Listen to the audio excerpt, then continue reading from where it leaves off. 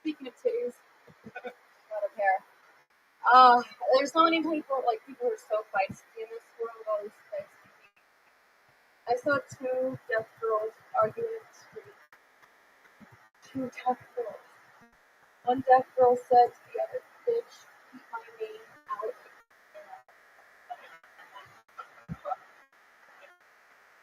I don't understand why gay guys are allowed to get feisty, but if I get the same feisty, I'm a bitch. They call it sassy. Where's the gay guys have this thing with someone's face, and I think you were allowed to do that? I take a penis too. I'm not allowed to do that. It's horrendous. Oh man, I was a kid in the 1980s.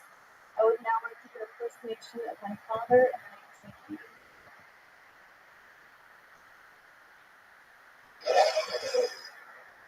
Good night. Nailed it. Right on the money. 59.8 seconds. Hey, listen, I saw you 3 weeks ago, and you're a lot better. You slowed down. I think 3 weeks ago I told you to slow down. You really did. So, you're responsible for it. Thank you, Kirk Bog. Thank you so much. For 15 extra seconds, what would you do? No, I'm not that desperate. Sorry. Wait a few years.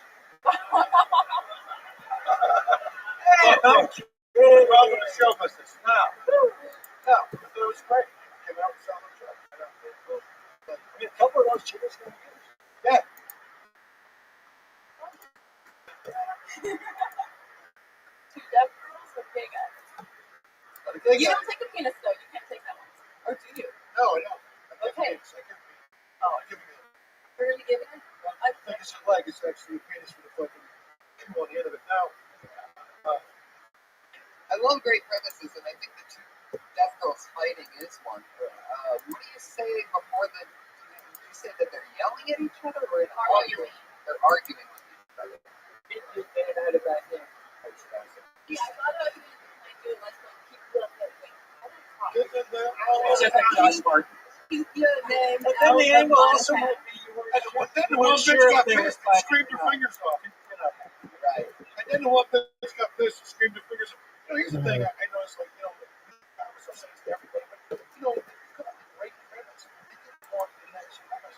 I mean, it's like 5 or 6 movies there. It seems to be at leaders that was just overrated premise. Overrated. Like there's 5 fucking pages on it. And then bring it back where you get a good 4 or 5 months. Once that last those jokes got a big laugh and they moved on. Yeah, but once they're laughing, you have carte blanche to try a couple more times because they're laughing. Maybe have the two girls hook up, and then the one girl's fingering the other girl later. She's like, Remember "Don't talk with your mouth full." Remember what they fight about? What were they fighting about? Or no. No, but that's what you got to find out right there. We're gonna find out they're They were fighting over the guy who didn't hear. They were fighting over. And the weird thing was they were fighting over. The weird thing was they were fighting over a Q-tip. No. See what I'm saying? I mean, come on. It's fucking. Where that's in the fucking details, man. What you want to stop after mine? I'm playing it until you cross it. No, exactly. What I'm saying is you cross it. But no, I always overwrite the premise. Then bring it back. Then take all the funding out of the 6 kids. I always been fun. I'd rather overwrite than underwrite. I see it all the time. Great premise. Right. Then you can even say, I don't know how to sign, but I guess this fucks me with everything. Yeah. See, I went too far. So, no. It's actually really funny. I think all that stuff's part of it. I don't want to fuck with it. You gotta go on with it because I think this is where university thing, by the way.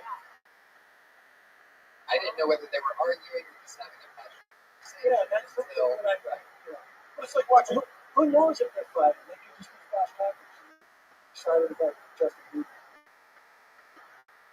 You ever watch 2 people argue outside of a restaurant? You sit inside a restaurant, 2 people argue outside a restaurant. It's about to make you like a fucking idiot. They both look like fucking idiots. You know what I mean? what They started fight it. about which one of the deaf girls are gonna fuck. No. This is crazy. No, one chick got mad and she said something like, "Why did you start throwing my hand as soon as we got here?" And I looked at both chicks and I was like, "Duh, like you're the rebound." So when she was like, "Guy chick," like, this chick just got done by a guy. She's trying you out.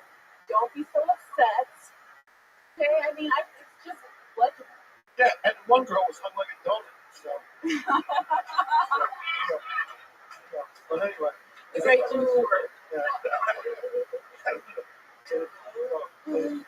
All right. Thank you for all of my times. Yeah. Melanie Palladino. You pick a couple now. Where was it? Twitter. What's your Twitter handle? Melanie B. Comedy. Wow. Jimmy's already looked you up. All right, everybody. Tom Brentman. Here.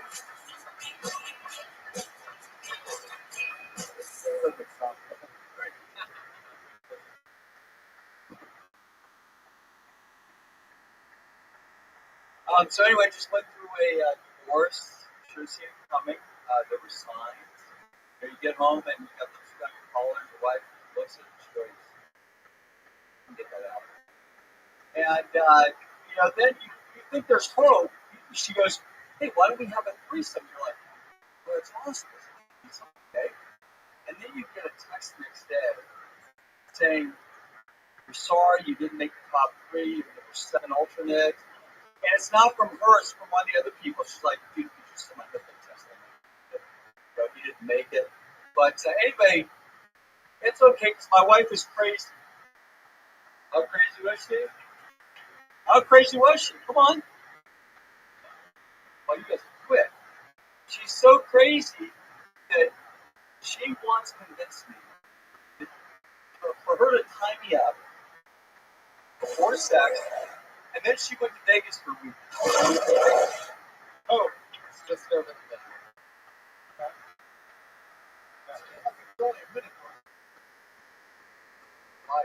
Did you really get divorced? Yeah. So I was trying to divorce.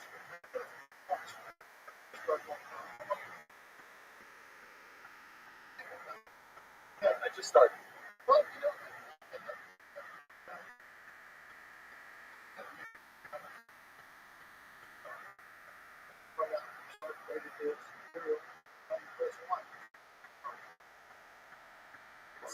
Getting into this.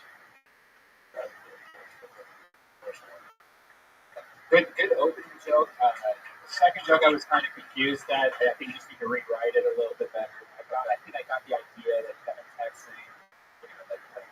Yeah, I thought of it on the way here. There was another one, she's so crazy. But it was actually. And I was going to say one, and then the other, she's so crazy, she tied me up. And I was going to say, she's so crazy, the third one, and people go, how crazy is she? I'm like, are you fucking kidding me? You don't get it already? I just give you 2 examples. All right, but do me a favor. Never fucking ask permission. Never fucking ask the audience any questions. Yeah. Just go into your fucking material. Yeah. How crazy was it? Don't fucking everything. Yeah. You don't fucking say yes. Fucking say. Don't ask permission. Okay. Never again. You're just kind of starting. You want to well, my goal is to be That's cheaper than therapy. No. I was in the high-tech world forever, and I got out of that in December. I said, I got to move to LA. I want to be a talk show host, hosting a TV show in Oregon. And so I came down here to be a talk show host. I thought, how did these guys get started? These people stand. If I can make one suggestion, is when you get up there, just make the stories a little longer. So instead of just going for the punch, because I think you're a real smart guy. You're engaging. Like right now, I like you more when you're telling your joke. Because now I can feel for who you are. So I would get up there and just kind of talk it out and actually express what you're going through. Because I think they're making fun of you. Yeah, and exactly. So I thought it was going to be violent. it feels real. And that's already, so you're already Because there won't be a bunch of jokes. One joke about why it didn't work out. It's like, I mean, did she tie you up once? No. Yeah, see, that shit was crazy.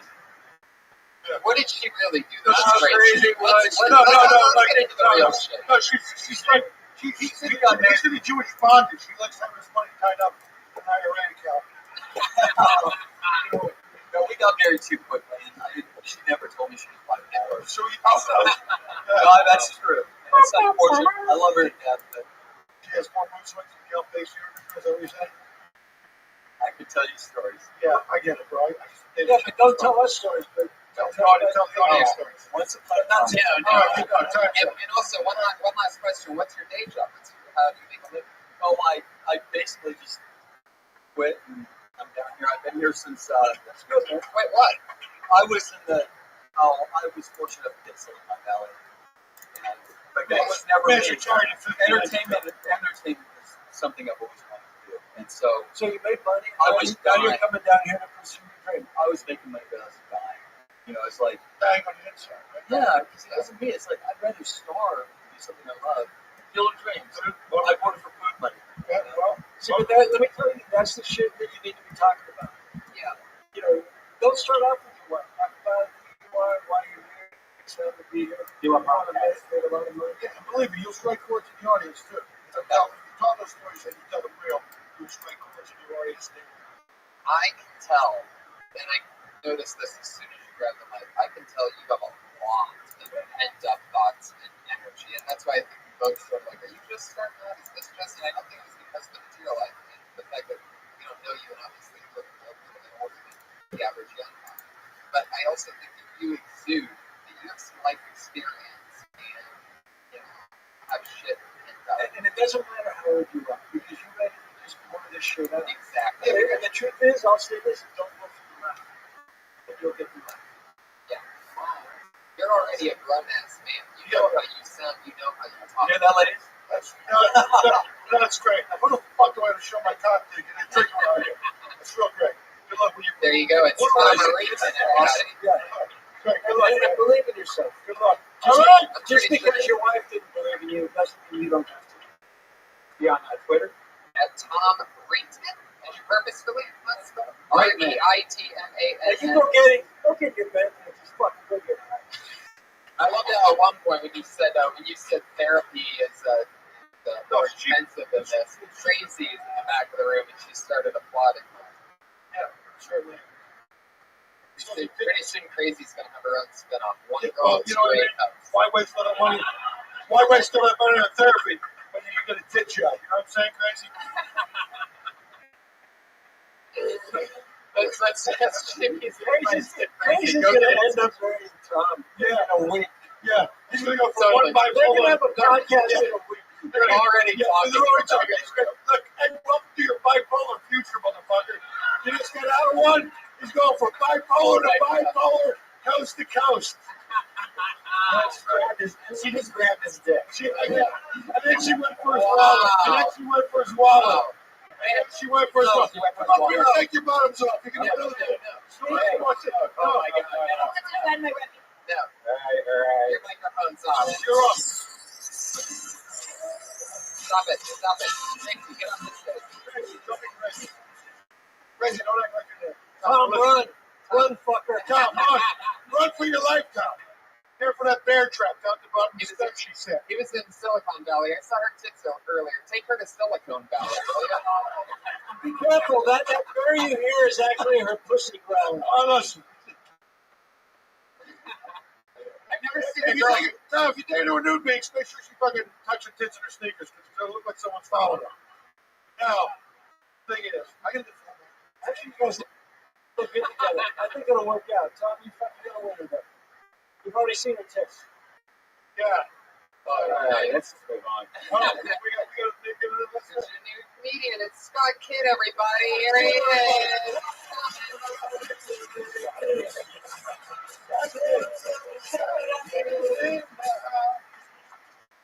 How's everybody doing this holiday season?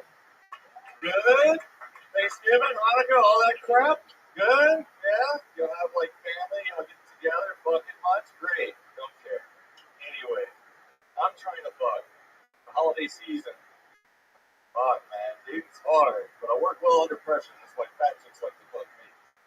Why buy the cow when you got magic beans, right? Ecstasy. So I've been on OkCupid, right? I've been cast getting on plenty of fish.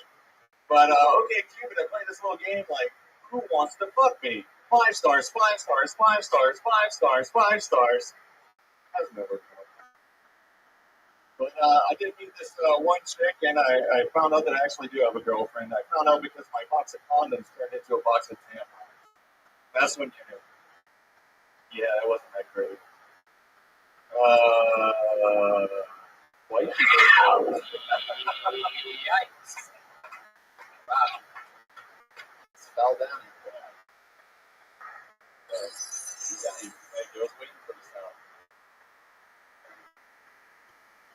This was one of those ones. I remember in the first like 5, 6, 7 episodes I ever did of the show, I was having a big problem. I just 3 seconds in, you're having trouble. No, when I first started doing the show, I was having trouble listening to the comments. Like sometimes they were doing that, and I thought, I had gotten a lot better at that. But you just brought me full circle. Like everything went in one ear and out the other. I don't know. This is you guys. You caught it. I didn't catch it, any of it. But I will say, don't ever laugh at your own shit. Yeah. Especially if you're the only one laughing. That's no, I'm just saying, like, and if you're uncomfortable, which you will, take a breath and just do it down. Talk to them. If you do all your knowledge, you're not even just watching the internet on the board.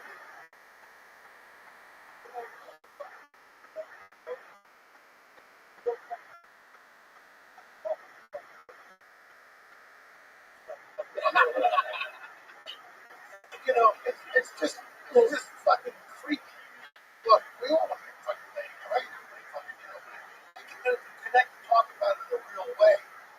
We're on a free dating website. What you fucking think? Okay. You're like, okay, stupid. Right. You know, try to, you know, talk about it in a real way. Not, I get it. I try to fucking dump in the mud butter and sausage wallet. Hey, how come I just lost half my audience? How come I just lost half my audience? You fucking really And here's the thing, you know, talk with us, not at us. You know, you came at us from the rest, and if you're not getting laid, you should be getting laid. You should look at all right. Why don't you find if you're He doesn't know about love. He's a restraining order. But if you're talking about not getting laid and you're getting laid, then it's bullshit. You gotta find something that's real. Because it was obvious that it was all bullshit. Yeah. So just be real. Just, but don't waste our minute. Goodbye. Scott Pitt. Oh, Katie Manzella, everybody.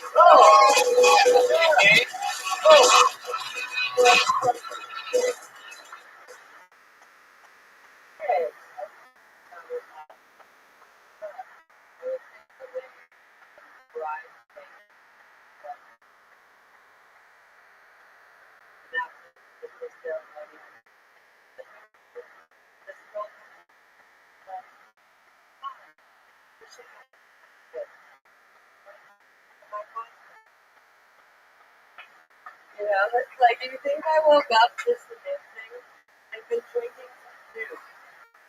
Confidence takes work. And if you're lucky, an open bar.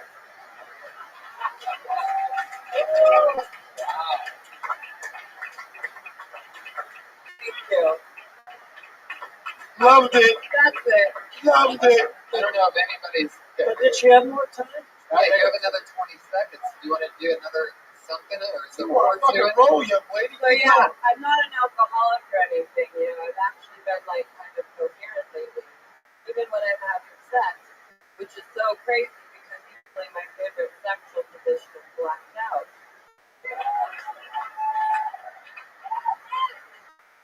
Slaughterfest, Katie Manzella. Yeah, you know what I'm saying. Solid jokes. Powerful. Solid. Themed. It was a fucking themed minute with solid fucking Yo, And I think a big reason why was because you might have been one of the only people to make that truly took your time. Took your time, so we're listening, we're like more waiting instead of being like And it this. shows you We're that like, what's gonna happen instead of oh god, blah, blah, blah, blah, blah. A lot of people just and replying if to it's stuff. slow enough, you're getting when it is, That's why everyone shoots that weed because it's like slowing you down. I love how even that gets an applause break here. Like you are just a machine. you know, I was thinking about this. My favorite sexual position is the one where the vagina is facing you. let me tell you something. I rarely masturbate, but when I do, I like to use a vagina. Now, no, you were great. You were great. You get a round of applause. The first comedian, a round of applause. I think that was a very solid presentation. And you know what? It's true because You shut the fuck up. Makes it go. 10 years ago, I was a wedding teacher. And What a shocker. What a shocker.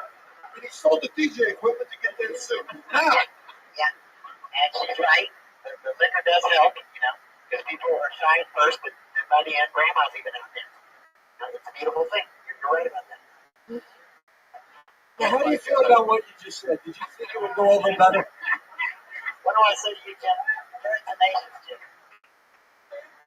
That's true. You should make your eye holes bigger in your masturbation. Maybe you should put an eye on the side of your head. Oh, fuck yes. maybe you'll get a second helmet for fucking your two faces.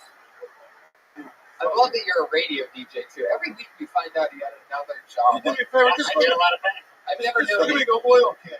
Oil. Hey, what's someone asked you, Jim? Oil. You grew up in a family of 6 brothers. You're a middle child. What are you stalking me, bro? Did that make you a fighter from the beginning? Because you fight through and fight I'll through. fucking knock you out for that suit iron, fucking Patriot. I'll punch you in that fucking plastic helmet. Drop you like a fucking bad habit. Who the fuck do I get a fuck to get a cock? We have another vodka rocks. Yeah. And another hit split. No, just kidding. I like the Iron Patriot, I really do. Two of them. 2 Brown Coats and a vodka rocks. Anyway. Katie, Wow. You did a great job. High five. Up top.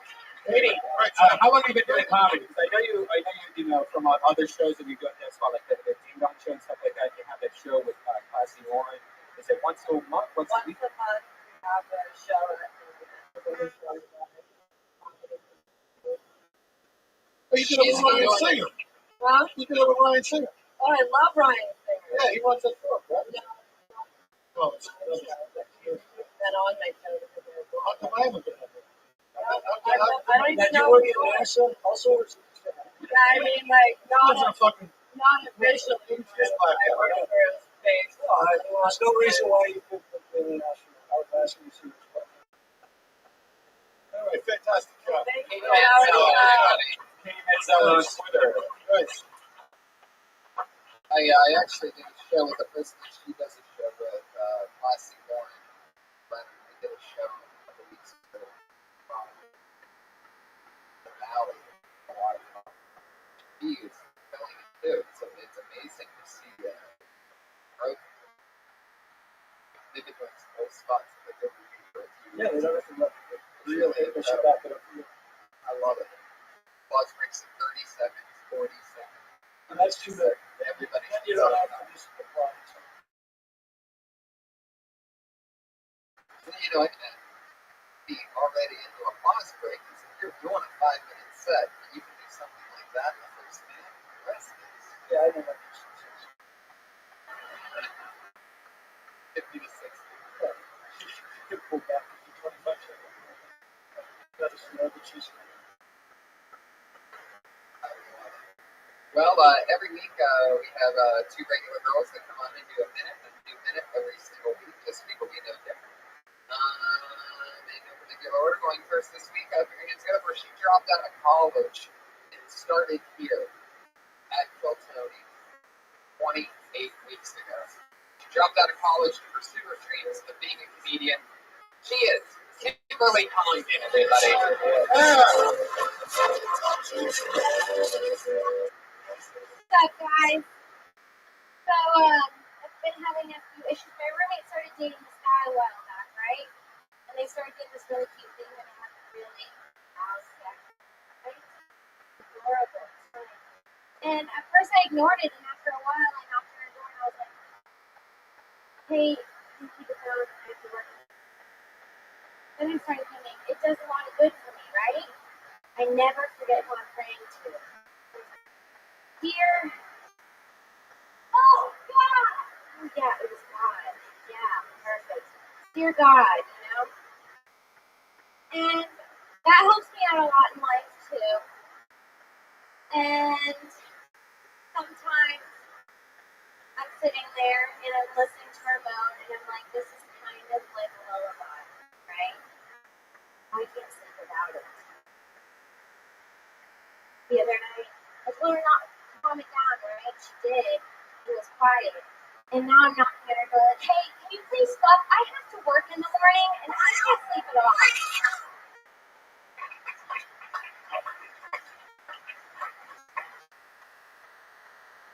I get to the end part quicker. If you're going to take this, get to that second part quicker, now not making mistakes. Neighbors were having sex a lot. I would use the oh God part. I'd move straight into, but now you need it as therapy, and I would I know you're about to go. No, I'm just kidding. And I was fucking joking. Come on, man. You're fucking busting everybody's balls. You ever masturbate, motherfucker? I mean, probably at the same time. Sometimes. Why the fuck not? I would be. That's like fucking put a little fucking nut butter into a tissue of love. nut butter. Double nut butter references tonight. One was in a sausage wallet, and one was in a packet of tissues. I'm sorry. Let me say toddler juice. A little toddler juice into a tissue of love. Toddler juice? Yeah. Now what? Someone say you never did. You never touched yourself in an inappropriate way? No, I totally do. What? But not to them. Yeah, Tony's That's not my thing. What is your thing? I like lesbian porn. See, okay. So, okay, go. Maybe you want to hook your nigga No, up. but I was going to say, that could be an open. Okay. It's like, Yeah. you're normal, but if you came out and just, And I like lesbian. yeah, and then get into it. Tell us what you like about it. Confusing because I like lesbian porn, but I don't like hooking up with a lesbian. Right at once. Hey, look at my son. First off, But also, I find it offensive because I'm a lesbian. Now, but if you're going to do that joke, just like, and then get to the jokes. Instead I of think, cheap. yeah, but the truth is, I think that what you think, that's good too. well, listen, I think what you think is your punchline is your setup. Okay. So everything that you think is your punchline, that's your setup. And then start having your shit. If you're funny, it's great stuff. But I think you just need to flip it. Are you dyslexic? No. You might want to check in. Okay. Yeah, you started off very laughy-taffy. I mean, that joke was like, oh, like that's unbelievable that you think you're pretty. Because no one's gonna do it. I mean, that's laughy-taffy. That's like, all right, now we're supposed to be stupid, or, you know. Like the rest of it, I understand what you're saying. That could be good, but you think you just have to write it out, make it real. The lesbian porn there's a lot. And like, you're hanging out with a lot of women, a lot of your friends girls, or a lot of your friends guys. A lot of my friends were girls until I started getting comedy. Right. Now they're no longer girls. You make people get sex changes. I was in college, so I had a lot of female friends, and then I moved and I started doing stand-up. Yeah, and she's getting fucking laid every night. And you're sitting there fucking, you're not getting that. That's what you're really upset Right now, I'm about. more concerned about If someone's knocking the bottom out of it, you won't be upset about it, but she's over there getting laid every fucking night. Trying to get you straight. like, You're right. I agree.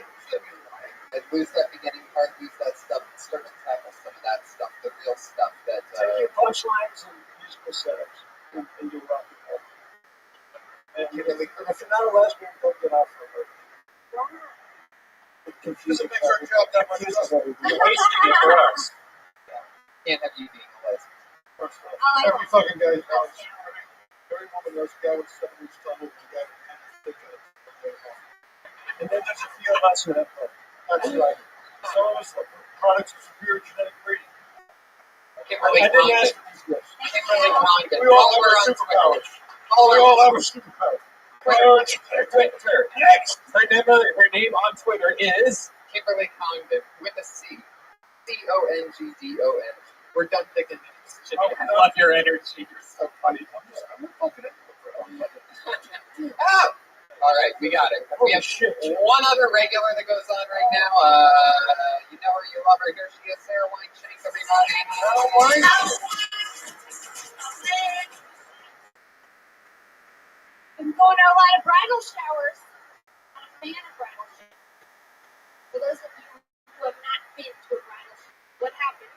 One soon-to-be bride just sits there while everyone eats quiche. All females, quiche, watching this one soon-to-be bride unwrap tons of kitchen appliances. Right? And you're supposed to sit there and enjoy this shit. I walk into my kitchen, I see the toaster, and I get overwhelmed when I walk out. Right? I see my microwave, and I'm like, that's the only thing I know how to fucking use. Right? And here's this bitch opening up food processors, you know, opening up crock pots, opening up monogrammed cloth napkins. I have disposable napkins. I don't even think I'll ever own cloth monogrammed napkins. Right? This bitch.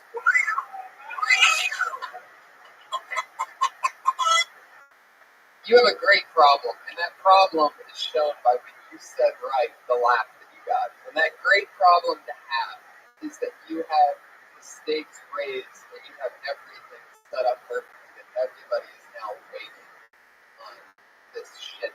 This next part pretty much comes easy.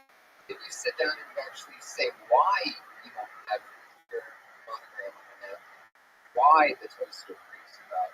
You're already saying the right things, you're just not explaining why. Yeah, and then he's like, she's getting ready to spend the rest of her life with a guy. I know they get overwhelmed with a fucking toaster. I have a disposable boyfriend. No, there is. No, and Sarah, I'll tell you, Not married. I'll tell you, Give it a shot. if you're gonna, but Sarah, if you come out that, That's fucking much funnier than that. Sorry, go. I was gonna say, are you this way? Yeah. Okay. You watch lesbian porn as well? No, but what I'm gonna say is, ramp up a bill. Instead of coming out so angry, We'll believe you. just Okay. work up to They will believe you and they will get it. the fact that you're remembering these bridal showers.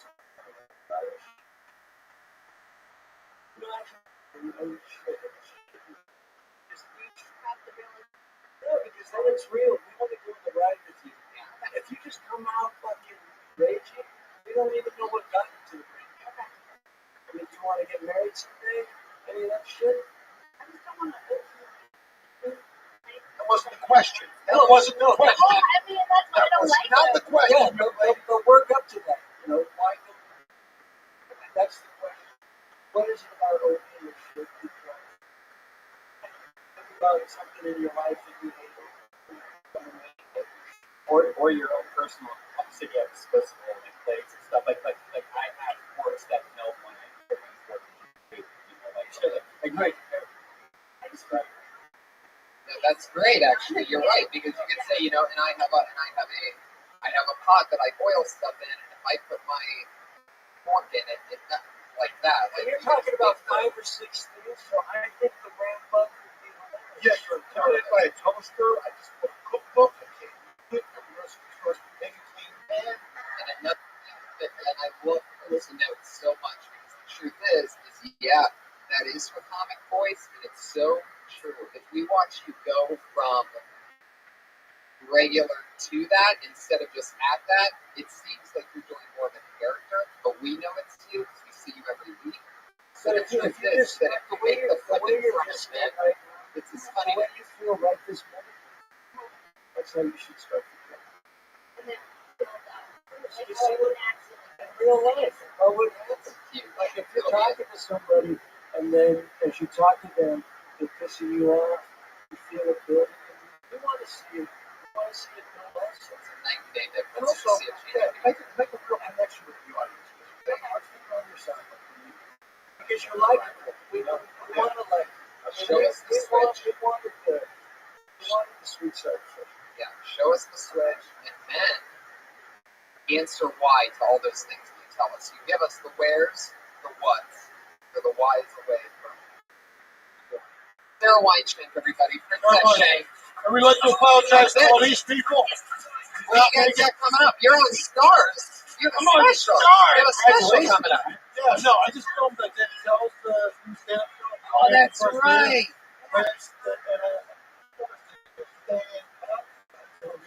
This Wednesday on Stars Black. He's on Twitter at Jimmy Schubert, SHBERT. The Killer. Birch Bob. Yeah, great hanging with you. Yeah, I have a show. It's on TV every day for that. So I'm going to give you a show every single day. That's CBS? Switch the number letters around a bit. The Iron Patriot is on Twitter at Comic Patriot. He basically runs everything social media around Kill Tony. Check out his Easter eggs that he drops on everything. He's in the background of almost every major TV show that's out there. That's it, baby. No, we don't do them all. We just get as many as we can at a time. Right? I'm Tony Hinchcliffe. Follow me on Twitter. Go to my website, buy my t-shirts, see me on tour. All my Wait, if dates this is there. the end, I am on Twitter, @Kurt Fox. Yeah, you can follow me, Jimmy Schubert, and also JimmySchubert.com. Yeah. This is my very latest podcast. Kurt Fox is amazing to be there, by the way. You It's are. more You got favorites great to tweets, than bro. anybody. Well, I have my moments. A lot of them I steal from you. Kurt, you're the sweetest. Patriot, you're a fucking machine. Brian Redband. Patriot, you are a machine. Look for the Death Squad Texas tour going on sale very soon. It's next month, January, so keep an eye out that at DeathSquad.tv. And subscribe to Kill Tony on iTunes. Just subscribe to Death Squad. There you go. Yeah.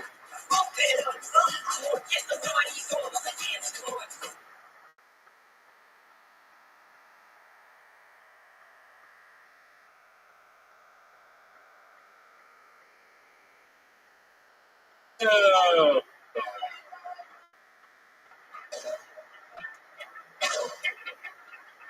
Hey, everybody. It's crazy. Here we are. Hi, everyone. How you guys doing? Yeah, another awesome Monday night. The weather in LA is beautiful and crisp. Middle of December, 75 degrees today. Another beautiful day to be alive. How's it going, Brian? Great. It was actually 85 in Irving. Yeah, I sent some photos to Ari Shafir in New York. That's where he is or lives. I think The photos don't really tell the story of the temperature. Yeah. You should put like a little bubble above it that says, oh yeah, 85 degrees. Oh no, I sent screenshots of my weather app. Oh, that's beautiful. Yeah. So I thought you were literally just taking pictures of the outside. Like, hey, look at the bunch.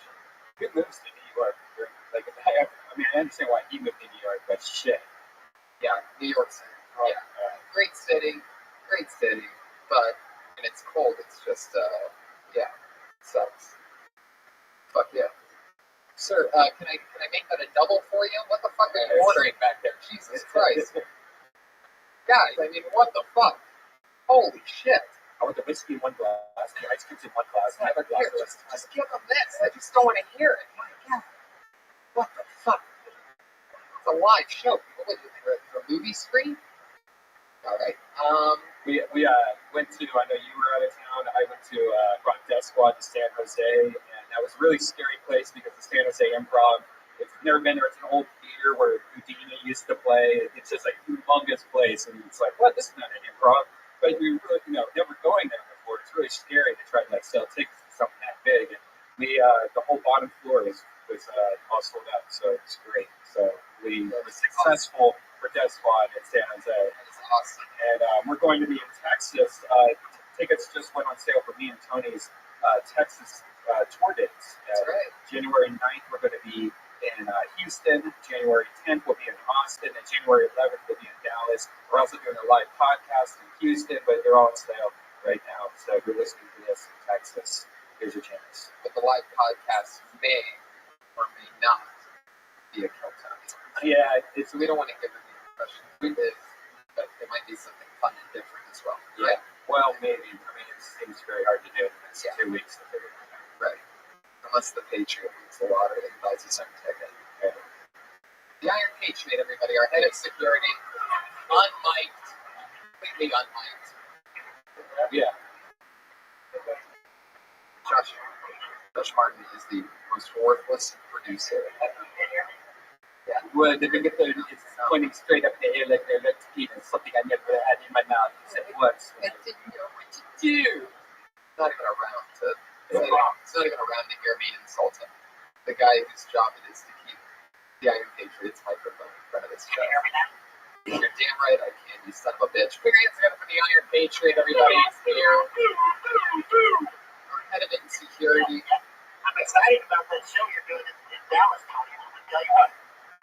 You guys are doing it at a place called the Curtain Club on Main Street in Belleville. This club is owned by an old friend of mine, Doug Simmons. And he used it before he owned that club. He used to work Dirty Crabber. He got us some of our best shows. And also, you've seen the Mailman video, Dirty Crab Mailman.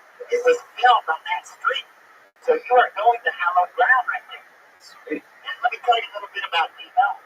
It was a That's about what? about D-Bell. It's just east of downtown Dallas. Is that the street? No, the area is called D-Bell. It's on Main Street, then there's Elm Street. That's the 6th street that goes down to where Kennedy was shot. You see that too. But anyway, D-Bell in the 20s and 30s was a hot spot. Unbearable. What are you talking about? What is this, like a fucking... And the 1920s, a historical area. It's like sci-fi meets National Well, Geographic. anyway, I started playing. Blind Lemon Jefferson played there in the 30s. It was a historical place. It lay dormant for a few decades, and then it came alive in the mid-80s, and that's when I started playing. And next week, I'm going to do a song. You started playing there when it became dormant? No, after the 3 decades of dormancy, I started playing there in the mid-80s, and it was just a We weird. brought it back. Yeah, in the 30s, the 40s, 50s, and 60s, 70s, it was dead. Then it came alive in the mid-80s, and that's when I started playing it. Yeah, and that's next week. I'm going to do a song called 1 and 1 from a band, my first band, Romeo and the Timbers. Didn't have time to do it this week, but we'll do it next week. Like, do you plan these 7-minute rants, like, during the week, when you're like, oh, Monday, I get to fucking do this thing, and, like, you just vent it? Well, let me tell you something. You told us about parts of Dallas that we never need to know about. When I first showed up here on June 11th, I thought I was coming to and a couple of things kind of surprised. So I just kind of like talk. I don't always have to be funny. I'm here to podcast. Right. But I do enjoy the stand-up comedy. That was a surprise.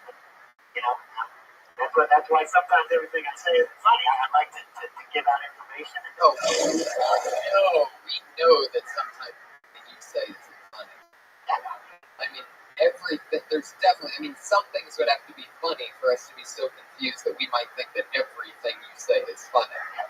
And I was concerned about you because I saw a picture of you on the plane with Joe coming back from your weekend where you got to see UFC. Yes. Somebody made a comment on the Instagram that said they met you in the smoking area.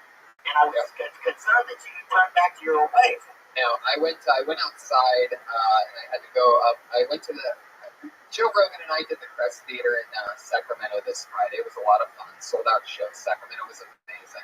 And then the next night, Saturday night, I got to go to the UFC with him and sit right behind him and watch people beat the shit out of each other, which was unbelievably exciting.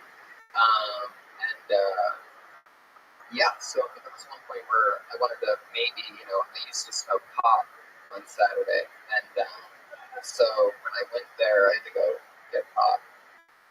So I walked out to where the normal people are and to where the peasants, Anyway, and I got high. But yeah, you got me there. Good job, Patriot. Somebody, thank you. You are a blackmailing son of a bitch. Stopping smoking, like your nostrils cleaned up, does food taste better? My nostrils were always clean. Food tastes the same, and yes, I can run more. My cardio is better. So that is a positive thing. Yeah, and are you still, the thing that I hated when I stopped smoking is the urge continued for weeks and weeks. It took a long time to go away. Are you experiencing that? Well, I have this nicotine pen that I've been using. Oh, does that help? Yes, it helps a lot. I get nicotine out of my pen. Yeah, I didn't try that. I just did it. Hey, Jay, we're going to work on our banter for next week. Yeah. We got to get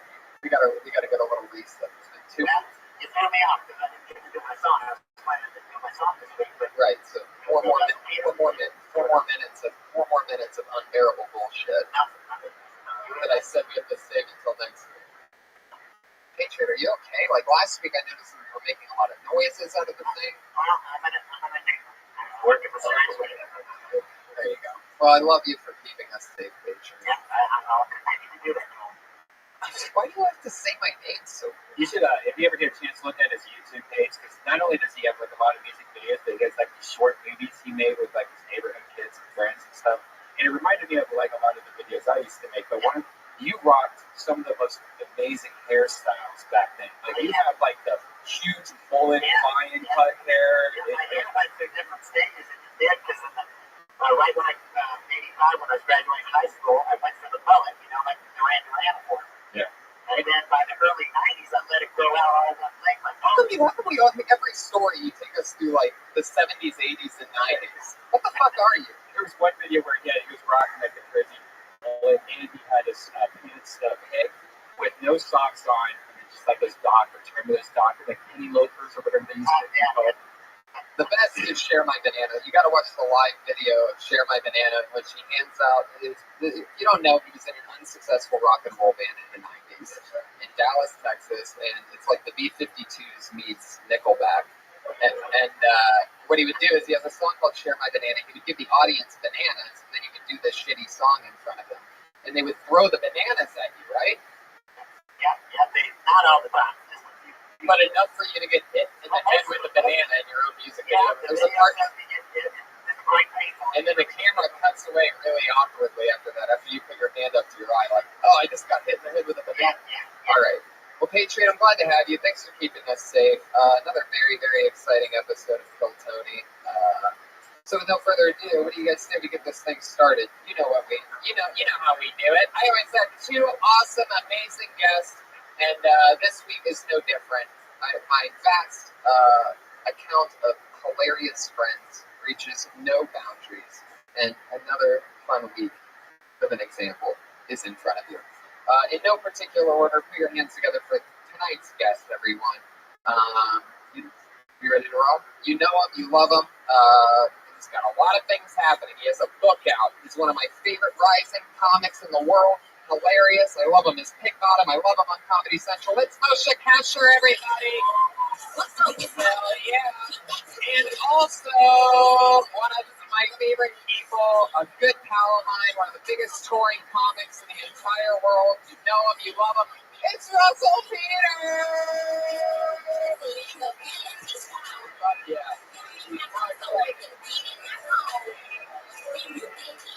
But yes.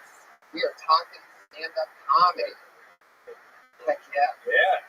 Good to have you guys. Hey. Russell, I was thinking, is this like a refreshing break from stardom for you, or like a humiliating experience? you know what's funny is I think I'm only famous for comics, because I can walk around the mall and nobody knows who the fuck I am. You fill a stadium full of stand-up comedians? It's true. We're everywhere. You should see how many comics show up. They don't like it, dude. I'm just famous. It's different. I saw your special, man, on Netflix. It's really good. You guys should all check out his special when you're done with it. You should go ahead and click over the things you might like. Look up Moshe Kasher live in Oakland. That's there as well. Both on Netflix. He's often suggested with me. Yeah. And I watched it. It was great. It's good. Thanks, buddy. It's a totally different scale. But, And then after that, when you run out of comedy specials on Netflix, go and check House of Cards. I don't have a comedy special on Netflix, so I'm promoting House of Cards. I really like the show. we could probably get this podcast put on there. Yeah, I'd love that. Red Band. That's the future, right? It's that guy. Wait till Apple releases Apple TV, where it's in the TV, and that's going to bring it to the. Or this new Xbox, everything's like, hey, I got one of those. Yeah, you tried to get. I'm not a gamer. I just happened to go to Target one night, and I saw it. I was like, are these hard to get? Yeah, we just got two. You're throwing them out the window while you're driving. Russell, stop rubbing your face all of our faces. I sent it to my friend for his kid. Oh, that's awesome. I was like, I knew, I couldn't figure out what I bought it, who it was for. And I was like, I know somebody wants this. And then my friend was like, yeah, Bruce just asked me if you could get an Xbox. I was like, I got it. I bet your friends plant silly seeds like that all the time. Hey, it sure would be crazy if I had a Lamborghini, Russell. It out on a lark. I'd love to. Oh, diamond, Russell. I'll wear a check. So funny. I love your, you still have that green, No, that lasted not even a week. What was it? A green what? It was a fucking mistake. Is what it was. It was a green Bentley. Wow. I was fucking duped. You're straight up hood rich, dude. That's how I felt driving away. I felt like in the back of their head, they're calling me the N-word when I'm driving away. Look at that dumb brown nut. Say it, say it. I'm saying it. I can't say it. I'm so happy Yet, to but have when I you get comfortable, it's on. Like, don't keep calling. He'll say it. Yeah, Low I'm Patriot with that one. Say it. Yeah. Drop it in the box. Hey, Russell, I did a little reading on tonight. Let me talk to you for a second. You were born in Toronto, I was born in Toronto. 1989. You started doing comedy. Thank God you gave it a year. I thought you were going to say I was born in 1989. No. You were heavily influenced by George Carlin. He told you to get on stage anytime you could. That's correct. You had a big change in 2004. You got on a Canadian comedy show. The video went viral. Yep. Now, things have been good since then. I noticed this year, Forbes magazine has put you number 3 of top earning comedians of 2013. Right, I got that. Now, Redman and Tony, can you guess who the top 2 comedians that beat him out were? I'm gonna guess Seinfeld and Bill Cosby. You're right about Seinfeld. He's number 1, but number 2 is some guy named Fator that's a ventriloquist that won America's Got Talent in 2007.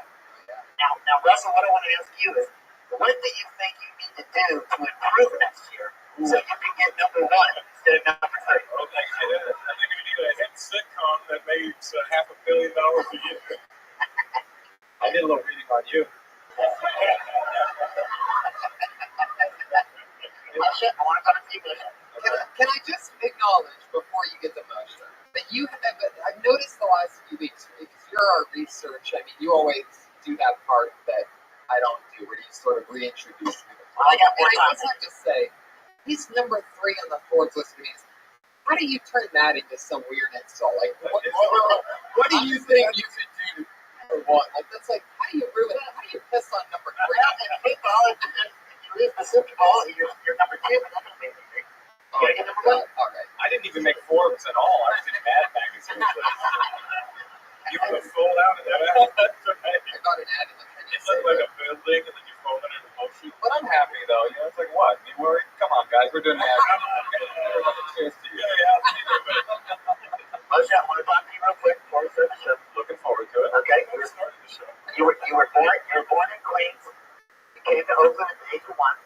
You went to Santa Barbara, to college. You thought you were going to be a professor. Not just reading my Wikipedia page. No, you thought you were going to be a professor in Jewish history. A lot of people don't know. Tell them right now. That's true. And everything changed though for you. In 2001, you saw one of your old friends doing an open mic in New York. Right. And everything's been good since then. You wrote a book about your life. Now something else interesting about you is you were raised by 2 deaf parents. Yeah. Now, I've always worried that we're neglecting our deaf fans until Tony. What I want to say to you, do you think you could do sign language for the rest of the show so the deaf people will know what we're saying? Yeah, I probably got it.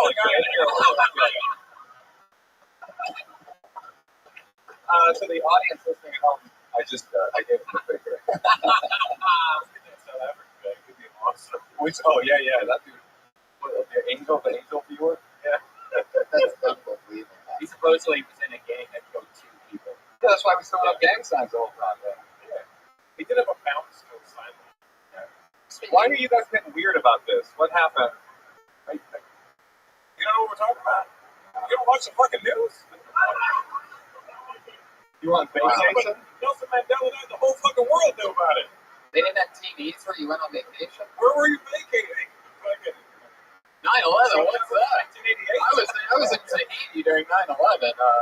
Wait, no, not World Trade Center. What? Yeah, Nelson Mandela's funeral, there was a bad sign language. Should we back up a bit? Nelson Mandela died recently, guys. Yeah, man. He just runs out. Well, this is so exciting to have you guys. You guys love stand-up comedy, and so what we do is comedians sign up for the opportunity to do 1 minute on the stage. This guitar loaded. No, definitely not. It broke last week under the stress of just sitting there. It literally just broke. I just want to say though to the comedians, there's a lot of pressure on what you're about to do. Like if you impress Russell, you could be traveling the world getting Corona Xboxes at you in front of 60,000. Right. If you impress me, there's an off chance that you could feature a cancellation week at a funny bone in the middle of America. I'm just. You guys know what we're doing. Everybody does a minute. We try to help them out with whatever they talked about before or after that. And you know that your minute's over when you hear the sound of a kitty. That's that cat. And when that happens, you better wrap up. Because if you run that light, if you run that sound effect, then you're going to bring out the angry West Hollywood bear. And he sounds extra angry to That's one angry bear. So we wrap it up when you hear the kitty. And then we chat with you for a bit, talk about what you talked about, talk about what else you might talk about, just for a few minutes, and we all get through it. Welcome to episode 29 of Kill Tony, ladies and gentlemen. Very exciting. So, shall we? Let's get this party started. A record, 44 comedians signed up for the opportunity. Do they all get to go up? Yeah, you're here for a long time, dude. Yeah. You're going to earn that green band. This is I got rid of it just for it lasted 1 week. I drove it home and it sat in my garage for a week. Why'd you give it up? I told the dealership, dude, I can't fucking drive this. It's beautiful. Like, it's not fucking beautiful. It's fucking green, dude. So you returned a Bentley? Dude, I didn't know you could do that shit. I've never returned a Bentley. $200,000 car. I'm not keeping $200,000 of it. Did they give you a receipt for that or something? No, how does that work? I just traded it for a different color. I had a feeling, motherfucker. because the car's amazing. It's just the color that was like. Yeah, I was like, I was gonna paint it. They go, oh, don't paint it. Just wrap it. Go wrap it. I was gonna. You could have wrapped it with advertisements for Chris D'Elia's white male black comic. I just driven around. I'd rather have been, Bush Cash 11 Oakland. Oh, that's nice.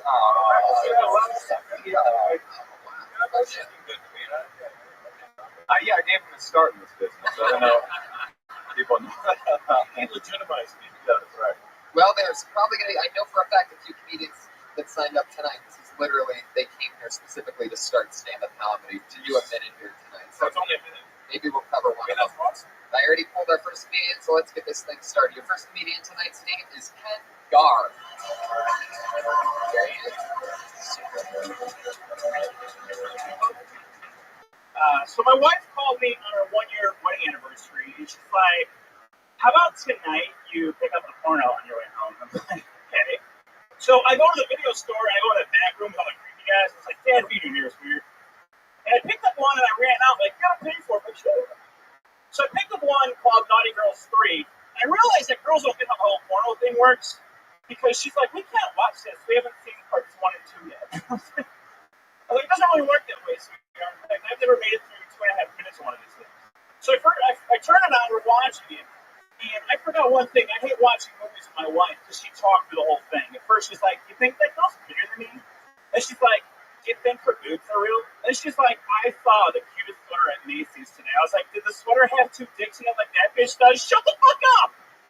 So I go storming out of the room, and 2.5 minutes later, I shut the movie off. Thanks, my name, Ken Gar. Thanks so much. Hey. Fuck yeah, clocking in at 55 seconds. Oh, nice.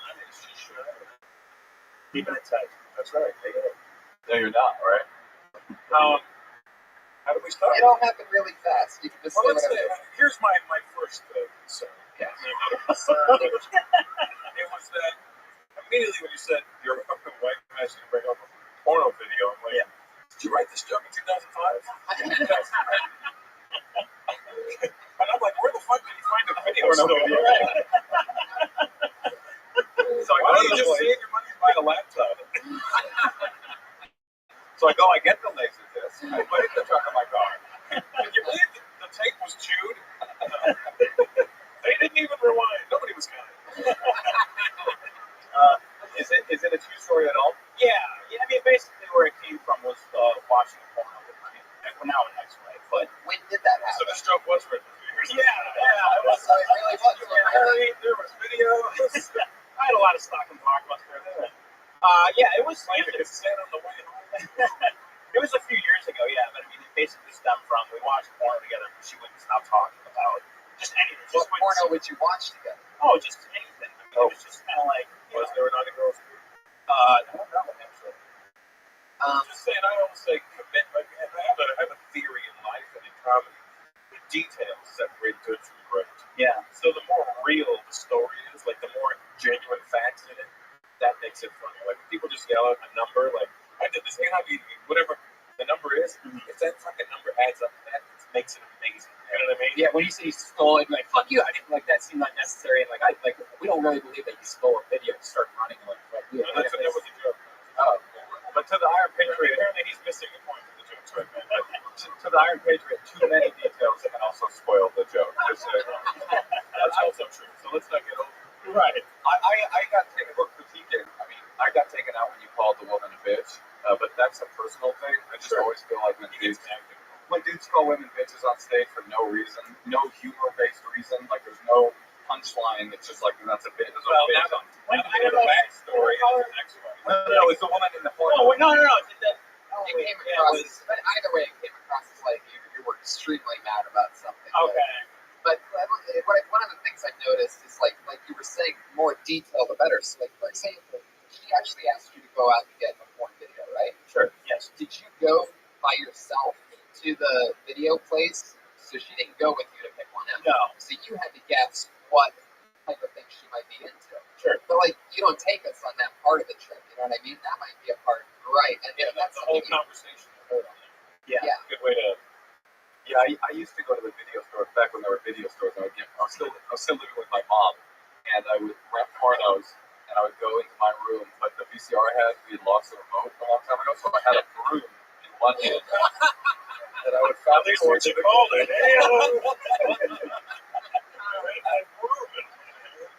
That's a true. That's a kind of a. But that's true. That so people want to know that kind of disgusting stuff about your real life. Right. Just like I watched the porno my wife talk. We're like, nah, what her asshole look like? You know what I mean? Yeah. No, I mean, I'm asking you what did your wife's asshole look like? It was not clean.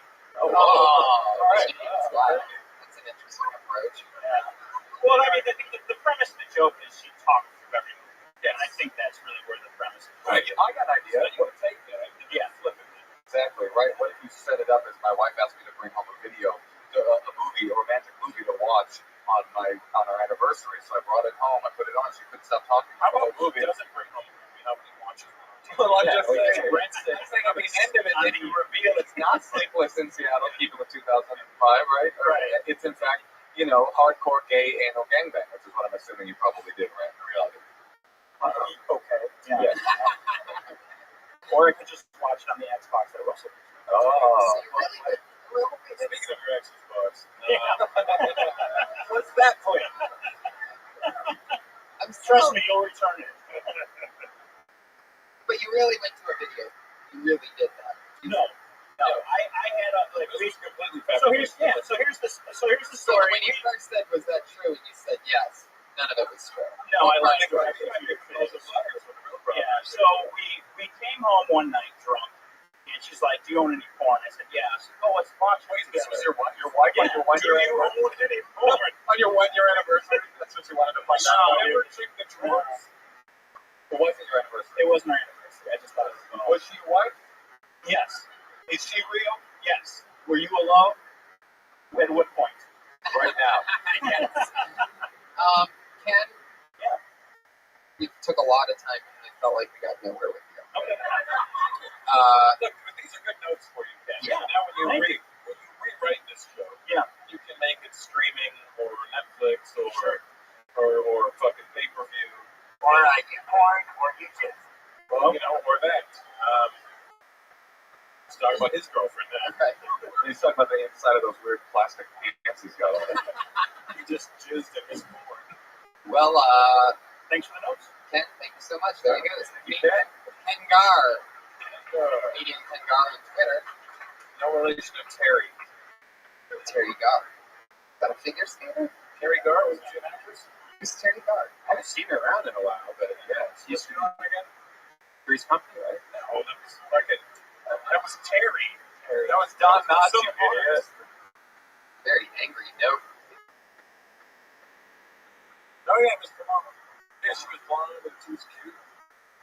I love it. There's in the back somewhere. There's just such a diehard Three's Company fan. When somebody's That like, was me. Three's Company. I was like, wait a minute. That was Priscilla Barnes and she played Terry. Here's a new name. It's Sarah Kenny, everybody. Sarah Kenny.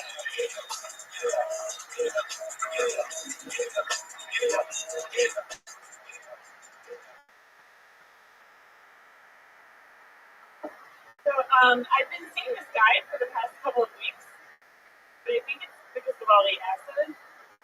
I mean, do you guys see him? I was, I love it. There's in the back somewhere. There's just such a diehard Three's Company fan. When somebody's That like, was me. Three's Company. I was like, wait a minute. That was Priscilla Barnes and she played Terry. Here's a Wait a minute. Write this show. Yeah, you can make it streaming or Netflix or fucking pay-per-view. Or YouPorn or YouTube. Well, you know, or that. Talking about his girlfriend now. right. He's talking about the inside of those weird plastic pants he's got on. He just jizzed in his pork. Well, Thanks for the notes. Ken, thank you so much. There you go. Ken? Ken Gar. Comedian Ken Gar on Twitter. No relation to Terry. Terry Gar. Is that a figure skater? Terry Gar, wasn't she an actress? Who's Terry Gar? I haven't seen her around in a while, but yes. He's doing it again? Three's Company, right? No, that was fucking. That was Terry. That was Don Nazi. It's a very angry note. Oh yeah, Mr. Mama. Yeah, she was blonde and she was cute. No, but there's in the back somewhere. There's just such a diehard Three's Company fan. When somebody's That like, was me. Three's Company. I was like, wait a minute. That was Priscilla Barnes and she played Terry. Here's a new name. It's Sarah Kenny, everybody. Sarah Kenny.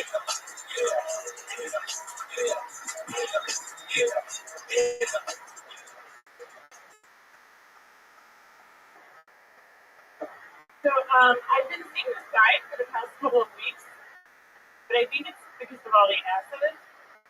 I mean, do you guys see him? I thought that the barista at my coffee shop had a crush on me because he would always put a little heart in the foam on the top of my latte. So I was really flattered until I realized that he does it on everyone's latte. So I guess he's just a whore. It's finally happened that I've eaten so many pot brownies in my lifetime, so that now whenever I eat a regular brownie, I still get pretty high. That's a freebie. I think that's a man.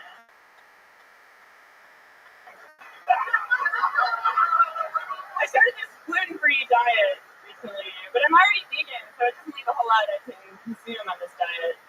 So far, all I've had is vodka, cigarettes, and EPP. I do notice some changes. A lot more energy. I look better, I think. Hard to say.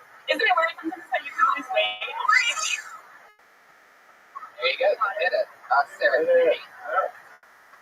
So you have like this one-liner thing that you do, huh? Like if you were to do a longer set, would it be like that? Violation of those? No. Yeah, I never did 1 minute, so. I like Gotcha. just because I can't write. Right, that's what I do. They are very difficult to write. Yeah, totally. Very hard to write. And it can be a real lifesaver if you are even doing a long set. You lose something or you just want to throw them off real quick and blast them with something. It's fun to have those in the chamber. How long have you done stand-up? About a year? How long have you lived in LA? About a month. Where are you from? Chicago. What's your social security? Where are you living? Culver City. How do you like it? It's good. Good. Yeah. Like straight up Latino. When you want a ground floor apartment? I'm in the second Just floor. for visitation purposes. I had a thought for one of your jokes. Well, first of all, you tell one-liners, but then you add on. I thought, like, for no reason. I just thought, like, maybe that was like a confidence thing. Like I thought, like tell the one-liner, be out, you know, like Especially that first one. yeah, exactly. Especially when it's like you seem too. Well, you know, the reason I did that is because I told that joke several times, Right. and it's 50-50. Either they get it, or they think that my opinion of men has lowered because I'm on acid. Like, it's saying that I have Don't worry about those. pure goggles. So I actually normally never tag that on. Oh, the other one I was thinking was you go, I've changed from a gluten-free diet. So all I eat now is vodka. What was it? Vodka syrup. I thought dip. Instead of PCP, dip. Okay. Vodka. I think it's soon, so I can do it. Consume that dip, bro. Do it. That's pretty good. Yeah. Or semen. Yeah, that would be. Well, you know, if he's in the Navy, that's fine. Yeah. Yeah, that's not bad.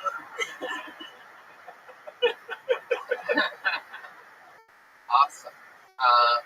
What else? I guess that's I really like that poor joke. I'm a real sucker for those late misdirects that just like I like those.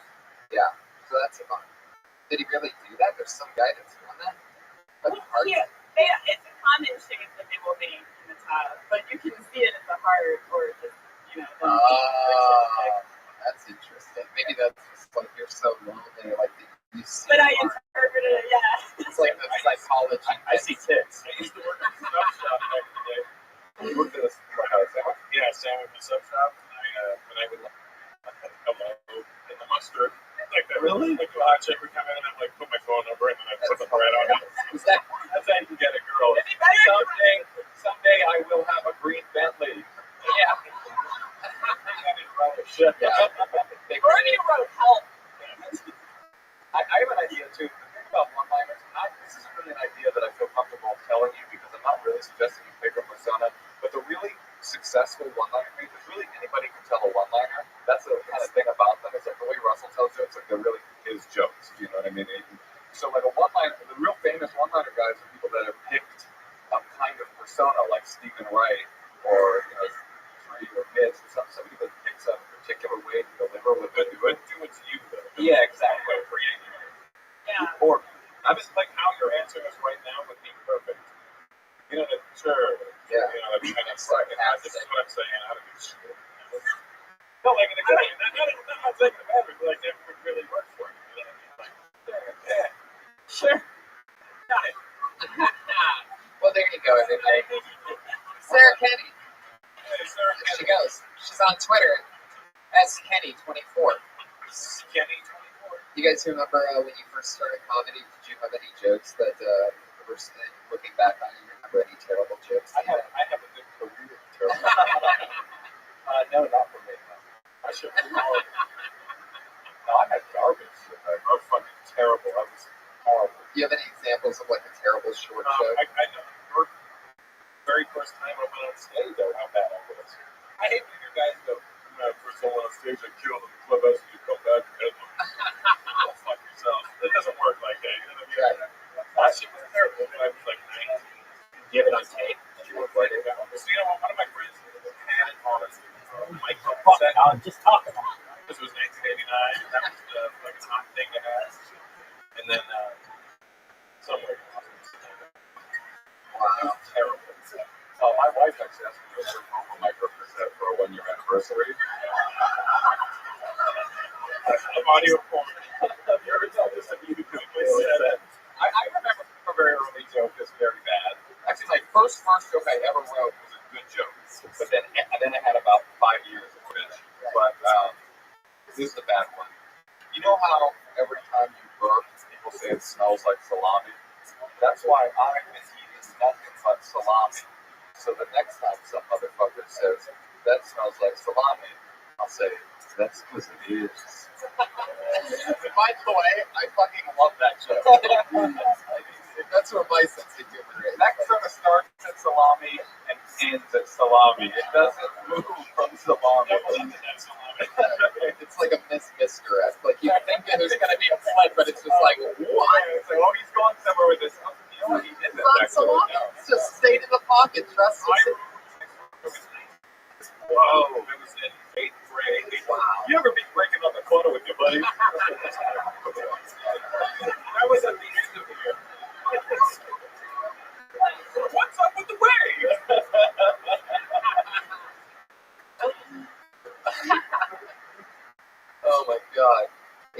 remember the exact joke? It was just, I said to my friends in class, 1983, that's when they taught AIDS, it was just gay disease. And I said, you guys are the cover of Time magazine that would say, hey, who gets screwed in the end? When I was 13, don't expect fucking gold from 13. That's 13 gold on a weighted scale. Yeah. There's an Easter egg about my first joke ever. It's actually on Motion Castle Live in Oakland. I took it, dusted it off, and retooled it for the first joke I ever wrote on my first special. It's kind of cool. So if you ever watch it on Netflix, it's MOESNG. It's the schizophrenic pride joke. That's the first joke I ever wrote. It's MOSNG. That is awesome. Well, moving forward, the next comedian to perform in front of us tonight It's a little bit Moesha. goes by the name of Bruce Boyman.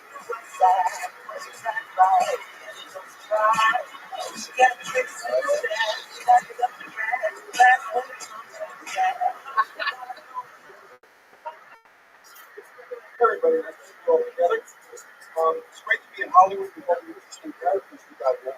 Britney Spears was reported that Judge Judy heard a child poop her house, so she got a hysterectomy.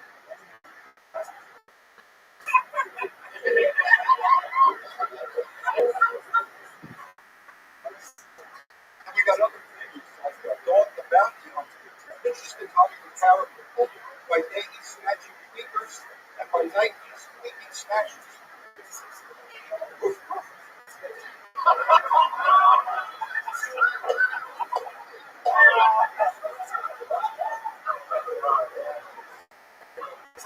You know, we love to laugh. You know, for his healthy for us. I actually use condoms to cure someone of their schizophrenia. Old schizophrenics have dirty jokes. Schizophrenic told the dirty jokes to the voices in his head. The voices got offended. Now they don't talk to him. Wow. Bruce Boyman, Bruce Boyman. I fucking love you. Yeah, that's great. As we all know, Uncle Bruce. It is funny that my name is Boy Man. You're the only real man that will be on stage all night. Like, you are a man. You are a man, as they say in Game of Thrones. Straight neighbor of Queens. Okay. Yeah, okay. Yeah. Queens of Brooklyn. Straight neighbor up. Oh, right. It's Right. Queens is gay because of Queen. Oh, you're right. Right. They love the name of Queen.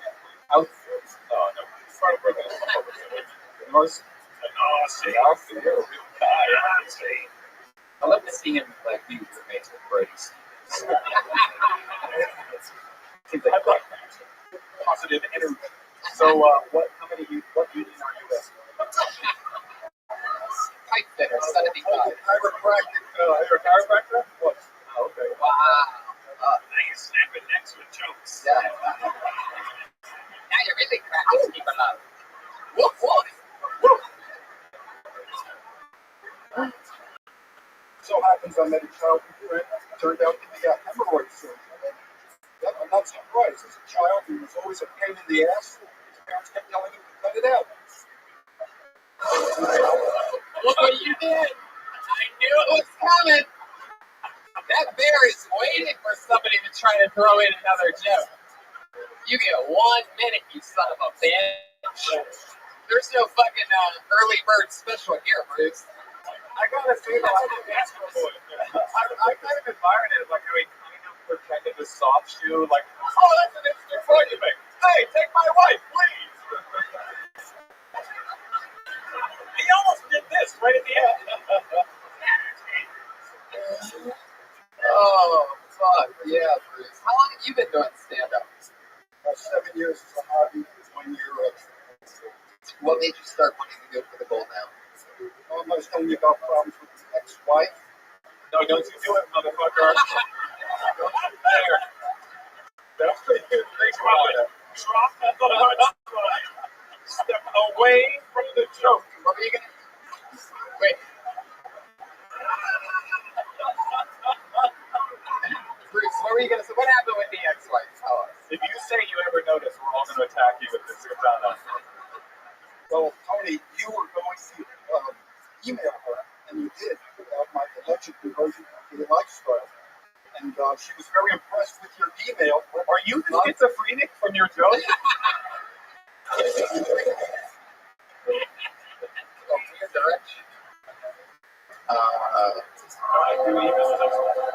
Well, after I butt fucked him and everything, I'm like, I should probably, I don't know what he's talking No, about. he's doing another joke. You're doing another joke, right? That was his setup? No, I'm not doing another joke. No, I mean, what happened? You guys got a divorce? That's what happens with an ex-wife. No, you don't remember last time he was on, he got a divorce. Guys. Oh, that's right. Yeah. You were really said how much shit. You were retaining our Yeah. It's amazing how many penises you photoshopped up my ass. I don't understand what you're I don't remember what happened. How many weeks ago were you on the show? Photoshop is. 2 weeks. That's it. Yeah, Photoshop. Do you Back when I was a kid, I got to go to an actual photo shop. a photo man? Is this what it's like to be like one of your friends back in the real world? Just like, or like your kids, like, hey Dad, how are you? Oh, funny thing happened to me on the way here, son. You only do jokes? Oh boy. Bruce, you have an awesome style. I love it. We have a lot of comedians to get through. And I love what you did. I mean, I can't think of any tags because, again, you're sort of like a one-liner guy yourself, so it's high thunder. So I think you just keep moving on. You keep going. Please just give us We got his card. He's in the LA community. Russell, I think your friend has a kid that would love one of those. Okay, I do have one note. Time to criticize If you want to make it today's comedy climate, you got to drop the AOL.com email. Wow. And put up Gmail. And the fax machine is what I just said. Your email is 45. Is that your age or the year you were born? Oh. There he goes, Bruce Boyman, everybody. What's going on? So much fun. It's kind of like that kind of style where the in-betweeners are almost as funny as the Right. joke. Like, Yeah, it's for sure. Yeah. The woof woof was just like, I got dizzy when he said that. I'm just like, I don't know whether that's the funniest thing or the dumbest thing I've ever heard. Oh, totally. And it's totally. It's not your uncle sneaking into your room, it's your dog. Woof. Now I'm gonna lick you a little bit, but that's just a dog being a dog. You know what, guys? Let's have some fucking butter. But yeah, let's just keep it moving along. A record amount of people signed up, so let's get through as many as we can. Jesus Christ, Josh. Really? Oh, okay. He did a great. What a dick. That was Josh, but Why would Josh say? Exactly. But Because it's like, I got excited when I saw that you were on Wetsuit. oh, it's cool. I feel bad because I do have a tough name for Josh. Totally. R's and L's are his kryptonite. Tony and Wegman are gonna. You know how the show works? All right, he had to give you the pep talk. That's so funny. Hey, Josh. Your name got called, buddy. Get your ass up here, you motherfucker. Stop smart. I'm still here. They said I could have been breaking. Oh.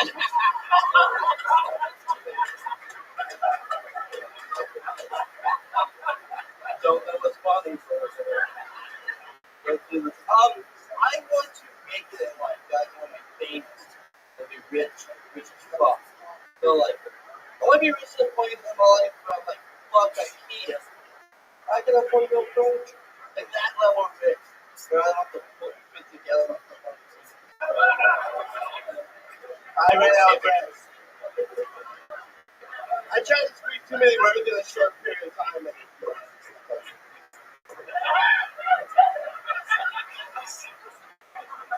And I'm just a bring through the point. Like I want to make it to the point where I think security will get all time. You know? Like, not because I feel like I'm gonna get robbed or get killed, but I just want to keep all these clothes away from me. You know? That's the point. I got to first of all, I have to say that in the middle of that, yeah, you hit your 10 cents. In the middle of that, the absolute funniest fucking thing happened. Russell turned to Moshe and he goes, "Can you sign this for them?" I would definitely I'm a Sunday shoe sign. Yeah, we talked That's about right, kid. I loved it when you ran out of air. I guess. What was that word you did? I don't know. But I ran out and I was like, oh, fuck. Dude, fuck that. that was great. That's funny. what happened at the end of the IKEA thing. Did I just miss it? Yeah, How he ran I ran out of air for the last for the bread. I ran out of air for the last, like, Oh my god. I do it. Josh, next time you can just take a breath and finish the joke. It's not like a contest. I wasn't ready. It's not like you're in a balloon blowing contest or something. Does your nose work? Is it clog or do you breathe out of your mouth? He has a coat. I mean, seriously, does your nose work? Hey man, I think you're a good dude. Right on. Josh, I think you know that I love you regardless of anything. Not after tonight. No, you didn't do anything. No, it doesn't matter. I can't say anything. Just you got nervous. Yeah, I wasn't ready. Yeah, that's why you shouldn't sign up for the show. Anyway, what do you think? What was the end of the IKEA joke? Since you ran out of air. I want to get the full. I want to get the point where I can say fuck IKEA. I can afford real furniture, and I don't have to put together myself. Like I want to get the point where I'm not like a screwdriver with like that level of rage. Because I'm doing better stuff, like playing blowjob on the boat. Well, that's the end of the joke. Is blowjob? No, he did a different version of it. He didn't say the word that he wanted to do. That was a lot of information to try to get out in that last breath.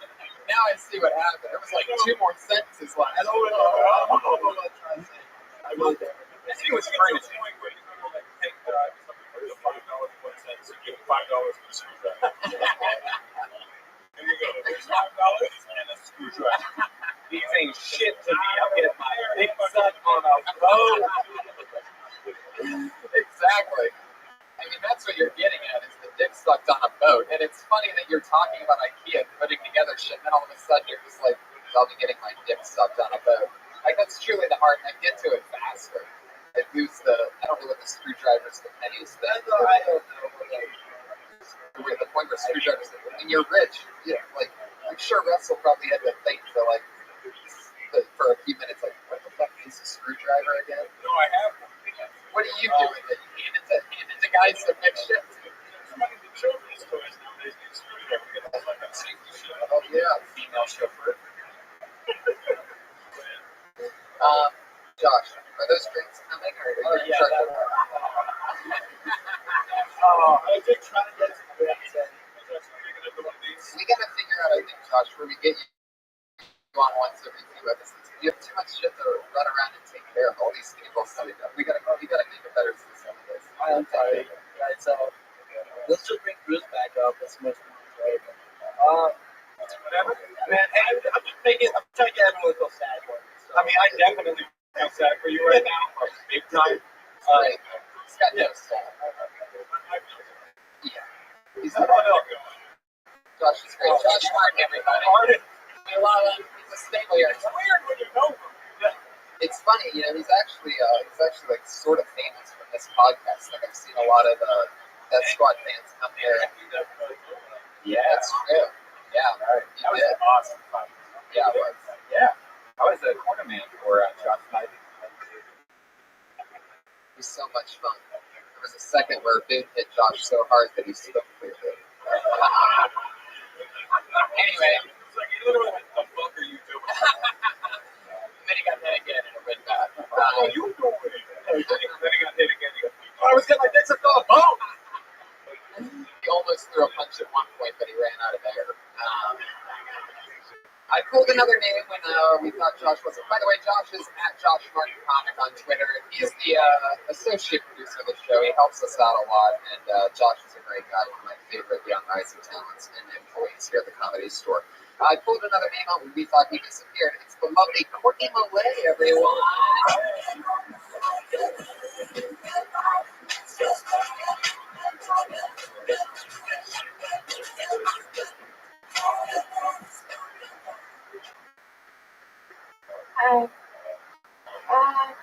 I just went and saw Blues the Warmest Color in theaters. It's a French film, lots of scissoring. It just made me realize that I'm about 9 inches away from being a full-blown lesbian.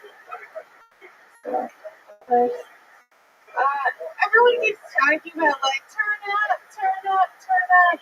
But I'm just trying to get everybody to turn down. Like, can we just enjoy the moment at some point? Also, I don't really understand relationships where, like, people turn into whoever they're dating. Like, he longboards, so she longboards. He watches football, so she watches football. He's in a musical theater, so she goes and dick. Like, the one thing I do like about relationships, though, is when couples fight in public, you can always tell who it's free. Because... You can try to finish it. Alright, you can always...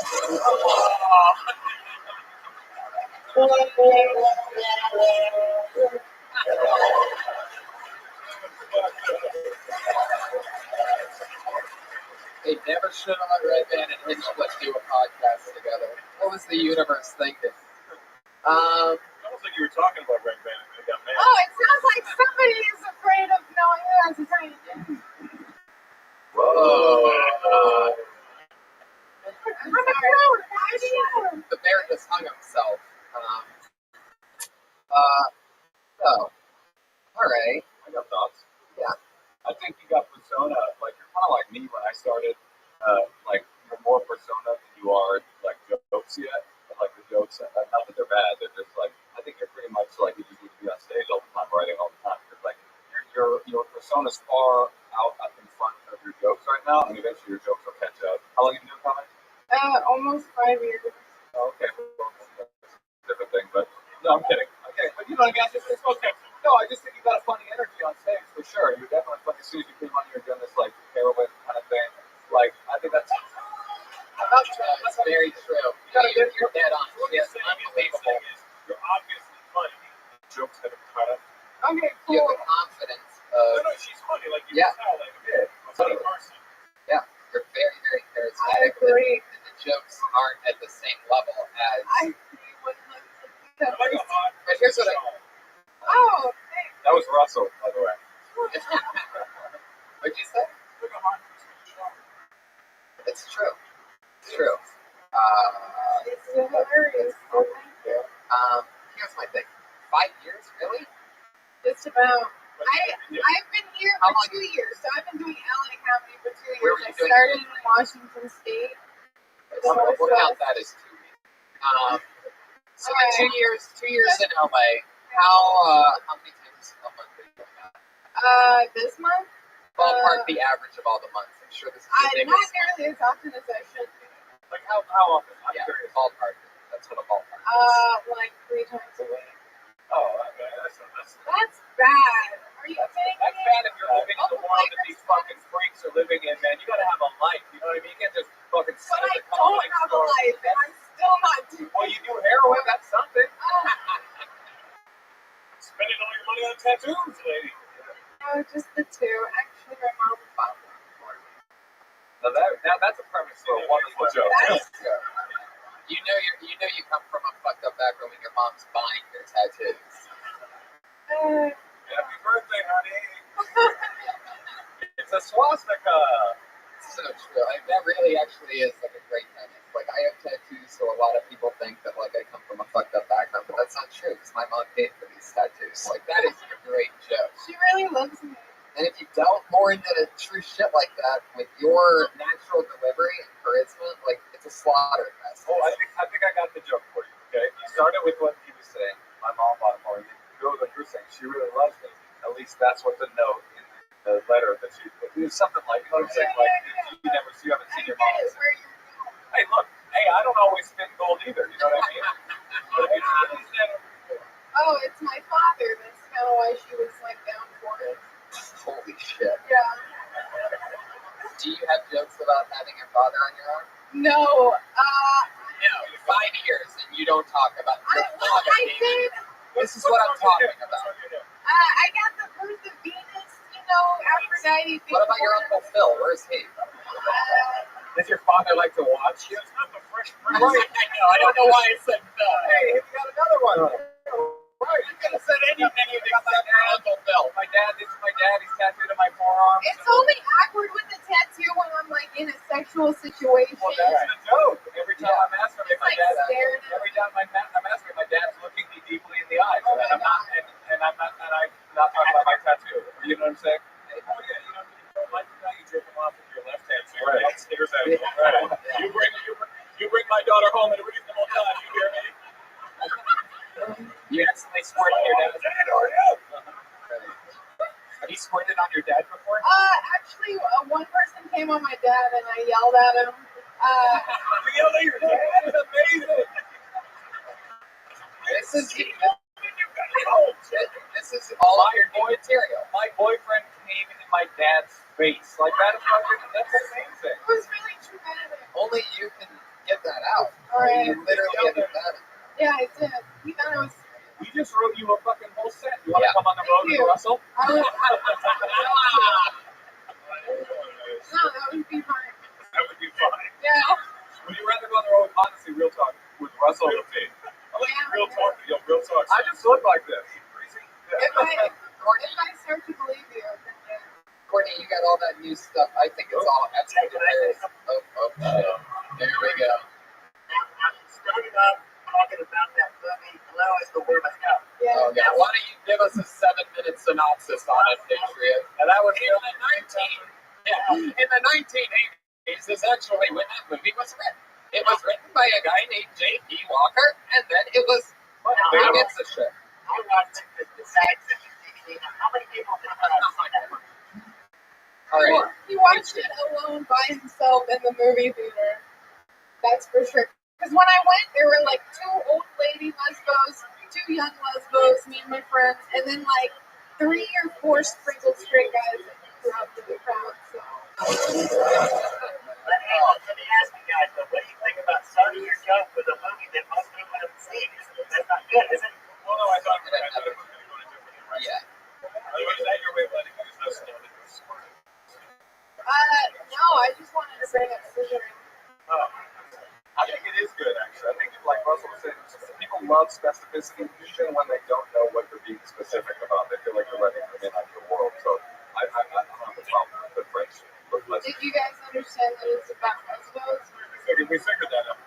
I think they got it. How many girls have you been with, like, personally? That's none of your business. Well, we almost got through this whole segment without being sexist, but Yeah. fucking. But Ryan is a little bit of an actor.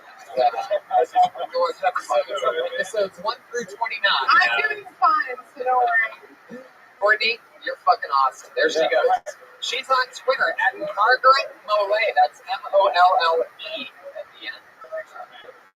Oh, no. She's just rad. How can she be mad at us? We just wrote her Montreal set.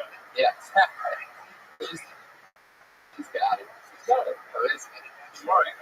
She's also, if you ever get to see her do music, she does great music on stage. Yeah. So if you ever get to see her do music, there you go. Put your hands together for Dave Gregory, everybody.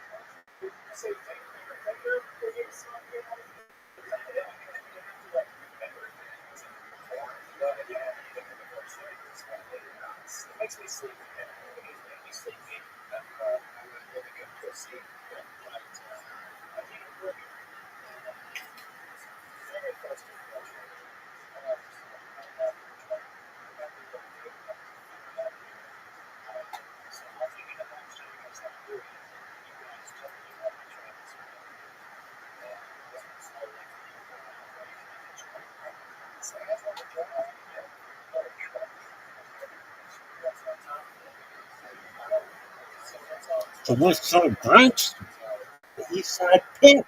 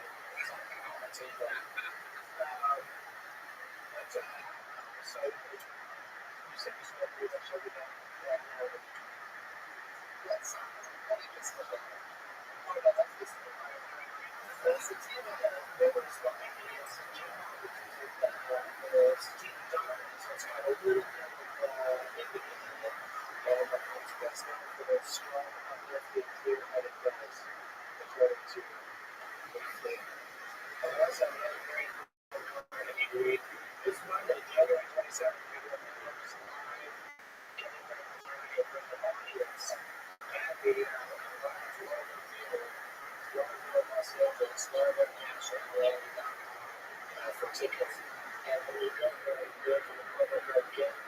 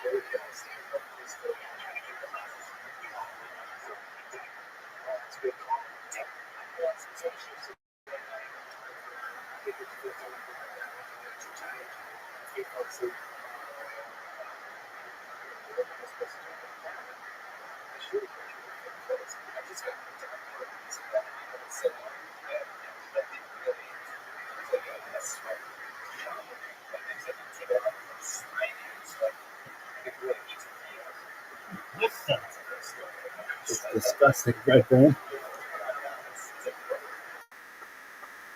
Red Bull. What the fuck are you talking about, guys? I've been in this little fucking Iron Giant this time. Iron Patriot, one of the greatest. He's the best.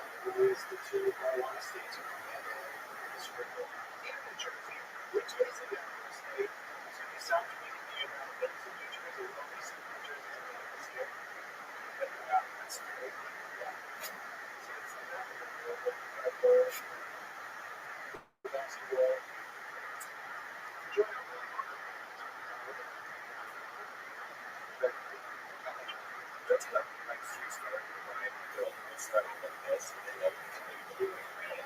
Like, it's all the best of like darkness and juice and it's in the glass. So, super good.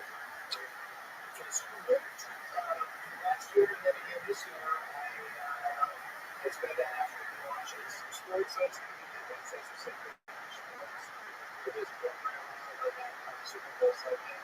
And we get together Tuesday and watch it. And I sit with a couple of friends with intervention shows. So that's what last year I did again this year. It's for city family members only. So we got to sit and spend that city family level. If you know, speaking of city family, someone asked on Twitter the following question. Gelatinous 3 asked, what movie do you want to win Best Picture this year? You guys see the movies and the rest of the tour? That's not the last big run of movies. They don't see that shit very awesome.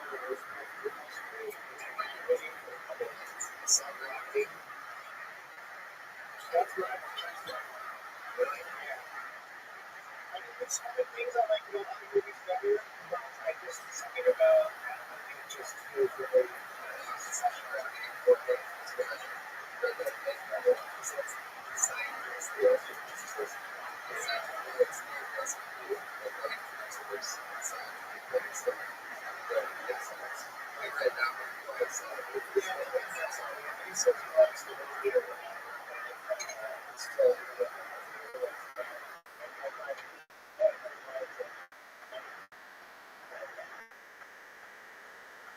that's kind of story.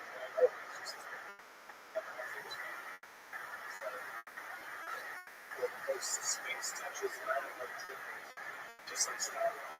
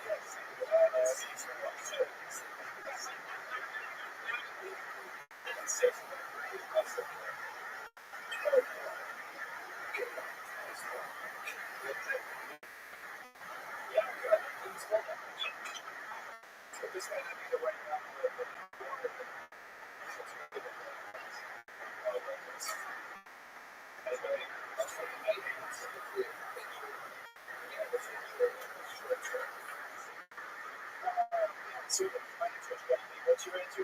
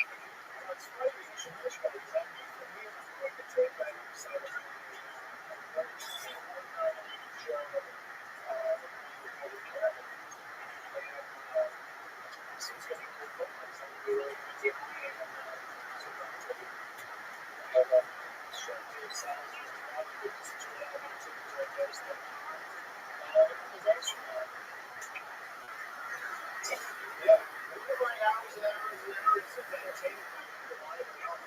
I've been watching a lot of shows on the video podcast. Definitely got a lot of time. Yeah. And the road scene.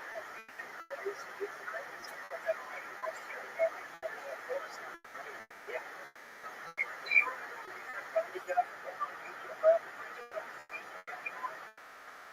I think I'm just glad that you said so I said I didn't like film. That's for sure. Yeah, so okay, we got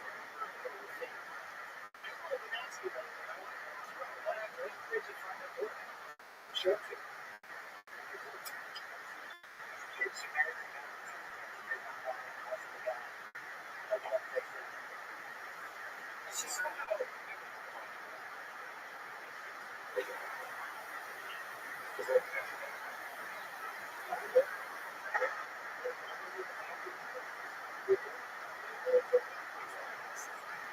What'd you say, Adrian?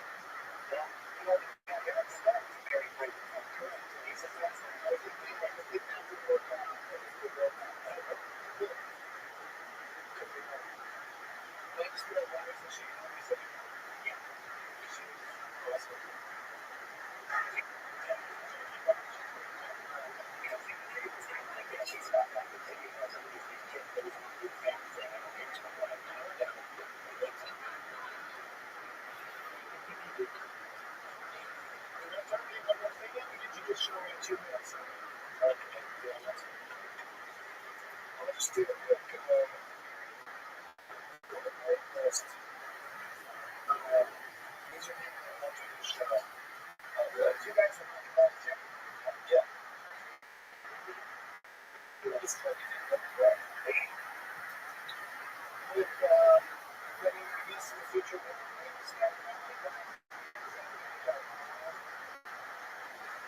what's the age for the center of the job? It's a good question. And how can we go and see kills on it? Which we need to watch it now. So I think it's a really fun show. That's fun. TV, iTunes, live so it's free to get it. Yeah, but you just go and watch. San Diego.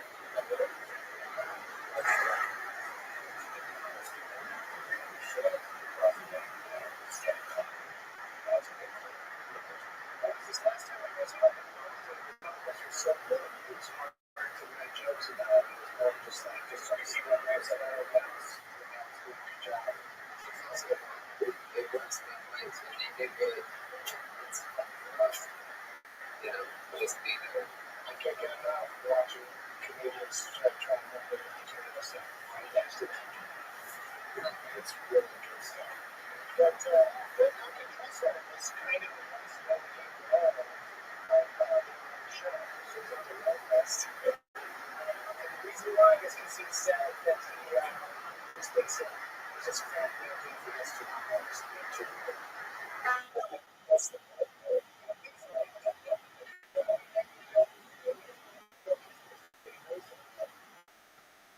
It's fun to find. That's good.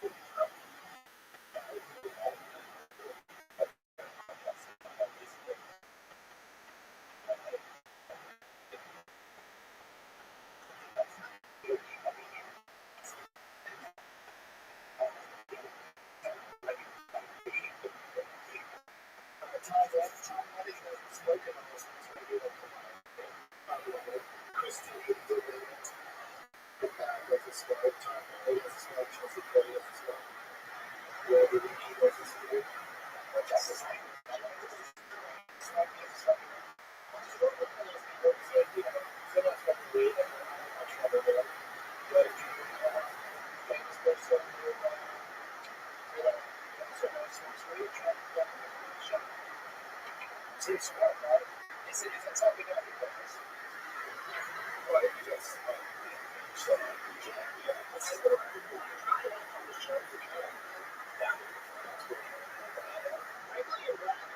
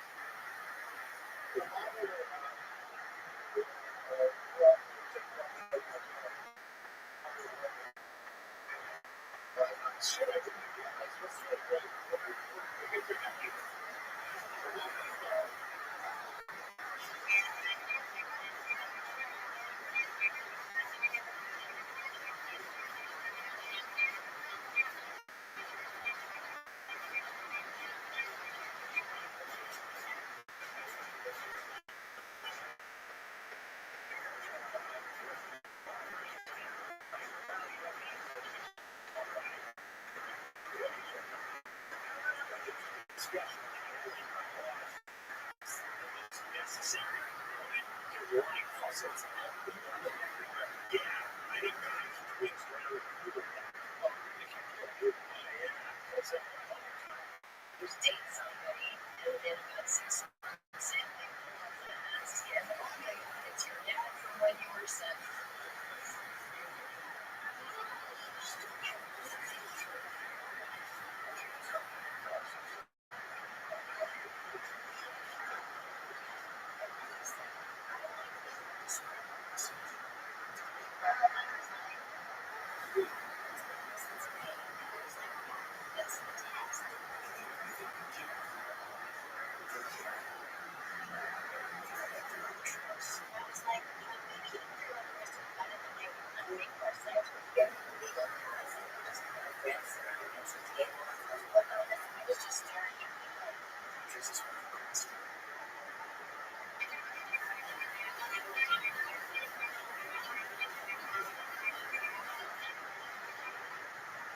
Let's do some quotes.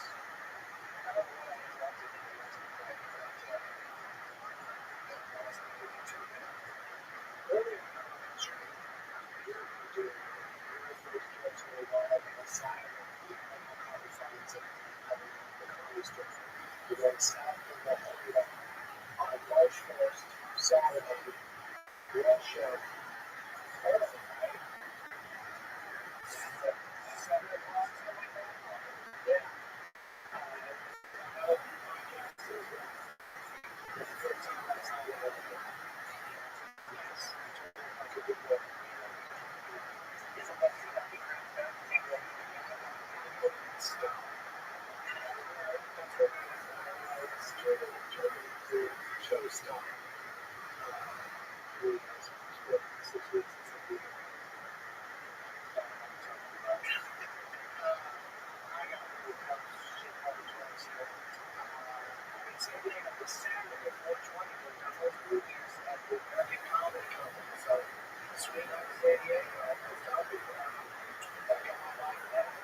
This Monday, January 27th, my first ever live getting down to comedy in Los Angeles. I'm going to go to Jeff Deputy,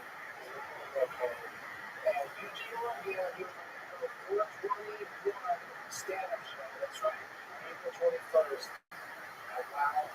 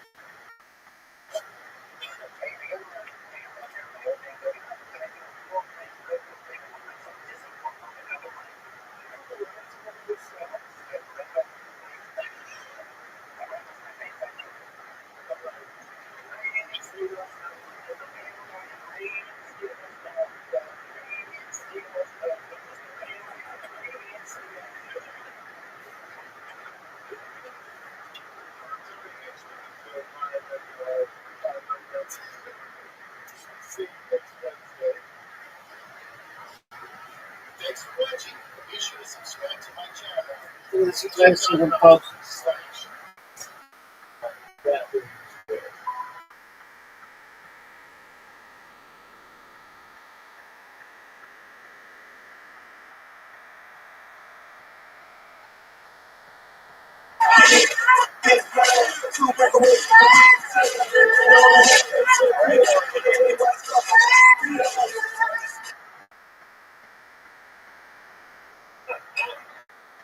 What's going on? So I wore skinny jeans today. That was bullshit. Anyways, I have a bunch of roommates, and one of my roommates, he has this thing where he likes to experiment sexually. And it's good, but I just don't like the way he tries to get me involved with his shit. You know, we'd be like watching a Lakers game, and he's like, "Hey, dog, check this out, If the Lakers win, I'll give you $5. But if they lose, take my ass off." What kind of fucking deal is that, man? Or we like, playing, like picking teams in fantasy football. You'd be like, "All right, now check this out. If you win this season, I'll pay you $100. But if you lose, you're 69. I'm like, "All right, dog, what's going on? Are you gay? Like, speak to me." He's like, "Not gay, man. Got a gambling problem." I said, "Yeah, that's it. Is that a minute? 46 seconds. Yeah. It's true, black people are fast.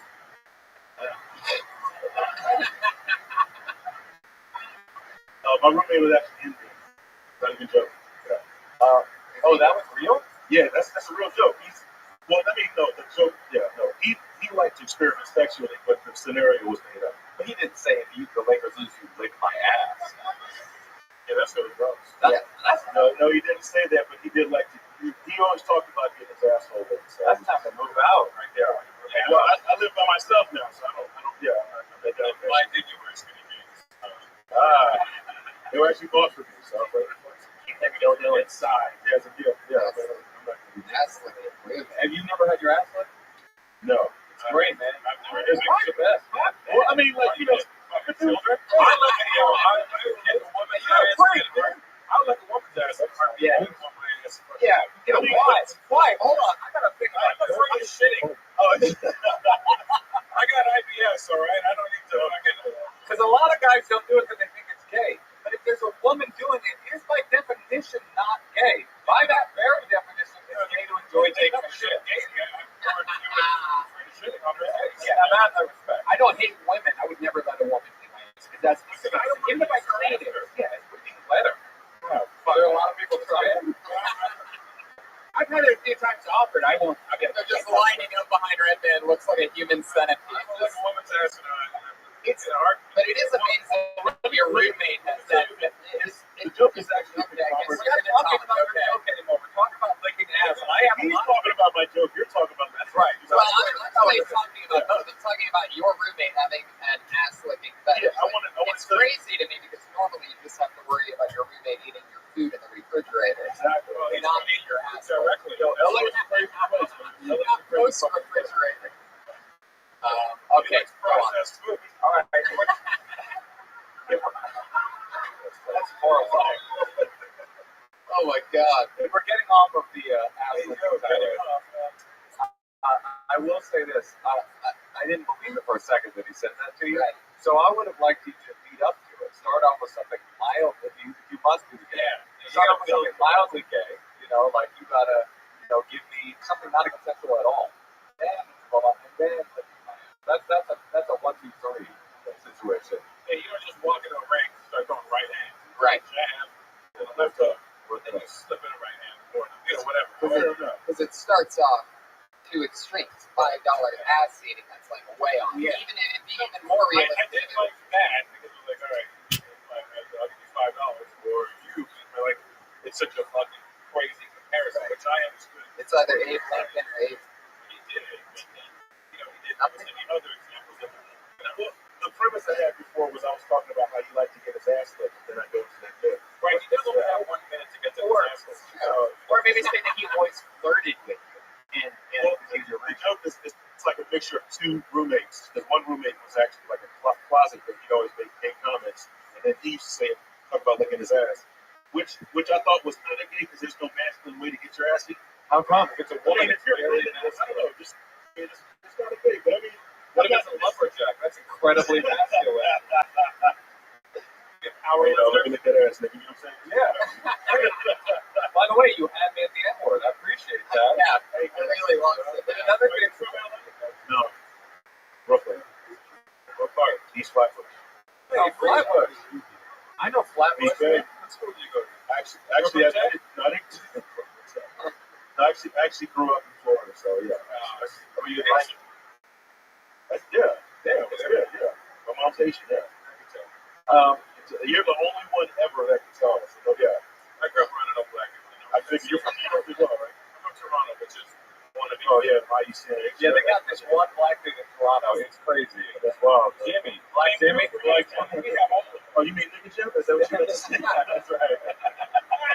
very funny, Dave. That's Wait, hold on. Oh, yeah, sorry. Yeah. The punchline of the joke is great. It's a great punchline. I got a gambling problem. Great punchline. Yeah. It needs to be said. Totally. It is very funny. And But I would before you guys continue in Haitian, like just what's Haitian for It's try licking your ass Creole. one time? Creole. Is it okay? We're right. You don't say I speak African, do you? I do actually. What? Just try it. Yeah. Just try. Get your ass like one time before you toss it. Come on. I mean, just everybody is. All right. Fucking, I'm gonna do it. All right, Yeah. Four packs. totally. There he goes, Dave Gregory, everybody. He's at I am Dave Gregory on Twitter. It's funny stuff, man. I delve more into all of that. Do you like girls up your ass coming? It's actually, honestly, it's never happened. I don't know how I would react, but I just probably start laughing as a goofball. Like I'm a little bit silly like that. Like I can't get into right. This part is about you. Right. Yeah, exactly. It's your birthday. Yeah. It's like the last thing I need is extra stuff that I might like. Like it's hard enough for me to pull off like 8 minutes in a bedroom. Oh, see, I'm a savage. Yeah, I'm a freak. It takes you like you need to get like visual, and I'm a freak, and I'm a visual freak. So You are a creep. in the best way. I mean, Russell has some of the best stories. Check out the Champs podcast. I picture you really being picky. Like you come across like you're the kind of guy that before you even hook up with a girl, like you just go through like you put on one of those latex bodysuits. I remember your fucking stories. Oh yeah, I'm the worst. That's right. Yeah, but we're like Jack Sprat's wife. Like you stare at the feet, and I just get my ass licked all the time. It's really nice. Where did you guys go? All right. I know she applauded demonstratively when I said licking ass is good. So if anybody wants to try, just saying. Are you an ass licker or an ass licky? Yeah. Oh, fuck yeah! Wow. But what can he's very hashtag just saying. Whoa! Hey, Josh, where are you? Buy the drink and eat that steak on this week's Kill Tony. I put another drink on my Wait, we have our ass-eating music ready to go. That's right. It's time to grab your baby wipes, everybody. I'm just being single, man. That's I'm so jealous from my sideline. All right, let's do it. Let's throw another name. Here we go. This is interesting. Young the Critic. Oh, Young. I've been waiting for this guy getting up there for weeks. Here he is, Young the Critic. Hi. So I'm really shy, and I was happy to make my first friend in comedy recently.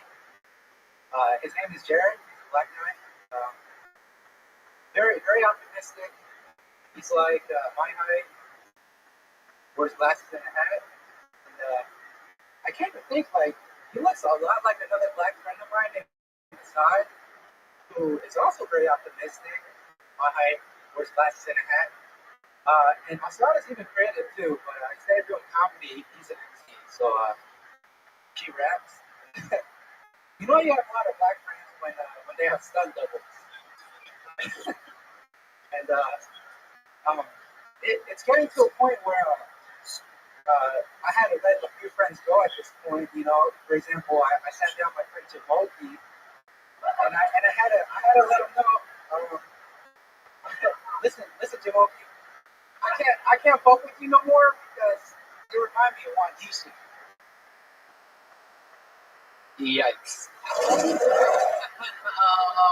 All right. Yeah. Those are real names. Those are real friends, by the way. I'm gonna take a guess. This is your first time doing stand-up. Am I right? Am I close to right? Please tell me so, or else I'm gonna kill myself. It's pretty much. My whole thing is like I like the people behind the show, and I like Death Squad, and I think having such a fun time that I just wanted to be a part of it. We're still going to brutalize you, motherfucker. It doesn't work like that. That's fine. Exactly. That's fine. I knew I was gonna come up here on my Easter, but it's like whatever. No, I love it. This is like, because I've been seeing you for weeks setting up on the lit up banister area, Young. So what's funny is this is like, you know how Spike Lee sits in the front row at Lakers games? This is like if Spike Lee got on the court, like got fucking jumped on and shit. Because that's what it is. You're a diehard fan. It's like I got on the court, but I clearly never heard of how basketball was right, played. exactly. So you're learning how to dribble in front of We watched this dribble. Yeah. So then, I'm right. This is your first time ever doing any kind of stand-up comedy. Into the mic. I mean, you know, like I went a couple of times. I think it was a couple of years ago. But it was like at a bar show. So it was nothing like this. And the thing is, like, I am such a big comedy fan that I am cognizant of the fact that, you know, this is a comedy store. It's, you know, That's awesome. No, it's great. I had a lot of fun. So do you have any idea how racist it sounds when you bring up that all your black friends look alike? Did you think about that at all? Oh, you are listening to me. How dare you? Are you Korean? I can tell right away. This Oh. motherfucker is like the ethnicity whisperer. He really is. He knows everything. I mean, we are in LA. Russell, definitely. I know you know that, but it's a pretty good guess. No, it's a pretty good guess. Well, wait, can I ask you a question? Are you going to do it again, or should we just like give you a gap and be like good turns, or like do you want pointers on the next time? Good question. Both, because my whole thing is like I really love this show. I love everything about the show. So essentially, like, to bust my nut again, comedically speaking, I wanted to be here. So I don't think you busted a nut. Right. You know what? More of a bubble. Okay. But I tried to hit it. No, you did, and that's great. commendable. No, that's Most people wouldn't do that. I'm not talking shit. Yeah, no, it's awesome. But he has a great question. It's, did you want to do this to do it, or are you such a big comedy fan that you think you're that big of? Because, by the way, we're all really big comedy fans. That's why we end up being stand-up comedians. Because when we're kids, we're watching, you know, Carlin and Pryor and everybody like, what the fuck are they doing? How's that possible? So we're actually all originally stand-up comedy. The question is, it's a great question. Did you do this tonight to do it, or is it something you actually want to do in the future? And I can't retire on this. Well, there you go. So then the advice is simple.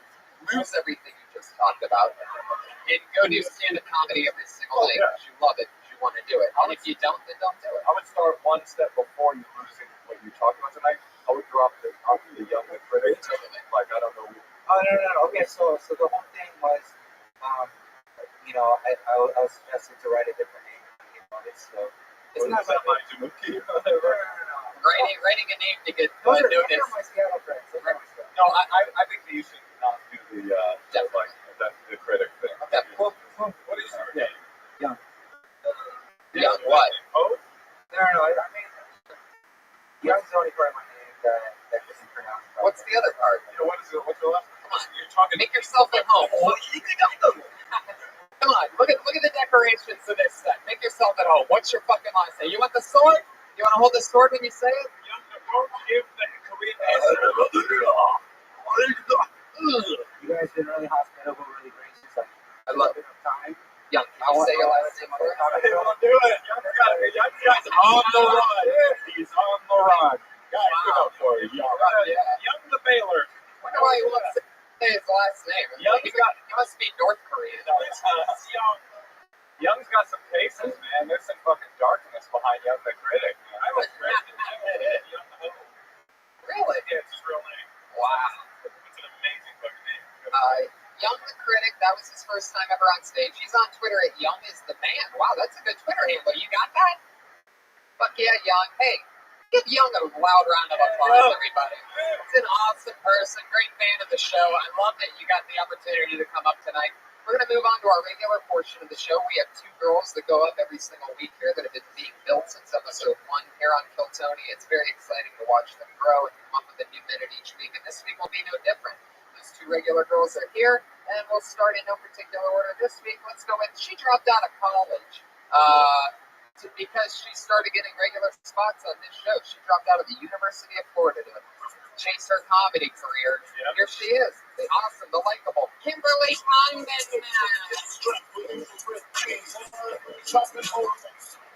guys, we have a new guy at work, right? Comes in, we make small talk, he tells me he's a Jesus freak. I'm immediately turned off. Next day he comes in, he's like, "Look, can you buy me some weed?" Cool. 3rd day, brings Adderall. 4th day, I kind of like this guy. I'm okay with it. And I'm so fucked up. I think it's because I had a weird childhood, you know? Like, my dad never let me watch rated R movies because he thought they were too violent, but he was okay with hitting my mom in front of me, you know? And I was like, "Mom, just leave. Don't be so dependent." She's like, "I can't. He has good health insurance." Like, that's the reason you're in the hospital. I know, I hate codependent people. I think that's why I hate twins, you know? Like, you couldn't even split your own egg. That's all I have. Wow, she's getting good at this. 57 seconds on the mark. Magical little set. She opened. I've known kids before she ever talked to me. That's Really? true. Wow. I remember when she first moved out here. He was one of my first friends. Oh, because you know McCullough. Her cousin. Yeah, that's how I originally met her too. That's how she got the spot. And then I heard one day, she went on stage with the flag. Yeah, that was here. And ta-da! Here I am. 29 cents later. Yeah. A lot better than the last couple of weeks. You've definitely had an improvement. It's great because you seem like you had a little bump, but it seems like you got over it. Totally. Yeah.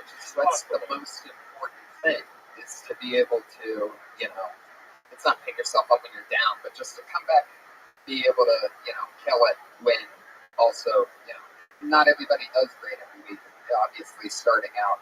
So, it's just important that you keep showing these fun glimpses. The last 2 jokes were awesome. The egg splitter and the one before that, which was my dad. yeah, that's great. It feels real. It seems real. I get into that a little bit more. I make that one bigger. I find a way to extend that. And the Jesus Freak one, I don't get it. It sort of like just ends up like, okay, we get it. You like Adderall. That's worth the chuckle since you're so likable. But I don't know why people tell you. The Jesus Freaks don't actually say that they're Jesus Freaks anyway. So in the beginning of that, I'm like, why would he tell you? Bible study when he first came. Right. And and then started lecturing me like, "Hey, we're on Bible study," and then the next day was like, "But can you get me some weed?" And This the is next day was another like, great example of, again, your point from earlier, where the key is in the details. Okay. Instead of saying he's a Jesus, he said he's a Jesus freak, which throws me off. yeah. You say he invited you to Bible study. So by the end of day 3, if you're doing Adderall, you go, "Hey, but he's going to go to Bible study, huh?" Adderall, you know what I mean? Or Bible study. You're really studying the shit out of that Bible. Right. And it's all true. Yeah. And with Adderall, No, I know because it told me. Also, speaking of details, I think maybe dropping in the phrase "in front of me" would help your joke. He's okay with hitting my mom. Even though it's brutal, it's not as brutal as "in front of me." That's when everybody in your head is like, "Whoa." Okay. I was trying to figure out how to make it as dark and like bring everyone down. And then maybe there's a way you can turn it to go into some little, cute persona, but you got to sell that line. But he was okay with hitting. I mean, I don't do cute that well, but you know what I mean. Like he's okay with hitting my mom, whatever that is. Yeah, cute like that. Because the concept is that's for president. horrible. But yes, I think these two relationships are kind of funny. They are. It was hilarious. As a Canadian, grew up with those kids. Right. It's kind of funny that you make a big deal that this That's what I wanted to ask. You're lucky you're not Canadian. You'd be a tough hooker. I'll tell you that. You'd be too soon. Kim, you killed it. You did it again. The lovely Kimberly Condon, everybody. Follow her on Twitter at Kimberly Condon. That's Kimberly with a K and Congdon with a C, Congdon. Russell, quick question. I just thought of it. The sandwich shop that you worked at when you were younger, was that a Belly Busters? It's called Captain Submarine. That's cool. I went to a Belly Busters. I know my buddy's owned a That's Belly Belly Busters. Busters is West Coast. Of Toronto. There was a Belly Busters in Toronto. Yeah, there's two of them. There's one I'm downtown. from Toronto. Why the fuck do I know? That's why I asked them. Oh, you went to the one way up on Yonge Street. Yep. That's what I know. That's really good. Oh, that's a great place. Yeah, it was awesome. Fucking massive stuff. It was really good. Hey, speaking of Toronto, I'll be there this very weekend. Is this dropping soon? It'll be out probably after this week. Hey, where you leaving? I don't know. It's some weird string of events. Like I'm doing a comedy bar. I'm doing some weed club. The underground. Oh, it's your life goodbye. I don't smoke weed. Yeah, you're going to that? Yeah. No, man. I was telling you. What's the dates? Like, are there Saturday, Thursday, Friday? Oh, somebody's opening up at Blue Jays Stadium. Sunday. Oh. Oh, well, I got it. Look at that. I'm telling you, making comedy friendships bigger. All right, it's time for our other regular lady that goes on every week. She's fantastic, a little bit different, exciting, different type of energy. It's Sarah Wineshank, everyone. Here she is. What's up, everyone? I house sat for a friend. It was weird. They had television. I felt like Goldilocks sitting on their couch trying to get comfortable. Didn't know what to watch. They had television. I ended up watching MasterChef Junior while I was sitting on the couch eating Mission tortilla chips, feeling like a piece of shit, watching children that were 10 years old torch creme brulee. They were whipping whipped cream. They were searing ahi, guys. When I was 7, I wasn't even allowed in the kitchen next to the disposal. I spent most of my childhood collecting moths. I thought they were butterflies. I was not allowed in the kitchen. What kind of parent allows their kid into the kitchen? Next to fire, there's peelers. I still can't peel a fucking potato. There you go. That classic Sarah Wineshank delivery where it starts easy and then all of a sudden it's just hilarious. She's like Jupiter. Like you're like, wow, that's a great planet, and then the gravity sucks. Totally. Jupiter. That's good. That's a good thing. It's a contagious cadence you have. Yes, I have a couple of real controversial things to say. You know how they say to young comics, I said, there's probably a lot of beginning comics that listen to this podcast, right? And so they say to all the beginning comics, move the mic stand. And that is something you should always do. No, you did. But there's a much subtler thing that they don't tell people, which is don't look like someone told you to move the mic stand.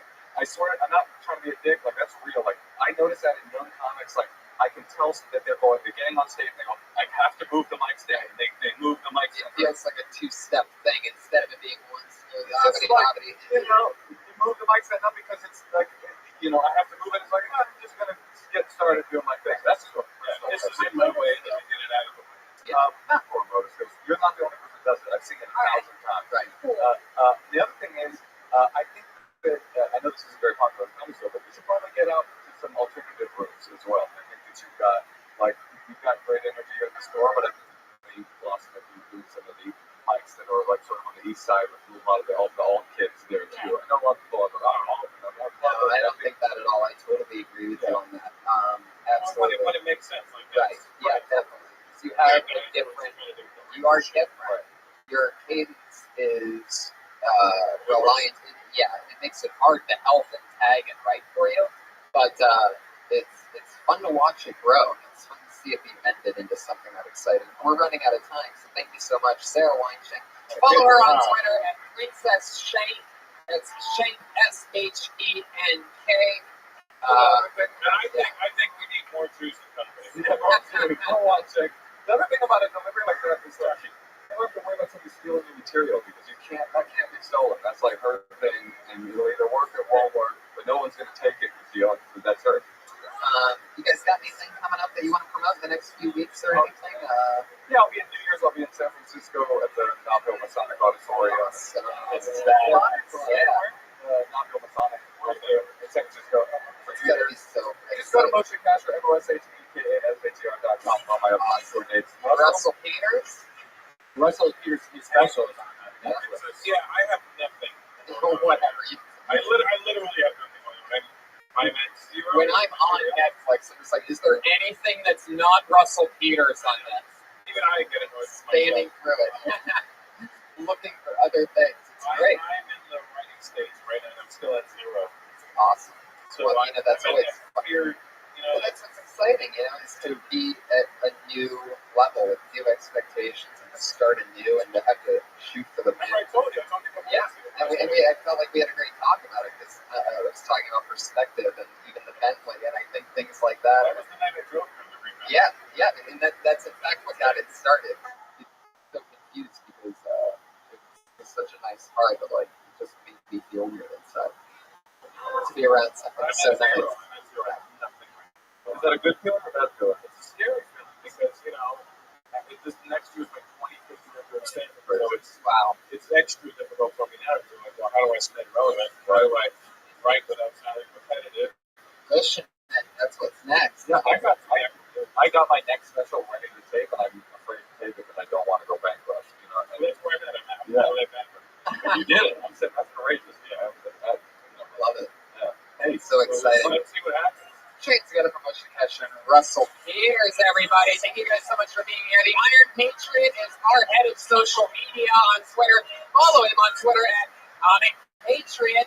Tons of fun pictures of the shows, the news about the shows, pictures of him being an extra on television shows. It's so funny to follow him. Redman and I are in Texas, January 9th, 10th, and 11th. Austin, Dallas, and Houston. How exciting. And I'm in New York City this weekend, so that doesn't matter. And that's pretty much about it. Go to TonyHinchcliffe.com and DeathSquad.tv. Thank you so much, audience, for being here tonight. We're making history, people. Thank you.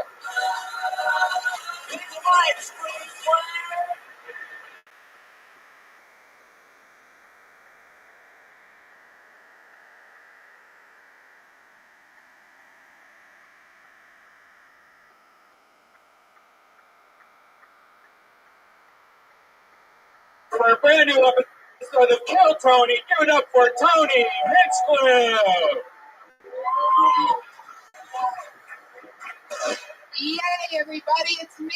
How you guys doing? Believe it or not, this is episode 30 of Kill Tony, everybody. 30 Mondays in a row. Wowzers. How exciting. I'm happy to be here. Yeah, I said wowzers, and I have no hesitation about it. I had hesitation before I said the word hesitation, though. That was weird. Live show, people. Anything could happen. It's a live episode of Kill Tony. We did not rehearse this. I just got back from Youngstown. It's Christmas week. Yeah, you were in and out. Oh my That's God. the way to do it. Freezing as fuck, I bet. I didn't go back to my hometown for 5 years, and then I just went back this weekend, and it was fun. I did shows there, and it's interesting because, we do the road a lot, and I'm normally at a hotel, which I love. You walk into a hotel room, the door closes behind you, you throw off your clothes, and you just are jerking off, and it's so much fun. I just love hotels. But my mom, I'm like, what hotel should I stay at? She's like, you're not staying at a hotel, you're staying with me. And I'm like, this should be interesting. I'm going to see how this goes. And the thing that's weird is, it's Youngstown. If you guys don't know, it's like the murder capital of everything. Even Detroit's just more spread out. There's more people, so they get a bigger reputation. But Youngstown's like a dilapidated, dangerous city. And she's a little bit on a suburb of it, but still, going to be concerned about. Your eyes are open. It makes you a certain type of person. Anyway, so she's showing me around her house that I'm supposed to be sleeping at. And the first thing I noticed, I don't know if it's a Youngstown thing or my mom's getting much older than, she's 67. There's all these dolls sitting around. Kind of dolls. Like creepy dolls, like antique-y, like dolls Like that are like ceramic? smiling. Or like Some ceramic. Yeah, mostly ceramic, mostly hard. With like wobbly, like glass face. Right. So I noticed a couple in the living room. I eyeballed the couch and the bigger, the big TV, and I'm like, this looks like a sweet place to crash. This is probably where I'm crashing. And she's like, no, come upstairs. Look at the guest bedroom where you're going to be staying. And I walk in, and there's like 50 of these dolls. And they're all pointed at the bed. And I'm like, I'm not staying in here. So that was the first night. So I crashed in the living room. I come home at like 3 in the morning. I heat up some killer. My mom makes the best spaghetti sauce. Of course, every Italian boy will tell you that. But my mom makes the best sauce. So I scarf down this huge plate. I'm in the living room. I throw it on the couple blankets. The lights are off, the TV's on, and it's the 2 dolls that are in the living room right underneath the TV. So I'm seeing this close to them as I'm like falling asleep. I started getting really paranoid. I've always had a thing with because when I was a kid, Child's Play came out. Remember that, Chucky? And I had one of those My Buddy dolls. Remember My Buddy? Like, for some reason, this movie and that doll came out at the same time. And I had both. I had seen Chucky and I had that doll. So from when I was a kid, like, dolls at nighttime sort of creeped me out because at the end of the night, that My Buddy doll would be staring at me. So there I am looking at these 2 dolls, and I'm thinking to myself, I'm in the most dangerous fucking city, and here I am freaked out about these 2 dolls. And then I start thinking, like, what if it's these 2 dolls that are killing people, and they're just getting away with it? Yeah. Because they're fucking dolls. Maybe your mom is like held hostage by these fucking dolls. Could be, and she wouldn't be able to tell me, or else they would find out and kill all of us. Did you end up staying at Hotel? No, I stayed both nights. You're there. crazy. I tried to stay with my mom every time I'm back, but she does the annoying shit that brings back like the memories of being a kid.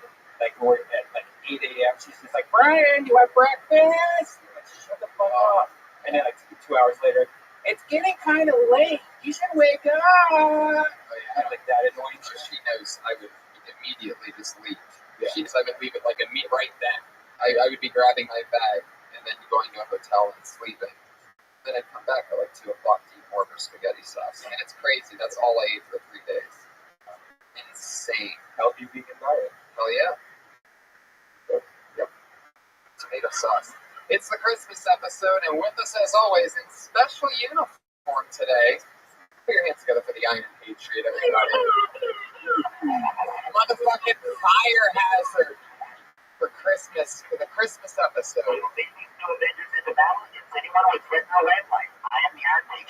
Fuck yeah, you are. It's good to be here on Christmas with you, Tony. Oh boy. Okay. Creepy right from the beginning. Oh, okay. Let's get into it. I might go curling after this. It's so starting. Curling? Curling. Barreling. Okay. Just that's resting on an open fire. Jack Frost nipping at your nose. Have you ever had Jack Frost nip at your nose, Tony? No, I haven't. Have you? You don't even have a nose on that thing, so probably not. I like to put some pie out for Santa, so it gives me no idea. I want to talk to Tony. Who puts pie out for Santa? What are you talking about? You mean cookies and milk? Yeah. But I got something to say to you. I enjoyed hearing you on Joey Diaz, the Church's What's Happening Mail last week. Yeah, it was an fun. exciting episode. And you made a strong connection with Joey, because you've had such a background, both your mom's and atheism. But I learned something about you, and you talked about this. You said that your father, your real father, lived right a couple blocks away. He had another family. Yep. And your mom was his girlfriend for 16 years. Yep. Now, it kind of made me sad. I thought to myself, maybe I could be the father you never had, Tony. Oh, you son of a bitch. Wow. And then maybe we go to a Dodger game next spring. Oh. You know, a little bonding. We can make up for those last years. This is getting very tricked, Ginger. Yep. But also, I want to talk to you too. I'm very funny. You gave me 2 Christmas presents. I also made a trailer. And I was thinking evil thoughts about you because I thought you weren't going to do anything. You had to come in 2 months ago early. And I thought you just wasted it, but you put it together. If you guys want to check this out, go on YouTube and type in Kill Tommy Trailer. And you're going to see this great thing he put together. It's all the comedians giving really strong points about how to do comedy. And then it even finishes off with Holly Short. It's really nicely done, nice music, nice editing. I was impressed. Okay. Thank you for that promo for the show that people are already listening to. Yeah, well, if you can check that out. Fuck yeah. Kimberly or Sarah or featured in it. I've never seen anybody promo a promo before. Just said, hey, people, go look at this advertisement that Tony made. Let me talk about this song I'm going to do tonight. Oh boy. Okay. For those of you that don't know, and I don't know how you could possibly know this, the Iron Patriot was in a failed rock and roll band in Dallas in the 90s. And he was in 2 other bands as well. None of these bands ended up doing much of anything, but somehow he saved the music, and sometimes he sings for us these songs that are way too long. Yeah. Stones can't break my bones. It's very good. Either, don't you? Oh, it sounds like something's starting to bother you, though. Okay. Back in 1986, this was the first band I was in. It was called Rabbi and the Dreamers. This was the first hit song to go. It's called 1 and 1. When you say hit song, like, what was it? What made it a hit exactly? When you got people coming to the show and they're all singing the song with you, that's a hit. Were they really singing the song with you? Yeah, we had a breakdown. You're not going to hear it because we're not going to play the whole thing, but there's a breakdown. Everybody starts singing 1 and 1 together. It's a very catchy tune, very festive. And if you guys want to sing it with me, you can. But, you know, it's not. How would anybody know how to sing it with you? That's my question. How? That's pretty fun. It's 1 and 1 is always got to be 2. Oh my God! Why did we do this You again? guys go into D11, area 11. It's fun. You go into the area where I did this song, so it's kind of all tying together. No sense. Yeah, it does. Clap your hands if you know what we're talking about right now. Slow clap from the top somehow. Yeah, that's it. Okay. All right, let's just go on Here it right is. into this. Here it is. All of his songs are really weird and cheesy. It's like, all right.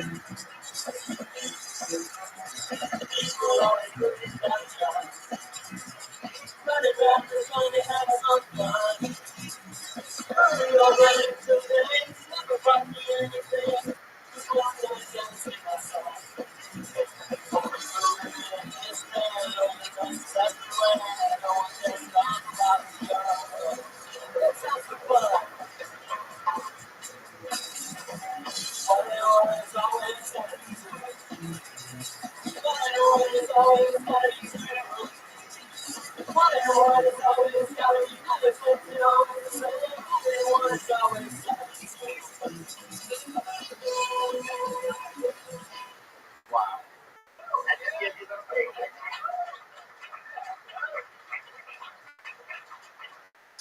1 and 1 has always got to be 2. It could be like 2 years, it could be 2 guys, it could be 2 lovers going to walk together. 1 and 1 is always got to be 2. It could be anything you want. 2 balls on the banana, whatever. Oh wow. Okay. Well, what can I say? You know, that was actually probably my most favorite song out of all the ones. I'm a little bit surprised. Aren't you impressed with my variety? No, all the songs sound exactly the same. The only thing that changes is the lyrics. Next week I'd like to do a song from my second band called Shame. And then after that we'll get back to some more Dirty Grammar songs. And then I have some solo songs when I was a solo. Oh, wait. Can we just skip right to the solo Yeah, ones? let's definitely cut out that. Cut out the middle. Yeah. I mean, do you have a romantic solo song about a lost lover or shit? I'm going to take Kevin John crazy. Can you play some of that without him? Oh, sorry. Can you play some of it without him singing? I always love just hearing the actual part that he sings over with his robot voice compared to his actual voice. He sounds exactly the same. Like Rusted Without the, yeah. He's the Iron Patriot. Iron doesn't get Rusted. Alright. So this is, how long is this guitar solo from GarageBand? Is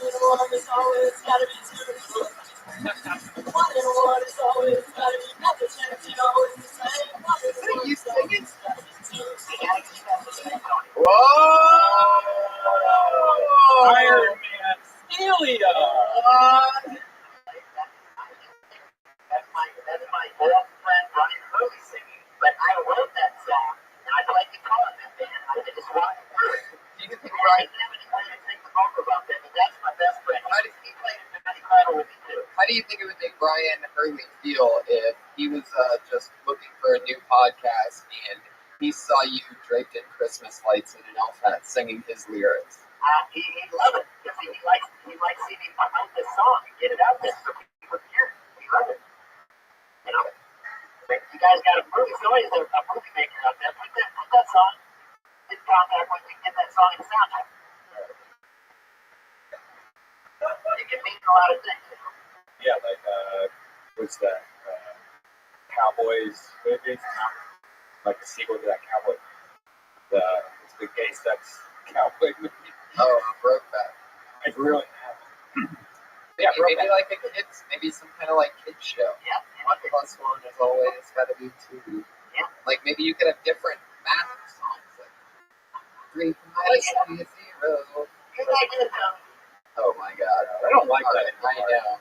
Now it's sports. Yeah, you're really beating it. You gotta just relax.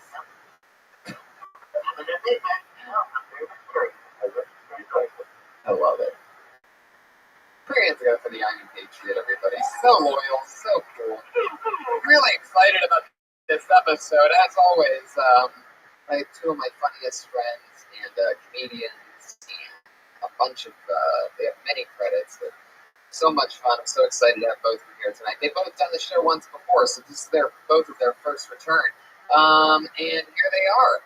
This young man just wrote an NBC Untitled pilot. He made it, got it filmed. The Untitled Gerard Carmichael NBC pilot. One of my best friends. We started together. It's Willie Hunter, the host of the Will Hunter Show. Once a month in the main room. And the co-host on his show opens for Rob Schneider, tours the country. One of Back of the Room Assassins, considered one of the top comics here in Hollywood. It's Big Earl Skakel, everybody. There he is. Powerful presence. A special Christmas episode. Fuck yeah, Willie. How are you? Earl, welcome. Guys, it's so good to have you. Merry Christmas, everyone. Heck yeah. Yeah, Merry Christmas. I like that guy's song, by the way. I'd like to get a single of it. Really? It's totally out of the 80s. Yeah. I like to send you your email on Twitter. I'll send you the invite. I'd love to get it. Okay. Really, I'm happy. Okay. Right now? Yeah. Okay. I did some reading. Did some research on you. Came out to California at the age of 21. Off Georgia. Came out.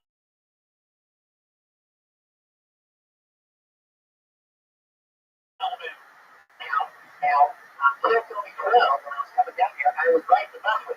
Now, have you ever had a car? What's your situation? Oh my God. You gotta get into that after the show, but Real smooth there. yeah. Real smooth. Never had a car out here. Well, that's good. Yeah, since 2008. Sitting around with that car, you never met it, does it? Great question, Patriot. I mean, you know, the way you threw that together, really interesting. Yeah, no problem. You drive in a 2013 Camaro. Yeah. I noticed that you're a fan of Rack. Yes, yes, indeed. First time I met you, you were wearing a Rack t-shirt. Yes, Now, I got a story to share with you. I bet. Now, the first time I smoked a joint was listening to Round and Round. Because back in 1985, I worked in the paint department at Sears, adding a plant. After it was done, he took me out this Trans Am. He handed me a joint for the first time I smoked this thing. It was like smoking a beer. He put it on Round and Round. The that song jams, it was a magical moment. I wanted to bond with the man to man with it, and I know you like that. Yeah, we're bonded. Yeah. Girls never smoked before. No. Now, the sad we got a plastic guy, I've seen it happen. Of AIDS. Yeah, but yeah, it was actually a girl I don't know. He got dates the year before. That was a good memory. You know, you kind of look like RoboCop with AIDS. Wow, robot insult humor. I like that. You don't get to see that very often. You know what robot you remind me of? Earl, you've never really ever taken a hit in a joint. I've never had a drug effect in my life. It's so good. Would you ever try it? Do you think you'll ever try it? Are you scared to? Or? No, I don't want to end up smiling. Yeah. I like my disposition. So. Also, really, I want to say one more thing before we go. I heard you talking on the podcast that you went to one of those cocaine Hollywood parties. Yeah. And you didn't like it. Now, but you did do cocaine. Do you think you would have liked it more if you did cocaine at the party? No, there's enough. That's cool. Oh. You have an answer? What? Did you both talk about going to a Hollywood film party while on a podcast? I don't think so. Interesting. Let's hear both of their answers. Yeah, well, it's not news, so. I don't know how to answer that question. What was the root of the question, Patriot? Well, remember, I heard you on that podcast where we talked about when you went to a cocaine party, one of those Hollywood parties. Yeah. But you didn't do cocaine because you never done it. You didn't like it. Yeah. You didn't like the experience. Yeah. Maybe you think you would have liked it better if you would have done cocaine. Yeah, I guess. Yeah. You're really good at asking questions. Or you being sarcastic. Really? Oh. Oh, look at that. Oh, man. Like Tom and Jerry. That's his thing. He says the person's first name at the end of the sentence sometimes. It's just For a sassy. very Like creepy effect. Yeah. It's like an 80s black woman. Yeah. Well, started at the open mic in 2010. And I'm kind of sad I didn't get to go to that process. I just kind of came on this show, but it might be an interesting process going through that open mic. There are a lot of people who have to discover that. Did you say you did do an open mic? No, I was saying I didn't go through that process like other people, but that must be a good learning experience. I heard you talking a lot about that. And, you know, going through the open mic and when you get here, nobody explains what's going on. Are you still talking to me? Yeah. Oh, okay. Yeah, sure. What you doing? This guy's a regular person daily with these questions. I love it. Well, hopefully it won't be too big of a fire hazard what we have going on with them tonight. I sort of just draped those things over there. So, here we go. Anyway, fuck yeah, everybody.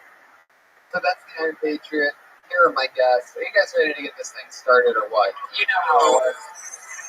And many comedians sign up tonight, 25, I do believe, in total, and they get to come up here and do 1 minute of material. And then we try to help them out, talk to them with what they just went through, and maybe give them some punch up or just see how it goes. We talk to them because they're comedians. They get 1 minute. At the end of their 60 seconds, you know your time's up, and you hear the sweet sound of a kitty. Horrible. That's when you know to wrap up your time because your time's up. If you keep going too long after that, you're going to bring out the West Hollywood Angry Bear. He sounds extra angry tonight. Say that every single week. I know. I'm really excited about this episode because I know Willie, you're like a regular host here, and Earl, you are considered one of the hardest working guys on the circuit. I mean, many spots a night always. So you guys are in the depths of the comedy world, so I'm excited to hear what kind of feedback questions you ask and what happens here tonight. Are you guys ready to get this started? It's Kill Tony 30, and your first comedian tonight is Sarah Kenny.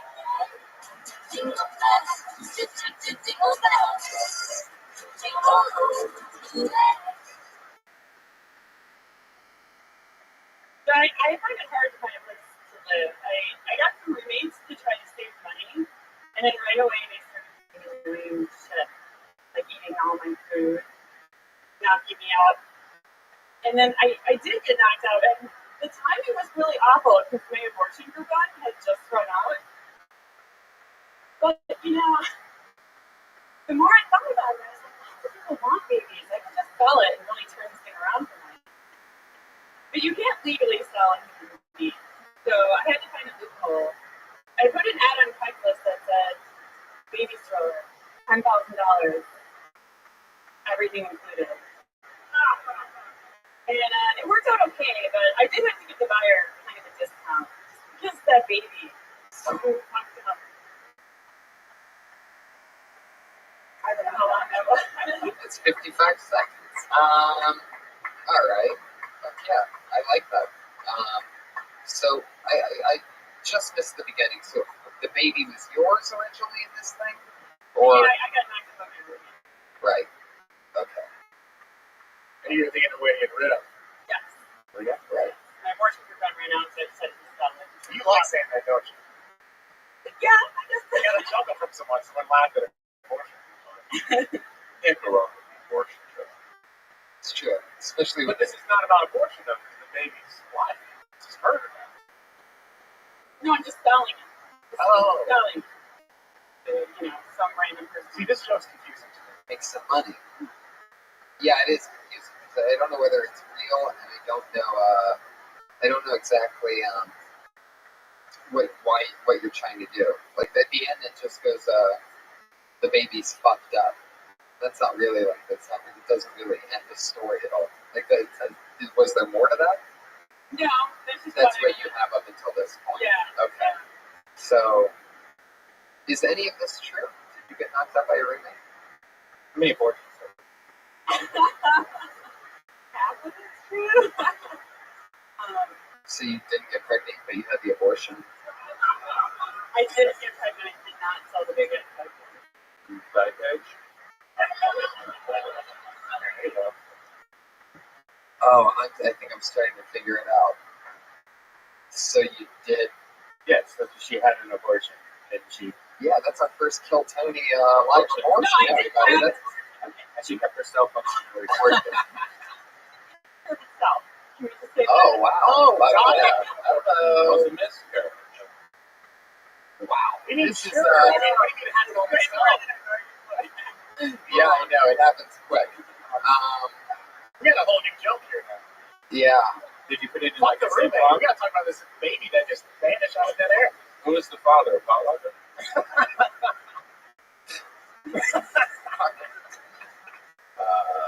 Okay, so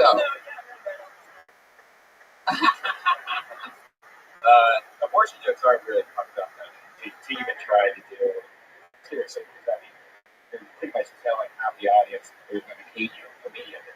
Like, there's people like myself that are like, yeah, but then the other half are like, fuck this girl. What the fuck? Is she being serious? Like, you really, like, the baby jokes I found from past experience. Anything that has to do, you have to remember that you're pretty much taking responsibility at that point. And I actually used to tell that joke without the abortion part, and it seems to work either way, but yeah, it's true. I definitely do. Yeah. I think the $10,000 all things included with the stroller thing's funny, but I don't think that has to be about necessarily you or that same thing. I think that's funny, and that could be its own different thing about, I don't know if it's sort of got sad in the middle of everything. I was thinking about this baby. Did it have a name? I was thinking about how many roommates you had. Oh, that's a great question too. Yeah. Orgy abortion jokes. Okay. Okay. Well, so, yeah. If anybody needs a roommate, There you go. I'll give you an abortion.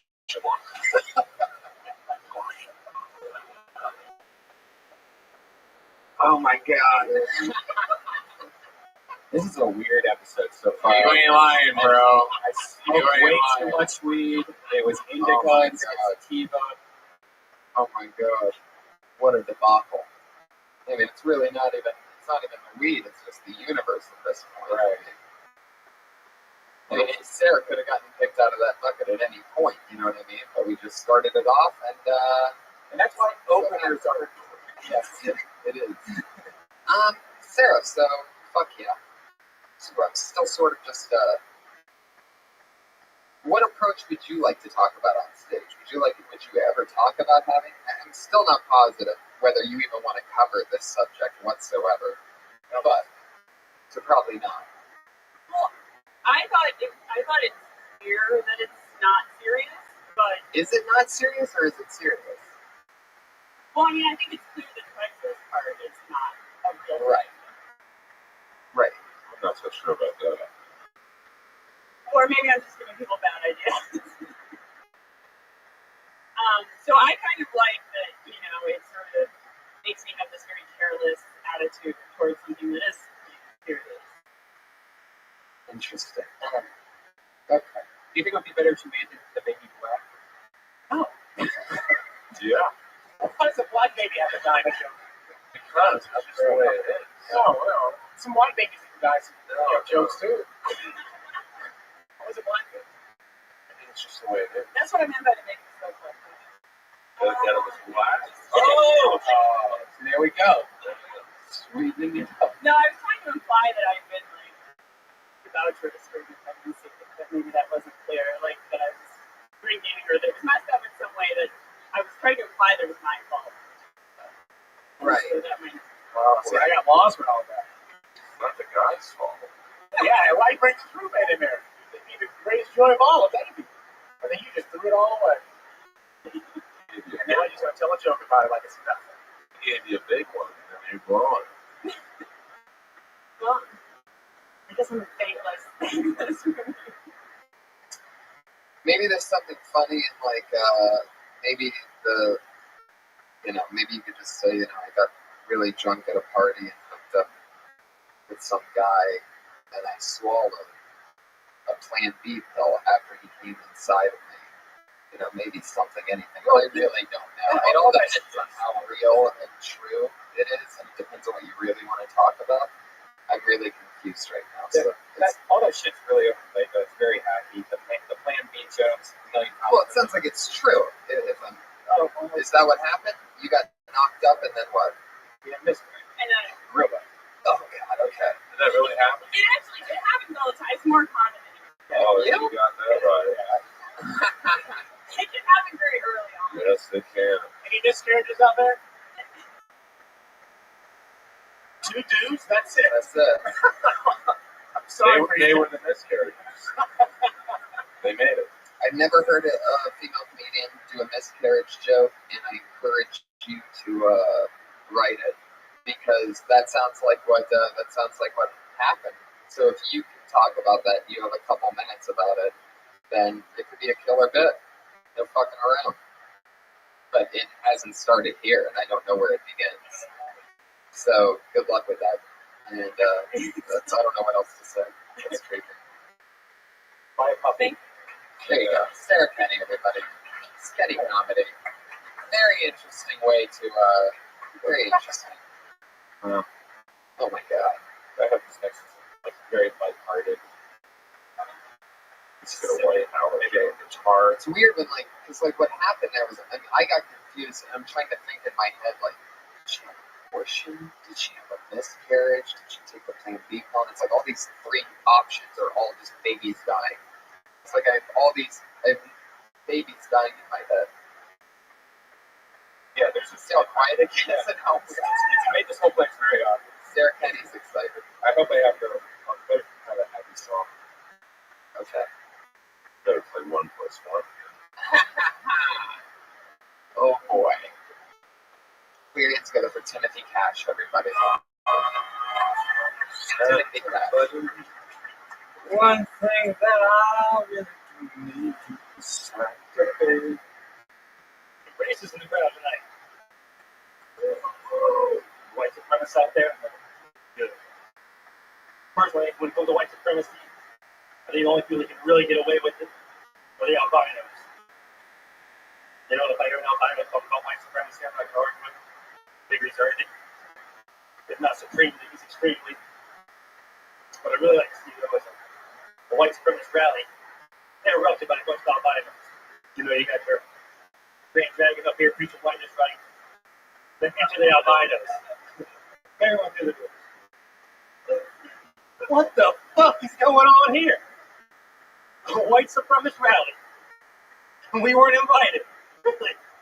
That's a nice tan you got there, buddy. You see that? Not sunburned. Somebody took my picture with a flash. White supremacist, my ass. Where's your name? White sour cream on a taco. Oh wow, we just started with the bear, huh? Alright. Fuck yeah.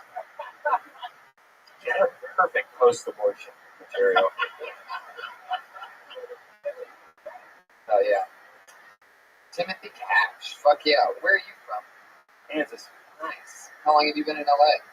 Got here Thanksgiving. That's awesome, man. Heck yeah. That's great. Okay, so we're talking about albinos. That's fun. That's a fun twist on that I've never heard. Albinos and white supremacists, Fuck yeah. Do you really hate black people? Be honest. Don't hide it. Has anybody ever told you that you remind them of Trevor from GTA 5? No. Okay. Well, yeah.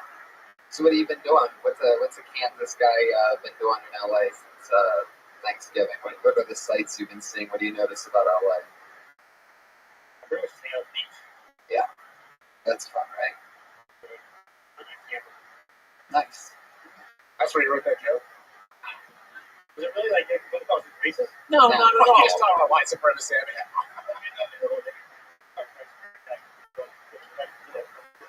No, right, I know. It doesn't come across as racist. I was just talking about your overall look and the fact that you're from Kansas. It had nothing to do with even the material when I asked you if you were racist. Listen, if you are, this is the right club to be at. Yeah. Did you do stand-up when you were there? Yes, yeah, I was Kansas at like one place to stand. Yeah. It's like a 30-minute drive. I'm going nowhere. I'm going out there once a week. I was not here for me. Right. Of course, out there, you just call up. You just say, all right, I'm going to be there. You do it every week. I didn't realize out here was like that. Yeah. Big deal. You get 3 minutes. Yeah. Absolutely. Fuck yeah. What do you do for work? Oh, interesting. You know, one of the top background artists in the world is right there next to you. That's it. Oh, he's good for this.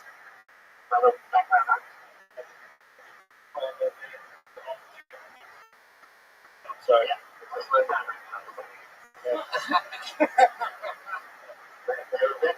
You need to get rolling, sir. Not good enough just to be at the center. Yeah, you got it right across the street. That's just management. I'm with Jessica Davis. You give them Joey's list. Give them those. They get the job for you. Pay them like $60, $70 a month. They get That's right. Perfectly timed. I don't think the listeners are too interested in becoming background artists. So artists too.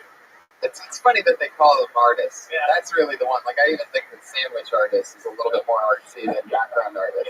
Like in background artists, they literally tell you to stand there and don't do a fucking thing. If you do anything, you're fired, and we're bringing in this other guy over here. I recommend it to anybody that comes to LA because it'll show you drive all around the suburbs of LA and learn a lot about where everything is.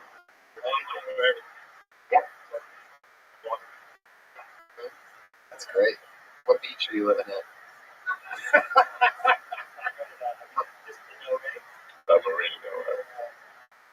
Yeah, That's nice. yeah, that's cool. It's fun. No, I know. Wow. Yeah, for a guy that looks like you, that's like insane. Look a day. I never would have guessed that. Is it an audio book or is it a? Okay. I've always wondered.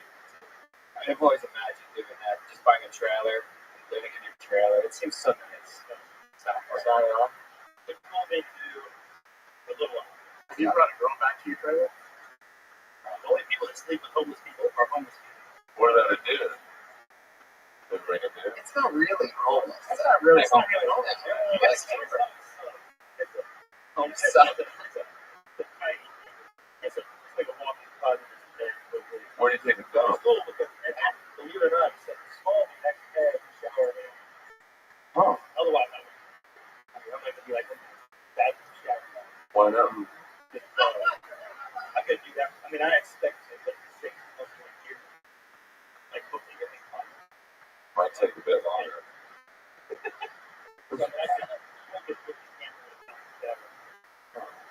Yeah, totally. That's great. Absolutely. Timothy Cal Takes a lot of balls. that was a very fun minute. Fuck yeah. There he goes. Can I say one thing for Yeah, yeah. I would rather talk about that. Yeah, totally. Like, that's some interesting shit than white supremacy and albinos. I mean, no offense Right. to hurt, but I don't Right. like it. It's true. I'd Yeah. stick with the white supremacy stuff. But that is interesting that he's, making those sacrifices. But that's actually, you'd be surprised, I think, Timothy, because most people, when they get here, it's sort of like the same thing, or worse. Some people are sleeping in just backseats of cars and couches of people that they don't want to be living with. So at least you have your own trailer where you can just fucking crash. It's really not that bad. I've heard horror stories. Having a trailer by the beach actually sounds like something I think almost anybody could get into for a week or so. I would like it. I think. One of the big silver ones, like really nice. My brother once did that. My brother once lived out here in an RV for a long time, actually, for like 2 or 3 years. But it was huge. It's like a tour bus. So it was actually awesome. It had 4 beds in it. That's awesome. Yeah. But there you go. What I love about Timothy Cash, I mean, I'm sure you know that he wouldn't have a Twitter, but when he wrote in where normally comedians sign up and give their Twitter handle, it's just nope. He didn't claim a blank or anything. He's basically making a statement like, I'm not that guy. Anyway, so that's fun. Timothy Cash. It's a great name. Any relation to Johnny? Nope. Nope. That could be your get her done. Nope. Anyway, you don't need to get her done. I keep hearing that thing come up where they can say you should have just talked about your real life. I think that's something everybody should take to heart. Just talk about your real life. Yeah. That just come to you? It only it's like you had a revelation over there. Well, I keep hearing it over and over. That stuff was more interesting about being on the beach. No, I told him to stick to the white supremacist stuff. It only I also told him to stick with the white supremacist stuff. Go with what you got. I mean, go with what. Fuck yeah. I say do both. Do it all. Because that get you into that. Anyway. This is a new name. Your hands are for Chelsea Rowe.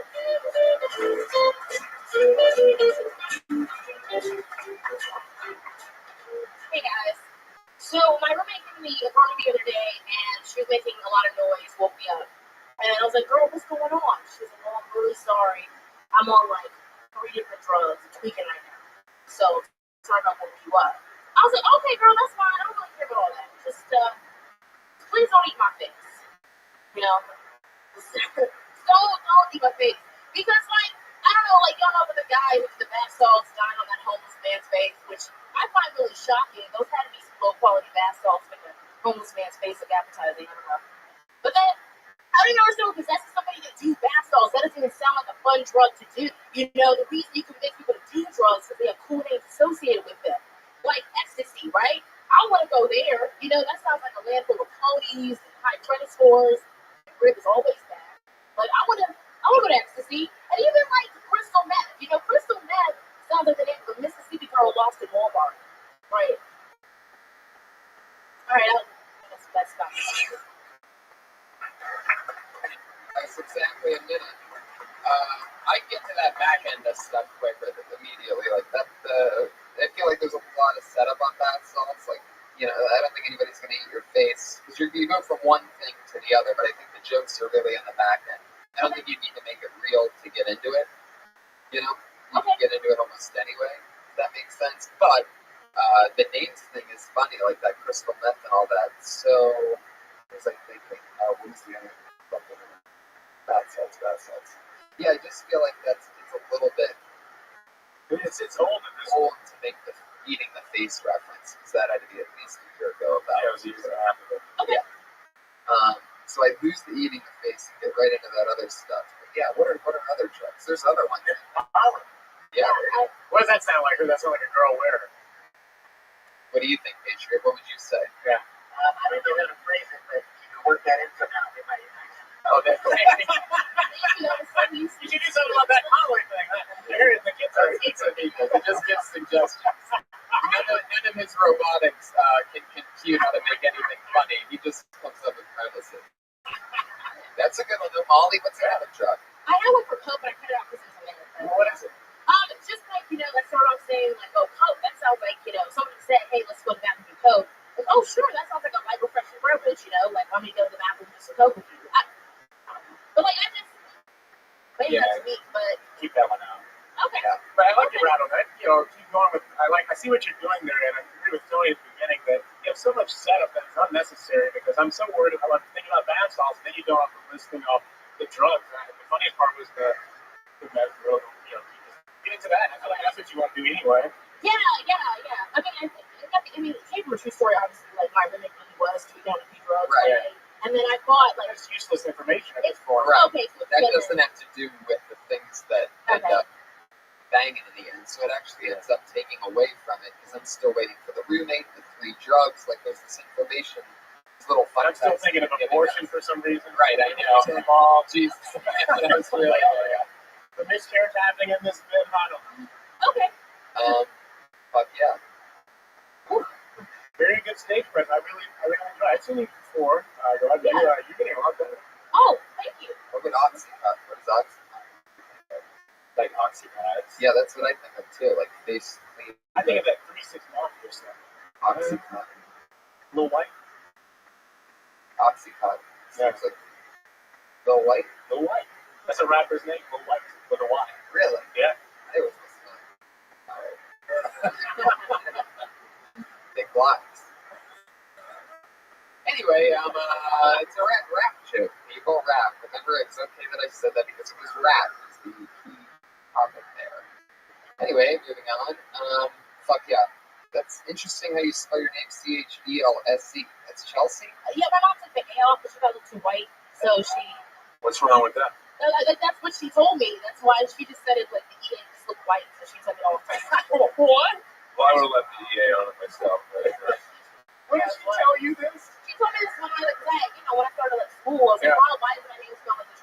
She said, oh, you're too white. I'll take that A off. That is so funny. That is such a strong black woman thing, right? To come up with a different name or something like that. Like other names are.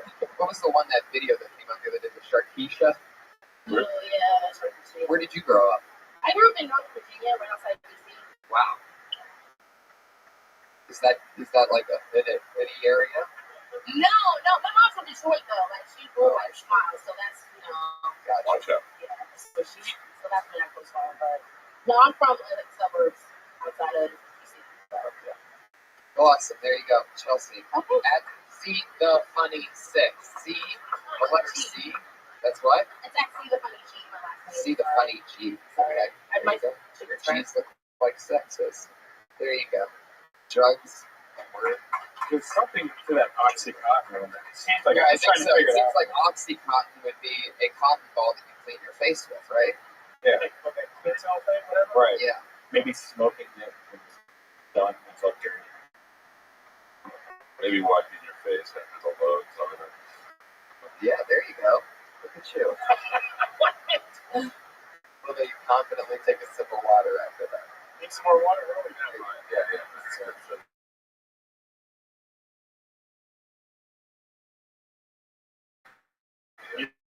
You're growing.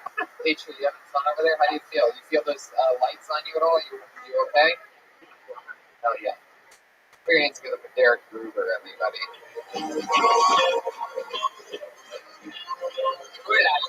Could it be awesome? It's been so long. Oh, this is so exciting. It's been weeks, basically, but when somebody misses their spot, that means that they get permanently blacklisted from the show. It will not be a Merry Christmas for Derek. No commitment. Yikes. That's a permanent ban from the show and a 3-month ban from the comedy store. Whoa. Yeah, Bobby, we did that last part of it. All right. Anyway, put your hands together for Frank Castillo. Oh, yeah. He knows better. Hey, guys. I was reading the newspaper today. Really sad story. Angela and anxieties, especially when I read the story. This 6-year-old, his dad got assassinated on his birthday. And it was really, really sad. And then I realized it was because they dressed up as clowns. I thought it was kind of funny. I thought, what was that supposed to be like when they're interviewing the kid? Like, what happened? Well, it was terrible. It was in the middle of the balloon animal trick. All I wanted was a draft instead of making North. All right. Did you think that with laughs that was going to be a minute? The laughs are going to last 10 seconds. 10 seconds. Felt like an hour. Still have 10 seconds left. At least 2 things. Still have 10 seconds. Anything you want to say? Oh man. Nothing they can say. Can you tell that joke where I did it? Actually, that's the first line. What were you gonna say? Originally, it was to say, you start off, it was like, I have a lot of anxieties. I was freaked out about stuff. Mostly I have a fear of clowns, and I thought that was. And then I read the story about the 6-year-old who got assassinated. I started laughing. And I was like, that was funny. Is that true? Yeah. Okay, so the 6-year-old's dad got assassinated, and the dad was a clown. No. The assassins were dressed up as. Gotcha. Oh, wow. Did they get away? Actually, no, they don't. In a little car, the big shoes, giant shoes, just running down the street as fast as they can. They're calling part of balloon down. Right, exactly. Would they shoot them with a water gun? They drowned to death. They had a water gun. Beanbags at them. Oh, there you go. Always stop it live with that bomb. So, I think you get right into it just by saying, I'm scared of clowns, especially more than ever, because instead of I get anxieties a lot. And one of the things that gave me anxiety was this article. I read the other, see all that. It's just like, go. They just bang, and then people are like really waiting.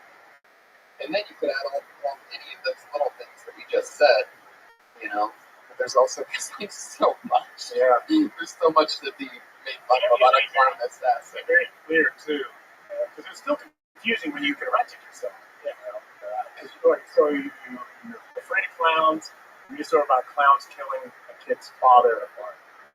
Okay. The police sketch looks like Ronald McDonald. So what you would feel like that justifies me still being scared of clowns.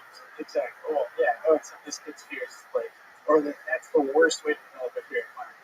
Like I was scared of clowns. That was the movie that freaked me out with clowns. But that was the worst. That was the first thing that scared you of clowns? Yeah. I feel like it always starts in the dentist office. Yeah. Did your dentist have pictures of clowns on the walls? Yeah. What kind of dentist did you go to? They're creepy dentists. You and the dolls and the owls and the fucking clown dentist. I swear to God, I'm not even fucking with you. I spent most of my childhood scared. I'm not even kidding. During the day, I was afraid of robbers, and at nighttime, I was afraid of fucking dolls and shit. Wow. But the clown, I wasn't really that afraid of clowns, but I remember the thing in the dentist's office, which was there to cheer the kids up. It was fucking miserable. Anything that's smiling at you is scary. Whether it's a clown or a doll or maybe the movie It is the thing that really made me scared. Once I saw that, I was like, oh, I don't look at clowns the same anymore. Right. So I see what you're trying to do. You're trying to compare your fear, how you got your fear for clowns compared to how this kid got his fear of clowns. Yes. Right. And maybe the fact, you could even say that the thing that started with you is the killer clowns from outer space, and then you could say just like, I only thought killer clowns existed in outer space without saying that that's one of your favorite shows. That could just be your way of getting that joke in, is saying, or at the end or at the beginning, that can come in at any point, because that's true to you. You're the one that said killer clowns from outer space, which was a terribly shitty movie. Remember that? Anyway. It is a funny story, though. I see what you're saying. I'm reading that news article, like the party people, like if you pay for entertainment, they end up killing. Oh my God! The title of the newspaper section was 6 clown assassins. That's what it was. That was the title. 6 clown assassins, and that was I have to read it. Where did it happen? It was actually in Mexico. That's not a surprise. When you say actually in Mexico, let's know that 90% in Mexico. But they would be like, actually, it was in Canada. That would have been shocking. Happened in Iceland. Actually, in the North Pole. Mexican clowns. Sorry, Jesus, how many Mexican clowns can you fit in a tiny car, right? Exactly. There you go. Yeah, that's there you go, right there. Mexican killer clown. I thought they only exist in outer space, or that they exist in Mexico. Bobby, Bobby, Bobby. There's other 8 things that we said that were really funny. There you go. Frank Castillo, everybody. See, that's a good one. Why couldn't we have Frank up first? I know. I'm still mourning this dead baby. God bless that baby. Yeah. Can you imagine that girl? That was like an immaculate abortion. Can you imagine that girl that's like sitting on the toilet and then miscarriage? Immaculate abortion. Oh, awesome. Let's not go back. Frank Castillo, that was great. That's a fucking great news article you found. Killer clowns in Mexico. That's Frank C. Comedy on Twitter at Frank C. Comedy. If you want to add more to let Frank know what's up. Here's an interesting one. Nick Scott Geyer. That's a new name. Oh wow, here he is. Great music. Chance together for Nick, everybody. Some good music. I like that. You know, it's so funny. I was thinking, like, God damn, I hope I don't get picked. And right when you think that, you get picked. Well, let's see what I want to talk about today. Well, I just moved. Anyone here live in the Valley? We all do, right? We all live in the Valley. Well, I just moved to the Valley, and I'm a gypsy. I don't really like renting at apartments with people with friends. I like to live in people's houses in the rooms. I don't need to buy a fridge, or I don't need to buy. It's already there. It's already there for me. Well, I just moved into a new house in Sherman Oaks with this guy. He's a Jewish OCD guy, and apparently he's like, yeah, we have this other roommate there. He's from Turkey. His name is Bert. And I'm like, okay, all right. So I'm expecting to see this guy. He gets up at like about 5 a.m. and I try to get a look at him from outside. And I look and I see like a girl with long hair and leggings. And I'm thinking, okay, I'm not really sure if that's Bert or maybe it's just his girlfriend. So then the next day I see him or her get up again. And someone. That's a long story, man. That's a lot of setup. That was actually a minute and 5. What's about to happen? I still don't know if it's a guy or a girl. Oh, Shit. I've been there. You don't know if it's a guy or a girl. My roommate. I don't know if it's like. Oh, really? I have to say, are you Bert? Or say, hi, my name is Nick. Okay. How long have you lived there? I lived there about 2 weeks. And you just moved from where? Hollywood Hills. Hollywood Hills. He's a gypsy. How long have you been in LA? 5 years. Wow. And now you're in the Valley? Can't you chip? Okay, so you can't tell the sex of your roommate. I mean, can you go into like tampons lying around? Has it farted in front of you? You can't see its dick. After it takes a shit, go in there and smell it. You could tell the difference. Check for an Adam's apple. Wow. I've never heard of that one before. Like, there's 2 separate things. There's like the Venus like razor by the shower, but then there's like cologne right by the sink. So I'm not sure. Maybe he's a fag. Oh my God. Earl. Transgender. You really went for it, but I I'm gotta going give you for credit. Venus razor and what's the other thing? Yeah, cologne. What you guys? I'm in West Hollywood. Like, what kind of cologne are we talking about? Are we talking about like Calvin Klein? Or are we talking about like Axe? Calvin Klein. Oh boy. It's a boy. There's no girl's gonna wear Calvin Klein. I rest my case. Because that's just a cheap razor. Use a cheap ass Venus razor. That's what they use to shave their balls so it looks bigger. Yeah. You don't know a lot, Earl. What do you think it really is? I thought it was just his girlfriend, but then the amount of times I've seen like the same leggings, long hair, like I'm not sure, and I've never seen them. I'm never there at the same time. How were you in the Hollywood Hills before this? How did you get to that place? I was living with a friend, and he like had a room, and he said, "You don't need to give me money, just like a little." Right. I wasn't so wrong after all. God. How does that work out? I mean, does he just tell you it? And you just say it? Exactly. It's What? You like his sex slave? Okay. That'd be a better profession. What's that? What are you doing? I work at a technology. I suppose you make money. I make a little bit of money. So I don't like it.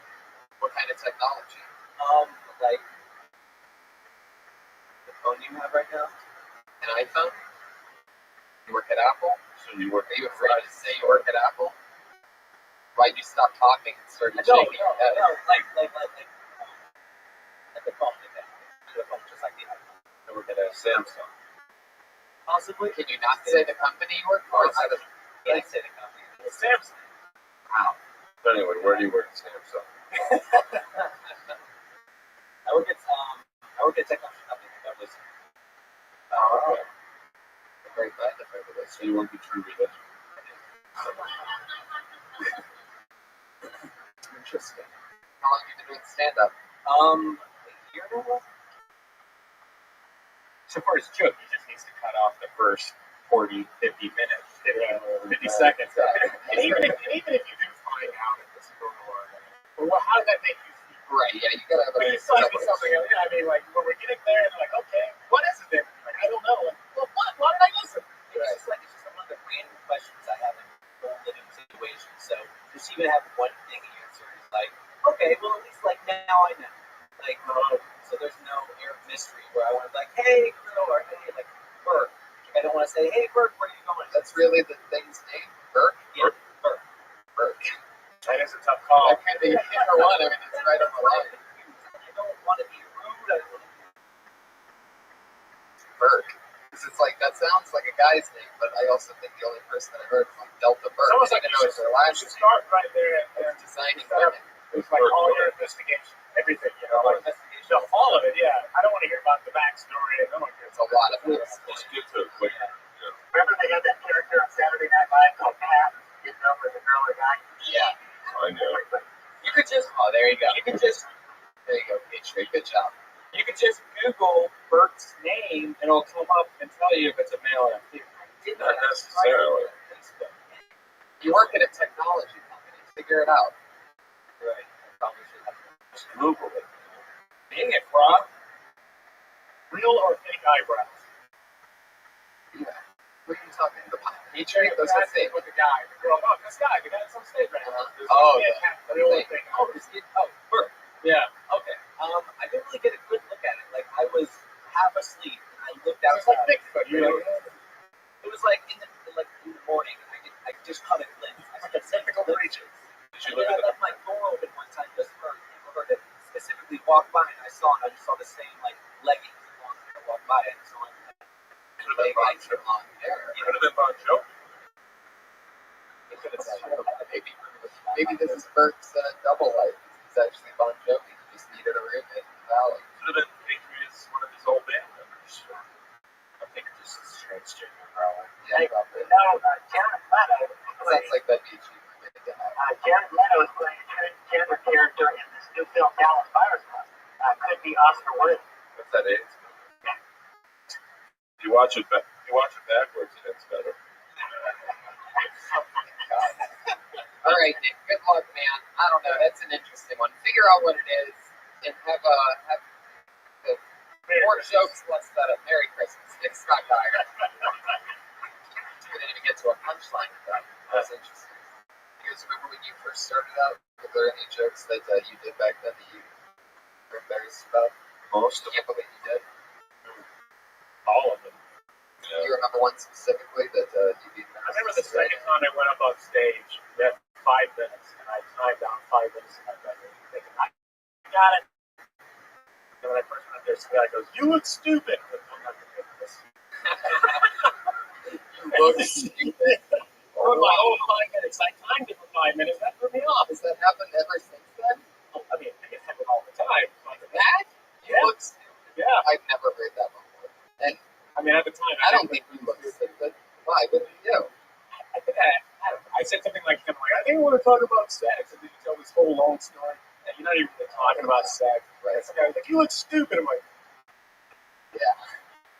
you won.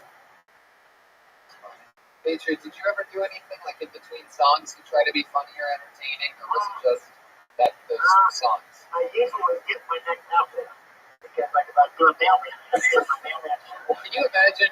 It's already imagine you're at a concert with the kind of music you heard earlier, and in between those shitty songs, you have to wait for him to go through a costume change. Wardrobe change. And he comes back out in a different outfit, still just bombing his ass off. keep in mind, after a while, they hand out all those bananas. Before they share my banana song, I'd be throwing the bananas out like there's a crowd like this. I throw all the bananas out, everybody gets situated, start going like this, and do the song stuff. You know, one thing that was in the that made it to the Kill Tony movie trailer was the fact that you stuck your what you call a banana into a vacuum cleaner 3 times. Yeah. And you finished inside the vacuum cleaner. That was when I was younger. We always make mistakes when we're younger. What do you think's the worst fire hazard? You doing that then, or you being covered in those Christmas lights right now? Probably both. Did anything crazy ever happen? What do you talking about? When you had an orgasm inside of a vacuum cleaner. You crack the dry, clean it up, you're ready to go on your way again. Just use the wet pad, right? It'd be so funny to see that weird porno, like you in that outfit fucking a vacuum cleaner. Maybe it's just me. Alright. But yeah. Nick Scott Geyer went from the Hollywood Hills to the Valley. What a downgrade, man. He said he's a gypsy. Yes. A fancy way of saying couch surfer, for sure. Yeah, definitely. Not even that good. Gypsies are interesting people. You know about that? What do you know about gypsies? They recycle. Sure. Really? Yeah. They're in my trash operation. Clark, wait, what? They have good scarves. There you go. Those of you interested in the scarving industry, they do have good scarves. Clark McMakin, everybody. There he is. Yeah, get it for Clark. What's up, guys? What's up, Internet? All right, well. My friend used the term worst case scenario the other day. Always found that term a little underwhelming.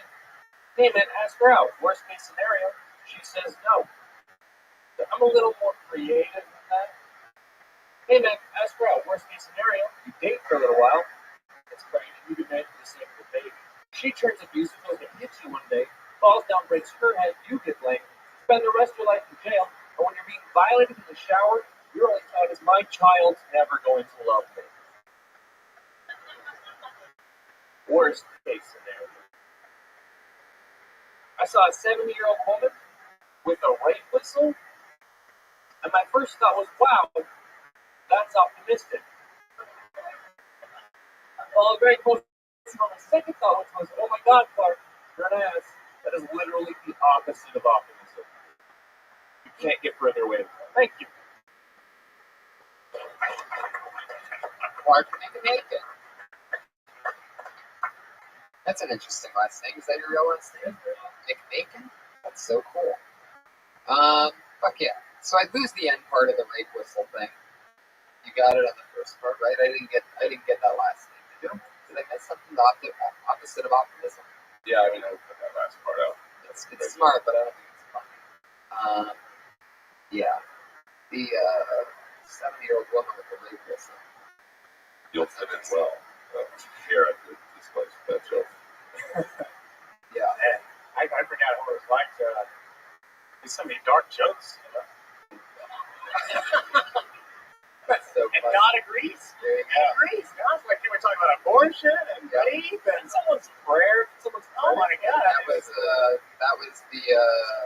shout out from the miscarriage ghost. That's for all the AIDS jokes we've done the criminal way. Yeah. So maybe there's something about like a 70-year-old lady with a rape whistle. You know, does she have the lung capacity to blow it?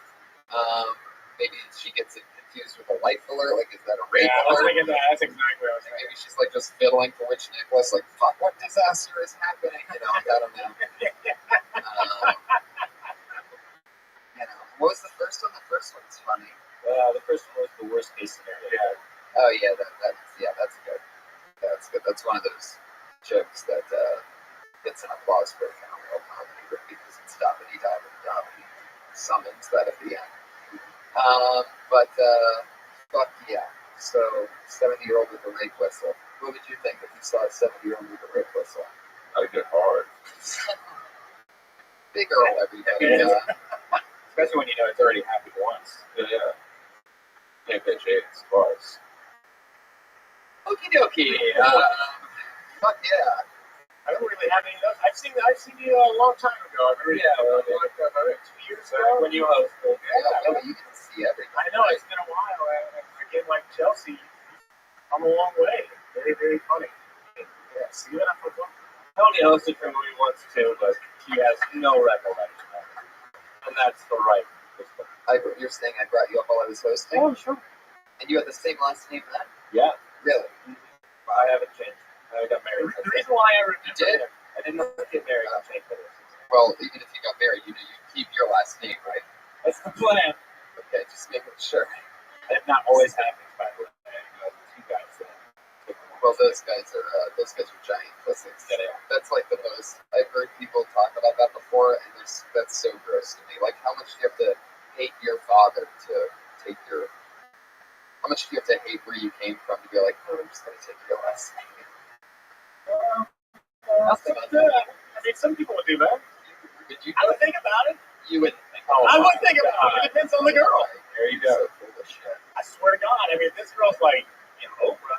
Yeah, sure, I'll take her name. Willie Winfrey? Yeah. Get the fuck out of here. I absolutely You will. would not do that. Absolutely, in a heartbeat. Willie Winfrey. Yeah. Your career is over. You'd be standing right next to the Patriot over there. Wait, who's that celebrity? Extra. Patriot gets so disappointed. I'm talking about as a background extra, not as the your. Isn't there a celebrity that recently did it that took the woman's name? Is it somebody pretty famous, like John Stewart? Who? Oh, yeah. What are we just naming random? Yeah. Willie Tyler. Is it? Fuck yeah, there he goes. Plug McNakin. He's on Twitter. Yeah. Plug McNakin. CLARKE. MCNAKIN. There's no way That's his real name. He's my favorite so far. Yeah. Yeah, that's fun. This is fun. I'm still over that, abortion thing. Yeah, I know. Normally it's like this the whole time, but a dead baby on our hands tonight. This is a special episode of Kill Baby. Put your hands together for Mike Donovan, everybody. Here he comes. Deep in the color.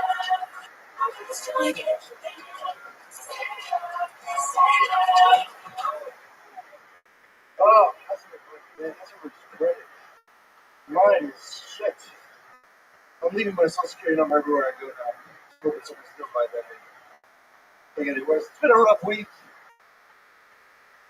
My miscarriage baby committed suicide. Play a details. Really interesting for So, recently celebrated a birthday. Wow, thank you for that. Appreciate it. Oh, yeah. 42. For a gift, I gave myself diabetes. I didn't mean to. But that's what happens when you have unprotected sex with a 40-pound white woman. You get diabetes. They thought this was pretty great. Sorry, for a white woman. Oh, wow, that killed. I thought, Sure did. this is wow. Did I get the Bialsa? I'm dying. Yes, thank you. Thank you. Okay, apparently everyone has diabetes. I apologize. Okie dokie. There he goes. Mike Donovan. Fuck yeah. All right. Where are you from? Connecticut. How long have you been here? Really? You want to stand up? What happened to your voice? Oh, you talking about? Yeah. I'm sorry. 2 years. Acting, but no, just right.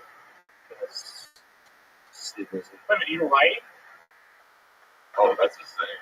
No. It's a good one. Yeah, no, I went for a show out in New York. Yeah. That's right. Well, I like how you said that. Like, so you guys like the Massachusetts like this. That's how they go. I thought you were going to say you wrote free agents. Get rid of the diabetes. Yeah. You caught it too. I don't know what it was. I think it was a silence. I didn't mean it. Really. Yeah. It's not that good, Do you have diabetes? Do you really? Yeah. Really do? I really do. Did you catch it or did you have it? Which kind do you have? My parents gave me. But, Fuck yeah. Yeah. See, the truth is, See, I love there that. you go. I love the interview. When he first came up there, I was laughing. Yeah, They ran down. right, but then I lost it with the. Even the joke that you wrote made me giggle, and you wrote about the abortion. Or, Yeah, well, calling out the awkwardness. Yeah, I was waiting for somebody to do that. That's for sure. That's one good thing I did. That's true. There you go. If we're pointing out one good thing you did, that would be correct.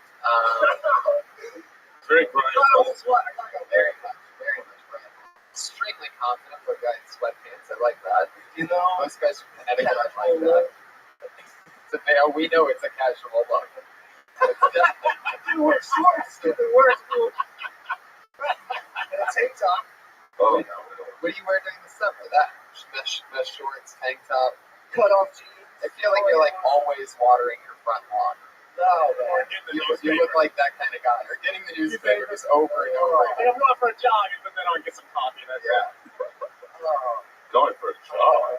Well, he just says that. You definitely seem very like white beater wearing as. You seem like you wear white beater. I was gonna guess Jersey, and you said I was surprised that you said Connecticut, but you're right. Gotcha. Those there. Oh, I get it. Yeah. Those fucking up that night.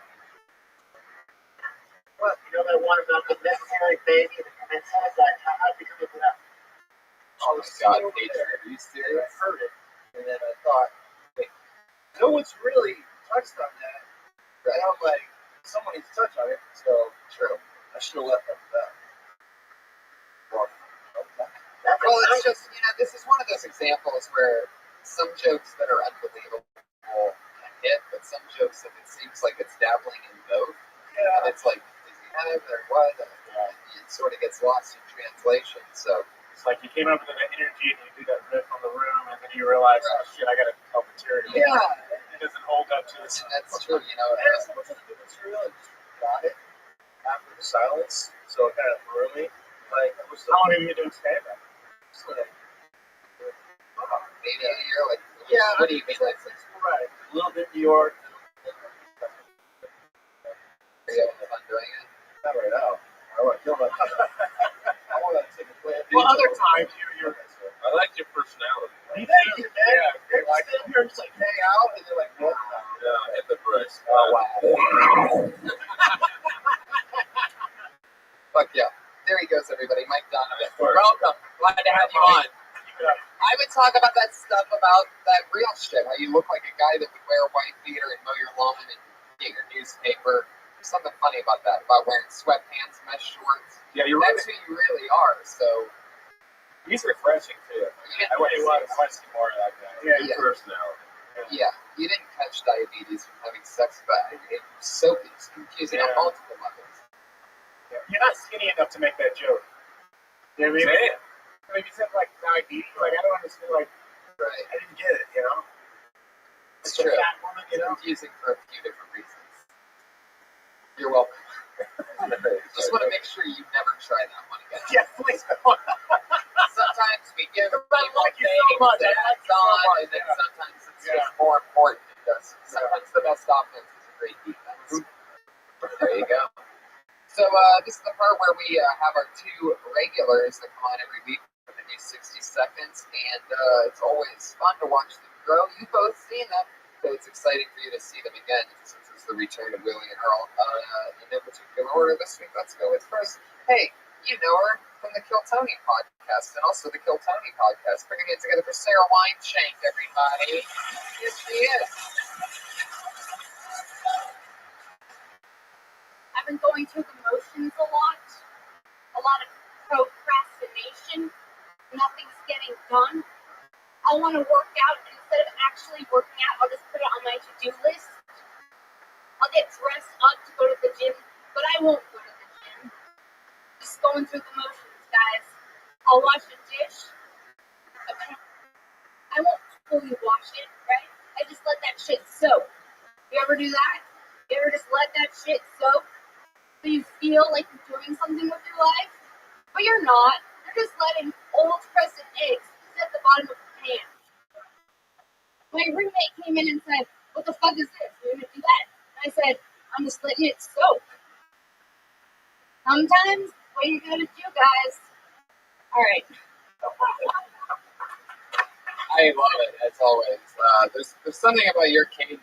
You're so weird and goofy. And, it took weeks for me to notice that that's exactly not. And I know Red Band feels the same way because I noticed that each week we both start, no matter what you're saying, laughing at about 20 or 30 seconds in, like contagiously. But that soak thing is really, that's something that I've noticed even myself doing once in a while, where it's like, I remember my mom always telling me, let it soak. Yeah. And it'll come off easier when you wash it. It's like, that's best nature traffic there's ever been one before. And then all of a sudden you have a little. Every 3 days I'll just add more soap. Like, I just did the dishes. It'll just kill whatever's in this Petri bowl that I've let marinate in my kitchen. Man, have you ever had the dishes so bad where it's just like gelatin, black gelatin? Like it just turns into like jello with the black mold? No. Don't think I have. Yeah, it used to be that way when I was younger. I let it soak. But when I got older, I realized it's just best. Clean it right after you get done. Just take care of it. And you don't have to worry about it. Don't let it. Sometimes you got the scrambled eggs. They're hard to clean up. Just do it right there. Patriot, how old are you? I'm 42. I just had a birthday in December 14th. Happy birthday, man. I don't know who I was. Well, you just told us. I wanted you to know that I just turned 47, so Happy birthday. Happy birthday, Patriot. 47 is a good year. Oh, yeah, the Patriots. Well, you get other 47-year-olds across the country. How many of them can wear this costume? No, you're damn right. I see you in the background to everything, man. It's awesome. You know what really made me happy? You got to talk with Joey about me, and Lee, Eric, actually saw some of my screenshots. I was amazed. Yep. You're really doing good things for me, Joey. You keep telling all these comedians about me. I love you for that, guy. What are you? Thank you so much. I love it. No, it's true. I'm so glad that we joined forces 30 weeks ago, and it's exciting to be more. I know it's weird because I threw Christmas lights on you earlier and taped an elf hat to your helmet, but I really love you too, Patriot. It is. Yeah, we're gonna go get a room. That's what we're gonna do. We're gonna go get a hotel. We're gonna have an abortion together. Yeah. All right. That's right. Anyway, so that's fun. I'd stretch out the soaking thing, right? You ever soak dishes at all? That's if you live by yourself in a big fancy apartment, what's that like? You ever soak dishes? That's exactly how to wash dishes, so I really like it. I wanted to just start out with soaking, I think you should do that. but it's like I didn't feel like it was developed enough. I kept thinking about soaking like all last week, and I only had a little bit about soaking, so then I was like, fuck, it's not full, and I want to do it for a minute. Maybe you could do different levels of soaking, like I noticed that one thing that I've done before is like, I come home late, bobbity-bye, I eat something, say out of a bowl, I'll fill it up with water, right, and leave it in the sink, and then get back to it the next day or whatever it is, you know what I mean? Or if it happens in the morning, vice versa, but anyway. But sometimes what I'll do after that is, and there's also that soap thing that he does that's crazy, but also is I'll fill up the whole sink with water after that. So it's almost like a refresh, and then you're like, well, now the edges are getting soaked for the first time, not just the inside. So you can rationalize, if you take people through that trip and you rationalizing and truly procrastinating, because I think a lot of people can relate to that, and I think that's where the root of it being so funny lies, is that I think that sounds like the kind of joke that you'd have a lot of people coming up to you after the show. I do the same thing when I soak dishes. Like that's sort of what you want, is jokes that people will remember you by and be able to relate, and especially, really connect with. So there you go, another great new 60 seconds. Sarah Wineshank, she's Princess Shank on Twitter, SHENK. It's so funny. I love it. Yeah, it's super cool. So happy to have her be part of the show, as well as our other regular. She dropped out of college and kills every 60 seconds. We watch her grow at 60 seconds at a time every week, no pressure. The hilarious Kimberly Compton, everybody.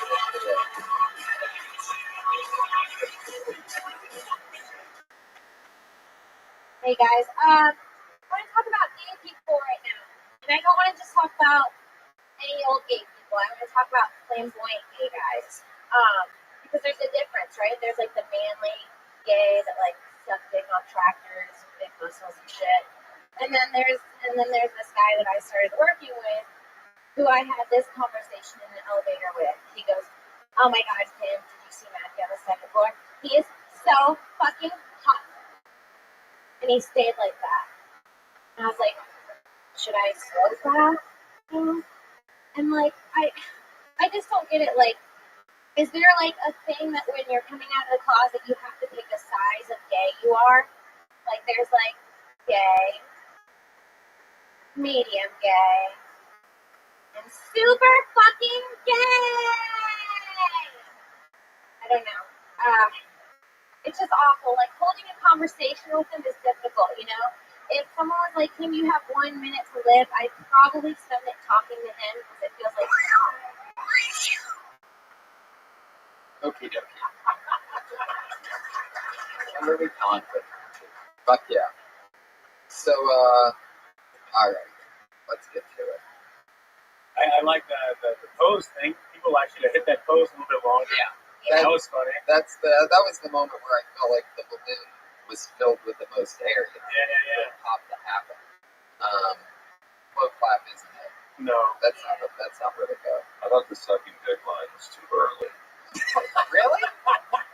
I thought we were into it.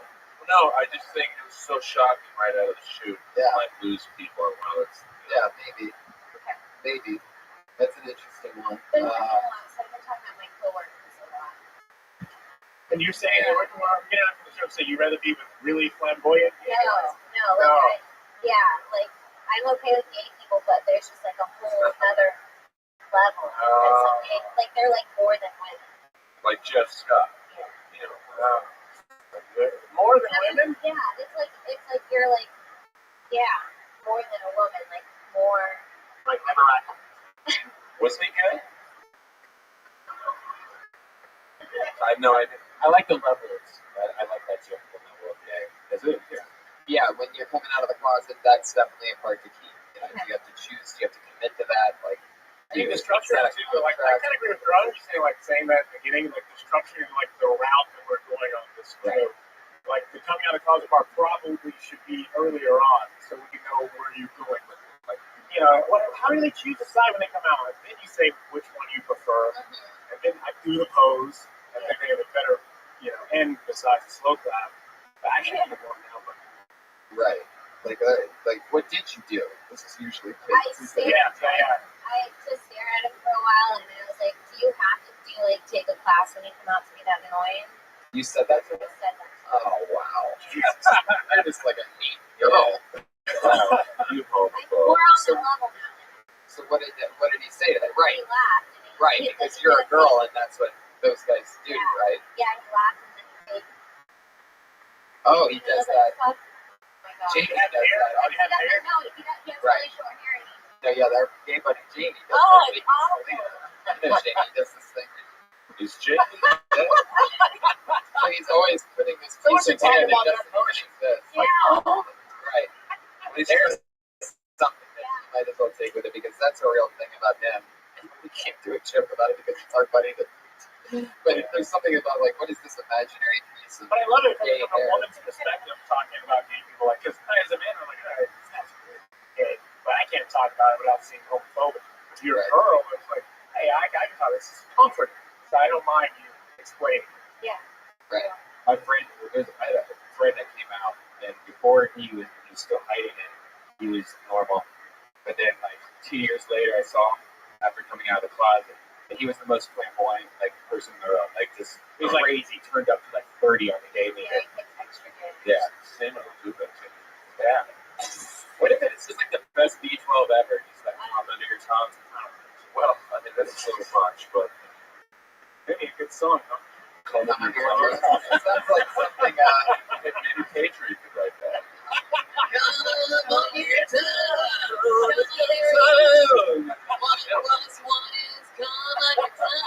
Feel so belly. Lick it up. Written by Benny Benson. They're talking about cum? Yeah. They also have a song. Yeah, we should have kept it on. Fuck yeah, lose the act out part, you keep that other stuff. Keep it real. I'd even talk about how you called him an idiot, about how you might be wondering if he got mad, but no, he didn't get mad because he's a flamboyant gay guy, and those guys agree with everything that a woman says. You know what I mean? They laugh at everything. It seems like they're like, oh, you just, whatever. So just keep telling it like it is, and keep noticing those fun stories, and keep trying to turn them into something always. You have 60 seconds to fill every week. Because she's Kimberly Condon, everybody, and this is what she has. She's on Twitter at Kimberly Condon. Do check out that Kill Tony trailer. Willie, Earl, what do you guys got coming up? You're on Twitter. It's the Will Hunter Show, right? Yeah. I got nothing really planned. I'm going to do New Year's Eve here at the Comedy Store for the first time. Yeah, that's a lot of fun. I'll be on that show with you. It'll be very fun. That's Willie Hunter Show. We'll be back next year. Yeah, check out his show. Earl's his co-host. They've had Sarah Silverman, Bill Burr, a lot of great shows. Gerard Carmichael, Chelsea Moretti, Brody. Oh, jeez. All of some of our favorites here. Well, there you go. She was on the first show. She was. What a way to start off a show. Earl, what do you got coming up? Me and Rob Schneider gigs coming up, and just found out my pilot's coming out on Netflix, so. Put your hands together for that. That's Earl Skakel. Check him out at Benchwarmers. What's your website? Ghettogaggers.com. Follow him on Twitter at Earl Skakel, right? Yeah, just EARLSKAKEL. The Iron Patriot is on Twitter at Comic Patriot. He's with us every episode. Thanks for dressing like a Christmas elf tonight. Yeah. Oh, hey, everybody. Special treat to my good friend. Great show tonight. Great show. Thank you. You must not have seen the other 29 episodes, but this is blatantly the worst show we've ever had. But You did a great show. thank you. I love it. You should turn this into a podcast. I just wanted to come by and give you Oh, thank you so much. as a way of saying thank you for being a great buddy and Oh, also thank you. congratulations on your show. Oh, thanks. Can I open it now? Open it up. Okay. It's a custom-made Patrick jacket. By the way, I like the sweater. Look at the baby. Whoa, that's so cool. That's a Buddy Hackett jacket. How awesome is that? Jacket. Oh, wow. Thank you so much, Merry Jeff. Christmas, buddy. Great show tonight, you guys. Everybody was on. Jeff Ross, everybody. One of my best pals. How What's up, exciting. guys? The Roastmaster. What's up? Yeah, thank you so much. This is awesome. Buddy Hackett jacket. I don't know if we can bring it up there, but you're also the fantasy football league champion. Yeah, I just won the fantasy. The Comedy Store belt you're going to be seeing me wearing because I'm going right down there to grab it because it just became official during this show. I won the fantasy football league. The name of my team is the Hinchcliffe Winners.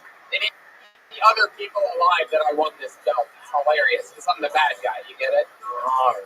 Follow Redband at Redband. Go to killtony.com. Well, that just leads you to my website. But we're going to Houston, Dallas, and Austin, January 9th, 10th, and 11th. But at DeathSpot.tv for your tickets. Yes. Go to iTunes and download every episode. Have fun. And check out Thunder Pussy and other fun things going on Death Squad. Merry Christmas, everybody. See you in the new year.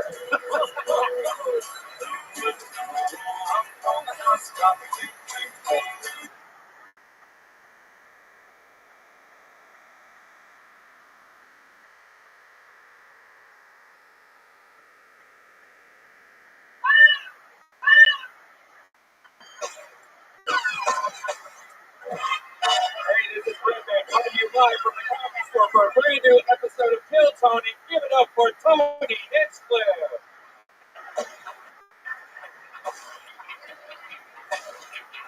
Fuck yeah, everybody. Hi, how are you? Good to be here, everyone. What another lovely Monday, episode 31 of Kill Tony. Brian, how's it going? Great. I am almost done. I have the old Death Squad studio. Death Squad started in my office, and then when I moved to the Ice House, I pretty much abandoned a room in my house. It's storage. I haven't been in it in a year and a half. I remember that. Yeah. That was the first podcast I ever did. It was Brody Stevens' first podcast, Brody Stevens Experiment. Yeah. was the first one I'd ever even dabbled with, and that was crazy. And that was definitely at your place. Yeah, in a tiny room. it turned into where my cat lived and shit and puked, and I couldn't even look inside to see if the cat was alive anymore. And so I like this, it's been one of those things in the back of my head where I'm just like, God damn, I need to do that for one day. But did you do it? Yeah, I spent the last 3 days cleaning that room. So what's the room now? Now it's a new studio, I guess. So Wow. studios, but it's great. It's amazing how like a room that I hated for so long, now I can't get out of it. I just Right. sitting in it. It's like the cleanest Right. room. So It was a fun little studio. The art and everything being tight in. That was fun. Yeah. I'm excited about New Year's Eve being tomorrow night, guys. Anybody else excited for 2014? yeah. I'm excited, and I'm extra excited because today my new ASICs came in. If you know me, you know that I'm a big ASICs fan. Onitsuka Tigers till I die. And I have, a couple people mentioned that my nickname is the Golden Pony. And I have my first ever golden pair of ASICs that got delivered today. It was so hard for me not to wear them tonight, but I'm debuting them tomorrow night. I mean, they are fucking sweet. They're wrestling shoes and they are shiny gold. What do you wear that with? Like I'm wearing it with jeans, everything. shorts, or- Yeah, I'm wearing it with everything that I wear. I've already thought about that. I'm like, these are not going to go good with khakis, but fuck it. Yeah. They're going to rock with jeans tomorrow night. To dazzle up. They cannot be. Wait till you see these things. If I put dazzles on it, it would just lay it down. These things are fucking obnoxious. Yeah. On the bottom of it, it's all stars, like gold and black stars, and it says "Dream It, Do It." I don't even know what it means, but I'm excited. I'm inspired by my own pair of shoes. So yeah, it'll be fun. 2014. We have some crazy, gigantic guests coming in for Kill Tony in the next year that are very excited to do it. Tony Clifton is coming in very early January 2014, which is unbelievable to me because that was one of the big things that got me into comedy was Andy Kaufman and Bob Zanuda, Tony Clifton, and that whole team of risk takers. It's gonna be interesting to see Tony on the show because I can even imagine how it's like when a comic does their 1 minute, what he's gonna say. Oh my god, I cannot fucking wait. I just have dreams about it of excitement. Like sometimes I just wake up with a smile on my face thinking about what it's gonna be like. Who are you gonna team him up with? They should get like a Holtz. I have no idea. All right, that's what I'm gonna do. The night the Comedy Store belly room exploded. We had Stormtrooper in the audience today. Hey, look at that! All the way from the planet Death Star. Everybody, put your hands together for confused Stormtrooper. It appears. I like that. I wish more people wore costumes. Iron Patriot is here, the head of security. Put your hands together for him. Patriot, are you threatened by the Stormtrooper in the corner? No, I did you copy. Oh, God. I see that down on Hollywood Boulevard every day. I said, I'm gonna get breaks on when I come down here. fuck yeah, that's why you're the number one. Iron Patriot. Look at that cat there from like the Stormtrooper. Oh yeah. Oh shit. Yeah. You guys are gonna have a battle with the plastic later. Yeah. It's gonna sound like fucking I don't know what. We had a good year, Tony. I'm looking forward to 2014.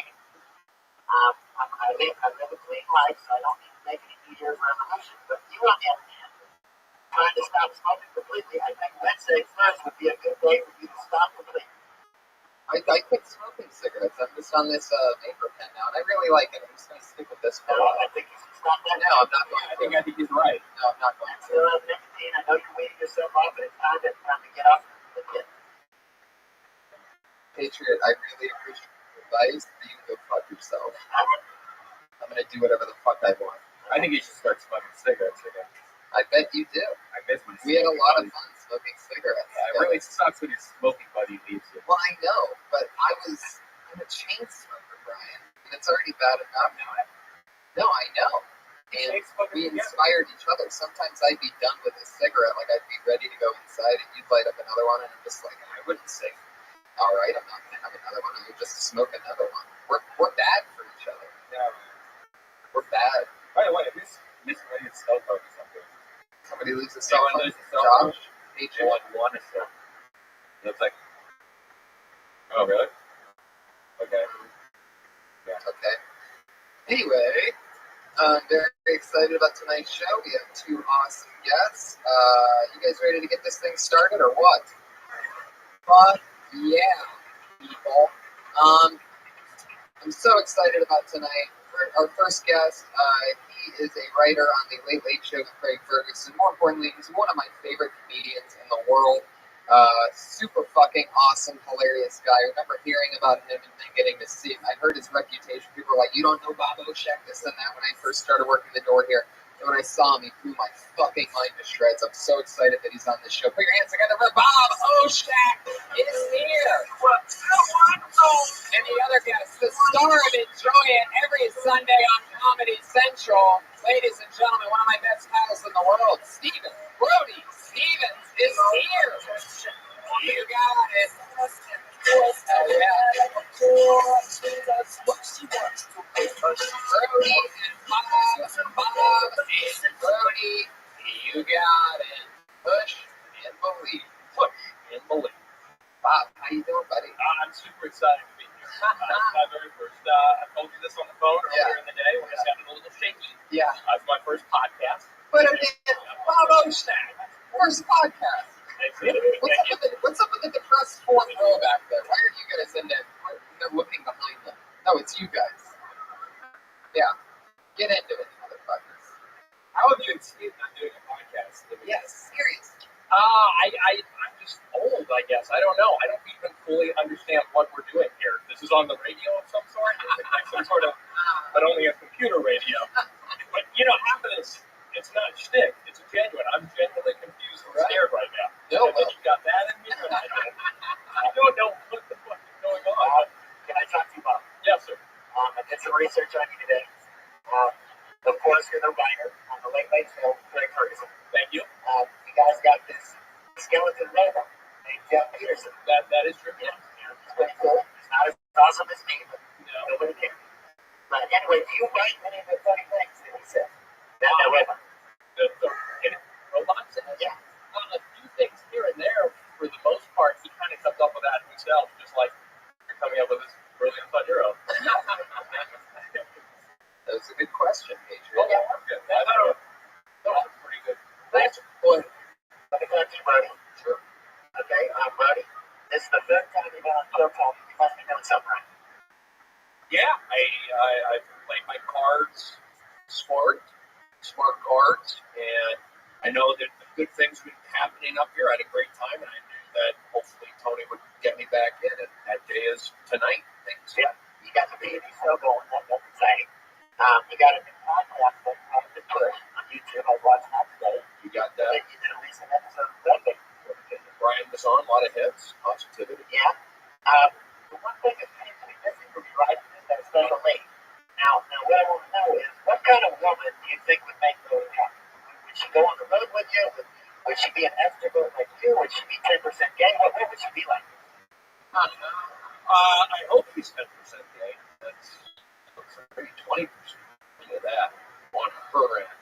I would say that I am, the tweets I'm receiving, the ad replies, the women they've become more attractive recently. Yeah. So I'll let that build up a little bit. But, I think the girl I'd like to settle with has got to be, common influence. I have scratches, massages. She's got to scratch. Yeah. You like my knee choking? I just think, what's that? You like get choked? No. Choked. She can choke my chicken. Whoa, I'm doing bits, guys. No, but I want a girl who would take care of me. I need that. I'm too hard on myself. And that's what I'm looking for. A domesticated woman. Thank you. Fuck yeah. That's how I feel. So you use Twitter as the barometer on that. Well, you can see the photos of these girls are more attractive than what I was getting before on there. It's actually tangible, factual evidence, and that feels good. This is how surreal this whole thing is. I've been up here, 7 minutes, 6 minutes? I just now noticed the full stormtrooper guy. How odd. Usually that's something you notice right away. It's this kaleidoscope of psychedelic fun.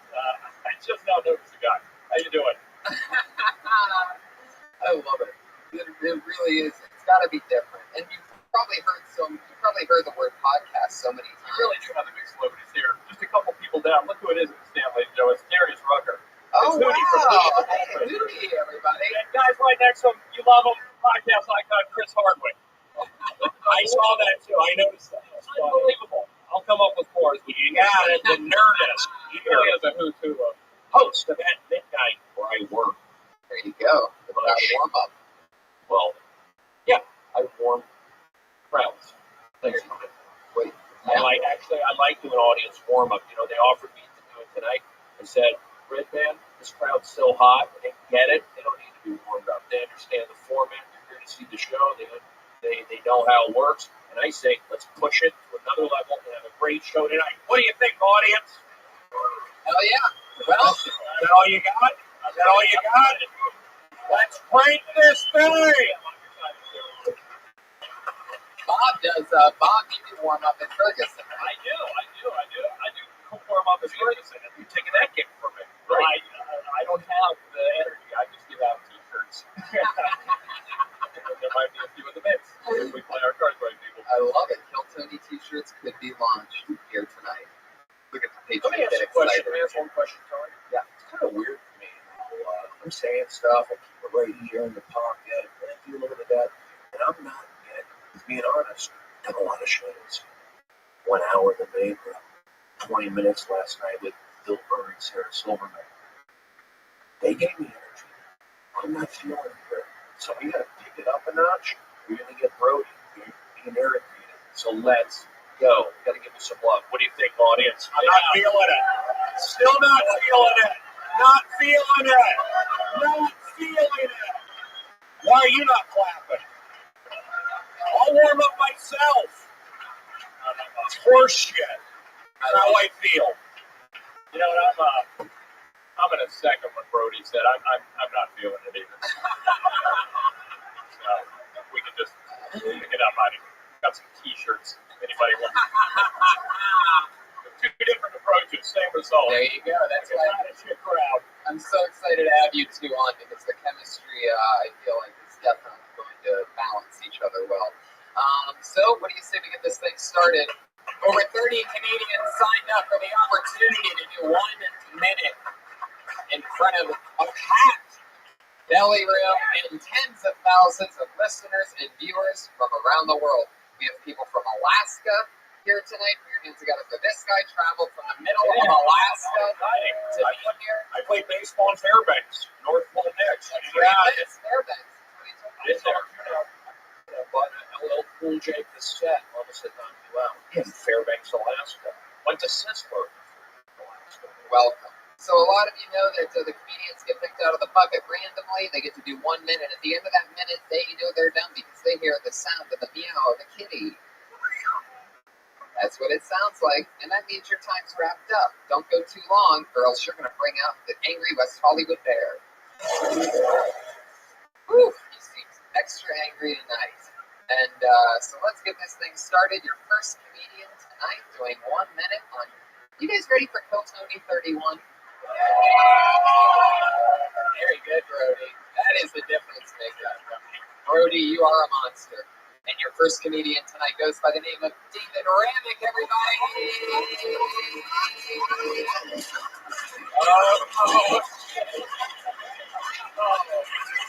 Oh, wow. Fuck yeah. Oh, thank you for letting me up here, Tony. I thought this is my first time, so thanks a lot. I tell people ever heard this expression, baby, I'm gonna fuck the shit out of you. Yeah, that's what women like to hear. Baby, the sex with me is gonna be so fantastic, I'm gonna cut your colon. You're gonna have the greatest ball movie you ever had in your life. You're gonna be sitting out and go, whoa, you really did fuck the shit out of me. Alright? Here's a joke for you. What do you call 12 male porn stars serving dirty food? Why, a well-hung jury, of course. And what does BP and an unwed bottom of welfare have in common? All it took was one spill to be paying for a mistake the rest of their life. Very good. I haven't heard the animal. Anyone up first? Good job. Well, that's all right. You want to go? You have any natural instincts? I think you're probably the one to cover this one. From the get. I'll just start. Say, guys, I want to say this. Audience, thank you for coming around. I had to put the hammer down. I think we're good. Bob and I are we're everyone's friends. I just, the F4, that's a little whatever. But then you said, I'll tell you a joke. That was funny. I don't know if you intentionally meant to do the FFF. Hey, I'll tell you a joke. So that was funny. First time, so I give you credit for that. Keep doing it. I thought you did okay. We got it. And you went first. It's not easy. We're all nervous. Yeah. Yeah. How long have you been doing stand-up? Talking to the mic. You're talking about it. 4 years. Where are you from? Originally? Yeah. Men. How long have you been here? You too? 60 years. 260 years. Fuck yeah. I thought it was, it's all about delivery. It's all about delivery. What's your name, Dave? Yeah. Dave, you've got the delivery down. Just find out. I'm literally pulling this out of my ass, Dave, as I talk to you because you're looking at me and I'm scared. I saw the thing of lift your jacket, you right flap your jacket. You should show that. That's something he's got to show off a little. Show that because I saw that through his jacket flap there. I thought, oh God, he's wired with explosives. And that terrified me. Double bombing. Tony. I like it though. I like it. That's what I do. That was funny. Very. Do you guys notice he has the cum stains on his pants? Yeah, those are quaint. Let me see. Yeah. He said, Here's the Red Man said that about the cum stains on his pants. Like, how can Red Man see my penis? Oh. Was those last two jokes because it seemed like the last two were just like street jokes. Were those your jokes or did you just do two jokes that Have you heard those? No, I don't know better examples. That's just what I thought. The well hung? Yeah. Good. It's a very good joke. Yeah. Very good joke. Dave, who cares? It's Dave, right? Yeah. Who cares? Do you care what anyone has to say right now? Do you really care what anyone has to say? There's a correct response to this question, by the way. I'm just going to let you know. There is a correct response. Do you care really what we have to say? Yes, I do. Wrong answer. Fuck no. Fuck God's fuck these people. Listen to what's in that heart of yours, Dave. I say listen to me. I'm Jewish. Don't listen to anyone. Listen to me. Listen to me. I know Jews, okay? Arizona State is a holiday bowl. University of Texas just lost the Alamo Bowl. Their coach got fired. Our guy just fired. You think Matt Brown cares? Fuck no. Of course he just got fired, so who cares? Go for it, Dave. Don't listen to anyone. Continue wearing affliction shirts and go kick ass. You got it? I love it. Get the fuck out of here. Make the world your bitch day. David Ramick, everybody. I love it. We're already bolting along. He's David Ramick on Twitter, RAMIC. For those of you that want to follow that. I am taking notes. David, what's the last song that you listened to on that iPod that you have? What was the last thing? Wow. See that? That's what I'm talking about. Limp Bizkit.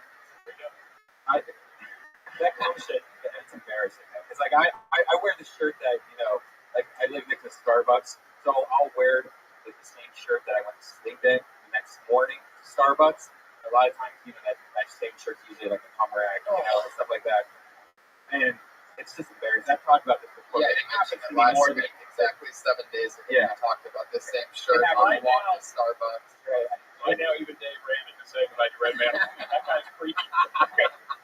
As he scrapes dry cum off of his pants. Oh. No, he really did have it. And his fly was down. That's a good observation. What, Dave, was your fly down? You want to go check? Maybe it's part of the. All right, let's give Dave a nice hand. Let him first. That's a tough spot. It's a tough spot. Opening. He's opening. It's a very tough spot. I think you guys covered that pretty well. Do you guys have a bit that you used to do when you first started out that maybe your therapist you did, or is it something that you don't find funny anymore, and you can't believe that you ever said it to an There was audience? this joke about a well-hung jury. No, I don't know about you. I used to come on stage. I used to do a character when I first started out on stage. I called him Steve Cat, and I would wear a toboggan glasses. I would smoke on stage, and I would come up to Europe's Final Countdown. You know that song? And I do a kick right when the music hit that crescendo. I had no jokes. It was all attitude, and I don't know if I was possibly people may think it was some sort of parody of someone rather than it was just shit. Right. But it was actually just shit. And that's where your comedy really started. The first thing It was doing a character. Yeah, It's a it's all about character. self-exploration. That's why I was telling Wow. Yeah. telling Dave. Yeah. It's all about self-exploration. Totally. Not the type of self-exploration that leaves the stains on your pants. Right. More of the artistic kind. Yeah. But yeah. So That's amazing to me that you started out just doing a character with no jokes, and now you're locked. How long have you been in the writer's guild now? And now you're a years. full-time writer. In this room, I used to on this very stage. We used to perform in front of deathly silence. My, how the times have changed. That's a joke about how you guys are quiet. No, they're good. They're getting good. They're getting good. Brody, how about you? Are you cringe moments you're talking about? Early Well, maybe cringe moments, maybe just something.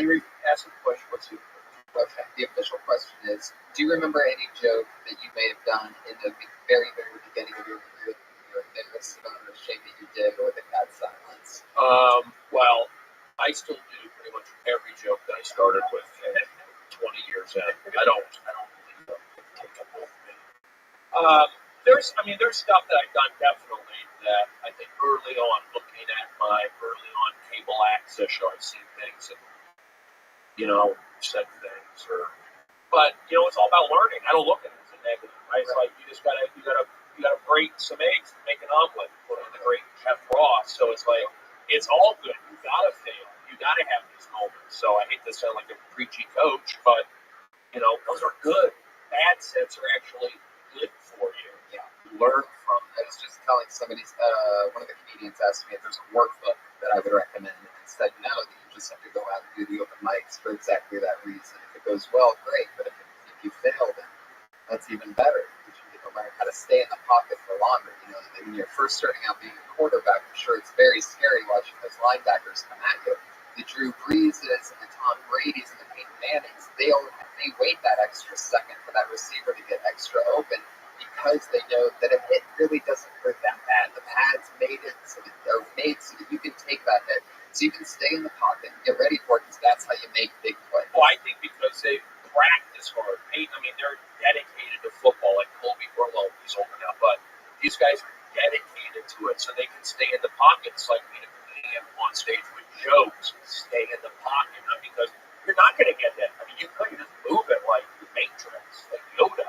That's what you do. So it's staged. It really is jokes and stage strength. Period. That's what you start with, and then you build from there.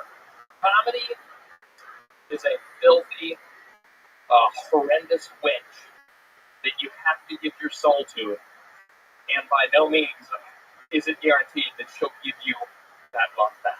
True. I don't know about your soul, but I would say your time. I would say time. I want people to think about that for a second. We could just wait a couple more seconds and just let people take that in. If any of you want that cross-stitched on a throat pillow, I sell them out of the trunk of my. Okay. I love it. Let's go. All right. Your second comedian tonight goes by the name of Cat Eyes. Sounds familiar. Related to Cat Williams?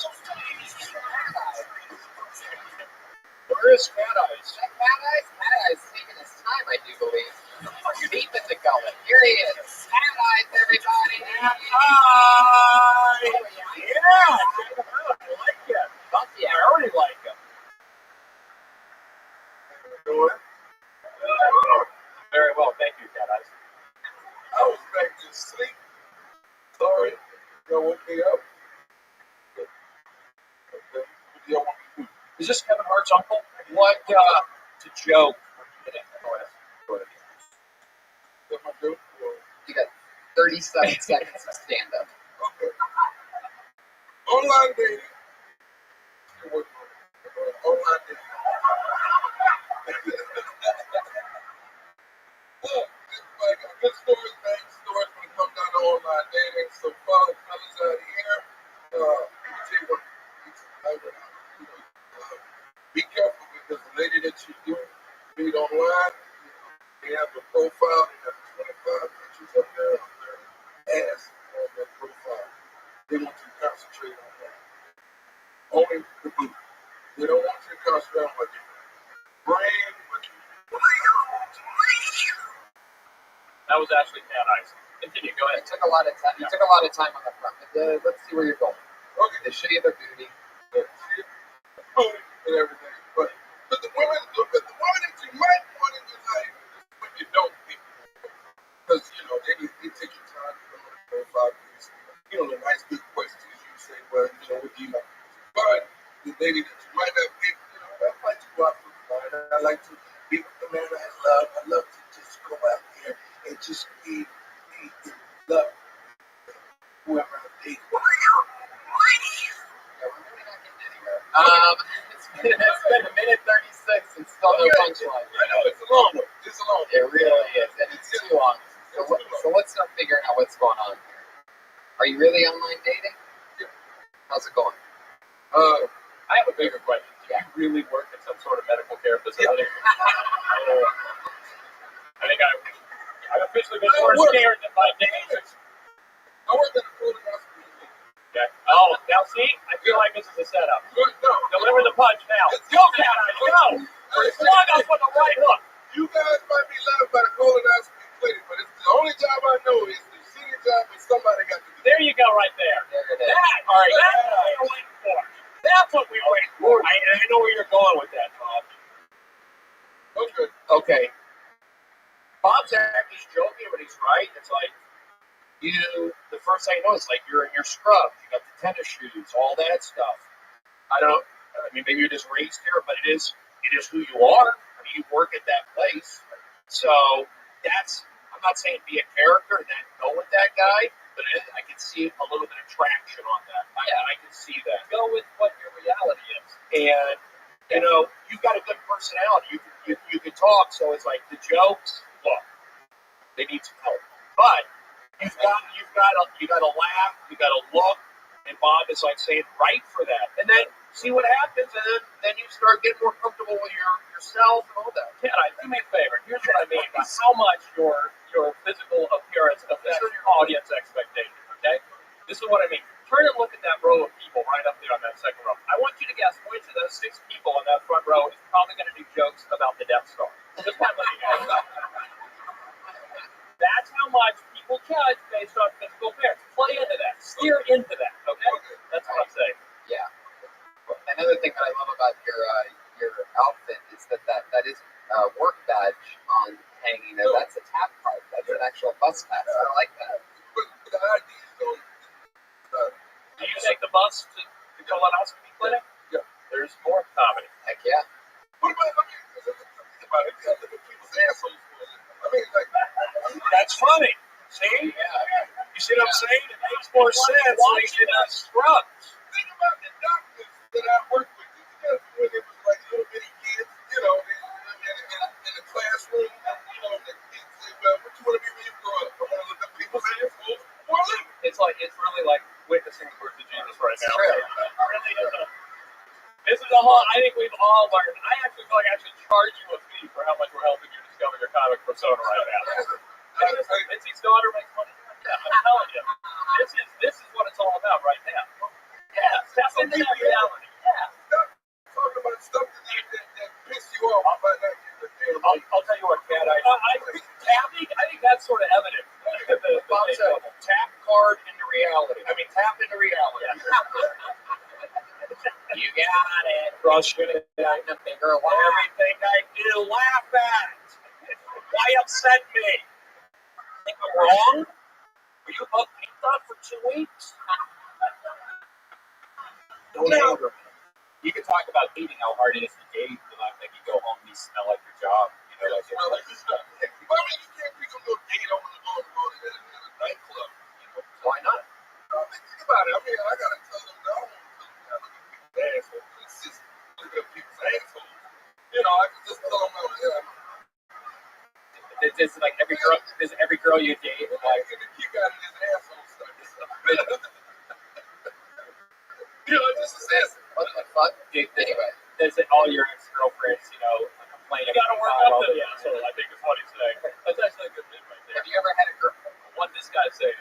That you need to work, you actually don't even get to look at the asshole. You assist the guy looking at the asshole. That's how you know that's your career apex is the asshole. Yeah, the closest you get in. It's on a good day, you might catch a lick. Yeah. So this is like the same thing. You know, if the date don't work out, you're an asshole. Maybe you'll eventually. Can we put a cap on the word asshole? Yeah. I mean, I keep hearing asshole. Yeah, let's be positive. First thing you want to do is switch it to anal. Thank you. Okay. Which is amazing because maybe you'll meet a girl there, and that's pretty backwards. Like not many relationships start at the butthole. Yeah. A lot of people work their way up. The looser the butt, the bigger your chance. Exactly. You can really tell by how. I feel like this is therapy. It is. Do people ever, we should be wearing scrubs. How much we're helping you? do people ever go in there and just don't wash their ass? You're just like, really? You know they're going to look in your ass. Yeah. All right. Now, when one patient came in and they have cameras up with us, find out whether, did you clean yourself up? Because they're supposed to give themselves a, what do they call it? Yeah. Or it gets like juice type stuff. A cleanse. Yeah, it's called semen. Okay. But yeah, Move this thing along. But wait, I remember one time one of the doctors asked the patient, is this going to take a minute 37? No. Okay. No, it's not. But okay, we're listening. We're listening to Cat Eyes. I don't know why. Is that your name at the clinic, by the way? They make Cat Eyes. It's brown eyes. Just picture some doctor. Cat eyes. Cat eyes. Brown eyes. It's fine. Cat Eyes. Help me with this. Call yourself Brown Eyes. That's funny. You got it. All right, let's keep it moving. Cat eyes. Great job. Thank you. Talk about working at the Oh, like we actually helped that guy. Yeah, totally. Like we helped He him. seems to be on a theme of anal tonight because that other guy was telling a joke he's going to fuck the shit out. There you go. Yeah. Very good observation there. Now I know why Brian Patriot is here. Yes. But He finds themes. yes. All right, that's good. He's a master of tone. Brody, You got it.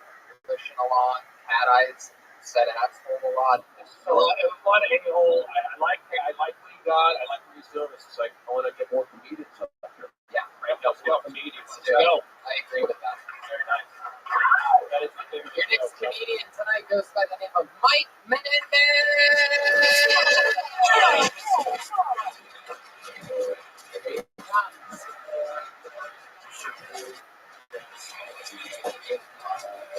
Butthole surfers. Football season's over for my team. I'm Miami Dolphins. I'm gonna tell you something. What is it? Alex, right? I'm gonna tell you something. I love football. I love football. But I hate breast cancer awareness. The NHL. All the pink shit that they wear, pink cleats, pink wristbands. Yeah, everything, the pink logos. And it's not because I'm a fan of breast cancer. I'm not a fan of breast cancer. Get out of here. But I am a fan of equality in sports, and there's no male equivalent in female sports. No testicular cancer awareness month in the WNBA, where every game is played with 2 balls. That's not a thing. But that would be a great idea. If I look at this thing, that's ridiculous. Absolutely ridiculous. Fuck you. They would double the score of every game. Testicular cancer awareness month. See the score? Scored 125 points. Check it out. We got it just in time. Thank you, guys. Thank you, guys. Appreciate it. Interesting. I'm going to tell you what. First of all, I like that. You're the first person tonight to come out with any premise whatsoever. So that's exciting. That's a very good start. Let me give you a great note. Something that I noticed from the very beginning was when you said you're a Miami Dolphins fan. You're getting into your thing. Just getting cozy. Sort of go, and you lost connection.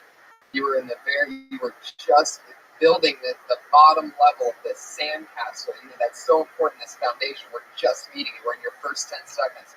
Somebody just says something, we're in some stupid sports shit, and then you're out for a second. You lose your oxygen. Like, it's just like a total disconnect. It might not seem like it, but I notice those things. And, it's that much bigger of a difference by the time you're really into it, because then people don't feel like you're a pushover, like that you're mendable. If you stayed in the pocket on that and just ignored whatever that was, there was nothing in it. All it was a speed bump that you didn't even need to acknowledge whatsoever. And you knew you had a minute. So it's just a little something, but it's actually much bigger than it seems. Brody, you're nodding, right? I agree with you. I notice. I go, one, I know you only have a minute and a half or whatever, but yeah, I noticed it. So took you out of the game a little bit. You just like ignore that. You saying the sports teams also just kind of gets you people yelling at. Right. Oh yeah, oh yeah. The one thing that I ever tell people when they go, "What do you want me to say when you bring this?" Happens every night. Somebody goes, "Hey, I'm bringing you up tonight. What do you want me to say?" I go, "Just don't mention that I'm from Ohio State." That's all. I don't tell them what to say. I just tell them what not to say, because like a big time host here, Fraser Smith, loves college. He loves saying, "This guy's a big tough guy." And so before I even get up there, I hear guys in the OR going, "Boo! Fuck this guy!" It's like, fuck, I haven't even gotten up there yet. They could have really liked me, but fuck. And by the way, I'm a Dolphins fan. But it doesn't fucking matter. Nobody gives a shit. Just say your football somewhere. Right. I love the NFL. I'm sad that it's coming to an end. I'm excited about playoffs. Acknowledge the sport. You don't get too specific, or else you're going to get haters out of the wazoo. But let's also remember, these guys are going to the top. If they're in a tough situation, do 90 seconds. So everything's amplified. 60, it's 1 minute. Okay, so even more so. But they're still good. This is the reality. You're doing a minute here. So, guy talks. Everyone knows. Ignore that guy. Push through. What's your name again? Dave? Steven. Mike. Okay.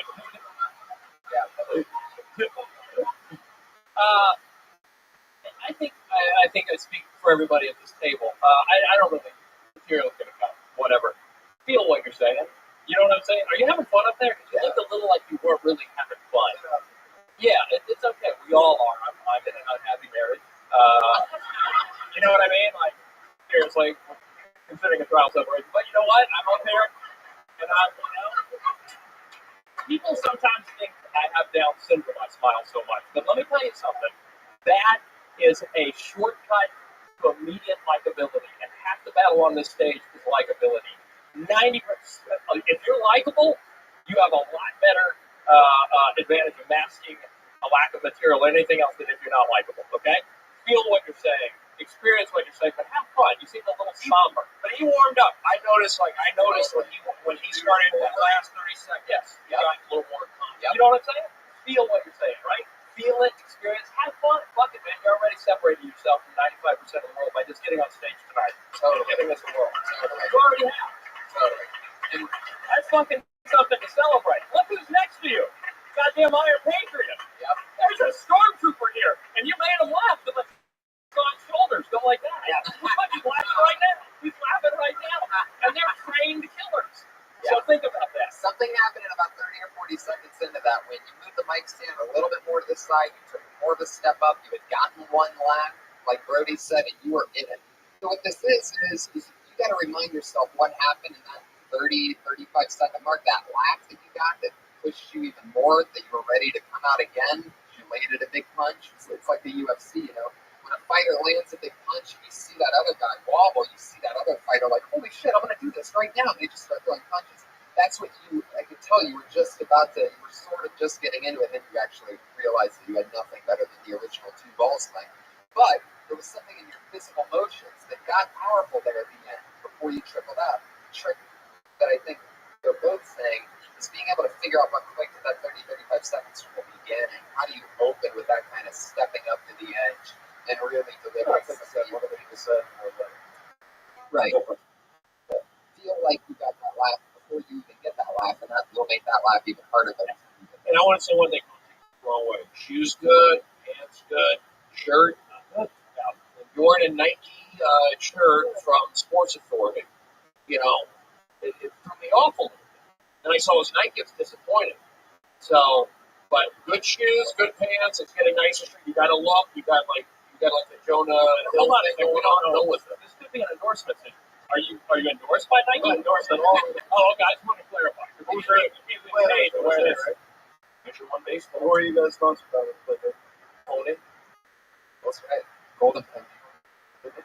They make Pony. They're Don't owned insult by Como. I think he's What's right. your point? Mike giving you shit right now? Let's find out. Go ahead, Mike. I'm not sure. I'm just asking. Defensive number one mistake. Mike, relax.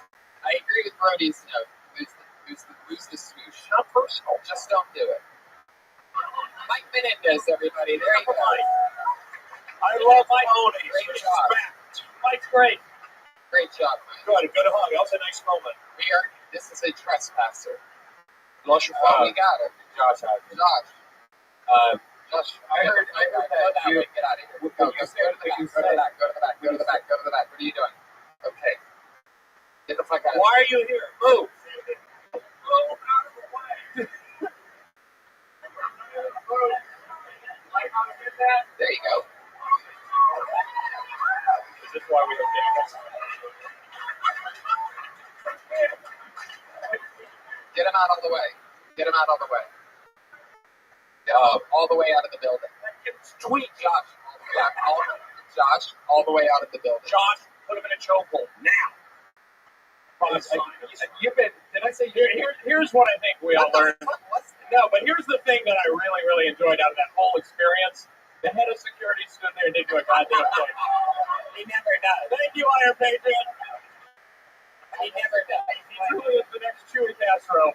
I'm yesterday's position here with my Nike. Gotcha. I'm here to do some podcast. Gotcha. I get it. Yeah, we call him the head of security. The truth is that he can't move. Okay. He takes the bus. Bob, he literally takes the bus here because he has to stand up the entire time because he can't sit down. I'm sorry. What just happened? I don't understand what that was. I mean, now my adrenaline just started. My body now I'm starting to shift.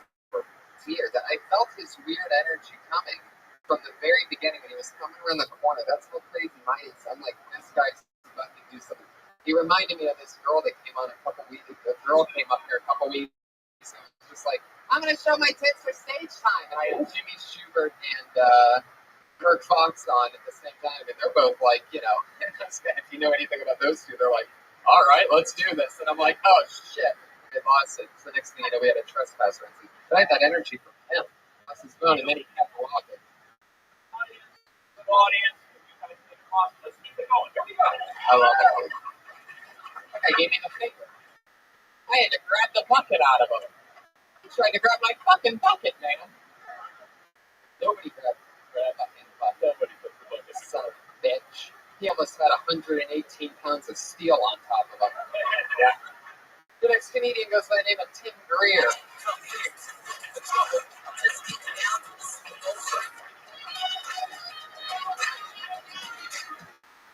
What's up, right here?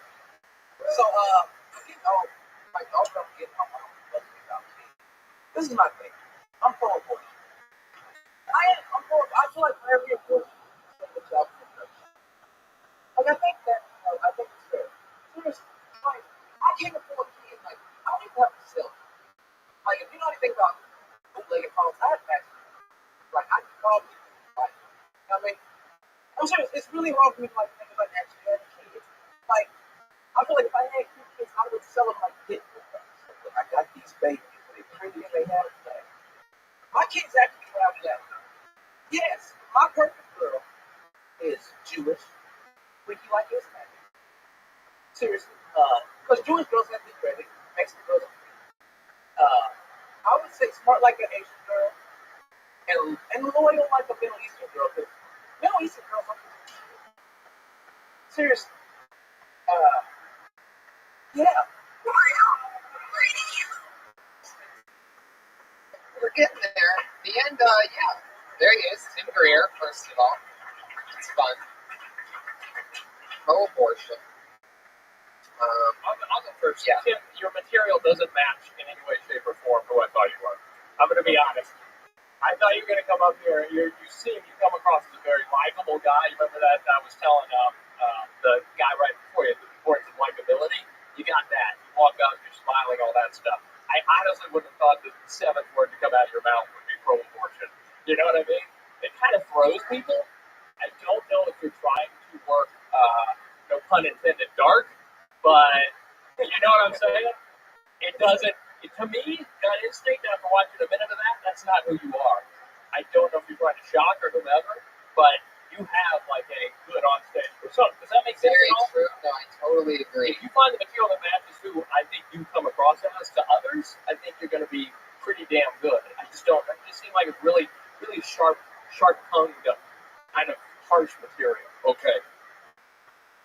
Bob, nice job. Now, you weren't so harsh on Dave, first guy learned. Well, then, because I was terrified. Okay. So Tim, what Bob said, I feel that I thought it was good. I like when you said pro-abortion. That's funny. To me, it's kind of polarizing. I like that. It's kind of with you on where you were going. And so I think that bit could be fleshed out.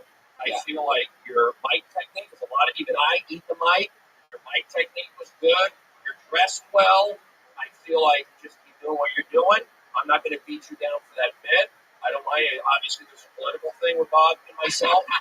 He's from the Bible Belt. I'm from Southern California. We have different opinions on that. So I'm okay. I like you said pro-abortion, whatever. It kind of like woke people up. The only thing I didn't like, what you said, like, how's everybody doing? You don't have to say that. I don't like it. Hey, how's everybody doing? I know it's a greeting, but don't like right into it. After that, you went right into it. So right. I thought it was good. Make sure the second word you mentioned is pro-abortion. Great advice, Brody. Take that home right away, Jim. Take it right away. I didn't mind it. It's not a political thing, but here's the thing. If you are going to do a bit about the abortion, you're taking a huge hole. Make sure you can get yourself out of it. I don't know if you are. I think expect some turbulence. I don't think if you really say, I'm pro-abortion, first of all, you don't even know what that means. It's like a double negative, whatever. So they're not going to be that. They might be a little confused. There might be a few who get upset with it. I don't think it's so bad. That's my opinion. But Bob has kids, a wife, a family. I live alone on there. Have you ever gotten a girl pregnant? She had to get an abortion? Yes. So then maybe you could say, I'm pro-abortion. I'm a pro at talking girls into getting abortions. Well, I think that's hilarious. That's double dark. Well, I'm evil. See, I can sell that because it's different. I'm just going to take it and turn it into a whole bit. But thank you so much. It's actually true. But I agree with what Bob said. Are a lot of the other topics you talk about dark and creepy, or are you more of a... You do have this likable, super likable charm. Yeah. I thought I liked that. Well, going to that period. Right. I would say you're right in that why go dark and why make it hard on yourself? I'm not saying they're wrong. You are digging yourself a hole. Like I say as a comedian, why make it hard on yourself? You don't have to. So there you go. This is your journey. That's objective. This is your journey. You're driving the car. We're just along the highway and you drove by us for a second. We offered our minuscule opinions. You go where you want to go. But I'm just telling you my snap judgment of you. I was just like, whoa, okay. Here's where he's taking us. I didn't see that. Pro-abortion. I was okay with it. I thought it was like a Kanye West vibe. I was with it. Why are we not laughing when I say stuff? Because I'll tell you what, it bothers me.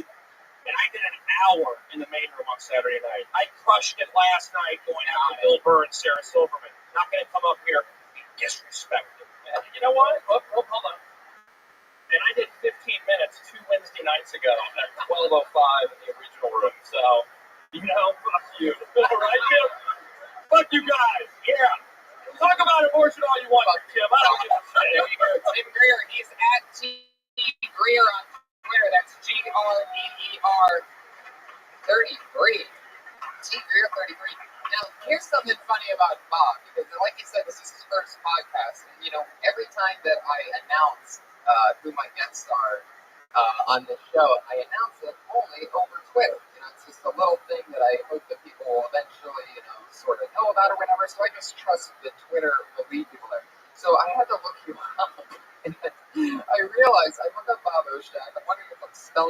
it's just this one little eggs popping up, which means that you haven't come up with a profile or anything. You've never tweeted before. No. You've never, not one tweet. I don't think you're following anybody, but you have over 100 followers. That I didn't know that, to be honest. Yeah. I thought it was around 18, 19 followers. I'm shocked by that. So there's people that know about you and you don't even tweet. You have a Twitter presence without even tweeting. I joined Twitter because I live in a shitty part of Culver City called Culver City. And I always want to know whenever I hear the gun gang-related or a domestic situation, and I get the little Culver City tweet feed, so I'll know whether or not to hide the kids in the bathtub, you know? That's hilarious. It's true. But, really find out. No one else followed that out. So that's true. Oh, there you go. So there you go. Wow. Yeah, maybe I'll tweet something sometime. Maybe I'll make it about abortion, since that's such a growth. Did I read you've been married to your high school sweetheart? Yeah. You've been the same person your whole entire life? Same No one. one else. High school. That's 1989. So I'm 41, so we started dating when I was I think I'm right now, 17, something like that. Wow. If I got my wife pregnant on our first date, our kid would now be old enough to rent a car and try to find me. Can I add one thing? But it's split down.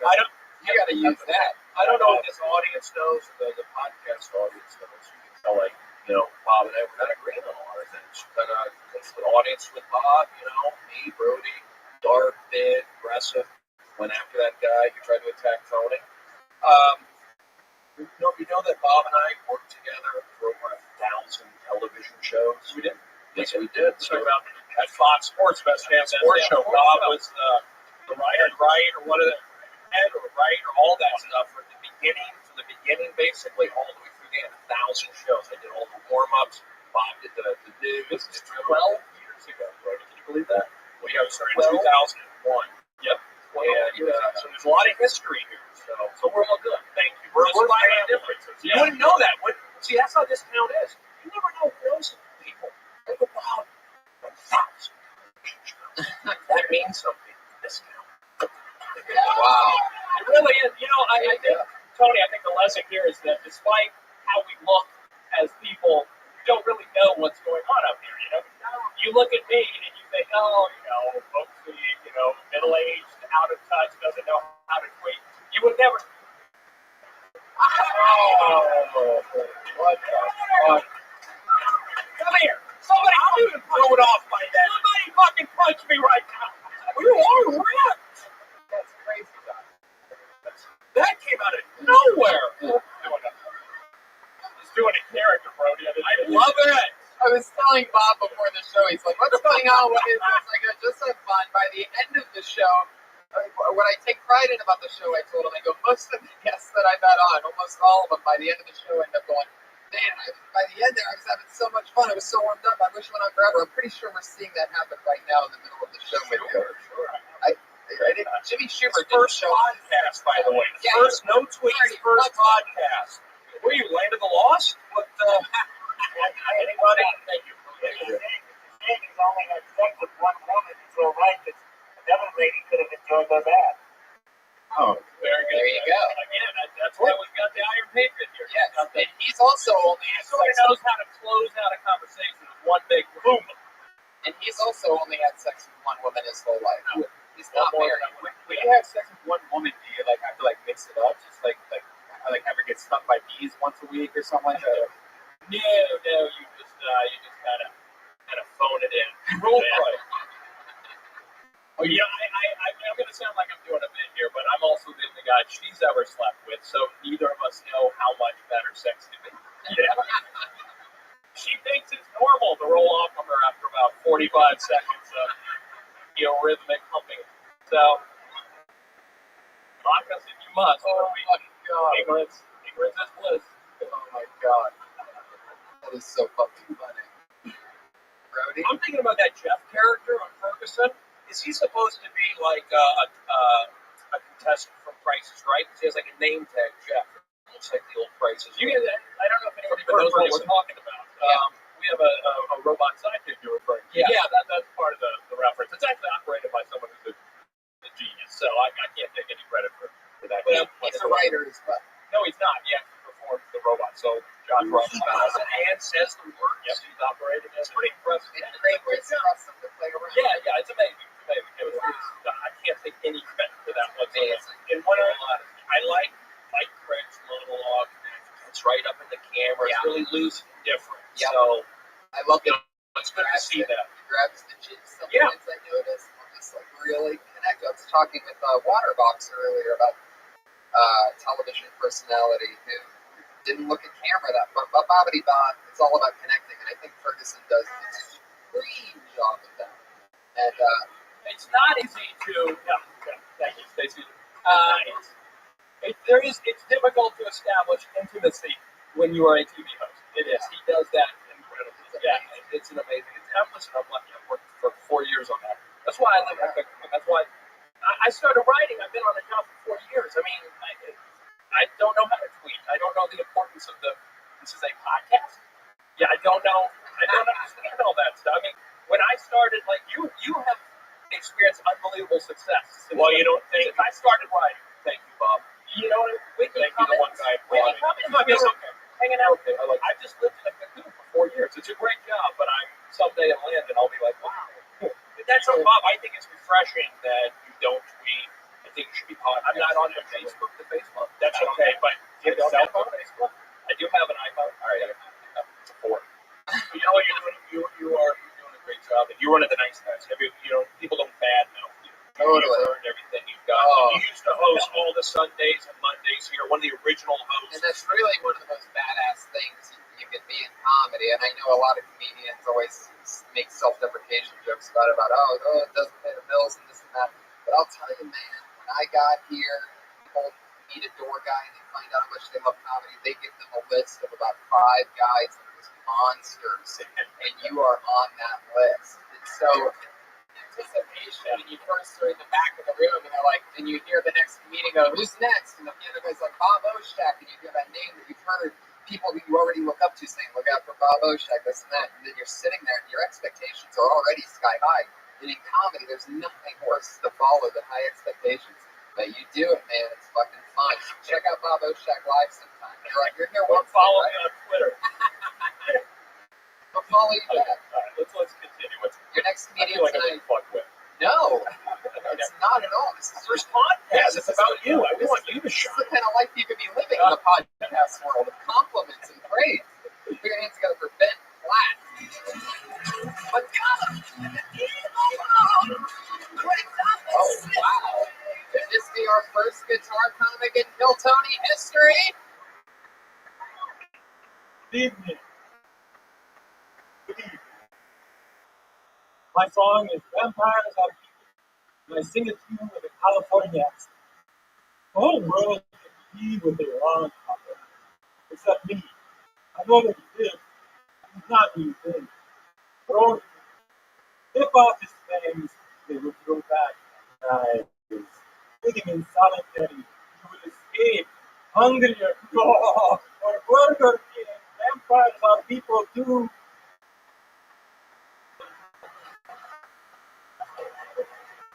Vampires are the gates.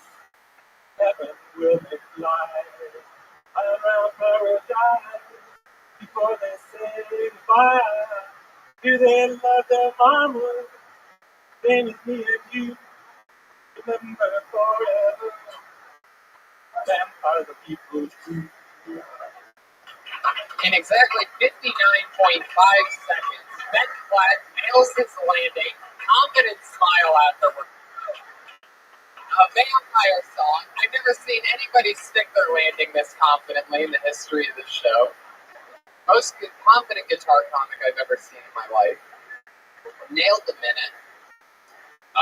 Normally, every comic's goal when they get on stage, Ben, every comic's goal when they get on stage is to make the attractive blonde in the audience laugh. And you, sir, I'd like to introduce you to the blonde in the audience who laughed your entire set.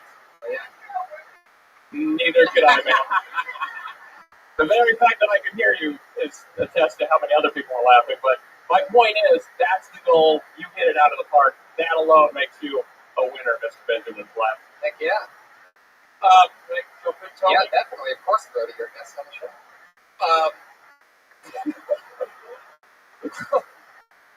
Why are you guys laughing? I don't. That's a really good point.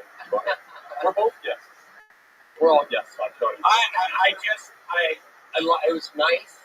You're a nice guy. I like your left-handed. The shirt's tucked in. I like the look. Very bold. Is that a Nike Colorado. No, it's not. It's Not a Nike flannel. sorry, buddy. I would say just enunciate more. If we're talking about the bits, enunciate more. It's like, I don't know if it's stand up or a coffee house song thing. I would say enunciate more, and then we'll see where that goes. But good guitar, like there's something there, and I couldn't agree with him more. I wouldn't exactly call it enunciating. I would say that as a guitar comic who's always going to have to face at many open mics the issues of audio, you have mics, you have one on the guitar, you have one up there, what's that level, what's that level? I think the guitar was a little too loud for the singing, you know what I mean? So it'd be a little bit lighter, just a little bit more acoustic and mellow, because in comedy, it really is going to, I mean, and no doubt about it, you have that likability that also counts for a lot. But they're definitely going to want to hear the exact words that you're saying.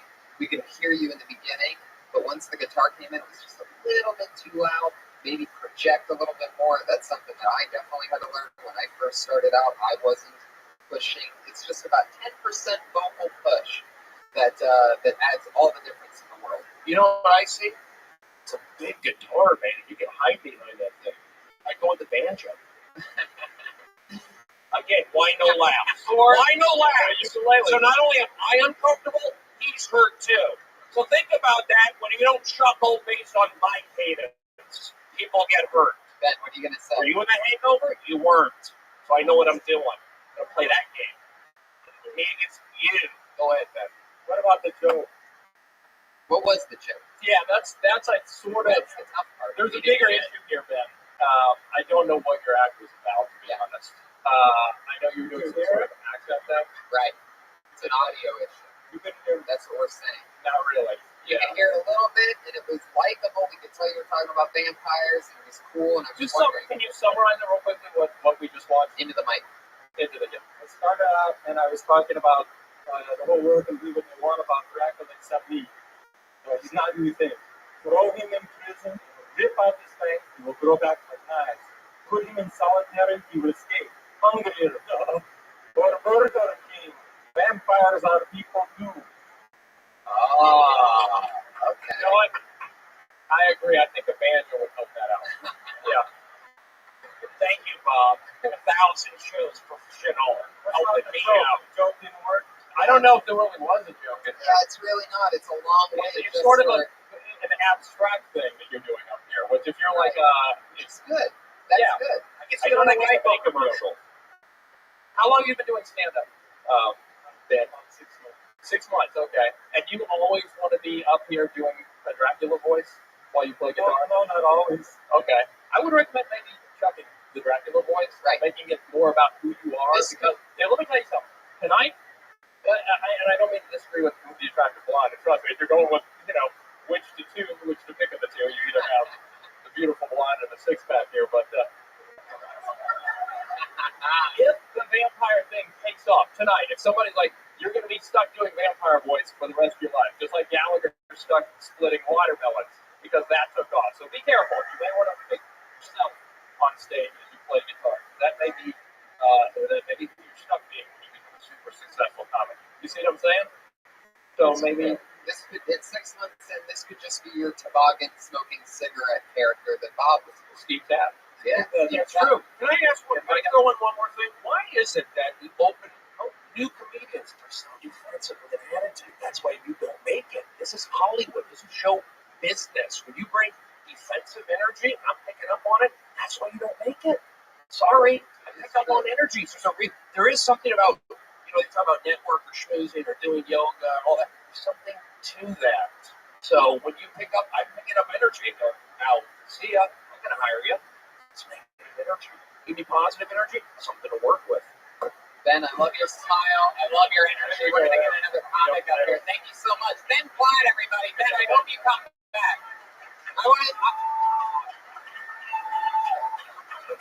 They love Ben Platt. Ben, please come back next week or the week. Come back soon. All right, sign up again. I want to see what you do next. And next time, don't be such a defensive asshole. Yeah, exactly. The poor guy was just smiling. Yeah, we Brody, what did you do? No, I couldn't have done a more gentle, mild-mannered man. Fuck you, Ben Platt! all these guys are too defensive. They stand up here with their guitars and their flannel named Ben Platt, smiling at me. Why would you do that? You don't get it, Ben. 6 months, you're not going to fucking make it. I've done 1,000 shows. You got it. Brody, you just put his soul. You gotta keep doing it, though. Be nice. You did it. This is the return of Eric Carter, everybody. Internet sensation. And one of the luckiest motherfuckers in the world. It's Tess. What's up? How y'all doing tonight? I am from the deep south. The hate NASCAR. I don't watch Duck Dynasty. I'm glad I got that out of the way. Let's rock and roll and be positive. Been living in California for 5 months. Shit's so much different. Y'all use different words. What y'all call skinny jeans, we call women jeans. What you call vegetarians, we call pussies. My first 3 months of doing comedy, I lived in the youth hostel in Hermosa Beach. A lot of punks I got to bang for in broads, but it did have its awkward moments. I had this Japanese guy that couldn't speak English sleep in the bed beside mine. But that wasn't the creepy part. The creepy part was he had a box of Kleenex right by his pillow, and I never heard him once blow his nose. I'm assuming that Pokemon.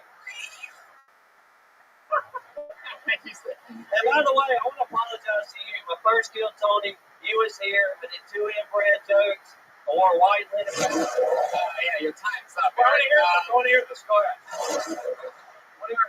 No, come on, Eric. All right, go on. No, I lied to you. You did? Yes. I told you it's my first time, and I wasn't because I was intimidated by you, and I respect you. I want to get that out of the way. You got it, buddy. Good job tonight. Positive energy. Brought some energy. Thank you, Eric. Hey, Jeff. No problem. You're talking to him? Yeah. Oh, I'm sorry. Awkward. Eric, go ahead, Tony. You brought the energy, as always. People love you. It was great again. What was the note? It was, it was one thing that I noticed that you've done, because I've watched you a few times. You've gotten on the show a lot. A lot of the listeners, go crazy about you. There's been a lot of tweets, and you're definitely a fan favorite. So let's get right into something that I've noticed since you've been on a few times that I think either you could use it to your advantage or you can nip it in the bud now, but I think keeping it on as a bad habit isn't going to help you. And that is, you hit a punchline, you do this thing where you show everybody that was a punchline. If it doesn't go great, you go, do this thing, and then you go into the next thing. But you can either do it or you can't. You can either commit to it, showing the questioning of it, or you can lose it. But where it is now, somewhere in the middle, you're just showing a little bit of weakness. You're showing them that maybe they didn't get a punchline, whereas either you can ignore that mellow laugh and plow on, or you can really commit to that didn't get a laugh and then move on.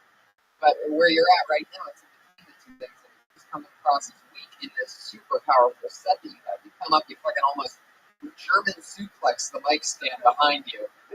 Very interesting. There's definitely different ways to do that, other than the two-handed 360. That's just one thing that I noticed. You definitely have perspective, which is always fun. How about you guys? What did you notice about Eric? Well, I don't know Eric. It's my first podcast, by the way, Eric. So, thank you. I appreciate that, Eric. I've never seen Eric before. Obviously, he's some sort of superstar here on the show. But do you? And I couldn't see you. I'm at a bad angle. But do you smile at all during your set, or do you always? Okay. that's what I was just gonna say, because you look very serious as you're doing your material. Not serious, but just like really intense and into it, almost like a Southern preacher like, which sort of works for you, but every now and then maybe a telltale smile of sorts, which again, if you were given it in disregard this note, would help out, because there was a super intensity to what you're doing that could like get a little overbearing if every now and then you don't let people see a crap or whatever and see that you're having fun too. Does that make sense? Yeah, I keep pounding the smiling thing, and I know, but I'm telling you, man, I milk my smile. I genuinely smile a lot during my act, and if it doesn't work for certain people, I don't recommend they do it. But for you, I think that does help out. You know, that you do act like you're having fun and experiencing what you're doing. You see what I'm saying, coming from my perspective. Yeah, well, smiling is important. You know, not saying laughing, smiling. So again, I'll smile. So I do that. You get people on your side. It does. It's a way to ease off the gas ever so slightly when you have your pedal to the metal the rest of the time. So I can't speak specifically to that, so I don't know if you're smiling, but I'm just saying I like your energy. Are you left-handed? No, I can use both. So. Okay, so I like that. Wow. With the mic, you can do both. Yeah. Holy shit. So you should try that box as a kid. You should try that with the mic stand next. You used the box as a child? Yeah. Yeah, how old were you? Well, not as a child, as a teenager. Oh, okay. When I was 14 to 16, did it all season soccer. Okay. Because obviously, child boxing sounds hilarious. Yeah. Just as an aside, I don't know if you want to go anywhere with that. Just make sure you smile while you're talking about it. I watch the comedians. Material's not my thing. I can't really harp on a 60-second material, but I look at the general thing. So what I see, I think you're onto a good thing. Likability, smile. If you weren't, just keep doing. You got that accent. Keep it. Don't lose it. What's going on up there? I'm here talking. Thank you. We're doing a podcast. So I think you know what you're doing, and just be likable and nice. There's a reason why they're saying good things on Twitter. That ain't broken. Don't fix it. Just keep doing what you're doing. You're well dressed. Well dressed. I like that. You doing a lot of stuff? You staying busy at nighttime? You going up a lot? Yeah, I've been hitting up mics like South Bay. That's exactly what you need to be doing. There you go. Aaron, hold on, the Iron Board. I think the Iron Patriot is going to I know Grandma's a bitch. My bitch. If you don't like football on Sunday, give me your main card. There you go. And I like that. A little something for the listeners at home, and a big fuck you to the live audience. Yeah. That's an Eric Carter joke from a few weeks ago. There you go, Eric Carter. That's enough. There it is. He's on Twitter at CallMeEC. He's Eric Carter. Now, an exciting thing. I don't know if I got to mention this to you, Bob. Every week we have two young ladies that since episode 1, they have been doing a new 60 seconds each week. And they are with us here tonight. This is their part of the show where they do a new 60 seconds. And this is that part. Oh, this is exciting. Exactly. Two monsters being built here in the confines of Kill Tony, and tonight will be no different. First, you know her as @Princess Shank on Twitter, and she is fantastic. She's a little bit different. She's weird and goofy, so know that going into it. She is everybody. And Sarah Wine Shank.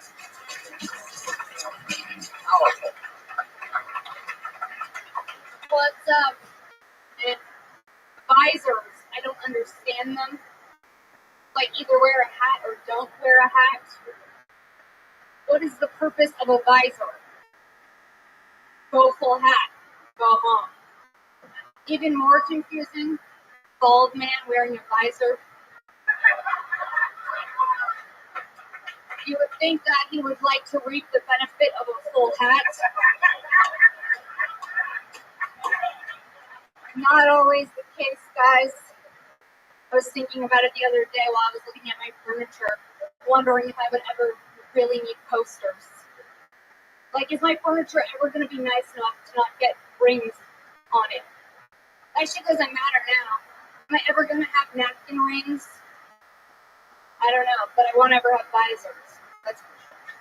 All right. There it is. They're such monsters that they know exactly what the minute is. That's 59.52. The visor bit And then the coaster thing's a new thing, and you ran out of Yeah, I ran visors. out of Right, over gotcha. Just wanted to make sure that I knew what was going on. Yeah. The visor thing is hilarious, and I think it could be bigger. I mean, I don't even know where it begins. It's almost like it's like a convertible. It's like a. Is there anything that pops in your head when you think of a visor, Brody? What do you have? Football coach. All right. Is that same weird football heckler guy? It's okay. Shut the fuck up. It's all right. It's all right. So don't. No. Jesus. I like the visor. I like, you can tell that you've been doing. You've been here. It's obvious. You've been watching the show, but right up. You know, you said how you guys doing. You kind of made a joke about that. You talked about that earlier. You know, it's a little funny thing, right? Again, we're back. I don't see everything, but the visor bit, it's tight. It seems like there's a lot of visuals. Boom, boom, boom. You get good stage, like your own little personal stage posture up there. That was good. So keep doing it. That was good. Confident, with that. But I know you're rushed at that second thing, and it seemed like you're a little frustrated, but I'm not going to hold that against you because it was you're up to support. So I was trying to think of visor stuff all week. I'm so pissed off. It seemed like it. I mean, you got pretty much a double applause break in the first 30 seconds of your set, so I mean, it showed. I mean, there's no doubt about that. Not really much more you can do with visors. Right. And the way that you have it, I think it's almost pretty important to sort of walk it in where it is. The way that you said, I don't understand visors, you had it there, and then the big one came, but what I really don't understand, bald guys in visors, and then you had it, you nailed it, but I think it's tag worthy. They're almost something like, why do you want the top of your, why do you think we want to see the top of your head? You don't want the sun in your, you don't want the sun in your eyes. We don't want your bald head in our eyes. Like, I don't know, something like you didn't do it. Think about how you feel. Oh yeah, hi Brody. When a Jewish person visor, it's called a yarmulke. Well, that's an interesting one. If you're wearing a yarmulke and a visor. That's true. Yeah. Tony just picked me up. That's what I just said. You're wearing a visor and a yarmulke. That's probably one cheap visor you bought. Something there. Not a single table. Okay. It's because the person's Jewish. You know what I got upset with when you said with a Jewish hat? I go to yarmulke. Nobody laughed again. How do you not laugh at that? It's funny. How many Jewish people are here? Show your hands. 3. All right, that's my point. I like you said show your hands and no one laughed. You guys made me laugh. I thought you were really good. I don't know you. Evidently you come there every week or something. Yeah, she's a regular. Yeah, you're very funny.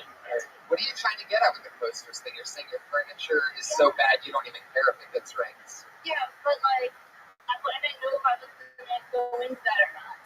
I didn't even go for it. I just don't think I'll ever need to buy coasters. That won't ever be a thing. Napkin rings and coasters, they're my thing. So. Because by the time you have money to buy coasters, you're going to just have burn it. I don't get it. I don't know the perspective. The coasters would cost more than the tables. Yeah, basically. Right. Essentially. Yeah. It doesn't matter. By the time you have coaster money, you're going to have new furniture money, so you don't give a shit whether it gets rings or not. Yeah, I see coaster, I go coast. There's a joke like something with New York, that coast, West Coast. There's a joke there. I'm thinking maybe it's like a marriage thing. I look at my coffee table the same way I look at Blobbity Blog, because I don't care if it gets a ring or not. See what mine works. Kardashians. Like the Kardashians. But the coaster thing is hard. Yeah, definitely. There's nothing there. Yeah, so how fast coasters go? But the visor thing is hilarious, right. And it's in the mix. That's just one more 40-second chunk to add to all the other hilarious stuff that you built. That's Sarah Weinstein, everybody at Kiltony Regular. Positive energy. She's always happy, smiling, fun to hang out with. She's a good person. She gets it on stage, and so does our other regular. She dropped out of college at the University of Florida because she became a Kiltony Regular. She went from gator to hater, and now here she is. She's Kimberly Compton, everybody. Hey guys. So I have a lot of opinions on things. I've been noticing some things that bother me lately, and this is one of them. If you have a tattoo that says blessed, you probably aren't. You know, I feel like the only people that have less tattoos wear jorts and wife beaters. They don't have sheets on their mattresses, you know, and like their mothers had eyebrow rings. It's those kind of people. The font is always like that Nightmare Before Christmas across the chest. That's not blessed, people. They watch their friend give a homeless guy 20, and then the friend walks away and they turn around like, he said I could have half of that. Thank you. There it is, another 59.39 seconds. They definitely know the time. I just want to jump in real quick. I like that there's a bit there, like the blessed tattoo. You establish that right out of the gate. We know we're doing that. I think it just needs to be written more. It's a good topic because we all know that. You see those guys blessed, the basketball guys or the UFC guys. And I think you just have to get more specific with examples, make it visual. You did. You said, hey, it's a block letter, and then you give examples of the UFC guy. But I can't say specifically it's the whole thing, but it's a good topic, and there's a lot. You made it clear where you were going. Now you just got to just write it. The parameters are there. It's an interesting bit. This. I guess this applies to Sarah earlier too. Take with it. I don't get on stage a lot. So whenever I go on stage, whatever I do, my stage time is precious. So I know my material backwards and forwards, even if I've never, ever done it on stage. And if it sinks after one try, I toss it out, no matter how much time I rehearsed or whatever. If it doesn't work at all with it, you seem like you were kind of struggling to remember the bits. So they were in your head. You weren't reading, you weren't really focused on the room, and you weren't really focused on your set. You're kind of in between, trying to figure out where you were going next and trying to hold on punchline to punchline. Yeah. Know your material. Know it backwards and forwards. Brush your fucking teeth with it. So that you can say it backwards if you had to. Stop when I snap my fingers and go right back to it the other way around. I've got my shit. That's why I was nervous about doing this. Right. Because I wanted to script everything I said tonight. Because I don't know how to do the spot. But I learned that I'm actually really good at this. And I now have 100 Twitter followers. But you see what I'm saying, Kimberly? You've got a great material. I guarantee you know how to boom. It was a setup. You had your great setup, and then I just saw you going tag after tag after tag. You know those like the back of your hand, barrel through that, boom. That audience is in your grip. It's definitely, it's true. It's pretty well written, and you got it there. You just want to be able to flow with it so that we're not like waiting. You know what I mean? Like it's sort of like we're like, come on, get to it. Like it's like we're reading for you. But that's improving other things because it's really a great premise that even though we all laughed right away at the premise. Right. Even the joke was an observation. So right away you know that you're bonding with the people. That's the best laugh in the world when you just get a laugh with them. It's basically an observation. And then, so you know the audience is on board, then it's just boom, boom, boom. So you had them. Now the material right there. You know it. Right. Really driving how big of losers these guys are. You know what I mean? Like I almost can't believe you can almost see like the unevenness, like the tattoo artist was laughing while giving the guy the blessed tattoo. Like they're not fucking blessed. Like add stuff about how the tattoo's permanent, but his respect for people is temporary. Right. Exactly. There's so many things to play off. There's so many things. It's only blessed. It's only blessed after he sees like it. There's so many skin tags. There you go. There's the. Wasn't even a good joke, and you gave me something. Thank you. But yeah, you stayed on that the whole time, right? Blessed. Great. If you ever feel yourself flailing, just do it in vampire voice. Maybe that'll help out. Have you been doing spots? Have you been going up other places? Sarah, you too? Yeah. This one I was trying to.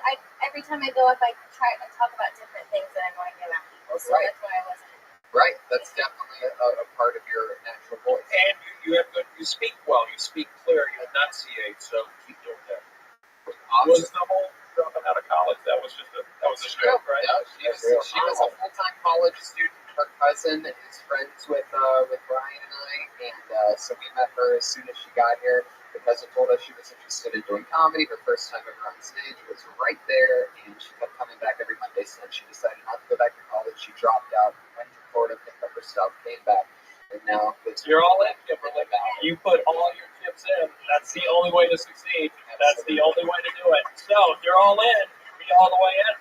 That's Kimberly Congdon, everybody. She's on Twitter at Kimberly Congdon. That was episode 31 of Kill Tony. Bob, you got anything coming up you want to promote? No. Let's try to see how much we can blow up your Twitter. That's at Bob Oshak. That's BOBOSCHACK. Oh, it is? Yeah. Oh, that's right. SHACK night. One word. Shack night. At Shack night. Let's see what we can do to increase. Love your MySpace. They recently launched a Friendster, if anyone's interested. You know what? Let's just give out your phone number, Bob. What's your phone number? Call Bob anytime. Well, it was so much fun to have you, Bob. Brody, what's going on with you? You got new shows coming up?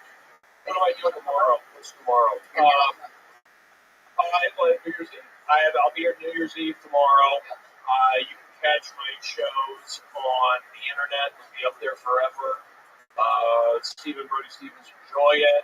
Follow me on Twitter, all that good stuff. I want to say thank you to everybody understanding that I'm in a very vulnerable situation. I have a lot of tension. You guys are great. The audience, thank you for being there. All the comedians are good sports. And I think when we say something to a specific comedian, when I say it, it's not necessarily for that guy. It's for everybody. Right. Not that I'm an expert, but whether you like it or not, I've been doing it for 20 years. So you'd be not smart to think some of my experience. Two of my favorites. Tony, just real quickly, thank you for the app, Mikey Beatty, who just followed me right then. So I guess I'm now at 101. It's already begun.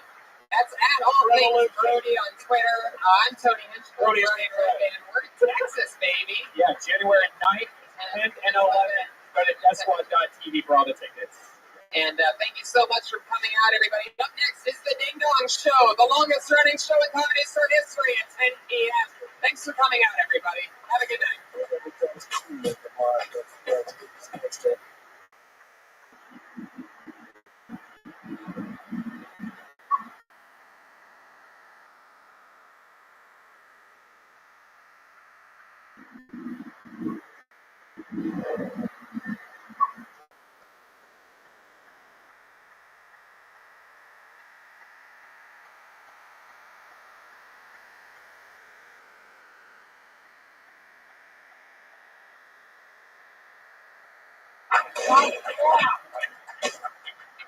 Fuck yeah, everybody. How you guys doing? Welcome.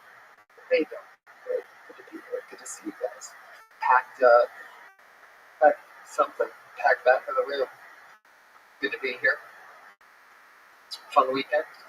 Yeah, we're going to have a fun week. We're about to go to Texas. Yeah, we're going to Texas. Shows in Texas this week. We are in Houston and Dallas and Austin. Fuck yeah, isn't that exciting, guys? We're on the road, getting paid. How fun. Yeah, it's weird because me and Tony, we're just starting this getting on the road thing more and more, lately. And we're new, so we don't know all the little secrets. And so we almost have Joey Diaz being our godfather. You need to do this, Matt. It's really weird learning that part of the business once you start trying to figure out. All right, now I want to go to Texas. Go to Texas. Right.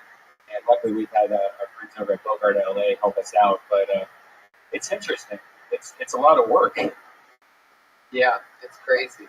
And I wish we were able to take Kill Tony there. Yeah.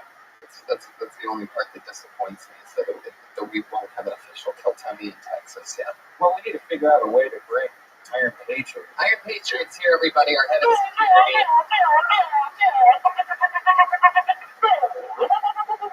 Wow. That's a new one. That's a remix, huh? I will lead these new Avengers into battle against anyone with threaten or your life. I'm the Iron Patriot. You always say that one, but before you used to have other catchphrases. Well, give us For every life you save, there's a million new ways to die. Yeah, I remember that one too. How about another one? Just between me and you, here's my little secret. The bad guy always wins. Me killing you is just perfect symbolism for the times. That one's a little bit too long. How about another one? Enough. You only get one day. Tomorrow belongs to me. Do you have any holiday-related ones you did when you're, for the holidays? What can I say? I had to save the best for last. Tonight I will kill the amazing Spider-Man. Whoa. See, leads me to my next topic. I worked with my friend. Juan Diego, the Spanish Spider-Man. I was out taking a lot of pictures during the holidays home. I was out there working, and I want to give a shout out to a Kill Tony fan named Andrew Johans that came down from Chicago to find me. And, he was here for the Rose Bowl, but he made a special trip down that boulevard too. He got a picture with me. He tipped me. I insisted that he didn't, but he didn't care and wanted to get some love. And I also had another picture that's going to make you jealous, Tony. Oh my god, about this Tony thing, by the way. It started off really funny because you accidentally did it, but now that you do it every week, it really nails it. Yeah, you really set it up. We can tell before you what they do it now. It's great. What do you have a picture of that could possibly make me jealous? Saturday night, I'm on my way home about 6:30. I run into RJ Mitty, Walter Jr. on Breaking Bad. I saw that. I actually saw that picture. Yes. He tweeted out under the hashtag #KillTony. That's very exciting. Very excited. Now, it looked kind of like better than it really was. Because I saw RJ. I said, we got to get a picture together. He said, I don't have a camera. I kept talking to him about Kill Tony like a good Death Squad soldier. And some woman that was with him, he was with like 3 ladies, some woman that was with him, she got out her phone, took the picture, and put it on his Twitter thing. And I said, put the hashtag Kill Tony. So it was a beautiful moment for the show. Wow. Yeah, it was. It was very responsive. A lot of people got excited. So that's fun. Yeah. It was a good find. So you basically, in your suit, you stopped RJ Mitty. Yes, I did. And what did you say exactly? He's walking by you with 3 girls. I said, we got to get a picture together. I said, I'm on this podcast, Kill Tony. Tony Hinchcliffe, this famous comedian. He loves you to death and talks about you all the time. I said, we got to get a picture. I said, I wasn't going to let him get away. I was not going to let him get away. Until we got a picture, until we got it on Twitter, and what needed to be done. So when you say that you were not going to let him get away, what were you about to do? And he just kept walking. Well, by the way, for those of you that don't know, RJ Mitty, cerebral palsy. And as he's walking by, this fucking robot insists on taking a picture with him. So you really got to picture what's going on here. He doesn't have a severe formis when he plays on the show. He has a mild forma. Yeah, I know. And, he had a tough childbirth with no heartbeat, tough cesarean birth. He came to LA in 2006. It was really his sister that was getting into acting. They didn't know. He was an extra on Hannah Montana, just like me. And then he started getting into more stuff. He got a talent coach to start coaching him. And then that's when he got in Breaking Bad. So he wasn't even expecting to go down that road. Yeah. Stopping him on the street was a real palsy move. Really went for it. We appreciate that. But he seemed normal, Tony. He didn't seem, he talked, he seemed like a cool guy. He walked fine. There you go. He talked okay. I don't know if that was his mom. I don't know who that was. I mean, he has his mom goes with him on a lot of things. How do you know that? On Vegas, he had his birthday party. He even had his mom there for that. So I bet it's his birthday party in Vegas. Yeah. So why would he support something? Yeah, your Patriot, everybody. He's here. He's always here. What are these noises? I'm trying to work on my sound and my effects. How do you like this one? It's not bad. No, what is that? Yeah, they got it. What? Close encounter the third kind. You ever had a close encounter with the third kind, Tony? Oh, stop with the Tony shit. You gotta settle down with the Tony thing. You really need to WD-40 that suit, Patriot. It's making a lot of noise tonight. Yeah. I'm an enigma. I work in mysterious ways. Yeah, you do. There was a song that we were going to have today if you talked to the higher Patriot. All right. I didn't get a chance to. I didn't get a chance to tell you that we don't have time to do your stuff. But what? You want to just do 60 seconds of it? Would that be a deal? Yeah, do it, because you guys are going to Dallas. It's a good time. Okay. Well, if you don't know, Patriot was in a band in the 90s, a rock and roll band that, how long were you guys together? Well, this is the second band I was in called Shane before Dirty Crap. Shane? It's called Shane. I'm moving fast. I just got one song from my first band. Now my second band, I did one song and keep moving. But this is called Come Alive. You can go to my Twitter page, go to the YouTube link. You'll see all these videos from these bands. And You'll see the pictures of what we looked like back then, terrible haircuts we had, and all that. Great. And you're trying to bring back these bands from the 90s Oh, yeah. that didn't work in the 90s. You think that the music could work now. It could be in a movie soundtrack, whatever, a commercial, you don't know. And you wrote this. Yeah, I did. Did that hygiene commercial? A couple weeks ago, you sent in a song that you were singing that wasn't even you singing. You were singing over somebody else. I was singing in the chorus with him, and when I brought that song, It doesn't really matter. Let's do the new song. Let's do it. Here we go. They're always unbearable. They're really all terrible. I was trying to say is I wrote that song. I'm the one who wrote what it was. You got it. So waste my time, got things to do. What do you do them all with you? So come alive. Waste my time, got connections between you and I.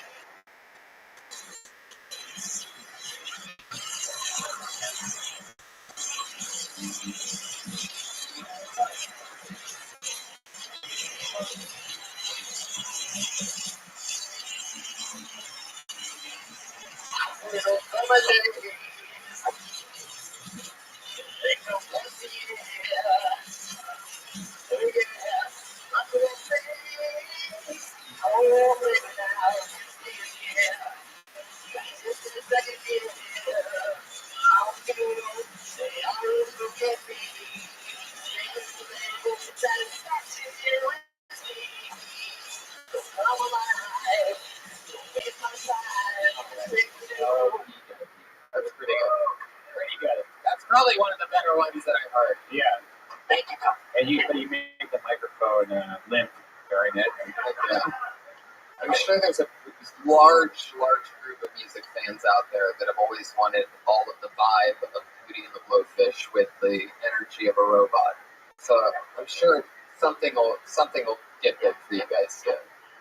Bring them back. I don't want those songs to just lay wasted. They need to be heard by people. Right. Now, if the band got successful, do you think you'd still wear the suit, or would you go back to being Jeff Crabtree?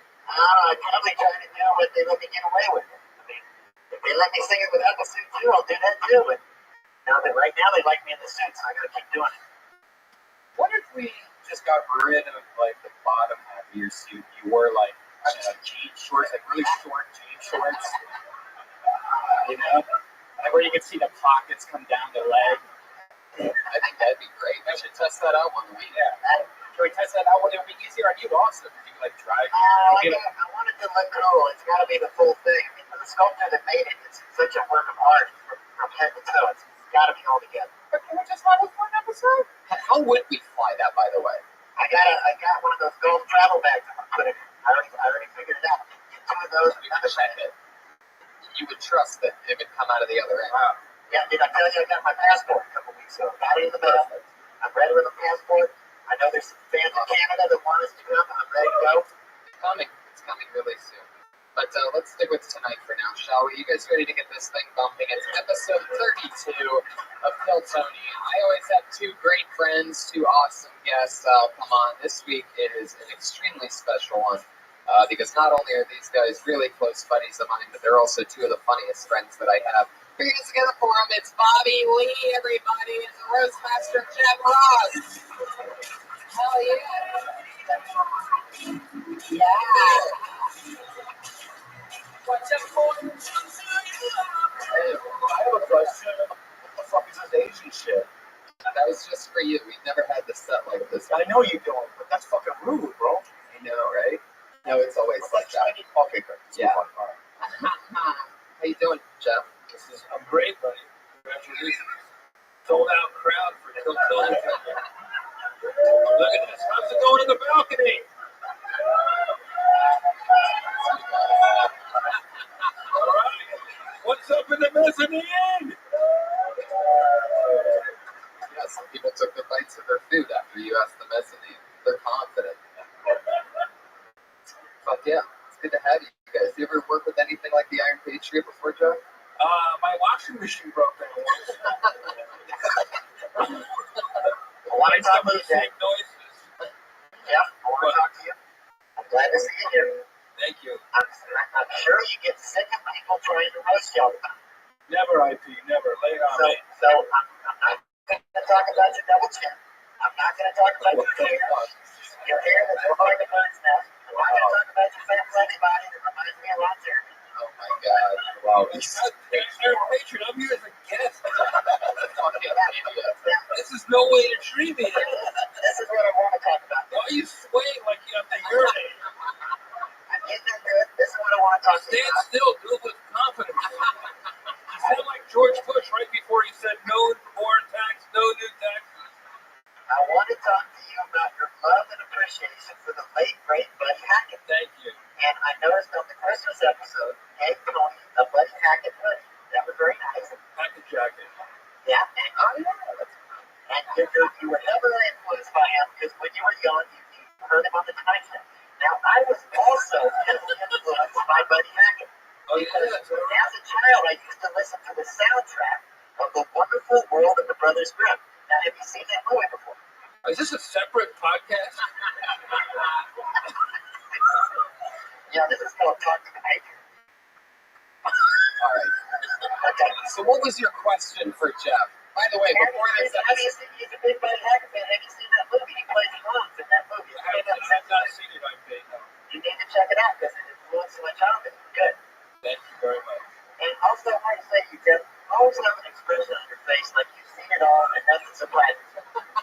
Is it true? Have you seen it all? Does anything surprise you? Nothing. I've seen it all. No, every time I think I've seen it all, I haven't seen it all. Take off your uniform. Show us it all. Come on. Yep. Bobby, I want to talk to you. Why do you have the microphone up on your dick anyway? It's coming out through my chest. It sounds coming out through my chest. Bobby, I want to talk to you. Yeah, please go. Bobby, Yes. Ron Tony, number 9. What are you dressed as, a moped? You're Ron Tony, number 9, Bobby. And we also got a great picture with me, you, and Doug Benson. I don't know if you remember. Yeah, I Now, remember. what I want to say is Doug's got this new show, Getting Doug with High, where he's smoking pot with celebrities. Now, Jeff was recently on this show. Jeff Ross was recently on the show. It was a real good episode. Could you put aside your 10 years of sobriety and go on that show? Because I think it'd be really fun. No. I don't think Doug likes me that much. No, I think it'd be perfect. Yeah, but he doesn't like me. I just fucking said that.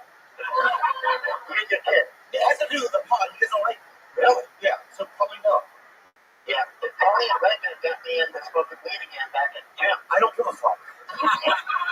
I really don't, and no. So that's it. Let's So move what on. I'm saying is it didn't go into other things. I don't drink or anything because I think you I'm a can drug addict. You're a patriot. Patriot. I'm a recovering drug addict, man. I have a disease. From now on, your questions for the guests have to come through me. And if you're ever wondering, episodes and weeks down the road, why you have to do that, always go back to episode 32. I need to be free. I need to be free to explore my life. You really came at both of the guests in a very offensive way. Rude, I thought. Very rude. I wanted to come in here and be offensive and not defensive. I know you're Somebody's rust proofing isn't working. Yeah, it's all in good fun, Jeff. But we don't know who the fuck you are. It's unfair. It's true. You're a See man. me, you can Google me. I don't know who the fuck you are. You could be like a little Filipino man behind that. Or two of them stacked on top of Okay, it. yeah. Oh, shit. There you go. The audible asshole out of nowhere. Wow. Patriot. Can you imagine if on the old Tonight Show, Ed McMahon just started making fun of the guests when they came out? He just ignores that Do you have any roasts coming up that I would fit on? That I could fit? Yeah, he's roasting R2D. That's what the fuck are you talking about that you would fit into? I wouldn't even book you on the R2D2 road. I would pick up the robot from Lost in Space before I would. Fucking Iron Man's fucking retarded cousin over here. This is iron deficiency, man. Ooh. Yeah, Jeff, I'm actually the Iron Patriot. I have to correct you. I'm not Iron Man, I'm Iron Patriot. I'm the roast master. Let's fight crime together, I think. Yeah, Fuck yeah. What What's next, Tony? What happens next? This is it. Well, let's get right into the main frame of the show. Most of you know how it works. Over 40 comedians signed up tonight for the opportunity to 40? 45. Over 40. 45 comedians signed up for the opportunity to get 1 minute of time here tonight in front of you guys. Get some, perhaps some positive or any kind of feedback that you can possibly give them. Try to help them out a little bit. It's not a competition, but it is just a little shout out for the guy that wanted my feedback. I'm really catering to you. Wow. And you guys know how it works. Comedians get picked. We pull randomly out of a bucket. We try to get through as many as we can in the allotted time. And you get 60 seconds. You'll know your time's up that you've hit 60 seconds when you hear the meow of a kitty.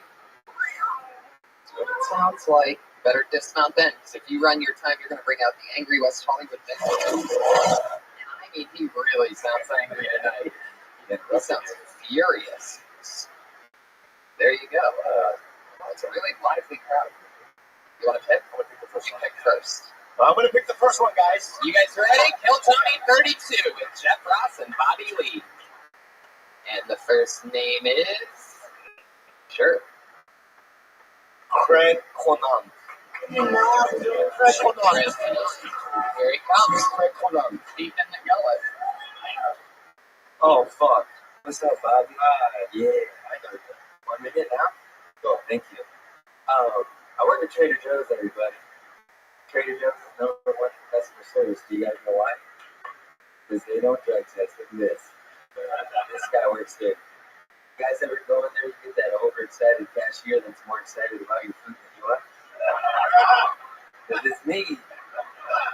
He's like chocolate covered s'mores. He goes in the microwave for 4 to 6 seconds. It's fucking heaven. Oh, but I work in West Hollywood and I have this half handsome, half homeless look going on.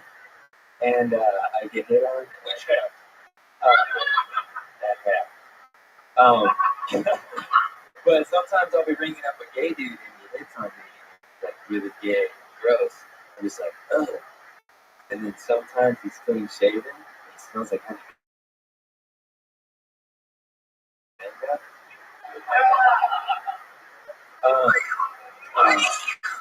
I'm sober now. There you go. That's your minute. That's great. I like it. I like it. Like, you're like a Tom Rhodesy kind of a guy. You get Tom Rhodes at all? If Tom hit the road. Thanks, Jeff, bro. Oh, yeah, sit down. Hey, when you... when a joke bombs... It's your birthday, stand up. Yeah. You guys are making me nervous. No, you're doing great, buddy. When you jump on a joke, you don't pay attention to it. Okay. Yeah, move on, bro. All right. Yeah. Your whole act stuff, you know, that's what it's like. No, I like that. I like it. You're great. Keep it up. Keep it up. Good luck with whatever you choose to try next. Okay. There's a lot you can do with the Trader Joe, definitely, because I think everyone's thought the same thing that with Whole Foods that everyone there smells some insurance. You could probably go deeper into that whole idea. Yeah, because it seems like the Whole Foods people that work there probably have better weed. Yeah, That's usually what shows. You got like a Mexican shake or something like that. Yeah, it's laced. No, I don't know. Okay, still trying to make fun of it. Wait a minute, up, kid. Hey, Tony, can I pick that Korean guy right up there?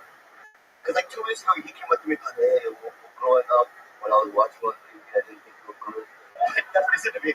And then he goes, but no, you're all right, you know? 45 people signed up for the random opportunity to do a minute. You want to start picking Koreans out of the front row? Are there any more Koreans here that would like a chance of, yeah, this... All right. Okay. You want a picture? Wait, Bobby. I'll let you know when we're going to pick new names. Craig Canont is still on stage. I don't know if you noticed that, but... You guys haven't dismissed me yet. You were great. All right. But it's not really about whether he's 3 years. 3 years. 2. 2 years. Yeah. How many times a week do you go out? 3, 4. Yeah. Whatever. It's not that much to say because it's like you don't seem nervous or you know. Right. You seem relevant, but you know I can't tell that. What would you say now? worked at Trader Joe's, what are some aspects you'd like to hear? What are some questions you would have for a guy that works at Trader Joe's? I'm saying that, like, I'm not, when someone's new, right, I would just rather hear about their, like, more specific life, or where they're from and all that. You know? I mean, you have that ring the bell shit at Trader Joe's, which is cute. You could try to go into something like that, you know, about how there's bells, you know. Just really dissect your store as if they're all drug addicts. And I wouldn't call gay people gross. I think that's a little bit overkill. Where are you from? LA. Really? Yeah. Why do you look like Leonard Skinner? What happened? What part of LA did you grow up in? All over. Bonita, Torrance, Donna Beach, Culver City, Inglewood. Wow. I just want to say something. I want to say something. You're a guest on the show. There's two kinds of comedians, right? There's like the ones that want to do the road and just stand up forever, right? Just go on the road.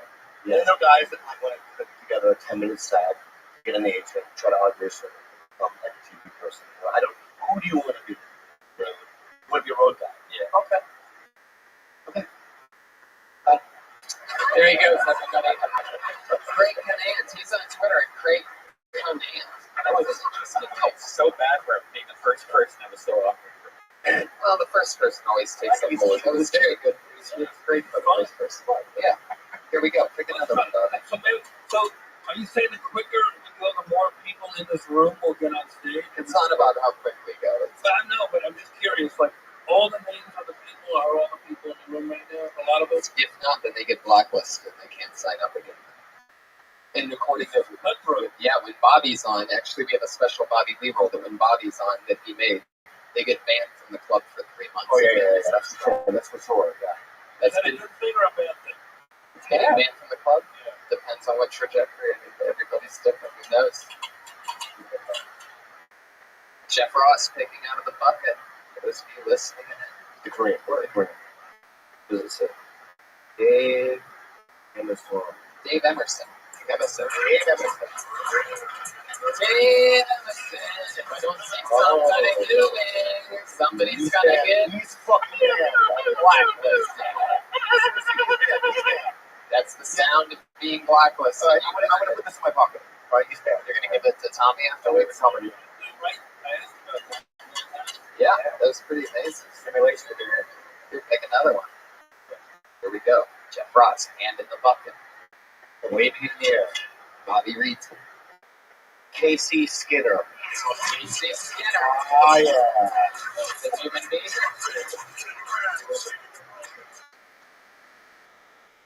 Don't you hate it when you're in love to the wife and the husband keeps making eye contact? Fucking going and kill her. My girlfriend has passive aggressive orgasms. She's screaming. It always seems like it's about the dishes. People get so offended so easily these days. This girl got so offended. They said maybe it skips a generation. It's not my fault. Her parents are dead and she just had a miscarriage. Do you think the KKK ranks the members by thread count? I'm just saying, have you seen the wizards? It's like they're in silk. Have you seen the intern, the runner for the KKK? It looks like, all I know is to hold a point like that, it takes a lot of starch.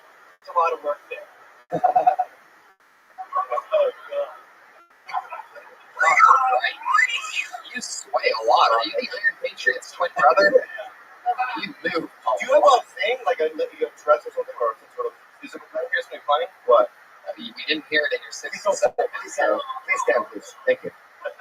This is the first time I've ever been on stage. Wow! Oh, we love that.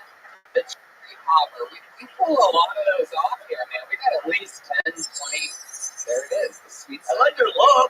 You know, you're like a sick gentleman. Thank you. Stage 4. You're regular. Though. So you don't go with this. You decided that this is the first place to showcase to go up. I came up to put my name on the open mic that was already gone, and I just put this on. Figured I'll come up. Awesome. You got upgraded. Heck yeah. Like my first set. Yeah. What a great story. And me fuckface. And me fuckface. Thank you, fuckface. Thank you. How dare you? Well, then you know what you can do is just learn to keep the mic steady. Put your phone down. You shouldn't leave your hand. It's very weird to have your phone. And relax a little bit. You should try it again. Yeah, you should. Where'd you come from? You live in LA? Yeah. Really? So you're also originally from LA? Yeah, I came from New York. How long have you been here? Almost 2 years. What'd you come out here to do? Music. What do you play? I'm gonna play the producer. Where do you work? I'm a studio guy down. Studio partner.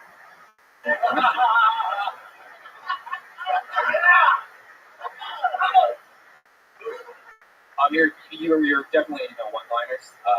Is that what you're going for? Or is that just what you got? I just like one-liners. Okay, so getting into it. It's doing 60 minutes of one-liners. That's like 120 jokes almost. Yeah. Awesome. Good. Any big one-liner? Fuck yeah. Jay London. Jay London's King of Sam. You a veteran film.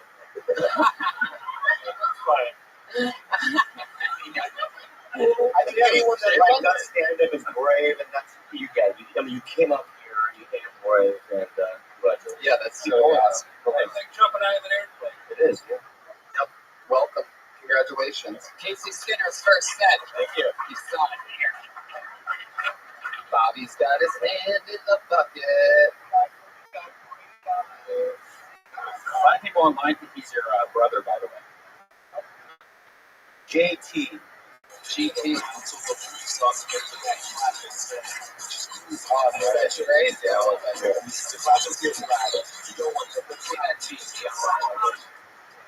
What's up, guys? How you guys doing? When is the minute start yet? Oh, okay. Well, I was dating some Indian girl. Some East Indian. And the whole thing about her, she wanted to look like Kim Kardashian. You know what I mean? She did look like kind of Kim Kardashian, but she didn't really have the booty. So she was like, I'm gonna get the booty. So I was like, the whole time I was like, work out, so I'm gonna get my booty. All right, cool. It was like one day I was laying in my bed, she's going to the bathroom. I'm like, I'm just watching you go to the bathroom, bro. Like, go look at my booty, go look at my booty. I ain't looking at your booty. You know what I mean? You're just going to the bathroom. Like, I don't want you to go to the bathroom.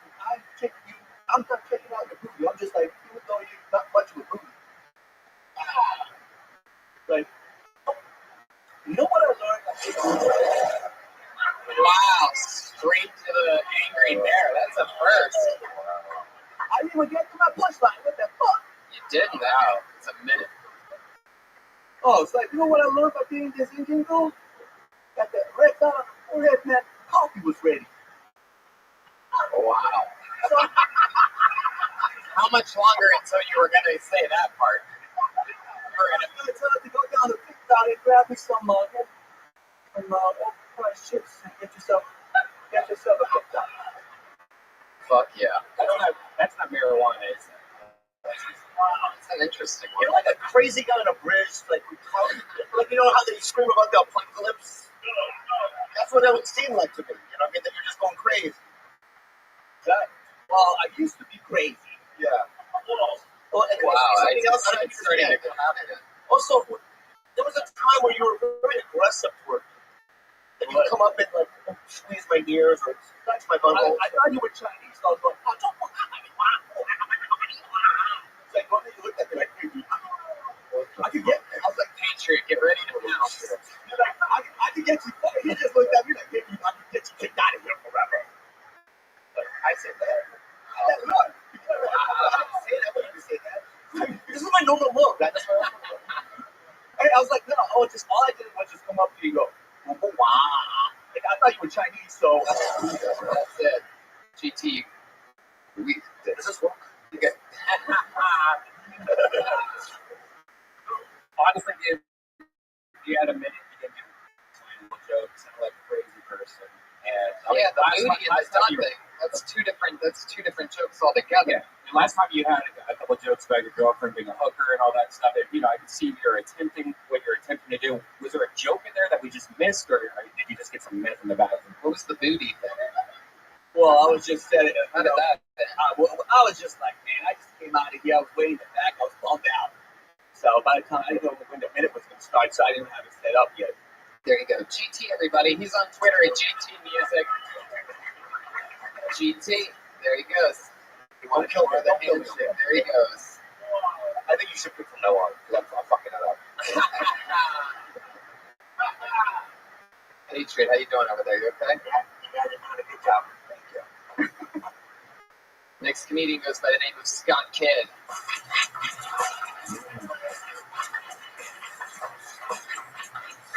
There he is, Scott Kidd. He's been on a few. So I like to use Facebook.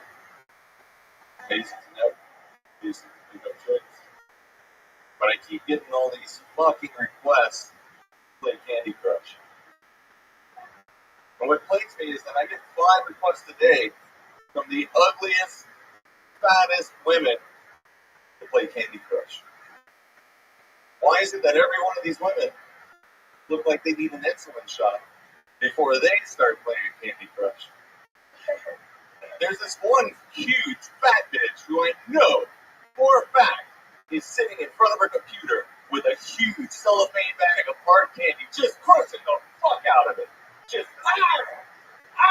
don't get me wrong. I'll crush the fuck out of some candy. And I'm not playing motherfucking Candy Crush.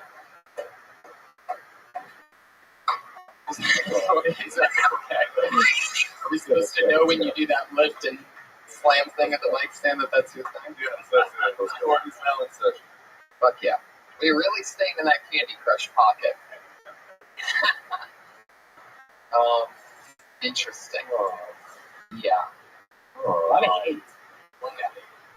Yeah. When a white dude talks about fat shit, it doesn't work for me. Yeah. If you're being mean, it's like, if you were like a good-looking white dude, maybe that'd be fun. But like, you're not. You're like, it's like someone drew you. You know what I mean? Like someone said, I'm gonna draw a white person, and then he drew you, and then you're like, what the fuck is he talking about? You can't get fat shit from nobody right now.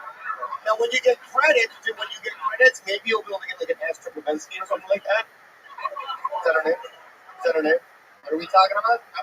Your ex-girlfriend. Oh my god. Yeah. But right now, you know what I mean? They're not being likable. Oh. Yeah. All right? Yeah. No. Are these people gonna kill me? No, nobody's gonna kill Tony. Nobody kill me, okay? Right. I'm gonna kill Tony. I never noticed that he... Thank you, Korean. Thank you, Korean. How long did you work on that bit before you presented it here tonight? I did it twice before actually, across the street this past weekend and like some other shows, but it's more something I've just been running into. I don't know the whole insulin thing I haven't, yeah, but it usually it's just something that I kind of slap around and, like a fat. But anyway, Wow. You really have something against that shit. It really seems like you could rewrite the whole bit into something like, I keep on getting Candy Crush requests, and they all seem like they ate all the candy. Well, next, you gotta just get to the point. Was your really just was your mother fat? Was your mother fat? She is. She used to beat you. Yep. She did. That's what it is. Totally. Mommy issues. Maybe therapy, maybe. yeah, so I can't use this to... No. Oh my, that's fine. What do you do for a living?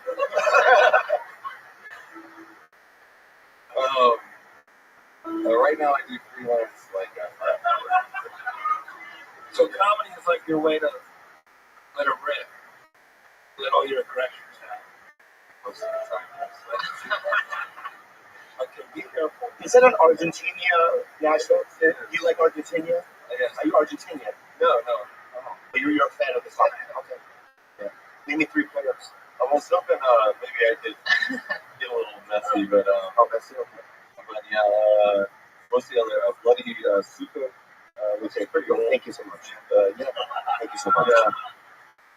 You're a fraud. You're a fraud. I'm a fraud. You're cutting deep. I'm so sorry. My girlfriend couldn't get home. I don't know why. Thanks, Bobby. No, I love That's you. so great. I love it. Thank you so much, man. There you go, Right. Scott Kid, everybody. Yeah, keep up with it. Yeah. All right, let me ask you guys this. When you first started comedy, do you remember a joke that you're embarrassed that you had that you did? Yeah, I did one. Do you remember it? Yeah, I said, I'm so lonely when I masturbate, I grab my own ass. And then I used to turn around to the car and go, yeah, do like that. That's so funny. No, it wasn't. Really?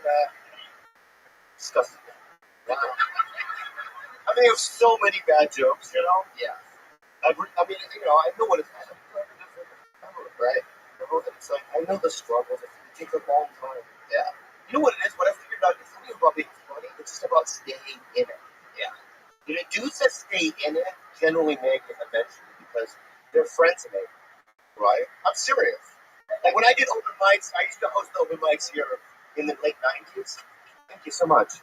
And a lot of those people, like you know, Morgan Murphy or even like Nick Sports and these kind of guys, they used to do the open mics. They all kind of just stuck around, and they were talented.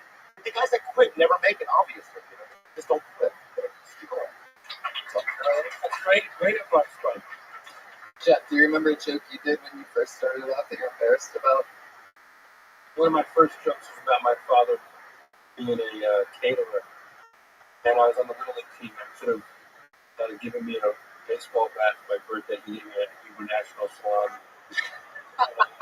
That's a Little League prank. Do you guys have your like notes from when you first started out? I got mine the other day. And it was I have a journal. I should read it one day. It's like the first year of being stand-up, and me being mad at like, you know, man, oh man, they didn't put me at this open mic in San Diego. I'm gonna fucking kill that manager. Like shit like that. You know what I mean? Shit like I was like, cause I wanted it so bad. You know what I mean? I was so hungry. I was very opportunistic. That's what people said. I didn't have a lot of friends. It was just because I was 23, pussyless, moneyless, nothing. And I found it a gateway to like, you know, my salvation, you know? So anybody that would get in my way, I would just like get all angry and shit. But I have a journal. Maybe we don't want to. Yeah, you should do a podcast. We the whole time. Yeah, we'll do it. Bobby, didn't you work at a coffee shop and then you got fired and you went to the first place in San Diego? The first place next door was the comic shop. Yes, it's true. Yeah, how the fuck do you know that? Well, I was reading about you. You think this is a meat shop? You were become a butcher? Oh my God. You were doing good. You were digging yourself out of a hole for a moment. No, I worked at this place called This Cafe, and one day I went to work. It was completely closed. They didn't call me. We didn't have cell phones back then. It was nothing.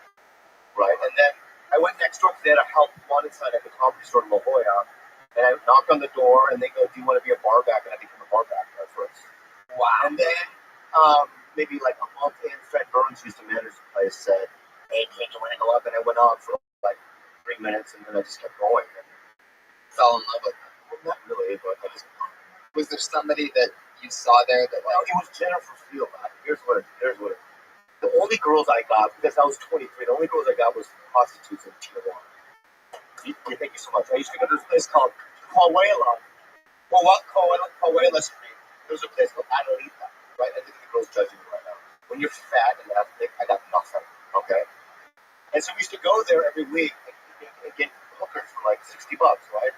And I started doing stand-up, and then one night, this girl, Jennifer Field, this hottest white chick, she goes, can you take me on a date? And I know girls like me, right? And that's what hooked me.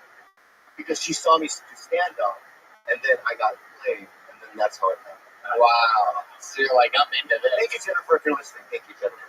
Jennifer Field. She had a pink pussy on the left. Jennifer Field changed the trajectory of Korean comedians forever.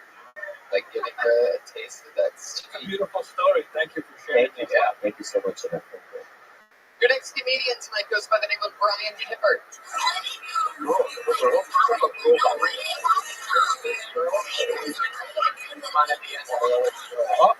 Brian Hibbert, are you here? Brian Hibbert. Oh, wow. Remember what?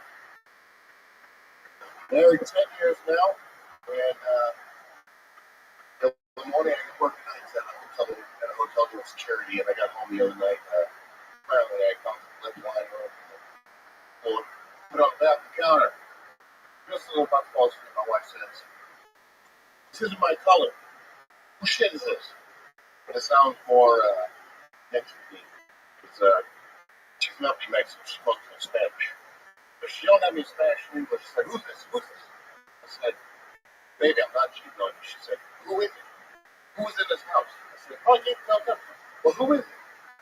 I just got so goddamn frustrated that I reached over the side of the bed, grabbed my comrade, threw it at her, to be my mistress.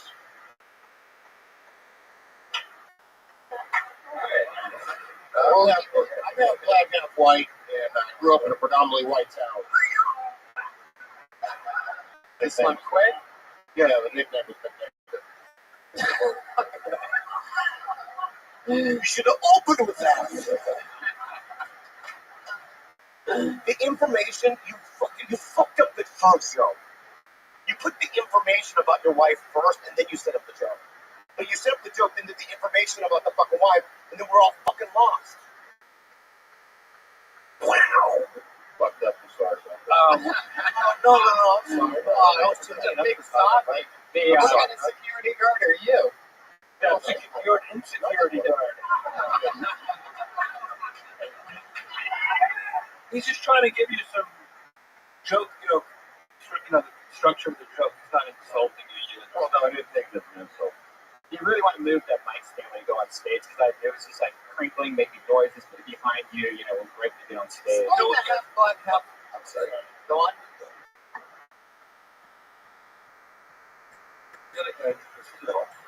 You've never been on stage where you only got to say once or twice. Just try to do this when you get up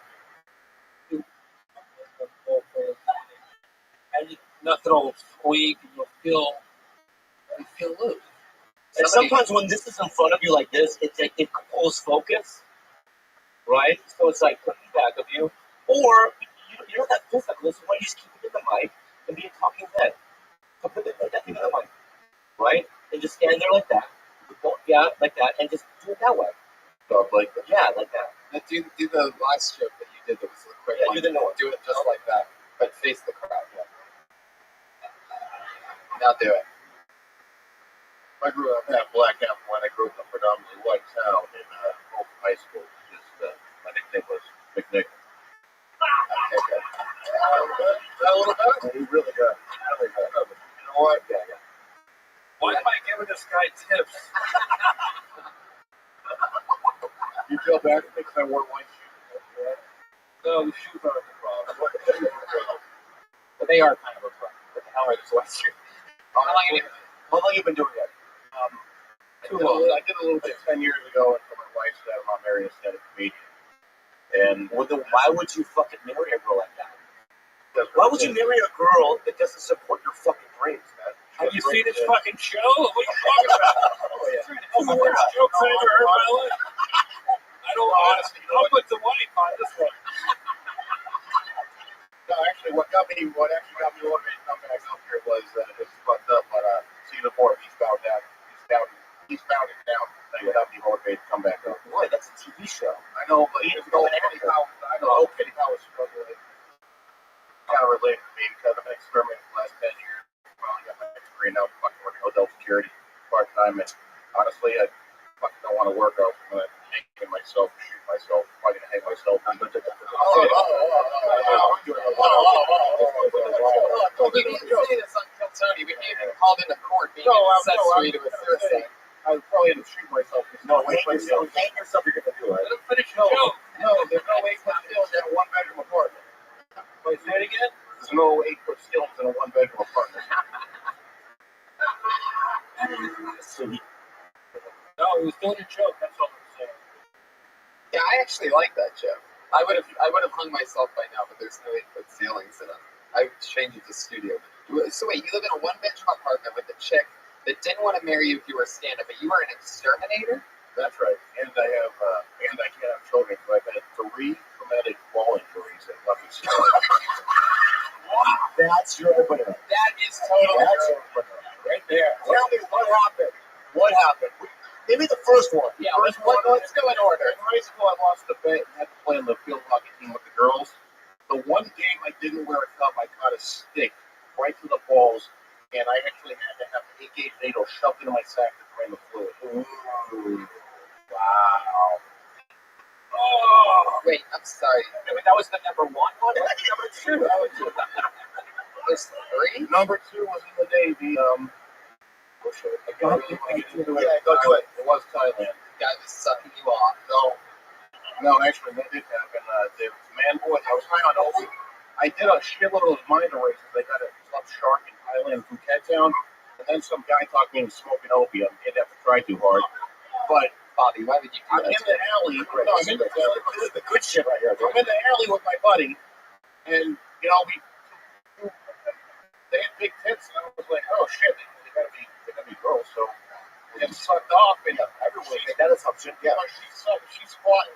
Oh, wow. My buddy still has tapping me, but I mean, it's head up paying for it, so. He's tapping me because he can see that he's got balls. I'm not seeing it. So he's like, balls. And I'm like, tapping you and he's saying balls? Yeah, and I'm almost there, so I said, I'm going to finish. And you were about to finish when he's saying balls. How can I finish? what did that have anything to do with your nutsack injury, though? Oh, no. What was the second one? When we were in Thailand, so that story had nothing to do with your... Right. Keep that to yourself, fucker. You brought it. No. What happened for the 3 incidents, and then you start going on a tangent to some other thing? I don't want to know about that, fucker. I brought that up. That was my fault. Yeah. The second one, I made a joke thinking that they would just get a laugh. It did, and then he's like, see, that did happen to me as well. Oh, I see. The second one, I was on duty on my third day in Thailand, and I was trying to pry off fire bracket. The crowbar slipped out, popped with tremendous force, and hit me in the left nut.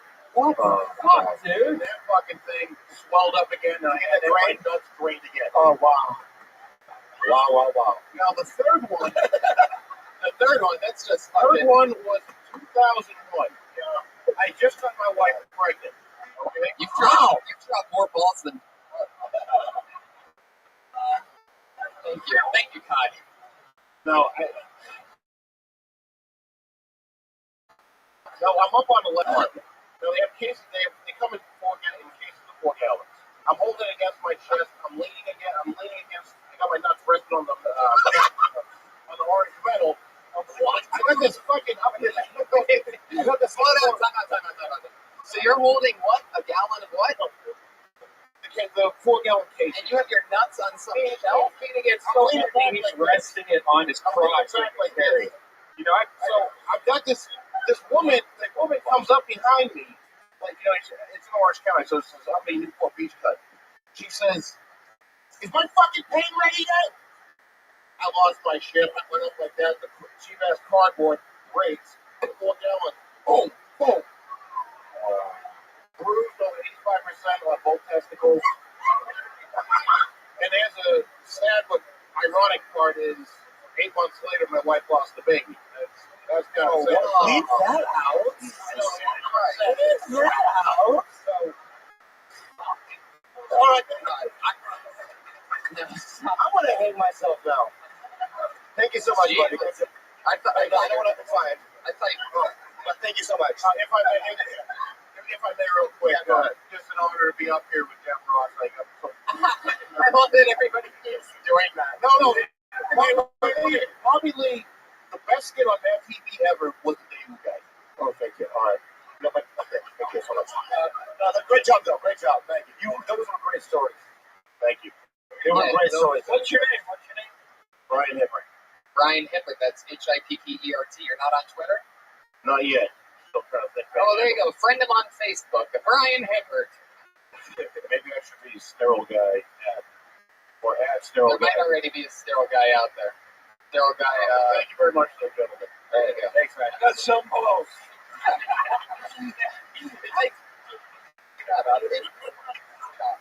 It takes a lot of balls to do what he did. Like, really, though, have you guys ever had any injury to your balls ever? How does he get free?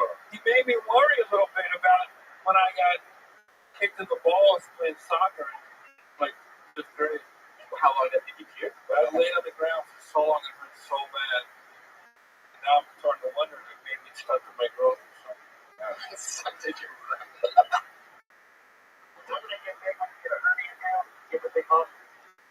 That happens to you? No, I've heard about it. It happened to me. Yes, it does. Okay, it happened to you? No, it didn't. I don't have a scratch on my nutsack. Do you guys have big I love balls? this Like so much. Ari Shafir balls, or do you have normal size balls? Have you seen Bad Grandpa do that funny skit with his balls? They used to call me at Matchview Black Sack because Black sack? yeah, because I have real ethnic nutsacks. What's an ethnic I've nutsack? seen your nutsack a few times. Yeah, they're dark. They're really dark, and it's like it's abnormal. They get black balls. Yeah, my balls are black. Shut the fuck. Show us. Show I'll us. show you. Show everybody. Not you people, but just you. I just turn around. You showed your balls on the burn, remember? I know, but that was blurred out. Oh. Yeah, I'll do it later. I'll do it later. Yeah, I want to see this. Okay. Oh wait, let me think. I should have showed that for Black balls. That's it. You're like some let's move kind on. Let's fucking move on, dude. dog or something. Black balls. I'll say this. Oh shit. Yeah, you have to say it. It's Mozilla. Phil has been doing the open mic in the comedy store for about 20-some years. Yeah, you're gonna take it. I'd like to talk about traditions. We have Hollywood traditions that people just don't follow. You can tell the real posers, the newbies. I was at a Thanksgiving dinner, and after everybody ate, nobody went into the bathroom and barfed up. I'm Italian. We're like the original bulimics. Hey, who's the first guy that came up with a barfatory? The old lady comes up and goes, dude, that's not only paint all over the place, they're barfing all over the place. And how about the second guy? I don't care what the Caesars have, we're not getting a barfatorium. And then how do you show people? You invite them over, to show them your new bathroom edition. Hey, I got this new remodel, but first, let's eat.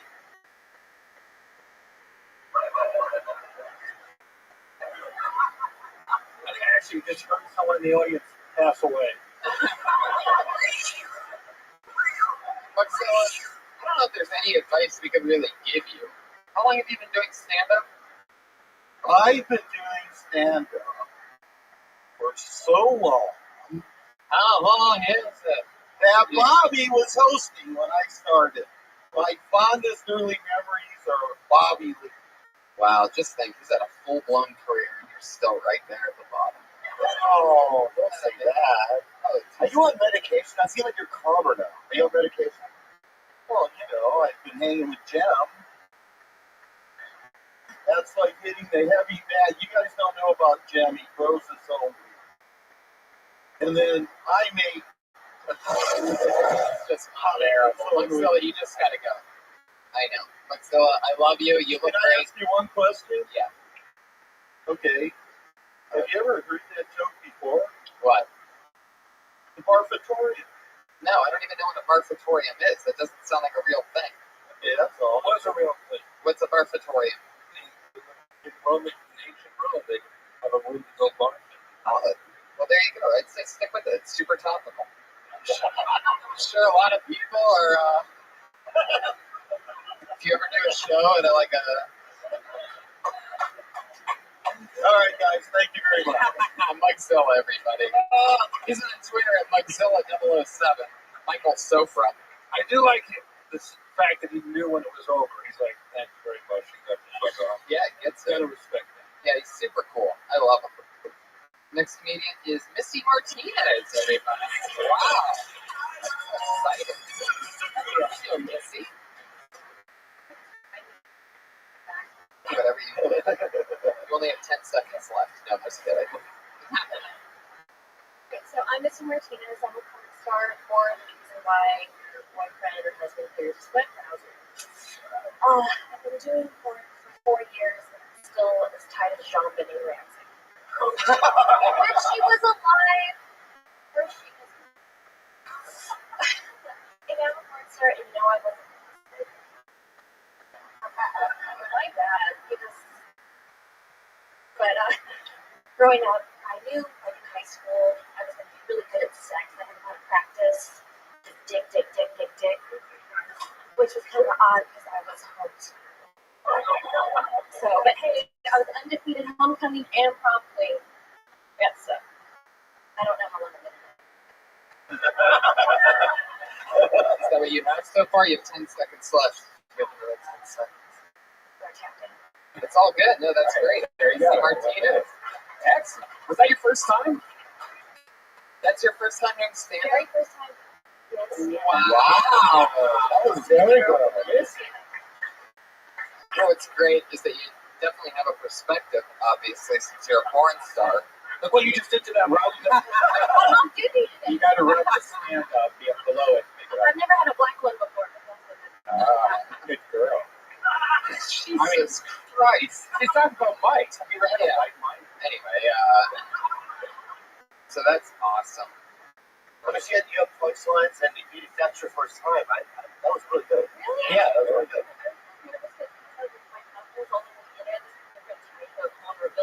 Right. I can totally relate. Right? We know that. Anal bleaching. There we go. The biggest tip I would say is project your voice more into the microphone because you have a very quiet voice. Oh, let's go there. Yeah, but it's really hard.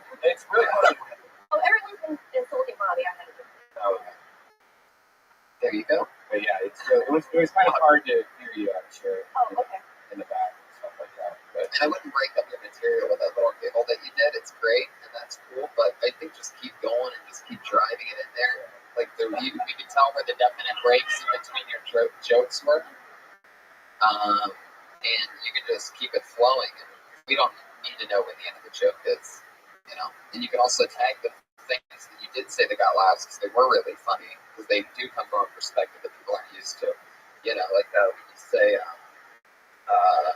"But I tried," you know. I didn't get molested as a kid, but I tried, you know. I don't know what exactly, but boom, boom, boom. After that, and then into the next thing. I really have no notes. Just keep going up. Yeah, Definitely keep going up. That's your first one. Absolutely. Do this every week. Yeah. Can I say something? Of course. You know, there's this new law where you got to wear condoms. Porn up business. Is that shaped like I don't know, do you like it or what? Trying to listen to lawful violation of First Amendment right of freedom of speech. Yeah. I didn't know that. Good news. You and that guy. Thank you guys so much. It's an honor. You got it. Guys, give it up for Missy Martinez. Follow her on Twitter, Missy X Martinez. And you can also catch her on a lot of Death Squad shows too, so that's cool. Great job. Really Purell for the microphone.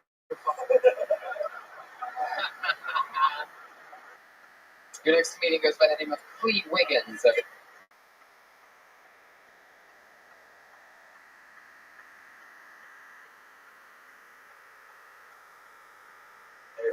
Oh, thank you. All right. So despite your snap judgment, I'm not actually an unhappy lesbian. I actually do like to do it.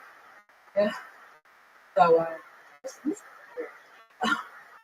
but I have a boyfriend now, and he's also a black nerd like me. Like I'm wearing a Star Wars T-shirt. But before I dated him, I actually fucked the ginger ones. Oh well, yeah. There is that. But he did actually represent queer people very well. I would give myself like 3.5 stars out of 5. But the first time we ever hooked up, his roommate walked in on us, and his roommate goes, "You guys look like Neapolitan ice cream."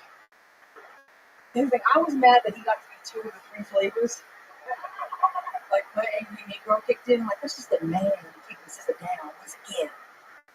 For me, it's like 2 flavors. I'm gonna get Neapolitan ice cream with Karen. But then I found out, like, he grew up in Midtour County and didn't know any black people growing up. Clee Wiggins. Good job. You really hooked up with a redheaded guy? There's actually 2. The full combination of 2 different people. Combined into 1. 2 different redheads? Wait, what now? 2 different redheads? Yeah, I fucked 2 redhead white guys, and I made 2 of them. I make it 1 white guy, so I don't have to. Is that like a fetish for black ladies? No. Because that is probably, I feel like that's like the whitest white red. I mean, if you're gonna rebel, that's the way it goes. They're always super pale too. I just did it because I grew up in San Francisco. It's just choices. I got needs. Right. San Fran has a lot of redheads. It has a lot of white people. Red pubic hair? He did everything. Both of them. One of them was What do you think they're gonna have brunette pubic hair? No, I dated a redhead and she had brown pubes. Oh my god. I've heard different things. You really think she was a natural redhead? No, she was. She really was. She just didn't have red pubic. Okay. Sometimes it doesn't match. You're hilarious. I'll show you. It's on the internet. And I hooked up with a blonde girl with brown eyebrows. I mean, she was dyeing her hair. That's part of This girl.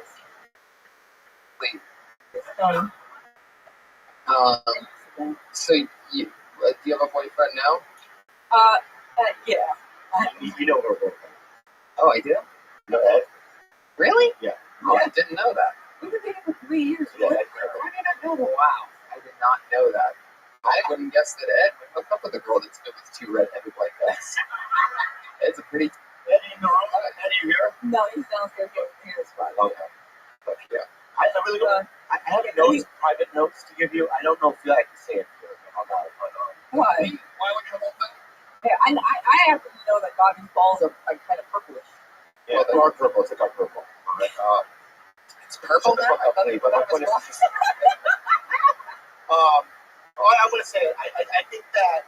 Do you ever talk about your personal stuff? Oh yeah. I mean, I talk about the medical stuff. yeah, I talk about my strokes. And stuff. Yeah. I had She had a stroke. 4 strokes. And 4 strokes. Yeah.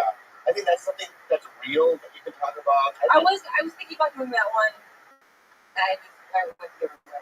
Okay, and then also the black nerd thing. I think that I know you are a nerd, and so is Ed. He's the nerdiest people I know. I don't know a lot of black nerds. Yeah, I have a bit about it. Like this actually happened when we first. Well, you should have done that when you were doing it. Well, you should talk about. I knew you back when you did it. Right. So, but I like you, and you know. How mean you're a nerd? What does that mean to you? Well, here's the thing. I mean, I'm one of the people I think nerds are overused, but I do think I consider myself a nerd. Let me ask But you a not a question. shit. What's Worf's son's name? Alexander. Yeah, that's good. On 10-4, there's a black lady that runs it. What's her name? Diamond? Yes. What actress plays her? Yeah, but people don't know that. That's nerd shit. Yeah. What's the name Well, of that's exactly what she was doing about. What's the name of the snow planet on Empire Strikes Back? That's easy. My name is Cleve Wiggins and it's called Hawk. Wow. Okay, the animal that died and that Luke went into the animal. Tauntaun. Okay. I own one. I own a Tauntaun. Who directed? Which one? Any of them? Irving Kershner directed Empire Strikes Back. You're ready to go. Oh, and directed Return of the Jedi. Well, Lawrence Kasdan. Yeah. Okay. Yeah. That's really shit, yeah. You have not only. That is so awesome. I did that well into my 30s. What's the difference between Star Trek and Star Wars? Wow. Good luck. Star Trek fans are called Trekkies. Star Wars fans are called Virgins. I go both ways, so. Because, my next tattoo is probably going to be the Klingon Empire Oh, cool. logo. I'm a Trekkie myself. Yeah. Let's move on. Thank you, Bob. Yeah, you know Cleve Wiggins? She's on Twitter at Cleve the Pin. That's Klee the Pin. Very interesting to see like a black nerd. We should talk about that. Yeah, it's a thing. Yeah, It's like I know that about her, and she. Okay, you're done now. You all right? Comment. What are the first group of people you attract? Yeah, definitely. Half of them, I do believe, have to get back to the asylum pretty soon. But other than I'm actually have to give Cleve some good love. Sorry. Really? What the fuck? Are you being serious right now? Guys, So you're interrupting a whole entire shoe to get an autograph. Brian, hand him the marker. Hand him the shoe. Just hurry up. Just do it. Jesus, Brian. Welcome to You want to sign? This is a nice shoe. It's the only nice thing that you're wearing. You want me to sign it? Where do you work? Seriously. Where do you work? Donald Trump's golf store? Fairmont and Newport Beach. Oh, yeah. Where do you want me to sign it? Fuck yeah. It's going to be interesting when he's hanging from a ceiling fan. They're going to think his name's Jeff Ross. When they see his Jeff Ross. First thing they're going to do is see the shoe, be like, oh, man. Found hanging. Poor guy. Fuck yeah. There you go. Oh, my God. It smells like sadness up here. Yeah. And salt and vinegar potato chips. Fuck yeah. That's a first. There you go. Brian Hibbert. We have time for one more grand spank. We did have two more coming up, but because of Brian, we only have one more now, guys. So just so you know that. Hilarious. What I wanted to say real quick before that is I had to get. All right, now we have no time left, everybody. Put your hands together for Jake Beckman, everyone.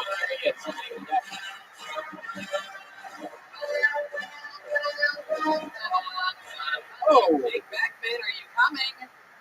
He's blacklisted For 3 months, Patriot style. That means he's done. 3-month Bobby Lee blacklisting. Amir Kabiri.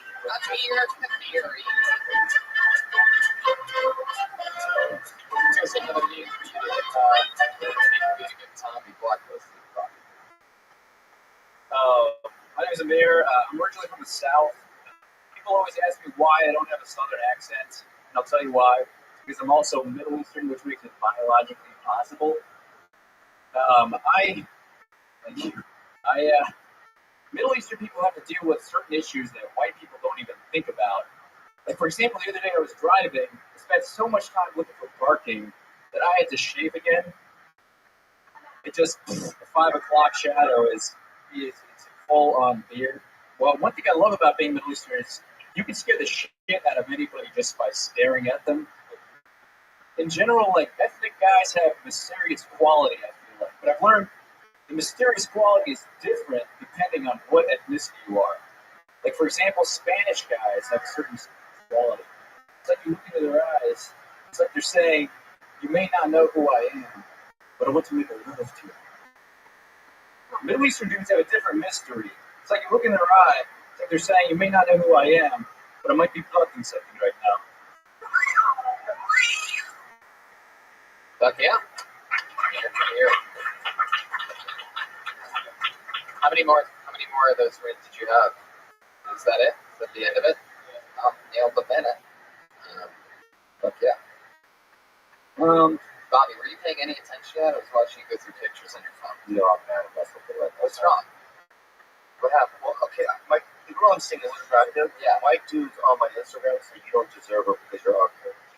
Wow. And then I have to fight them going, well, you're white because you're entitled to attractive girls. And it literally is driving me crazy. Why are you? That was a really good set, though. Very good. Why are you listening to what? I just President's office, so I got. How do they know what your girlfriend looks like? Because I have a photo on the Instagram, and then they go, "You don't deserve her. You're ugly and fat." And it's like, what the fuck? Oh, they're probably just trying to make a joke. That's funny. Don't you know it's not funny, but a lot of people. I'm fucking tired of that shit. First of all, no, I'm not gonna block fucking shit. That's your problem. These fucking cowards on the internet. I'm fucking tired of this shit. I can't even go on IMDb because there's 9 pages of fucking forums talking about how awful I am as a human being. It's like it's a fuck. Anyway, I've had enough. So I'll see you guys later. No, Bobby. So I don't want you. Relax. Did this last night too. You alright? Are you okay, Bobby? All right. Okay. Oh, Korean guy. Yeah. What, you know, from what I saw, the way I say this, you're cute. I feel like you know how to write jokes. How long have you been doing it? Microphone. About 5-6 months. Oh yeah. I mean, right? Right. Totally. What I heard? Yeah. in great shape. How old are you?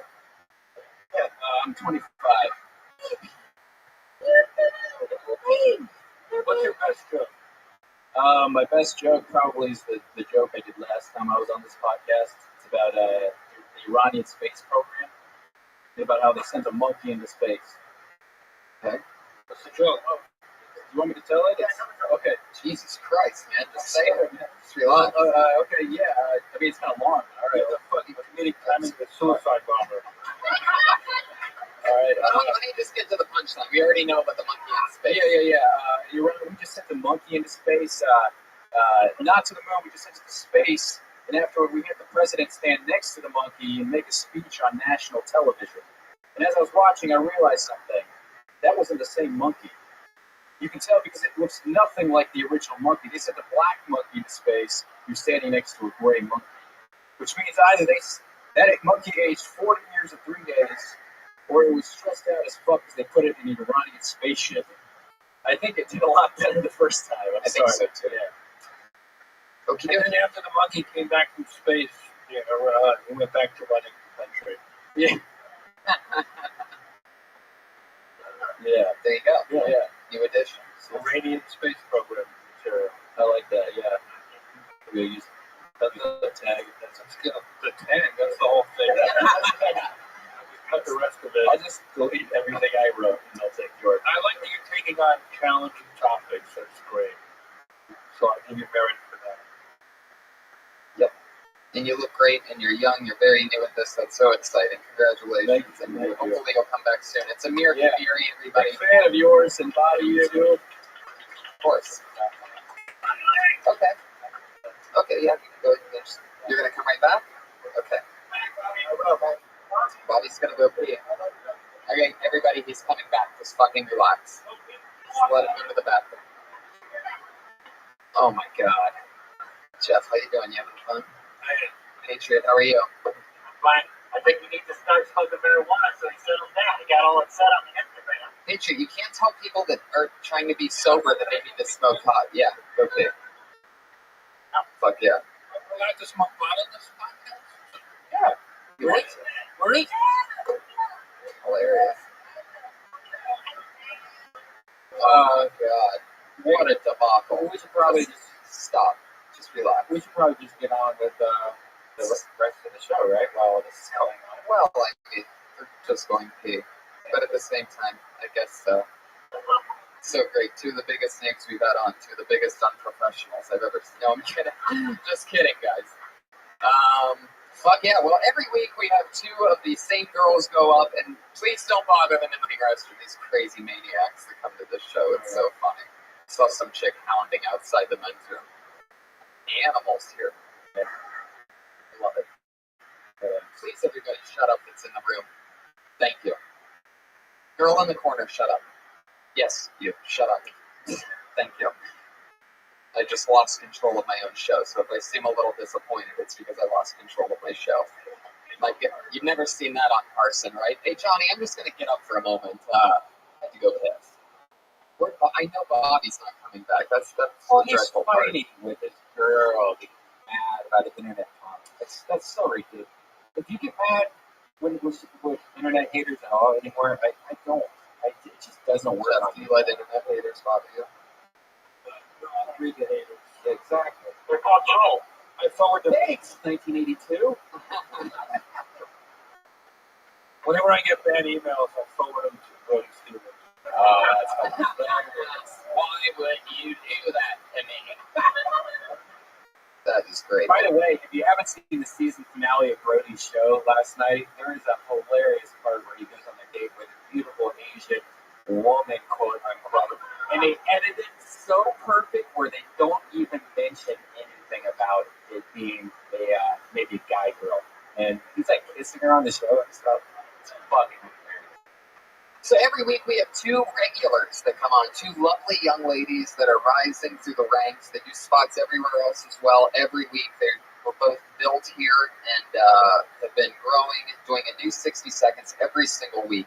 And this week will be no different. So let's start with, you know her from the Kill Tony podcast, our goofy little electric goofball, the very funny Sarah Wineshank, everybody. Here she is.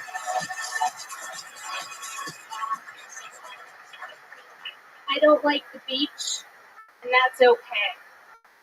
I realize other people tricked me into thinking that I liked the beach because they were so passionate about wanting to go to the beach. You want to come to the beach. I got to the beach and I realized I don't like the beach.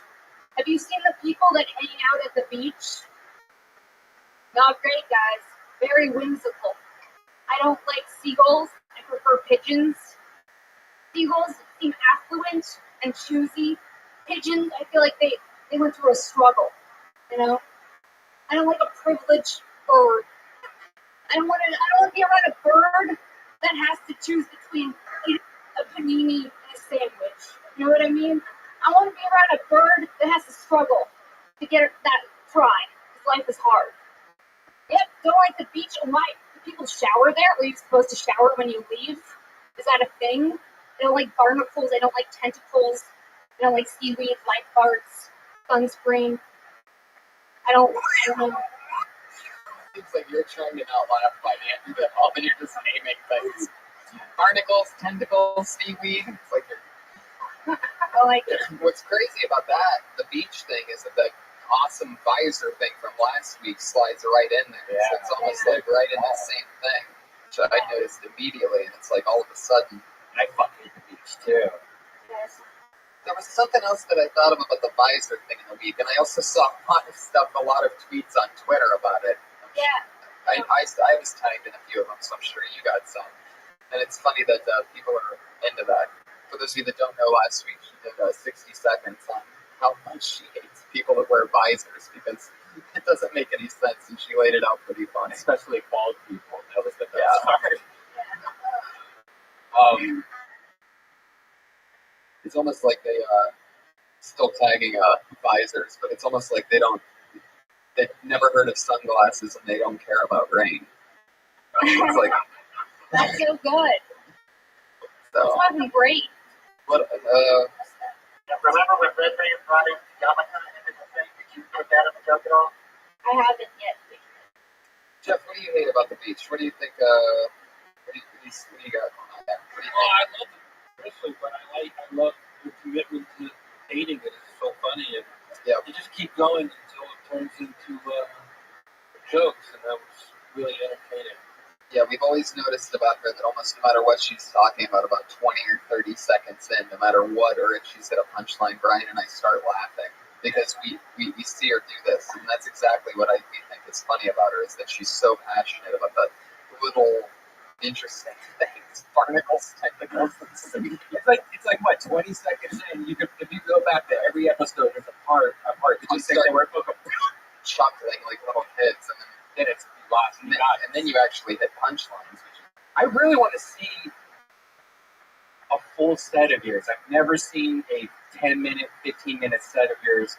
I just can't even imagine how do you take all these jokes where you go from beginning, get angry and angrier and angrier, then you just kind of reset your palette of angriness, keep on going. Or when you're in it, you're probably in it all the way, then they probably believe you. And in the show, you have clothes on, you're just screaming and hitting people in the head.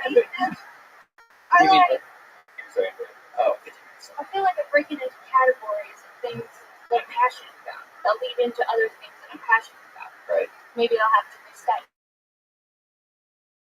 Things you hate and things you passion is pretty much your comedic voice. I say after every grand, you take out a little hazmat inhaler, breathe, sit down for a second, take a sip of your drink, and look out in the distance. Actually, there is something there with your style that if you did something each time you change topic, it seems like it would just be applause break. In a bigger set, like we're saying, in a bigger set, 5, 10, whatever, longer minutes. But yeah, that's actually really funny. Something to break it up. Something that the fans could like, and then you could sell little fake inhalers, like Wineshank or real wine, or whatever. Cartridge. There you go. There she goes. It's Sarah Wineshank. You should watch some old Gilbert Gottfried. I know this sounds crazy, but you should watch some Gilbert Gottfried from back in the day and see how he goes on and on and on and on. Very commitment. Yeah, man, it really does. Yeah, I watched that, but I'll revisit. Follow her on Twitter at Princess Shank. That's 3 S's in that in a row. SHENK is how that ends. Always funny, always great, always exciting, and so is our final comedian of the night. She's been a regular here. That's it. It went so fast. By the way, that song that we brought Sarah up was called "Screw You at the Beach" by Bloodhound Gang. Which I had no idea that you were Beach topic. I know, this is our final comedian. She dropped out of college this year after having her first comedic spot here on this stage during Kill Tony. Here she is. It's Kimberly Congdon, everybody.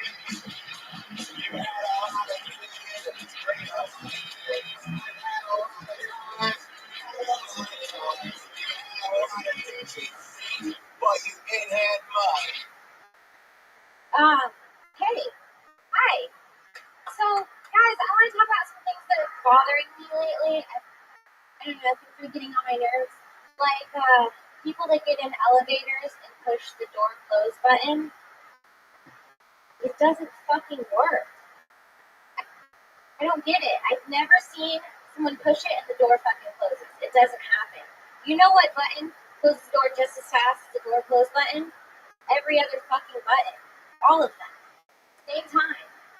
And like, people that say, tough cookie. I've never met a cookie whose ass I couldn't kick. Never. They should say, like, I don't know, tough pussy, because those things birth humans. Right? Pageant models. They look like they smell like sneeze. Not into it. Not into it. And like, honestly, the only person likes a pageant is a child molester. I mean, they're interesting. Rapists are weird because they fuck ugly people. Kids are cute, you know? And like, you want to finish it real quick? I was going to say, rapists come out of nowhere and come out of nowhere. And then talk about how, like, maybe that's how janitors are made because rapists are like, ooh, I want to get in there. And someone's like, no, you can't. So they just, it's like, well, you're applying for college. Yeah. Okay. They just, you know, that was the whole post. Good stuff. Yeah, totally. What was the first one about? Elevator, the door closed button. Yeah, that's true. That is really true. Controversial. I was literally thinking about that this weekend, about how that doesn't work. Because at the hotel that we were at, it really wasn't You could working. upset a lot of people with that material. Which one? An elevator button, the door close button. That's pretty. By the way, here's a tip: if you're ever staying at a hotel, go in your elevator. Get the name of the elevator. You can go online. And there's cheat codes for all the floors. Like there's buttons you can push and hold down at the same time. And it does like almost anything you want. Where especially in Vegas, it will just skip floors for you. So if you have a lot of people in your elevator, you'll right here. It was very, very funny. Very, very funny. You've been going up. You've been doing a lot of spots lately. Very good. We're running out of time, so there you go. Kimberly Congdon. Good job. Kimberly Congdon on Twitter. So many first timers here. I think it was, what, 2 tonight? Yeah. It's so exciting. First time on stage ever. Yeah. That was great. That's a little emotion to the show. Heck yeah. Very exciting. So you guys watched the birth of a couple comedians, or maybe just an abortion. Yeah. There was one, literally a miscarriage at one point. And also 2 shoes got autographed. History made. Bobby Lee fucking left 10 minutes ago. Yeah. Pretty awesome. Yeah, really awesome. I just love it. Anyway, thanks for reminding me about that, Patriot. You're at Real Jeffrey Ross on Twitter. Anything coming up that you want to promote? Live shows or anything that you got booked? Follow me at roastmastergeneral.com. My schedule is posted. Got a lot of tour dates coming up. February, March, April. Get ready, Toronto. Kill Tony's coming to you. We're not going to announce the date yet, but we are coming. So, Patriot's coming with us, and we're going to see what else we can do. Maybe the girls can come. We're going to try to figure out the budget, see what's going on. We'll figure everything out, but I'm very excited about that. And thank you all so much for coming out, everybody. Yeah. Congratulations, Missy Martinez, on your first spot. Shout out to Kai, one of my favorite artists in the world. Follow him, Kai Ahrens. KIIARDNS. He is one of the truly, I'm not just kidding, he's one of the most amazing artists anywhere. Also, he made that awesome Buddy Hackett jacket, the happy jacket that you got me seeing the Christmas. You got this right on this episode. Amazing artist. Everybody good for your host, Tony. Everybody. Thank you. The Iron Patriot, Ryan Redman. Thank you. Thanks, Thank you, guys. Good night.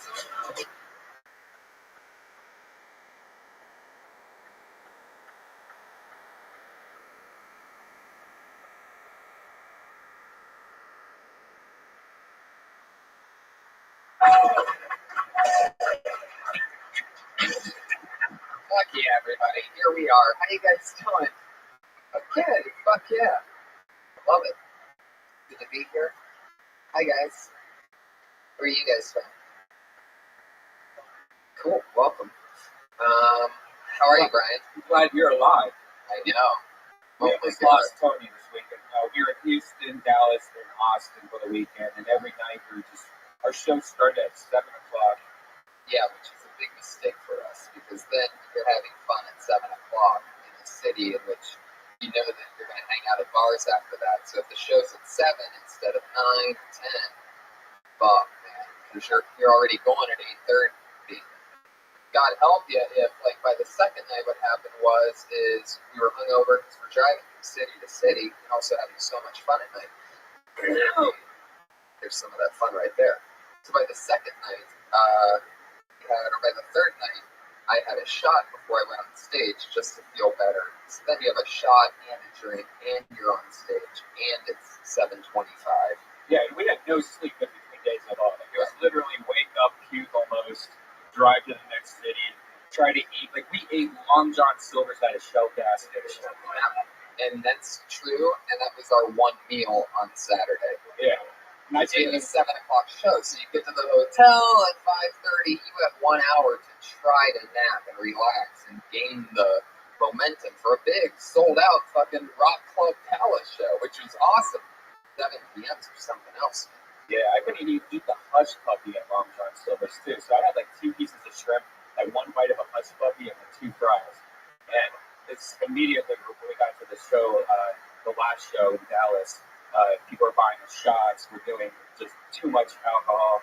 And I don't know what happened that night. Because the shows were so much fun. And then when the shows are really, really, really fun, you're like, shit, we can't be stopped. Then you're having more drinks and more fun. Not to mention, we went to a bar called Concrete Cowboy. If you ever go to Dallas, yeah, you have to check this crazy shit out. They have this big wheel that you burn. And Tony's like, let's go walk around. And I'm like, I don't want to walk around. And finally, he's like, no, let's go. And so I get up, we walk, we're going by this wheel. This woman lands on Kiss a Stranger as we're walking by. And so this girl just deep tongues me. And I don't even know what she looks like, because I'm just like, I see his eyebrows. Cut to Brian 15 seconds before, looking at me in the eyes going, why would you want to walk around, man? Possibly going to happen out there. So I was freaking out, excited. I mean, she went really deep on it. I know. It was almost like she landed on the wheel like it was like Kiss a Stranger, Fall in Love, try to get him to fucking... Yeah, and then my friend gives me like every single, like all my information. Like, oh, here's his website, here's his email address. And what did you say she looked like? She looked like Amy Schumer's sister or something. I don't know. Well, you know who we talked a lot to the fans about Kill Tony when we were there, and a lot of them brought up our head of security. He's here again, ladies and gentlemen. Put your hands together for the Iron Patriot.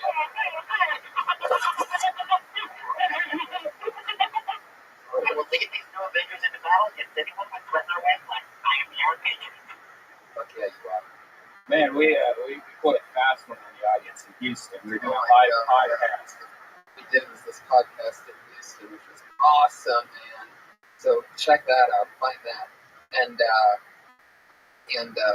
one of the first things we did was, it's just me and him sitting up there before we brought the guests out, and we were explaining like, oh, we wanted to bring Kill Tony, but we couldn't think of the logistics of bringing the Iron Patriot and his all his gear and stuff. And then basically we're just like, just kidding. Put your fucking hands together, Houston, for the Iron Patriot! And then people fucking crowd, the looks on their faces, I actually felt bad. Because I didn't think they would get as excited as they did, but there was a couple, especially these guys, like these, you could tell they were just like, if you would have thought we fucking said, ladies and gentlemen, Richard Pryor. Hey, you know that girl, Michelle Carroll, that was on the panel with me? She had a whole picture. I've exchanged some messages with her through this last few weeks. She had a whole picture of me in my old Iron Man. Yeah. And did you see that closet? How ridiculous that was? That was hilarious. Yeah, I took that. I retweeted it. Yeah, I appreciate that. That was a strange costume. Yeah, your old costume was a trip.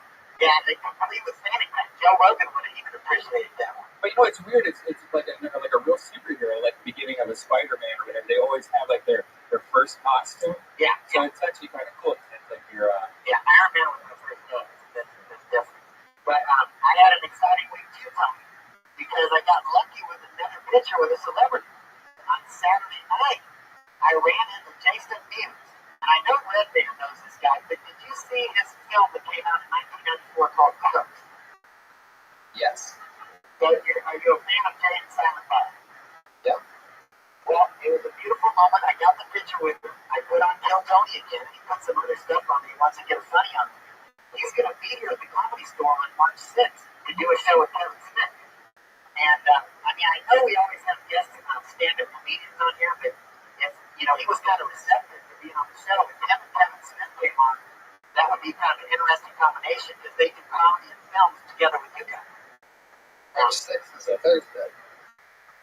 But I mean, I'm just saying, if they're already coming to the club, maybe some time on the week before, I don't know.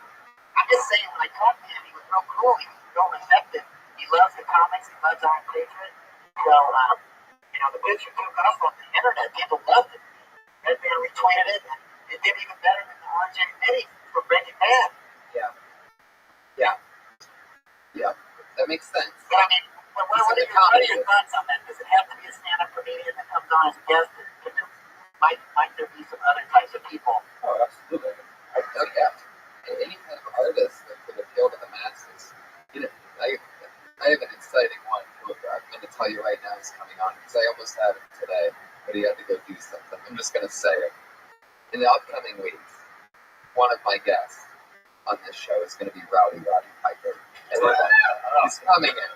He's a buddy of mine, one of the coolest guys ever, one of the smartest dudes you'll ever meet in your entire life. He's a monster. And he was at WrestleMania 1.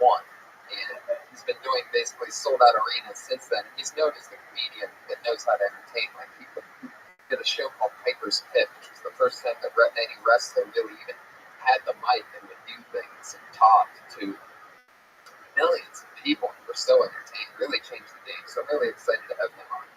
What made me think about that? Oh yeah, Jason, of course. Yes. We would have Jason on the show. That's a great question. Before we bring the guest on, one thing I wanted to ask you, you mentioned that Tony Clifton was going to come on the show. Yeah. I was reading about him, and there's such a mystery about who he really is. Do you think he's Bob Sabuda? Because Bob Sabuda's been at this club before. So is that who it is, or do you think it's, who could it be? That's an interesting question, Richard. Yeah, it could be. Who knows who it could be? I would have to guess Bob Sabuda, but I'm not positive. Yeah, I wanted to get that straight with you before he comes, so we can get that figured out. I like to believe in that mystery. I love the Andy Kaufman stuff.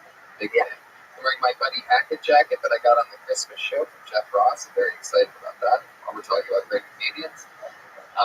And while we're also talking about great comedians, why don't we talk about our guest tonight, everybody? It's Tony 33. Are you guys excited or what? Got to hear about our weekend.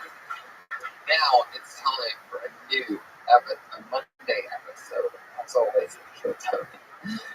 My guest tonight, I'm so excited to have him, and I'll mostly tell you why after they're up here. But another two great friends of mine, comedians that I've done the road with and have worked with regularly for a while. Put your hands together for them, everybody. It's Mike Lawrence and Tiffany Haddish. Wow. Oh, yes. This is the music that Mike and Andy replay. Come up to any other song. It's in his writers. Yeah, I mean, nothing says like being beaten up and called a queer in high school like John Champs Volume 5. Y'all ready for this? That's that guy's career. Just the guy was like, you all ready for this? He was ready for that and nothing else. It has been poor ever since. I bet you can go to Skid Row and there's like a homeless guy who's just like, y'all ready for this. I know I wasn't. Fame is a bitch. Fuck yeah, baby. I'm so happy to have you guys on because you're so different and so much fun. Tiffany, we just did, she was the third on our Texas tour. So we had a lot of fun. Tiffany introduced me to the powers of Pedialyte. Yes, Pedialyte is a powerful substance that can really help you when you're drinking way too much. We pretty much freaked out the whole city of Austin. We bought these huge gallons of Pedialyte and just driving around. Somebody was driving around drunk, screaming at people on the streets like, Pedialyte! Get Pedialyte. Are you having problems satisfying your woman?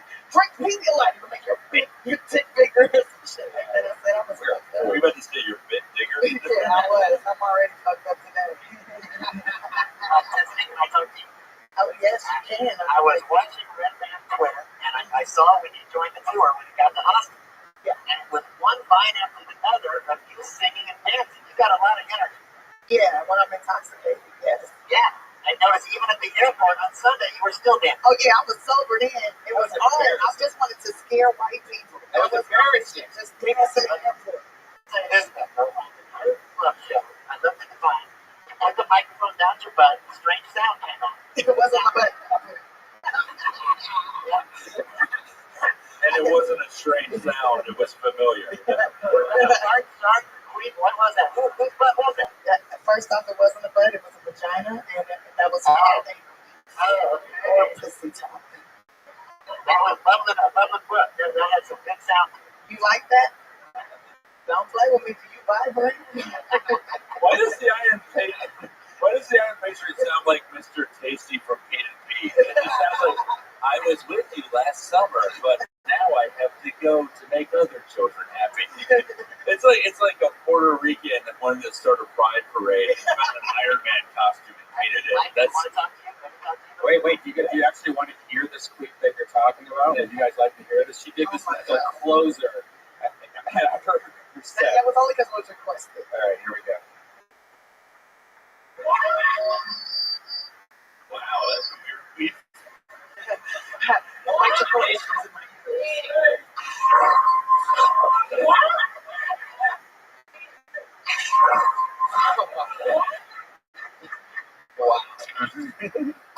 That's the sound Michael Winslow is going to make when he dies.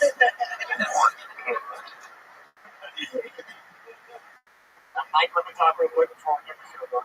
Yeah, I remember you Iron Patriot's first appearance, Dark Avengers, 2009, written by Michael Bendis, drawn by Mike Yaddo. Yes. I met him down the block a couple blocks, and he won my heart right away because he knows that I'm the Norman Osborn, a.k.a. Green Goblin. I stole the Iron Man suit, painted it red, white, and blue. I turned America into thinking it was made for us. That would be a good movie, wouldn't it, Mike?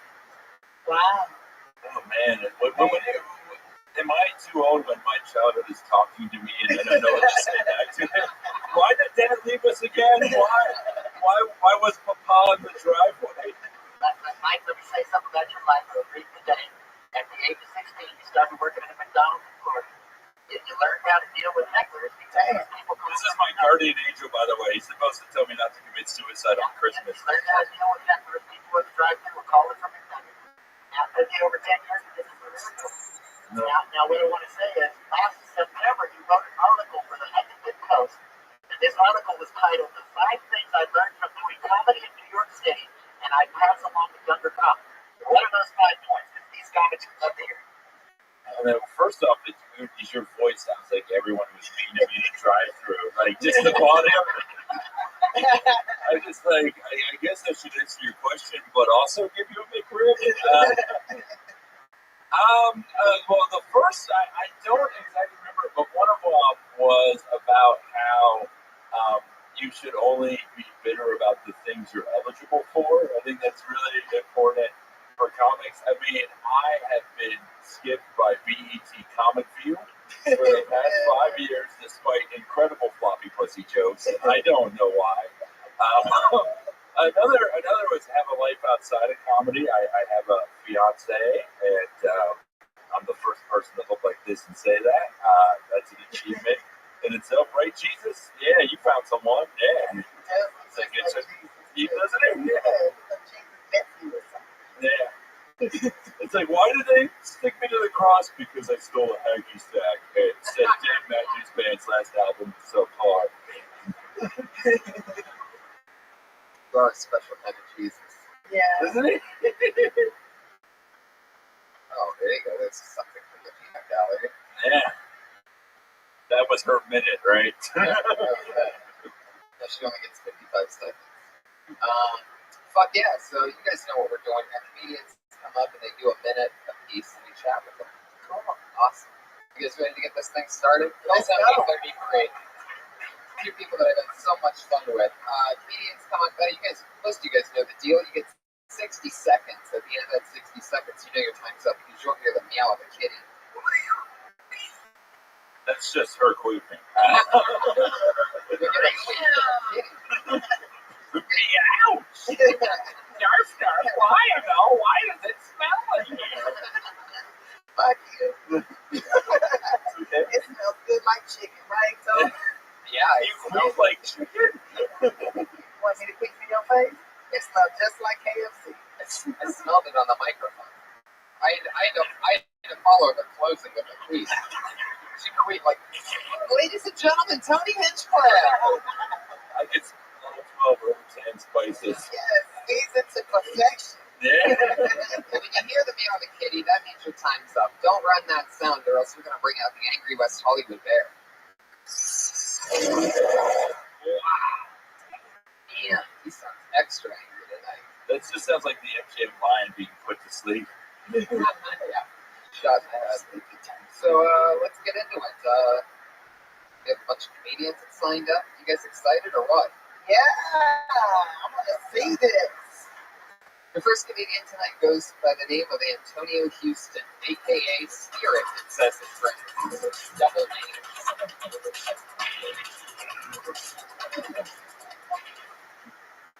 Hello, people. My name's Spirit because I'm like really fortunate and like I had a fucked up life, so I had all these other spirits come inside. Kind of weird. Would you like to meet one? He's an old one, man. His name's Mad Dog. Here it goes. All right. Well, hey, where you got to go to? My name's Mad Dog. The spirit's kind of gay. Let me know. He's a little gay ass. We was at a car wash that we interviewed, right? This guy, the interviewer, walks up and says, "Hey, turn around." Let me see. Is he sad? So I'm in the back of Spirit's mind going, "Don't turn your gay ass around. You just want to see your ass. Like, come on." This motherfucker turns around, showing his ass. You know what I told him? You might as well drop it like a side twerk or something. Do it like the Cyrus on the motherfucker. You're gonna get the job. Here we go, Antonio Houston, a.k.a. Spirit. Spirit. All right. Now, that was Matter of interesting. fact, you can put it on my face. Okay. Performing next week at Fruitvale Station, everybody.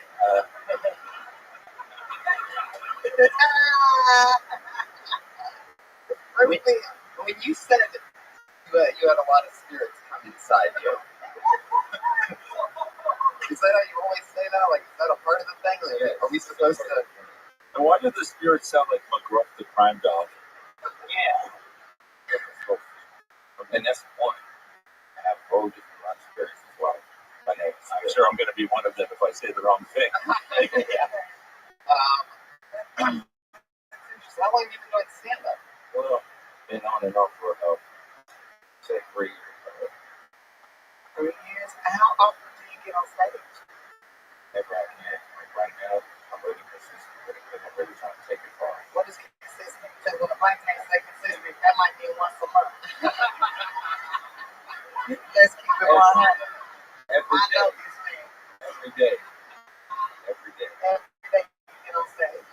Yes, I go to bars. The main bar that I go to is in South Valley. Petey's, that's where you be at. Yes. Who else is in there? Is it just you by yourself? I think he's asking you for a date.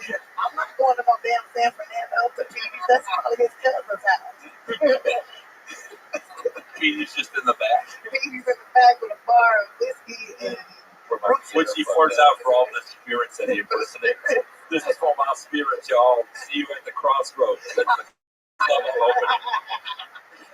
How many different How spirits? did you know that?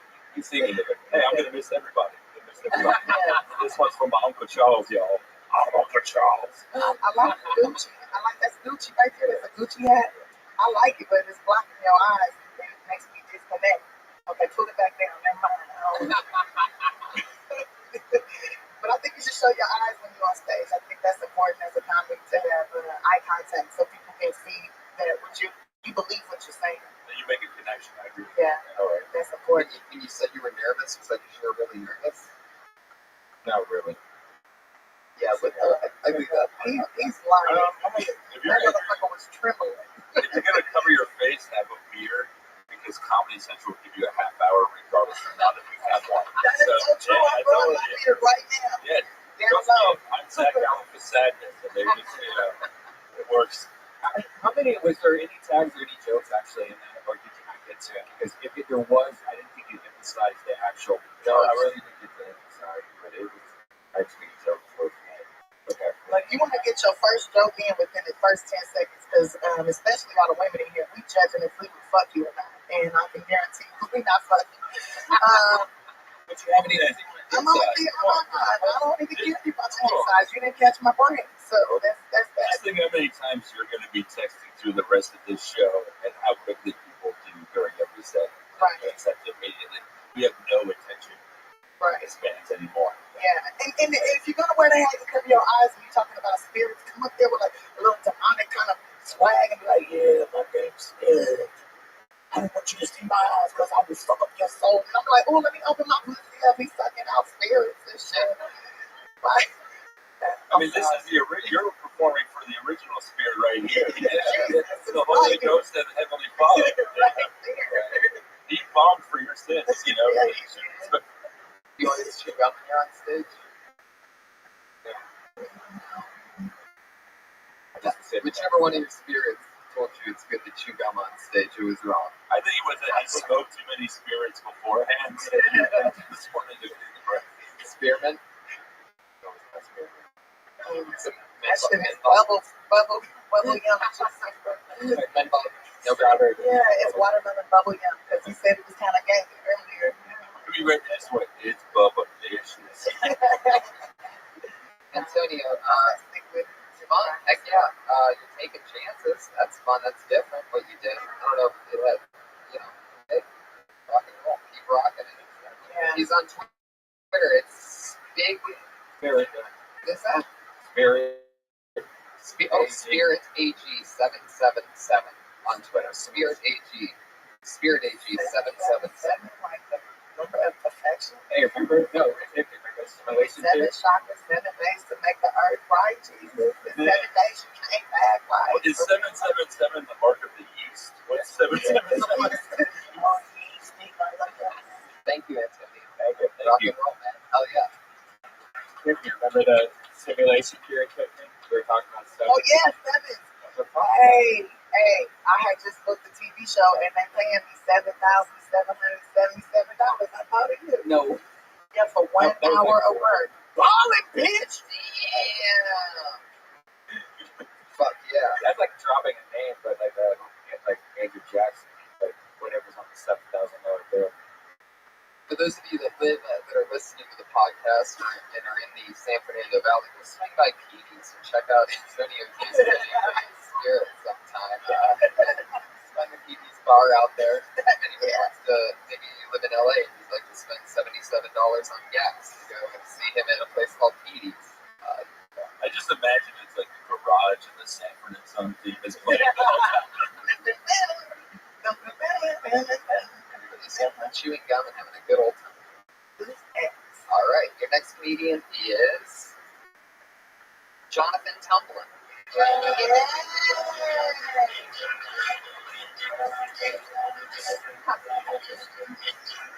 What up? I live with a 31-year-old white man that likes ranching bitches. I woke up one morning and he was like slinging this girl in his bedroom. And it woke me up, so I was like, I might as well get some water and lock him up. So I go to the living room. It's like an 8-year-old little girl playing Little Big Planet on the TV. Now I have 2 decisions to make. I could just go act like I didn't see her, walked back to my room. But then I heard her mom let out a groan. That was just, and then the little girl said, "Mommy's crazy." The mom was getting funny. So like she was talking to me or whatever, and I was gonna go back to my room or whatever, and I was like, "Well, all right, little girl, whoever you are." I pounded her, She was like, "What's that?" I was like, "It's a pound." Like, we're gonna tell my mom that you pounded me. I was like, "Don't do that." I thought about how many times I really tried my head. And I was like, "Yeah, don't do it." She never came back.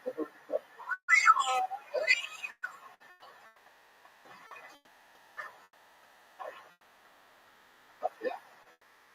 Right now, Spirit's thinking to himself, that's what you do. Good job. You know he's swallowed his gum right before he got to say it. Not making that same mistake. That's good. I got a little confused at one part, and then I guess you brought it back for me, which was I didn't know what the fuck, like I didn't know what was going on with the original thing. Like I just got lost in who you were watching. When you said Little Big Planet. Oh yes. Yeah, maybe make it a more easier, maybe Mario Brothers or something. Yeah, unless Sony's paying you, that's what they're doing. Available on PS3 and PS Vita. PlayStation Comedian, that'd be great. How do we pull that off? How do we get a sponsorship? I've done some video games. Really? Yeah, I'm in Terminator 3, I think, or 2 or something. Do you remember what you did?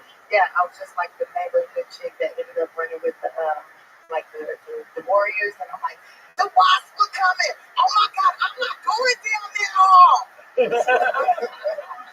That was it. Wow. It's an unlockable character. Scott didn't be watching us. Oh, shit. Yeah, that was one of my lines. You must have played the game. That was so cute. Hasta la fuck this shit. We better leave. He said he'll be back. That's so fun. I want to go to my grandma's house. Y'all tripping. That's in the video game? Yeah. Oh my God, that was hilarious. Are there any more? These are That's less ghetto than what the white people are saying while playing it via headset. This is not being homophobic. For people listening at home, please find videos of Tiffany in this game and tag me in it. I want to see that shit. It's hilarious. I know somebody did that poker into his screen that thought of me. Really? This guy sit there and just say whatever she wanted. I bet you she got paid like a motherfucker. I'll suck your dick for $5, but first, I need you to rub my feet, motherfucker. That's what I would say if I was a husband. I've been walking. There's a rubbing feet mini game that you have to do. I keep pressing X, but all it's doing is touching the toenail. I mean, video games are made by Asians, and foot rubbing is perfected by Asians, and we got something here. Yeah, let's do this. Yeah. Let's get a Vietnamese girl. I rub your feet. Yeah. And then I rub your God. Mario brother, he got a bigger deal. He saved a princess. I love it. What is Little Big Planet? You were actually playing that? I wasn't playing. The little girl was like, that's her, I guess, waiting room game while I'm watching struggle. Yeah, you build a planet, build a whole, like, your own video game. And why was her mom getting destroyed? She's at sex worker. Terrific, right? You live with a 31-year-old white dude. What does he get these girls on Plenty of Fish? Yep. That's what you gotta understand. When you say 31-year-old white man and an 8-year-old girl, everyone looks at me. That's the worst. So, That's pretty. I mean, that's pretty sad, man. Like you bring your daughter to sex things. At least you're not leaving her at home alone. That's even worse. We're just hearing the sounds of love. It seems like she knows what she's going to be doing in 3 years. You know, And she knows what it sounds like when doves cry. The fucked up thing is, though, she looked at me like I don't know how to play. Like she was like, "Whoa, what up, man? Like playing the game, man." It seems like that's two jokes, like almost two premises, though. It seems like the hand pounding thing that she's someone completely else than you instead of hanging out with this little girl out on mom's family. Yeah. She needs to come back with her sister, who's like 20, with no titties. So we need to just go from there. Yeah, there's almost something in the fact that the mom met the guy on Plenty of Fish while the little girl's on like playing Endless Ocean. 20 with no titty sounds like a coming of age novel that I want to read. Yeah, well, that's the writer story of of my fucking life. 20, no titties. Please fuck me. Jennifer Lawrence is 20 with no titties. The world is flat. You gotta write this. It's in development. Jonathan, that was great, man. Keep rocking. Jonathan Tumblin, everybody. He's J Sherlock T on Twitter @J Sherlock T. And really, they're realizing how the industry works is they do a set, then we just talk to each other, forget they exist, and then 5 minutes later go, oh, you can go home now. That is, yeah, there's nothing to win. Nothing to get. Patriot, how you doing over there? I think you guys covered that pretty well. I think I fell asleep. I think that was the same like waking up. Can you fall asleep standing up? No. Sometimes I dream. Yeah. It's just weird that the microphone's at his dick, so you just think the dick is talking the whole time. Yeah. I got a speaker at the chest mic, and that's where the sound's coming out this way. We found this is the best position for it. Okay. I knew there was a logical answer. The Patriot's a professional background extra, and he's in the background of most major TV shows and a ton of movies. I probably worked with him. You know, I used to be a background actress back in the day, in the late 90s, early 2000s. I was actually the very first African-American woman ever to appear on the Hannah Montana show as an extra walking around in the back. I showed up the first day on TV. Wow. And you know what's funny? You say first like there was a last. I think Omega is probably I know for a fact. Billy Ray likes something. I know for a fact, Tiffany, that the Patriot has worked on Hannah Montana. Yes, I was on one of the last episodes in 2009. So you were looking at the beginning, I was at the end. Yeah. You want to fight? Yeah, get it on. I just want this show to end with us taking the mask off and it's the skeleton and he's been dead the whole time.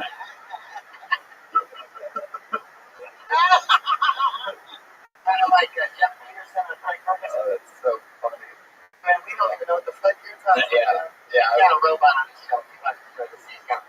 Oh, he has a robot? It's a scout robot. Oh, okay. Okay. But you're not a skeleton. No, I'm the real deal. Vibrate. You want to? Can you vibrate right now? He has a foot fetish. Bring that pouch over here. I'll put some vibration on it. My pouch?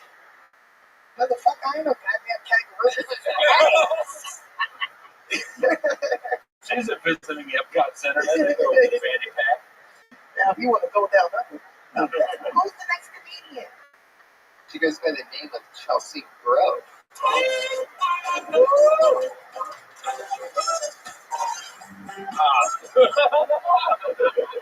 come on.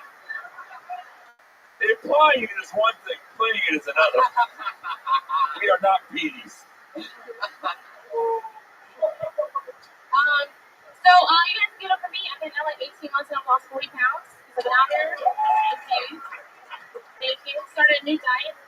It's called The Struggle.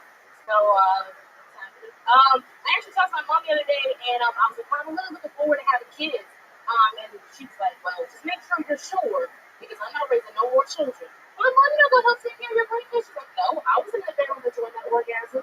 That was all you. You was the one talking about, oh, daddy is yours, daddy is yours. And I was like, okay, well, Mom, what about to go out of town or travel? She was like, listen, every time you look at that child, you think you want to give it over to me. Just remember, that is what a good love looks like, okay? That's all children are. They're just good nuts, good finances. Okay. Well, if you're having a bad day or a bad set like this, just remember, just take a pregnancy test. Because when it comes back negative, your things will look a whole lot brighter. So, that's it. Chelsea, what was the punchline in the first thing? You're on a diet called... The diet called The Struggle. Like, because that's why I lost weight when I moved out here. I thought you said strong. Oh, I was talking about. I think you should go because I've been on a diet. It's called pause, but just take a pause and go. The struggle, right? Like you know, emphasize struggle. Okay.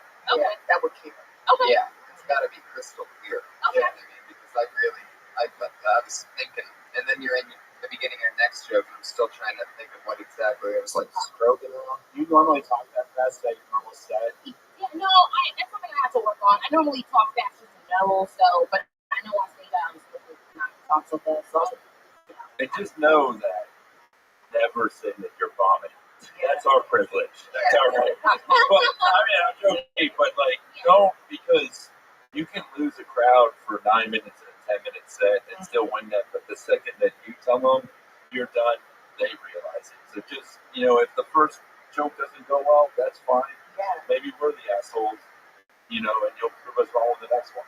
So just, believe in yourself. Always have confidence and believe in yourself. That's important. And That's regularly taking pregnancy testing sounds like a great premise. I think what you have it right now is a premise. Yeah. And a great one. I can't figure out why that would be.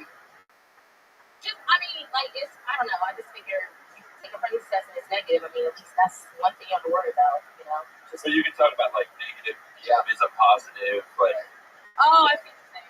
just some kind of play on words or just something. It just was the joke wasn't clear.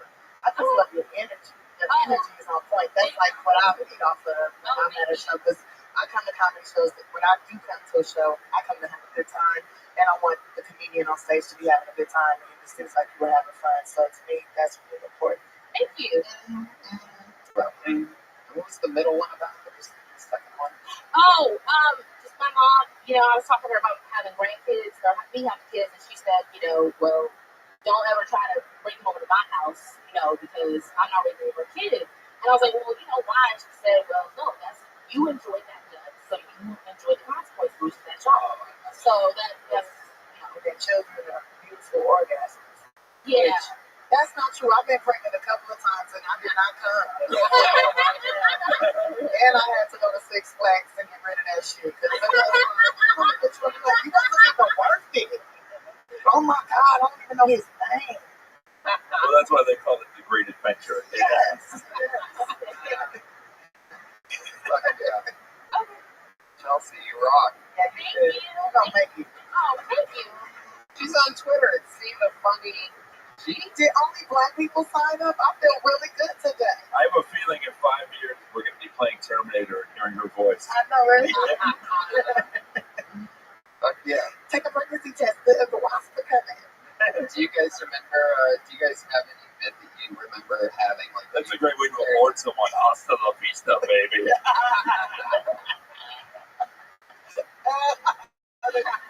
It wasn't a tumor.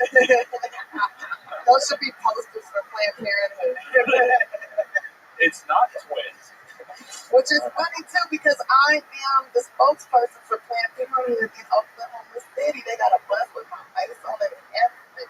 Are you serious? Yes. Once you go there enough times, they, make you a spokesperson.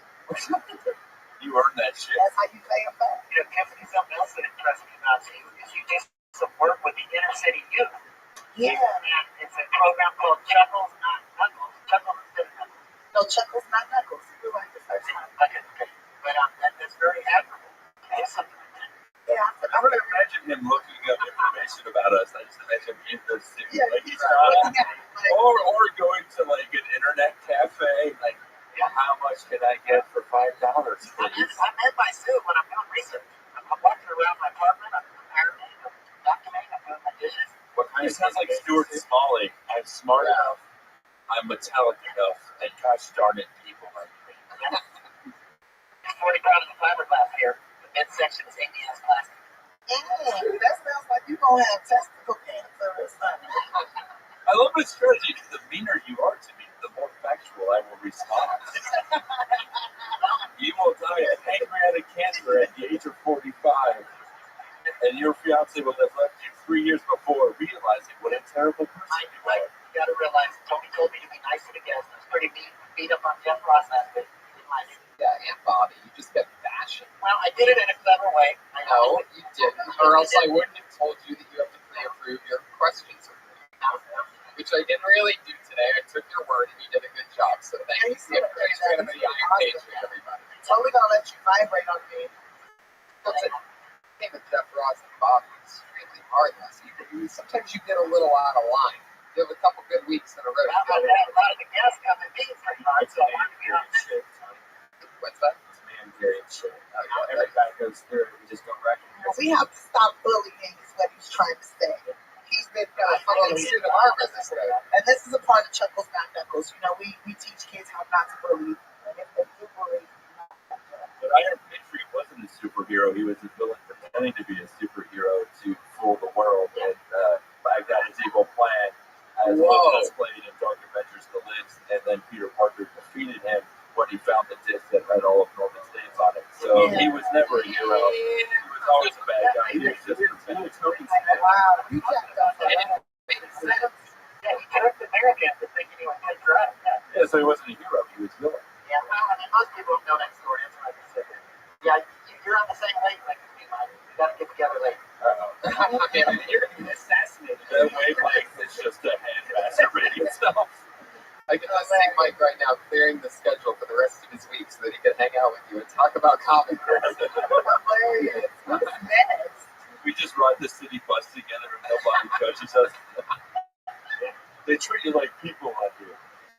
I love it. He rides the bus there, by the way. Oh, I didn't know about this. He can't sit down. Did you know that? You have to stand on the bus.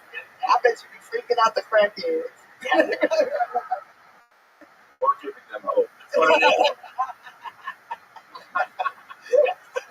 We're giving you that. You're going home on the bus with me tonight. I'm going to take you home.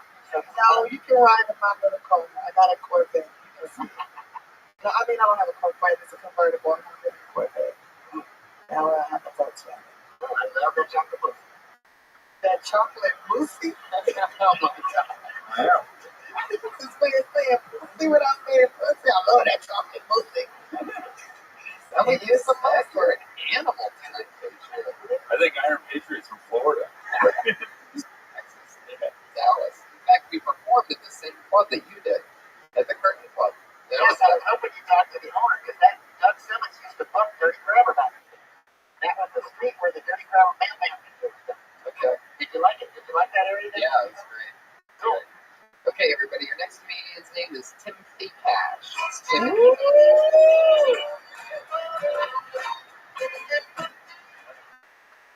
Do a whole minute. Girl will have sex twice. And I'll tell a joke. Actually, have accepted the fact I'll probably be single the rest of my life.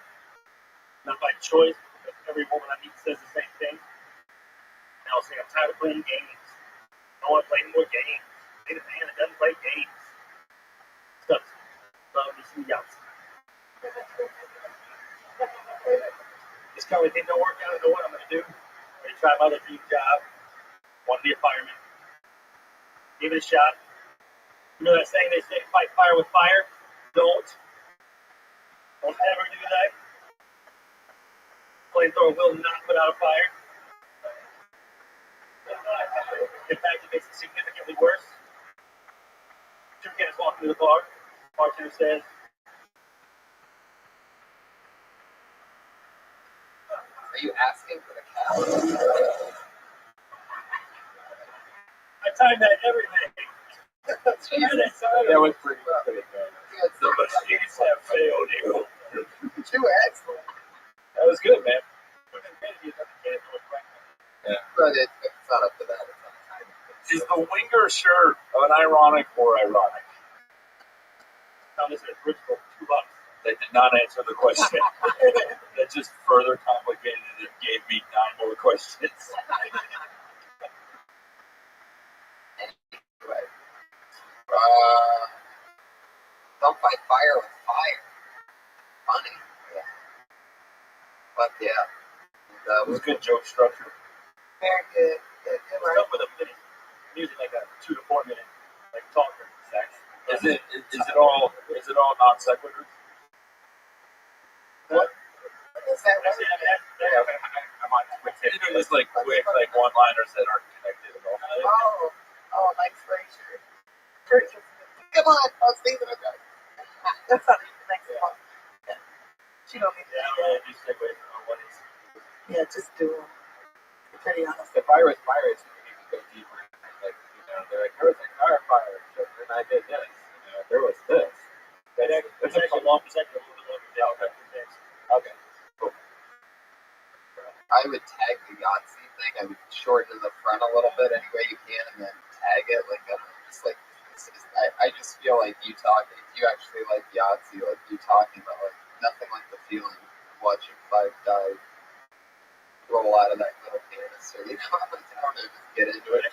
Right, that is my whole thing like Yahtzee, because I really love Yahtzee. Right. And what's the objective is to roll 5 5s in that or something, right? Well, yeah, you get the full picture. But I mean, Yahtzee is like. What's Yahtzee? What games do you play when you go to Vegas? Yahtzee. He finds a Yahtzee slot machine. Or it's just him and an old Japanese man, and he puts $1 million down, and he puts down $3. That's just how it goes sometimes. Yahtzee.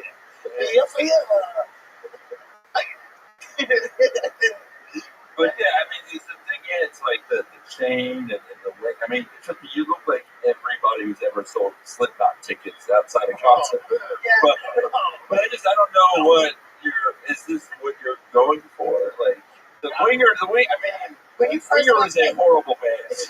When you first walked up, that 70s show, when I first saw, I'm like, oh, that's the guy from that 70s show. I don't like that's true. Okay. Do you smoke weed? Yeah, you look like you got some good. Like you grow that shit. Chain, honestly, I've had chains since I was like 12 years old. Because I used to lose like 2 wallets a year. My dad would always make fun of me. We'd like go on road trips, stop at truck stops, and he'd always point to the truck for wallets. Like, I'm just one of those. I'm like, shut up, Dad. So what's the excuse for the janitor chain on the other side of the keys that you have? Because you only use the one or two. And the stormtrooper thing. This is the thing, as a comic, you should want to be Darth Vader, not a stormtrooper. Have a fucking ego. Do not be one of the dudes who just gets shot once. Be the fucking star. Don't think like a stormtrooper, man. You might as well be a fucking Ewok, man. Be Darth Vader. Be Boba Fett.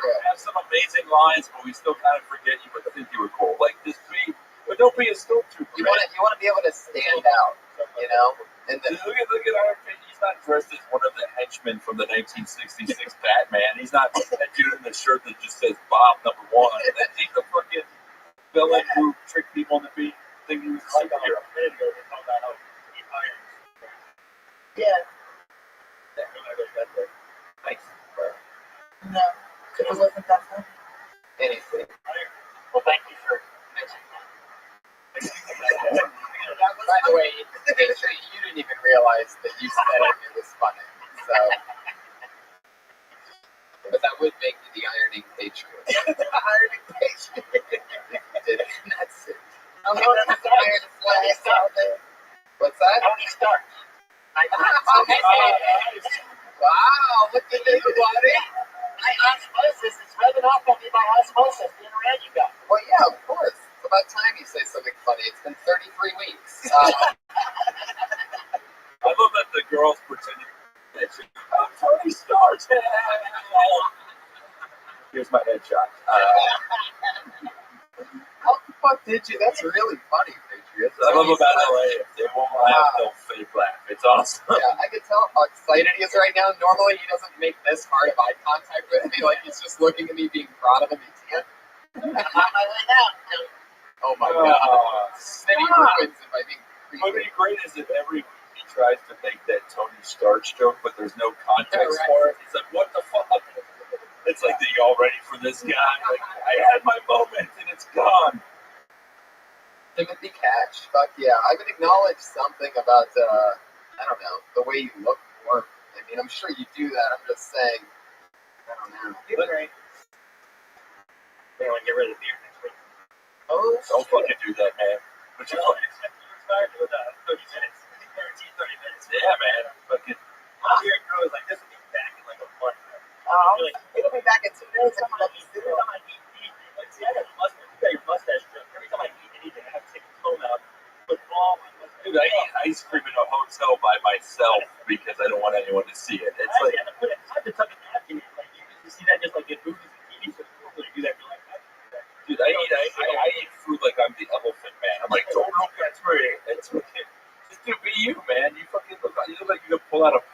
at any time and amaze us with a Jethro Tull solo. So it's good for you, man. There you go. Timothy Cash. I always love about Timothy is that a lot of comedians are on Twitter and where a lot of them put their Twitter handle. Timothy Cash just puts "fuck no." Get on Twitter. I don't do that shit. Twitter, is that a part of the vagina? That Twitter. I've touched a few Twitters in my day. In my van. Fuck that Twitter. Don't even have its own TV show. Put your hands together for Calvin Locks.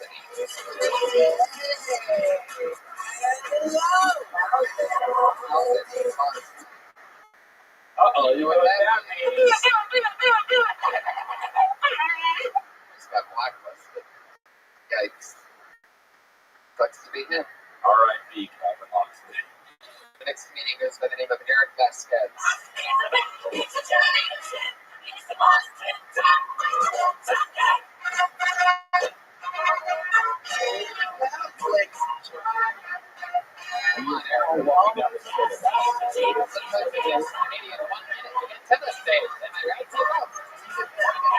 Eric Vasquez. Hello, guys. I just heard 25, actually, guys. Let's go, 25. Forced me a little self-examination, you know. One thing to understand about me is I'm kind of the guy. Physically, if someone were to see me, I didn't have a bush, it looked fucking weird. It looked weird like those bald cats look weird. You ever want to go bald cats try to pet one of those? And you look at it and you're like, ugh. Yeah, that's how I would look without any hair down there. It's actually good to rock the bush sometimes, like I said, because if a woman were to see me, she would think two things. One, that's a shitload of hair. And two, there has to be more penis behind that hair. There isn't. There isn't. But she thinks there is. I don't have one. Oh, damn, there you go. Right on time. Bush is female, right? And also the greatest president of all time. But Bush, I've never heard Bush. Has anyone ever heard Bush used in a male context? I've never. Only the snake is high in the bush. I heard that. Well, whenever you grew up with transsexuals, I was like, what is this world you speak of where men don't have bushes? I've never. It was throwing me off the whole time. Like, why would you have a bush? Unless, what do you mean? Everybody has natural pubic hair. We don't call it bushes. Okay, well, tell me how much I have pubes. Oh, yeah. Like lots of pubes. If I have a bush, it says that I have a lot of pubes. It says you have a pussy. Yeah. Period. I automatically think you got a pussy. That's what I was thinking. Like, he might have a pussy. He's not tissue. I do not. As the only Bush supporter in the room, Bush is female, right? I've just never heard that before. Yeah, I say it as a joke. You know, like hey, like how my bush is trimmed, you know, as a joke. Not like being serious, you know. Yeah, but I don't think it added. I think it was his strategy. So views. Is that something different? Yeah. Well, how's the premise? Do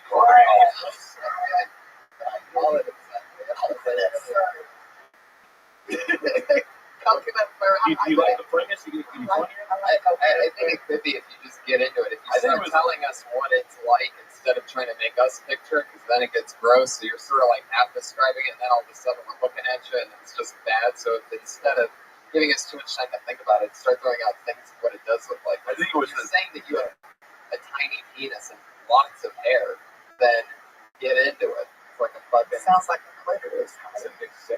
You took a 30-minute drive to the I have a small dick store that's 2 minutes away.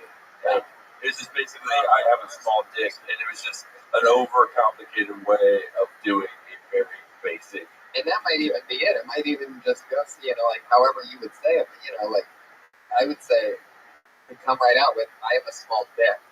That's fine. Or maybe worse. Even worse than that. I have a lot of pubes. Or just then you're already in, and then you can give examples on why and how. And you can even talk about how you have a good gut that probably makes things more complicated. Just say that these are, you don't need pubes when you have a gut because it's already covering everything. Right? You don't need two curtains, you know. Did you see Jesus' face though? Oh, yeah. Jesus' face was like on scary mode, like I died for this. I was sitting right now, right in front of Jesus. I like the cat comparison. You would like great pictures though, yeah, my friends understand. I don't know the kind of cat. What is it again? One that, I really don't know. There's a lot of like famous cats. One that the Isaiah movie of Elijah, or the book of Eli. Yeah, you know what? The one specific that's a movie where he was intense and growling all the time. That one. Yeah, when he was blind and stuff that you didn't know until the end. Anyway, the sequel could be like Eric. Fuck yeah. I would talk about I would just come out with each line and then I would start talking about it, you know, instead of painting a long picture. You knew how Tiffany said that the girls, first 10 seconds, they decided they were fucking. I don't think you should talk about a small dick. That's a bad recommendation. Because they're right away going to say, no way. Yeah, how do you get a girl to even see your dick? Or see they this weren't to bush? see my penis, they'll be pleasantly surprised. I gotta like, not build it up as much. Because if I do talk about it, and then people say like, "Oh, he has a small dick," and the girl does actually try to lay me, you know, she'll be pleasantly surprised. It's not small. It's just fucking. Me too. It's not shit. You know, it's not small. Ladies, We believe that shit. It's too late now. You obviously have a tiny dick. I mean, there's no going back now. Once you compare it to the size, It actually looks like Tattoo from Fantasy Islands. But my thing is, my piece of advice is when you do self-deprecation, you have to sell the shit out of it and own it. When you talk about how ugly you are, how fat you are, or how bad of a lay you are, you have to say that shit as if it is the curse that you have lived with for years. And I mean, the more hard you are on yourself, and the slubbier you are, the more confident you have to be. Because if you combine sad delivery and sad material, people are like, I can't watch this because I feel like Sarah McLachlan should be holding you. Especially because you have the penis of a 2-month-old puppy. It's hilarious because I've actually said that like in front of a crowd, and I've actually got like oh. Yeah, because nobody wants to feel sorry for you. We I'm just trying to we just want to fucking have fun. So be confident in your little bit. For just Like, I got little titties. I'm like, yeah, I got a 31A minus, but somebody gonna suck on these nipples. For just 10 cents a day, you can see Eric Vasquez's bush. And the arms of the Like Joan Rivers, you know the way she's confident, she puts herself down. Yeah, you have to own your own sadness. Yeah. You know, because it's got to be fun. That's the key to comedy, is have fun. You do not come to be sad or feel sorry for your ass. They come to have fun. Seriously, have fun. Were you on a week ago or two? No, it's the first time. I've been here for a couple months. It's actually my first time. But you've been doing comedy other places, right? Or not mostly around here. Sometimes around here. I want to be home for 2 months. So. Awesome. Well, there you go. Well, get up every day, man, and go. Fucking PD's is open. You can go there. Just wherever you need to. Stage signs available. But I mean, even though we were making fun of that, I mean, seriously, if he's getting up every day and he's found a place, fucking that's great. Totally. Yeah, find a place. Yeah. Thank you guys. Eric Vasquez. He's like Eric. Hey, Eric B. Comedy. Twitter at Eric with a B. Eric Vasquez. For the second, after the first few people, I'm like, is it all black people? I mean, it's a minority show.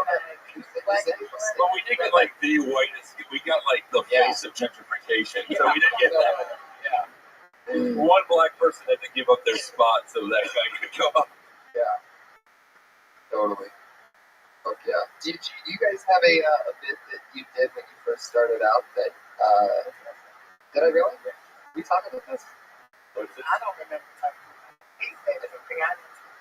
I don't know. Did you have a bit when you started out doing comedy that you are embarrassed that you did? But like when you very first started, it was like bad, and you remember it being bad. Did I ask you guys this? I swear to God, you did. I thought that I may have when I started, but I think it was like Tiffany on the incident. I think so. That was right on the line. So you freaked me out when I'm like, fuck, really? But it's just because we were thinking about it before the last one. That's how we're fucking monsters. Yeah. Our chemistry, we've been spending way too much time together where we're both wondering. Anyway. No, you didn't. Did you want to answer? Yeah, totally. Maybe go first.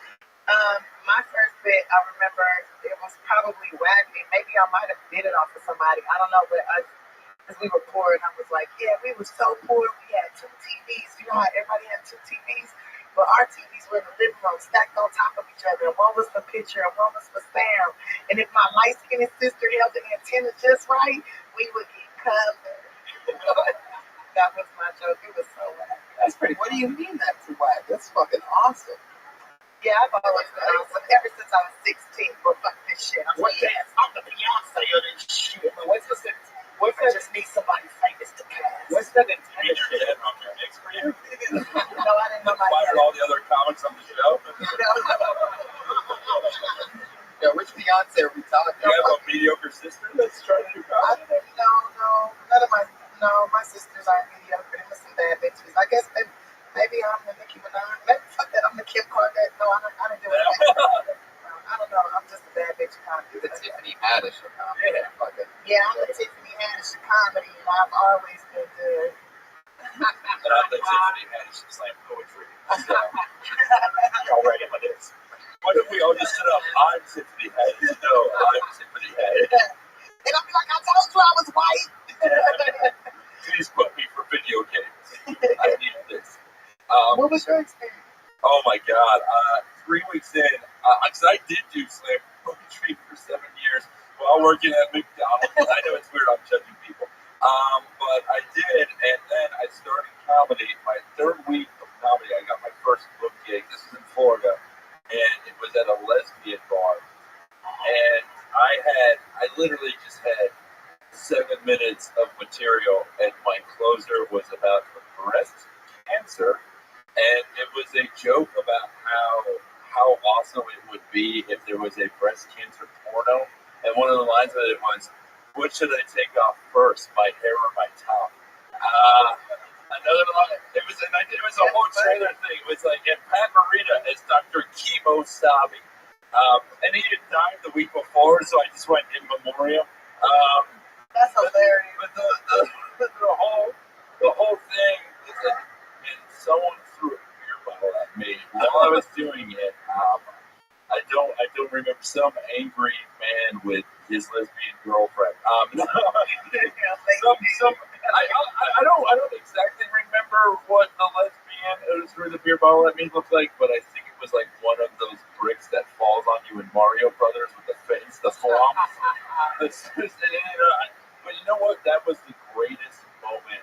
That was the moment I knew I'd be doing comedy forever, because I'd spent so many years just wanting attention, and I finally got it at a lesbian bar. And you know, and what's great was I stayed. This is another one of my 5 pieces of advice to pass on to comics. I stayed the rest of the night. I went second. The worst bar we could possibly have. I watched every other comic and saw what worked. I mean, so many comics now are entitled, shitty and arrogant. And I mean, we always have been, but like, people will bomb after their second week of doing comedy and leave right afterwards. Stay around, watch. Someone will always have a good set, even on the worst night. And you kind of, if you can't, like, once you're not a good comic on a show, be a good audience member. Be self-sustaining. In your first few years, I think that's important. It's important to watch comedy because you'll learn so much about timing and presence and a good way to perform and a bad way to perform it.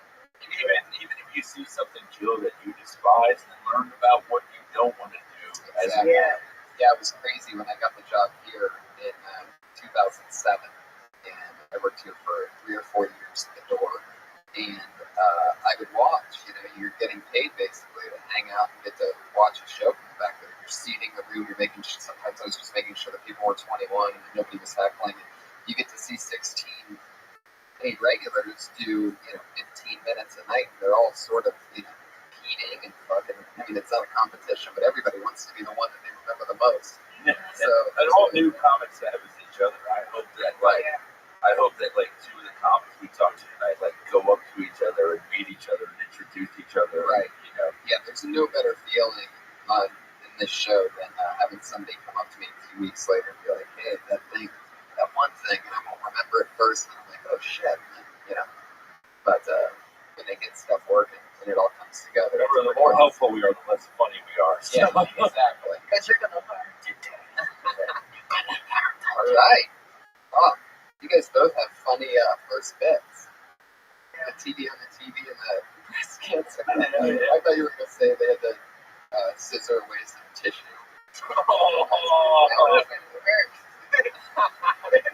Frank Castillo, everybody. Hey! It really is like a gentrification. We started black and then we went white and now we're at all Hispanic. I love knowing whatever songs I reference they'll play. I have some kind of power. Hey guys. Hey. I was walking to work. I saw a homeless guy outside, and he looked at me and looked at us. And he said, "Hey, sir, can you spare some change, or are you gonna be a piece of shit?" And he was weird because I already had my hand in my pocket. I clenched the change. I said, "You know what? I'm gonna be competitive." And then he was like, "Are you gonna be a piece of shit?" I said, "Yep, nope, not there." And I said it. I was like, "You know what? I think I am gonna be a piece of shit." And he just stared at me and was like, "Oh, fuck you." And I was like, "You know, you have to be nicer." I felt like it was like maybe if his approach was like a little bit better, like he was like nicer about it, I probably gave him a little more factual. And I realized that as I said it. It's actually Latino David Cross, everybody.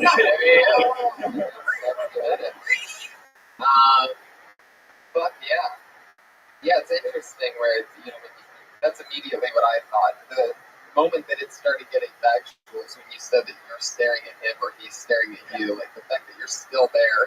I just want to believe now you're the weirdo out of the guy that's asking the stranger for change. I just want to believe that the homeless guy is at another open mic right now somewhere telling inside of the store. Yeah. And this motherfucker was like, and he was writing down notes as this exchange was happening. I saw his wallet sticking out. He really needs to change for it. Man, you're funny as fuck. I've never seen you do comedy before, but I'm so excited to come go see you. Do you do a lot of, are you from the East Coast? Do you live here? Or I'm trying to move here, but yeah, I live in New York. Oh, wow. You're great. That's so weird. The East Coast, like, I finally got the approval my parents ever gave me. Yeah, I found that did I talk about this at the Dark Comedy? That's how you know I look homeless, when someone tells you how they found someone. Not how I found him. He was on the side of the road eating that can of beans he always ogles. In Toronto.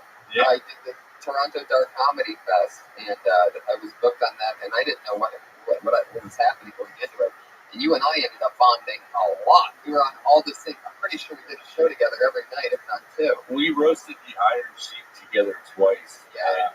If that doesn't bring two people together, I don't know what will. Well, I know what will is doing a live podcast at the Comedy Underground with the Iron Sheik, but finding out that the Iron Sheik can only do about 10 minutes right beforehand, and you're like, okay, so me and Mike are just going to sit behind a table at the Underground and just fucking light it up. Yeah, I think like the people who are fans of the Iron Sheik aren't wrestling fans. They're the people who yell oil rolls unironically and fist things they don't love and just want to see a dying man die. And so it's weird to entertain them because they just want to see a train wreck be a train. They basically just want to watch a fire and put a flamethrower to it. That's basically what an Iron Sheik audience is like, and we were just like, what do we do here? And just kind of pointed out the absurdity of that, and they liked it. Right, because they were high as fuck, because it was the Underground. Oh, God, yeah. And that was unbelievable. The recording of that live podcast, went out almost immediately, and never turned into anything. Oh yeah, so that's why. I mean, It's just weird that there's like the East Coast comics. You like barely know them as a West Coast comic. The only way you know them is if they have like vision or something like that. But there's like a whole group of people that do the same thing as I do. I have no idea who they are. And like, oh yeah, it's like it just blows my mind. It's different, you know. He's like, how is this about money? I know. Right, it's gonna wrap up. This is meant to inspire you. We figured you had to be this close. When you roast the iron sheet, that work is available. No, but like what's interesting, there are two big differences about New York. One, New York, you can get up as much as you want. It is not quality stage time, but it's quantity stage time. Sometimes we get up 15 to 20 times a week. And that's because it's there. And that's like even open mics. Like there are open mics from 4 p.m. to midnight every night of the week if you want to look for them. And they're there. They're not good, but you'll get your fucking muscles. Yeah, you're strong. You got to put in 10,000 hours before you become successful. That's the secret. You chip away 1 minute at a time here. And the other thing is, LA loves its weirdos. I've seen people in costumes, their own like merch and stuff here, and people of that New York weed just don't have the tolerance for that. Like, get the fuck out of here with that. The first month open micer here will already have a web series, and in New York they're like, I just want to be good enough to carry my backpack with pride as the 27-year-old man that I am. It is interesting, the differences. I just got to hang out with Ari Shafir, who's back in LA. It's a great guy. Yeah, he's been in New York for a while. You guys cross paths? Oh, yeah. Anyway, so friends. You know what it's like to feel homeless now. You've been standing there for 10 minutes. I hope someone acknowledges me. Yeah, how am I going to make money off this shit? Are they going to acknowledge me, or are you going to be a piece of shit? So, fuck yeah. Yeah, well, I mean, that's like a good story to base tags off of. If you could smoke a bunch of weed, like throw little tags in between the story, that makes sense. I mean, the story does make sense, and it's very accurate, and it's real, so you can, people for that. But if you write 3 or 4 tags in that story, then you have something that's just that makes sense kind of stories. You already know this. Well, I like your energy. I like you being yourself, and like I feel like you're like a coworker. Like we worked at like a print shop together or something. You'd be telling me that, and we'd be standing by the printer laughing like for real. I think I made that up too. Like it just seems like it'd be cool to talk to you and just be a friend of yours. So just like it just feels more personal. So I like your style, and I like. And Matt collapsed that when you're doing a 1-minute set or a story like that, make sure there are punches every 10 minutes. Yeah. Doesn't have to be big, but just something to grab us and keep our attention. There he goes, Frank Castillo. He's at Frank C. Comedy on Twitter. Frank Castillo. Who's next? Go. Chance together for Benjamin Carver, everybody.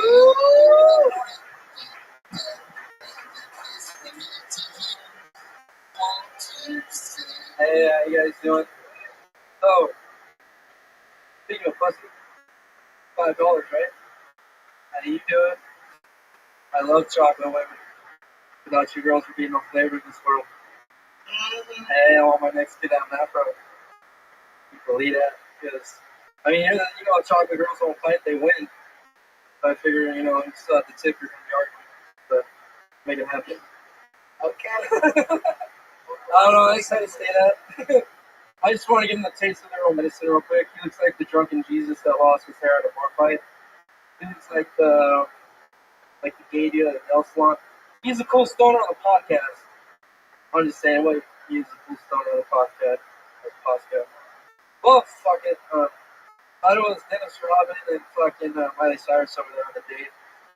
Oh no, I'm just trying to give you taste of your own medicine. I don't know. It's not working. I was on the bus with this guy. How you doing, Iron Man? Yeah, fine. Good. I know after the movie.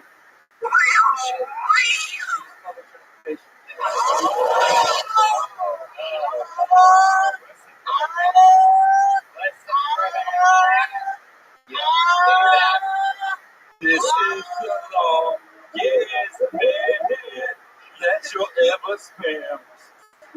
Okay. You ever see a Jay who should be a silent Bob?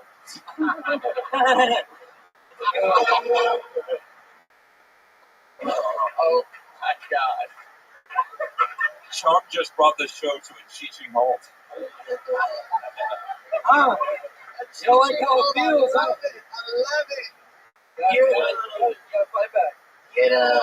Actually, I start tomorrow. I got hired to do a comedy skit for a TV show that airs in Russia, so kind of excited. Finally got Russia. Yeah, I know. I mean, you gotta start somewhere, right? It's called the Missions Report. You can Google it right now. I'm just saying. I'm just glad I got hired, so I'm just down here for that. You gonna play In Soviet Union, you don't bomb on stage. Stage bombs on you. Well, I've never performed here, so I mean, I do it in San Diego. But why would you spend your whole making fun of people if you never performed here and you want to make an impression? Especially trying to clown me, a black woman. I mean, You look like a little kid. thank you. Because of the balls. Thank you. I look better than that bitch. That's like Kim Kardashian, you got the booty. Yeah, thanks. Yeah. I appreciate that. You gotta get your Mac game up though. You come talking to a black woman like you fuck the shit out of her. You can dance fucking game. I know when I start Get your swag on. You look like you're a fan of chocolate, but not women. So. Yes, tell it. Hey, I'm the one man enough to talk to you. No, everybody's out. You know you're really you're like another comic, so you know you're really potential. You know I am. He grateful died on stage today. That was good. Benjamin, there you go, man. Yeah. We won't survive. You gotta get up on stage more and write some jokes. I got a shitload of stuff. I just wanted to roast you guys too. There you go. That's like you're confined for dispensary, by the way. Just like on the public board and shit. Still trying. It's almost worth it. Right, guys? Have a good one. Okay, you too. Bye. The little pothead that could. I was trying to figure out if that was a Kinko's beanie or an X. Like, what kind of beanie was that? Yeah, I was wondering that too. Sleeveless? Well, you know, another thing that's cool, I don't know if I got to mention this to you guys beforehand, but we have two regulars that go on every Monday night. They do 60 seconds each. And he's like, and you just saw both of them. Whoa. Fuck yeah. And we're really excited about it. Put your hands together for Sarah Wineshakes.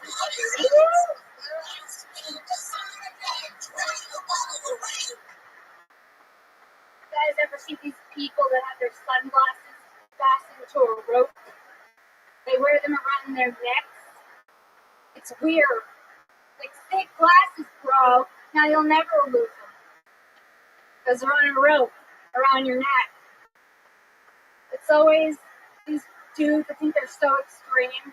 Like, they're so extreme that they have to have their glasses tied on a rope around their necks. What the fuck are they doing? Are they jousting? Rock climbing?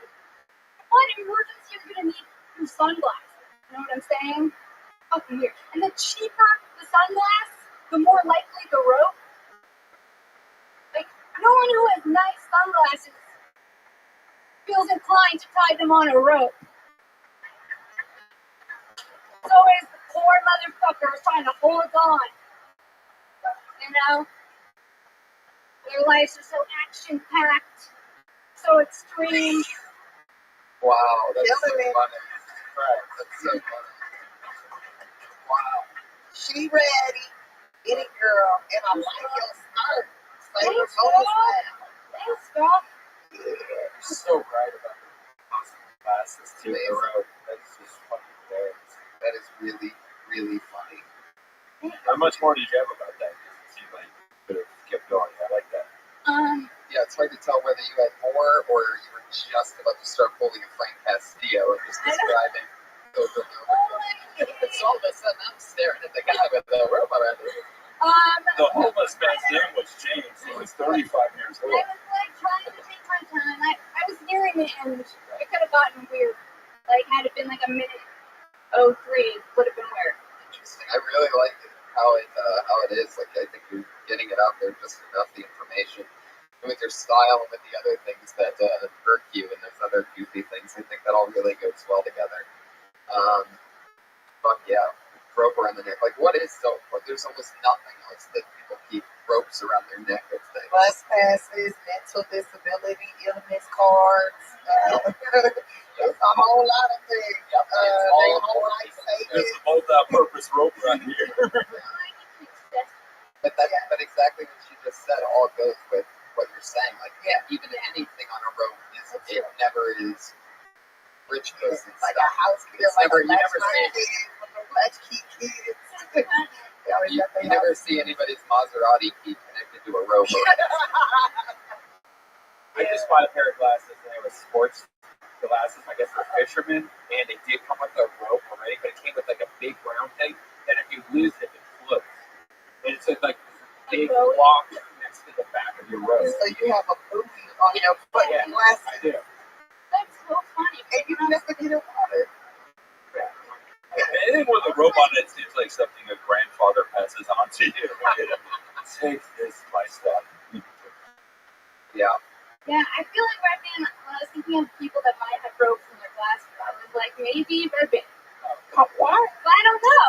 I feel like I have seen I've never had ropes on my sunglasses. Like, I love how defensive you get up. Why would you think that about me? I would ever rope on my sunglasses. Blasphemer, who shoots you think that I had a rope on my sunglasses? Here's a weird thing though. I used to always go to the mall and buy those 2 pairs of sunglasses for $15 or whatever that shit is, because you usually can find a good pair. And but I would buy like 12 a year, 14 a year, because I would lose them like every week. I bought a pair of expensive sunglasses recently. I've had it for like 8 months. It makes no sense. I don't do anything really different with it. With this guy with the sunglasses around his throat, would he be lucky with those on too? Like, could you imagine, like trying to maybe glasses are hanging over your face? Maybe that's exactly the opposite of that. Is what you'll never need those on a rope for is because you'll ever be getting laid so hard. Sunglasses might fall off. I don't own sunglasses. I just sit in the front of every wrestling event and hope Bret Hart gives me his someday. Wow. I can just the tweets of the wrestling fans. That's how I knew kids had money, when they could get the glasses. And I went one time, we were all the way in the nosebleeds, and my dad was like, he's not coming up here. He's not walking up here. It's too far. It's so fucking funny. Sarah Weinshank, another great session. She's on Twitter at Princess Shank. That's the word princess, SHENK, not Princess Shank. So fun. And this is our other regular. She dropped out of college at Florida State University, Florida, home of the Gators. And she dropped out after her first time ever doing stand-up on this show. Here she is, Kimberly Condon. What's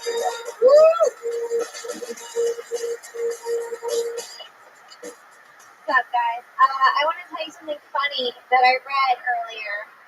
A little fact. Did you know that 50% of people wipe sitting down and 50% of people wipe standing up? And that most people don't know that the opposite exists? What a bunch of assholes. Speaking of assholes, I'm single now. I was dating someone for a while and it was cool. It was a lot of fun. Things got weird though. Things got a little bit abusive. But he's doing okay now. And I apologize. And I think that he should have just made me that sandwich. I don't know. I just don't think I'm someone to fuck with, you know? Like, I brush my teeth and I rinse with orange juice. You should have known. That's it.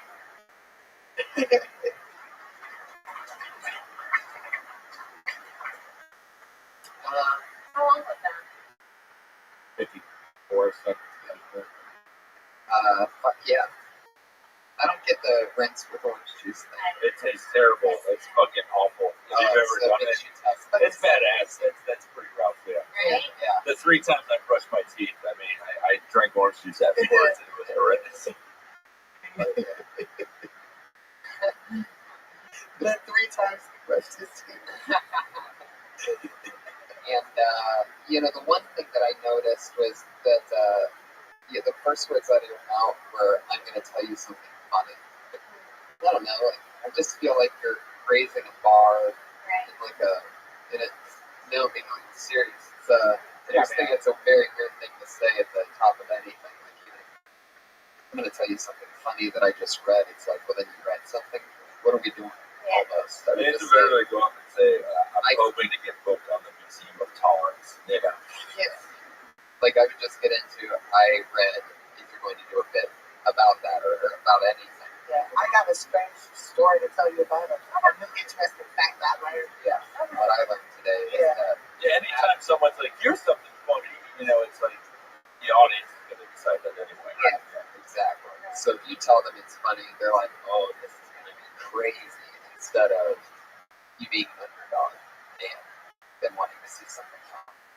Because it's the release of that tension that is laughter. So if they really think that something funny is coming, something really fucking funny, they're just like, oh, okay, so that was it. If the magician's like, it disappear out of this hand, so keep an eye on this, and then you put both hands, and you're just staring at one hand. Then, anyway. The abuse joke I like, but I think it needs to go further and go to this point of absurdity, because now where it's at, it's just kind of basic. I mean, I like sandwich, but go even further. Give us the whole story. The crazier it is, and you overpowering him, and because the idea is funny, it's a great premise, but it just needs to go further, because the way that it is now, it's like, I guess that did happen. Like, he shouldn't leave his phone unattended, or he should have moved his head when I threw the phone. Like, he should learn how to bet. They even throw old, stereotypes into and that's what he gets for sassing off, or just it's so sad when he had to, and make him purposely masculine, and then he had to go to this construction job the next day and said he fell down some stairs. I get into that more. I didn't choke him, I hugged him with my hands. I would get into that one more. I would probably lose the asshole one from the top. I wouldn't tell people that things are funny that are coming before it happens. They're sort of hoping that anyway. There she is. That Can I say something real quick before? He said, 50% stand up and white, 50% sit down. But that's statistically different for women. And if it's just women, is it like 80% sit down? That's not a road statistic. I actually talk about the same thing on stage. It's not 50-50. It's more like 80, whatever. But if it's just women, though, is it higher for just because women sit down? I don't know. This is something you can look We up don't later. all want to sit down when we urinate. She's asking for we comment on Twitter. But the Mike Lawrence on Twitter, at Tiffany Haddish. Anything else you guys got coming up you want to promote? I'll be on Epic TV February 14th with Jenny McCarthy doing a Dirty Sexy Funny comedy show. She's ready. Let's go. And I'll be at the San Francisco Sketch Fest February 7th and 8th. Awesome. The Comic Patriot. The Mike Lawrence. The Mike Lawrence. And Tiffany Haddish. And at Comic Patriot on Twitter, tweeting pictures of himself in the backgrounds of things, tweeting everything about the show that you need to know. I'm Tony Hinchcliffe. Brian. Hey, look for a big announcement soon for me and Tony. Death Squad. It's so successful in Texas. We're going to hit this very soon. Death Squad! Thank you guys so much for coming out tonight. Hopefully you'll come back again soon and hang out with us. Now, Benson, next week. Thank you for the Ding Dong Show.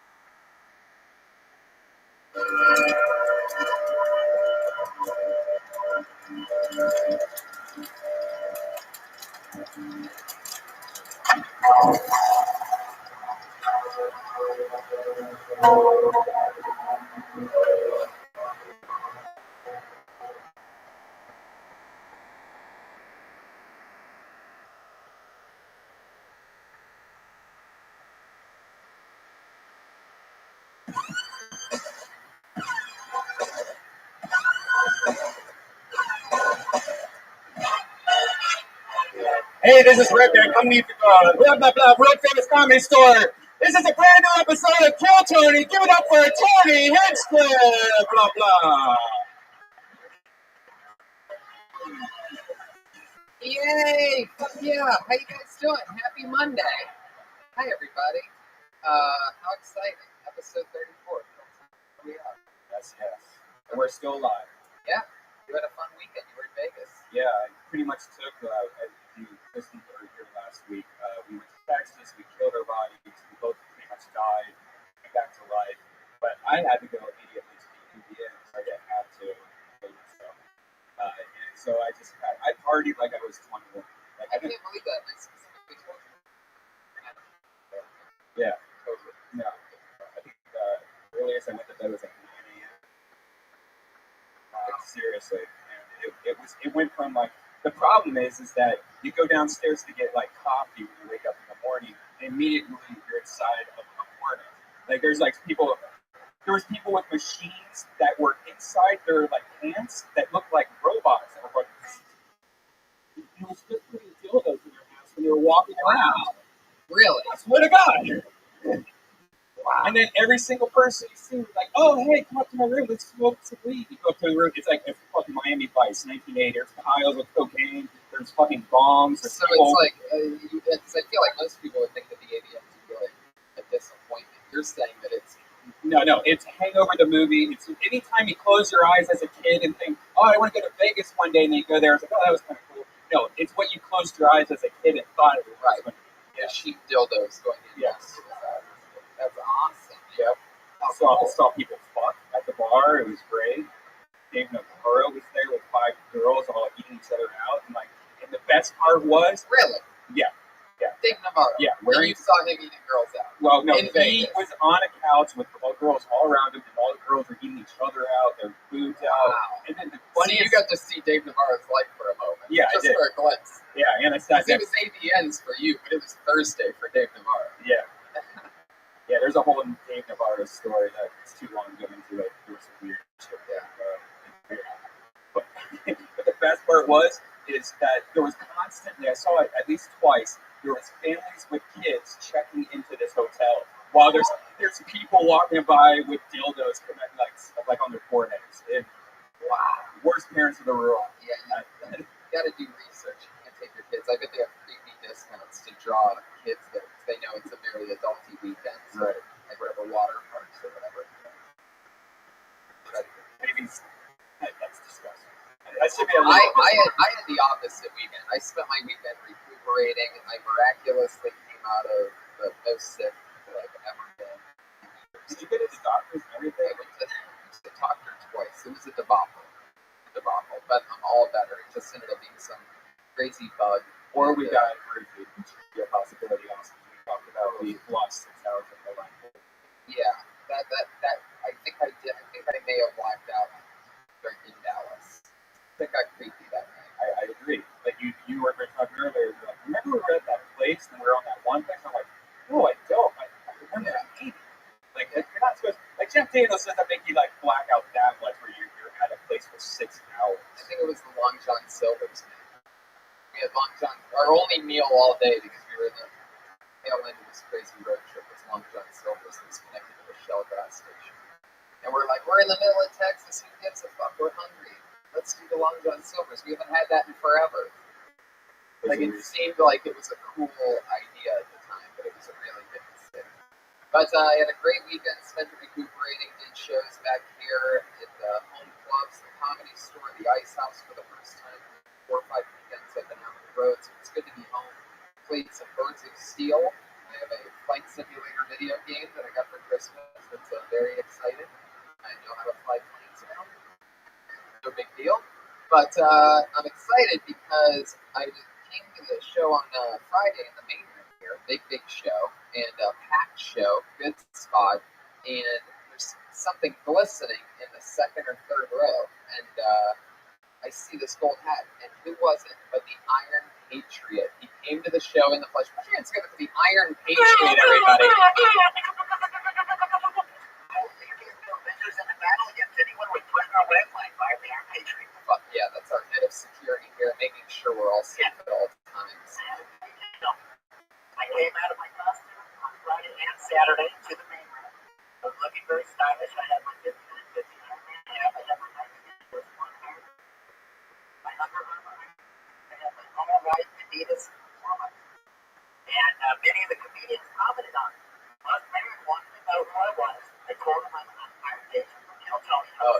didn't say this live show. Yes, yes, and he was really, really making fun of me, and I said, I said, this is how I came back to him. I said, Mark, my brother gave me this white walnut suit before he died, and threw up his game number. Why would you do that to him? Well, I want to make him feel guilty, and it is a true story. My brother did give it to him one night, and he ended up playing it off good. The crowd loved it. It was a funny moment. Jeff Ross, he wanted to know who I was. I told him who I was. Well, I bet, Patriot, you were wearing an all-white jumpsuit with a gold sparkly cap in the second row of the show. Did he have his gold chains also? His oversized gold chains? Yeah, I think so. I have my silver necklace. Do you dress like that? Like, what is your normal, I'm going to John McGear's Saturday morning costume? Well, here's what's creepy, is that he came in the exact same clothes both Friday and Saturday. I felt like I need to make a statement. It was my first weekend coming down. What's that statement, that you don't bathe or wash your clothes? No. I like the shirt. I think You did not take it to the... There's no same-day dry cleaners where you live in Hollywood, Patriot. you got a warm-up suit, so you don't have to wash it. Why would you lie and say that you got that shirt dry cleaned in between Friday and Saturday? Why would you lie to me on our own podcast? I washed the shirt with a warm-up suit. Fucking guy. Not like I was doing a triathlon. So did you take it to the dry cleaners or not? No, I'm talking about the shirt I wore. I do every once in a while. I'm just saying, every once in a while. What are you saying, Patriot? I think you're having a short circuit right now.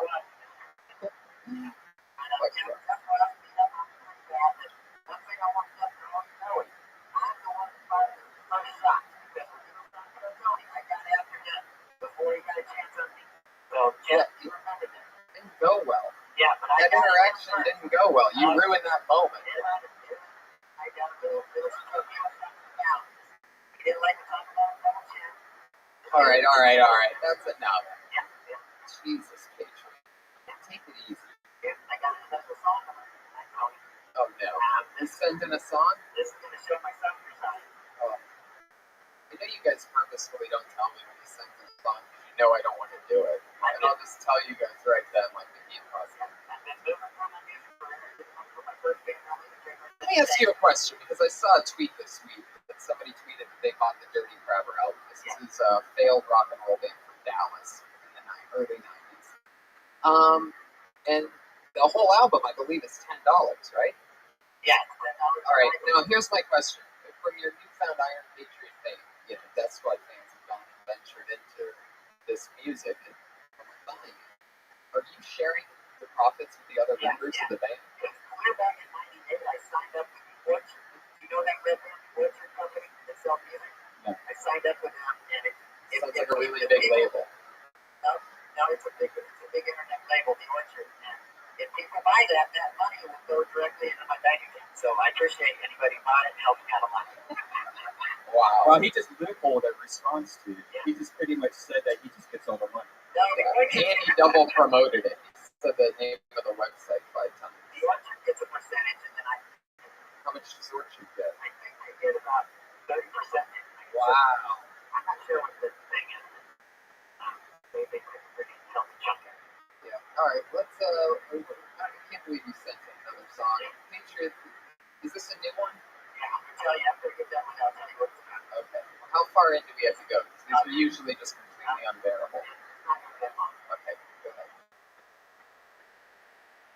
This band failed completely, and he's trying to reintroduce it to people. This is me playing guitar and solo, just singing. It's hilarious, though. You got to check out the music videos. The band behind it too is they always sound.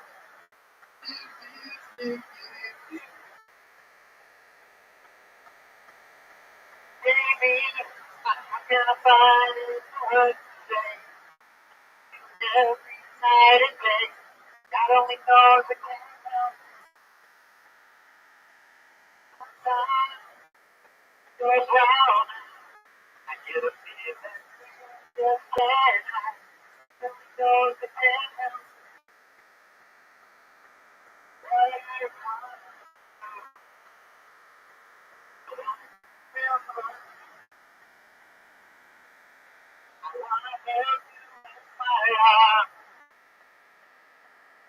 This time's gonna be right.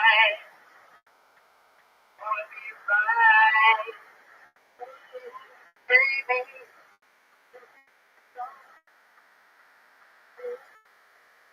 Stop.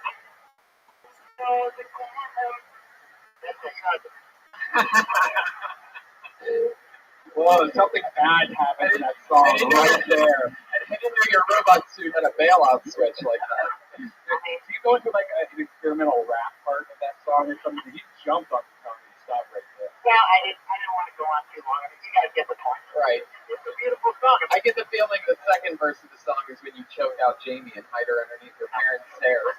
But let me tell you something. That's the only girl I wrote a song to. It was a girl I was in love with named Jamie back in 1992. And I just really felt for this girl. The ironic thing was that she had a bunion on her foot. And I usually don't like that on the foot, but I gave an exception. She had a nice face, a nice body. I moved on the couch, licked the toes. Now, she ended up marrying my bass player from my band Shake, so I didn't get her. I didn't stay with her that long. I was really. When did they start dating? Well, were you still in the band? It was a couple of years after that they took it out. And they have 3 children now. Lived down. Let him deal with it. Yeah, but she was a beautiful woman. That's my life back. Where did things go wrong with Jamie? Well, and did she really have brown eyes, or was that just a joke? You were looking at her brown eyes. No. Yeah, were you talking about Jamie's asshole in that movie? Yeah. Oh my god, jeez. You're really twitching over there, my god. That nervous twitch is unbelievable. I noticed you don't really have it outside of the suit, but inside the suit, you're just a fucking... My god. Are you still writing songs? Do you still write Dirty Crabber songs? No. I haven't been on the song in a while. That's great. That's really good. I still gotta play a lot more songs before I get to it. Well, I'm glad that you're here, Patriot. We have a very exciting show. Pretty soon to get it started. It's Kill Tony 34, everybody. Our guest tonight, this is his 3rd time on the show. He is a true Kill Tony favorite, one of my funnier friends in the world. You know him from his hit show right now, Getting Doug with High. It's the one and only Doug Benson! Boom! He's back! Him and the Patriot have a great chemistry. They're very close. It's just fun to pretend that you're punching Tony Stark. Yeah.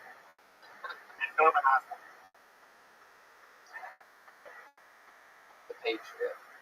Doug, how's it going, buddy? Welcome back. I'm so happy to be back. It's already been a great show. That song wasn't so bad. No, that was actually one of his better ones. Normally his songs get very repetitive over and over and over. Very quickly. He was very professional tonight. Played it off before that happened. Yeah, but that was very emotional. I actually like it. I think that might be right here. He didn't have the same formula that comes into the chorus. He's really growing as an artist. Yeah, Doug even up to it. Oh, sure. Here we go. It's seeing it again. There's a Messiah marijuana. You got one eye that looks like it's on the one eye that looks like it's on the Okay, that's a Jeff Ross line. Now, the comic Patriot, stealing should not be part of your repertoire of comedy. That was a good line when Jeff said it. Yeah, you're right. It's funny how it also didn't get a laugh when the comic Patriot said it. But I do love watching your new show, Getting Doug with High. I've watched all the episodes. And this is what I want to ask you. You know, you always have your first smoke down of the day at 4:19. Now, did you arrive at that precise time over a lot of experimentation over the years of, smoking too early and too late? How did you come at that time? Question? It's 4:19. Is that? You know, for the 420 comic Patriot? Oh. There you go.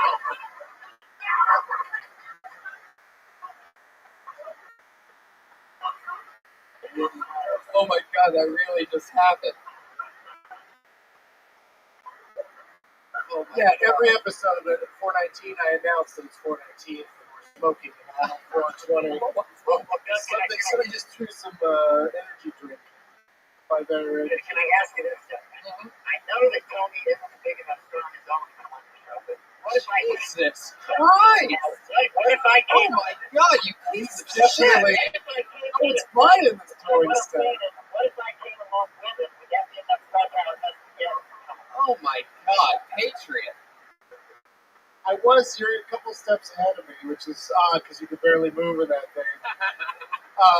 But I was thinking about doing an episode where you just stand in the corner and do this thing that you're doing now, because that'd be pretty fun. Because we could just blow pot smoke in your face the whole time. I want to be right in there though with you in the conversation. I want to be inside. I want to be participating. Yeah, let's go inside your costume. We'll send a bus. We'll send some sort of a bus or something to come and get you, so you could stand in the We suit. could put a tube that goes like straight up to the top of his head, so that we blow smoke right out of his eye. Right. No, I mean I can really picture it being great. It's a great idea. Just do that anyway. And of course, Tony is big enough stoner. How dare you? What kind of team player? I want him to bring me though. As I was trying to make an excuse where I can come too, because I want to come down to Silver City to that studio and see that video podcast. All right. Well, it bothers me that you know where it is. We're gonna have to blindfold you before bringing you to the specific location. Hey, can I talk movies with you real quick? That's up to the host. Okay. There's a movie that came out in 2011. Brian, it's the host. It's called Brian, weigh in on this. You want movies with me? Just one more thing. I'll get to talk about that. There's a movie that came out in 2011 called Taik. Shower scene. Not only shows Sarah Silverman naked, but Michelle Williams too. Have you seen that? I have seen it. It's pretty awesome. It's one of those kind of slice of life kind of moments in the picture. Like there's also a lot of different sized ladies in the same shower. So it's kind of a weird.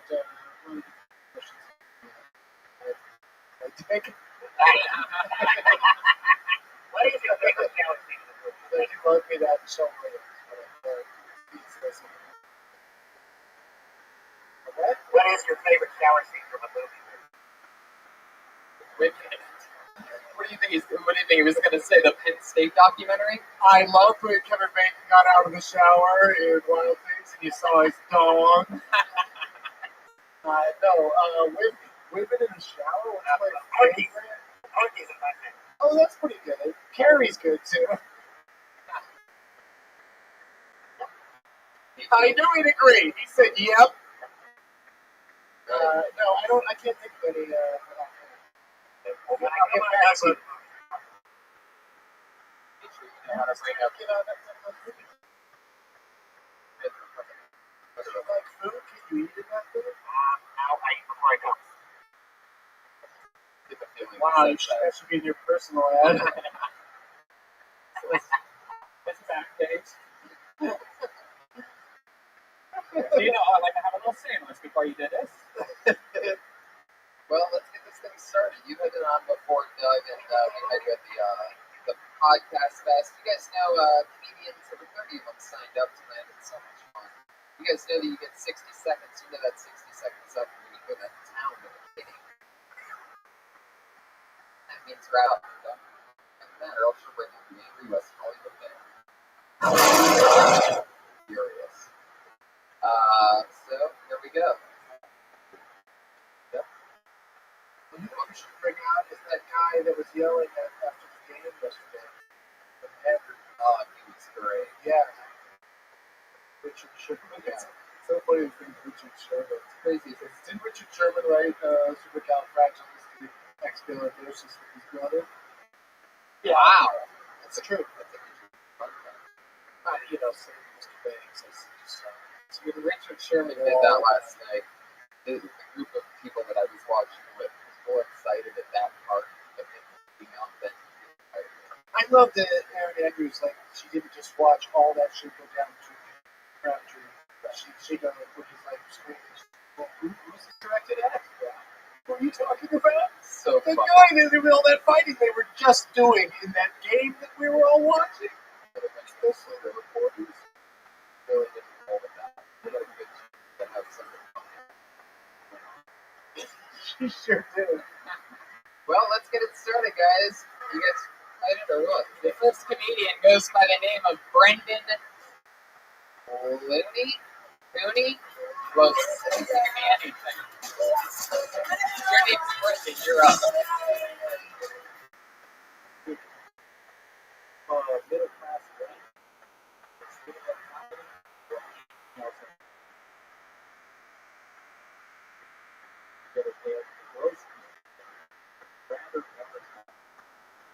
All of a sudden, fell out of her breast.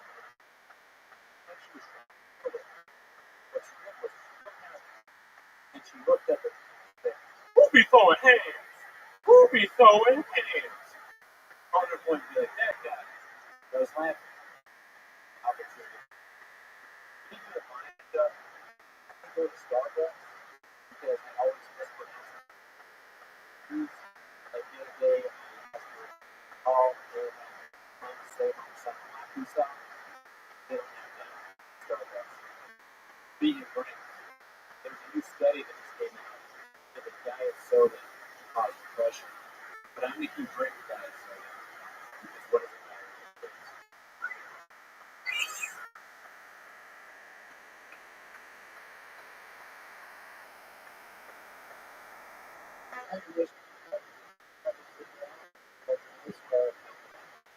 Said that line, and then he throws it out the window and trash. It got a very talk show. Like you sounded like you segued very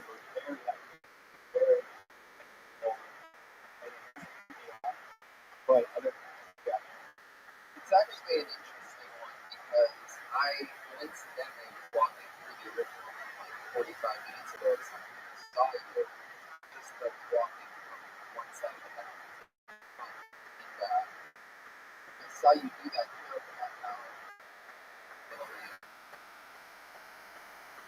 white, so how you said about being I laughed then, but I think you totally said it completely different than you said it the first time you discussed. And you got it across the hill, which is What's the difference? I think it was something. Do you remember? I think it really. Do you know what you changed? I think it was the pacing. Really. Well, yeah. I started off with what's up friendly on the internet. It was like more confidence. I would say But you think right?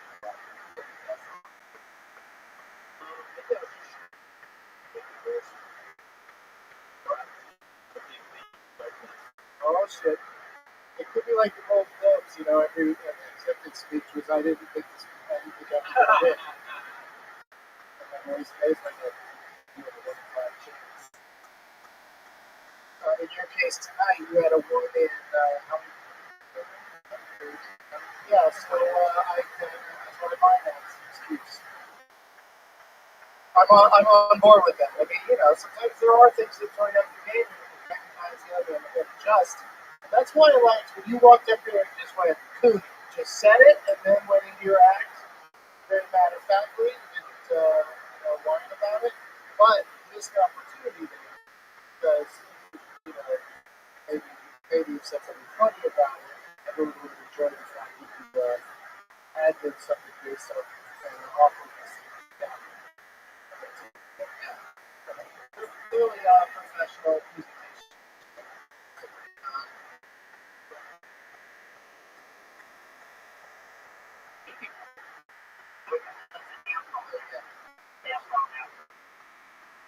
I thought the voice was interesting. If you said the ethnicity of the lady, or was that supposed to be a surprise? Go into that now, yeah. Yeah, I was sort of surprised by that. I say it sounds like a guy. It was funny, though. It was a funny voice. One thing I can argue with that. definitely not. I don't know if that's maybe it's like very one line.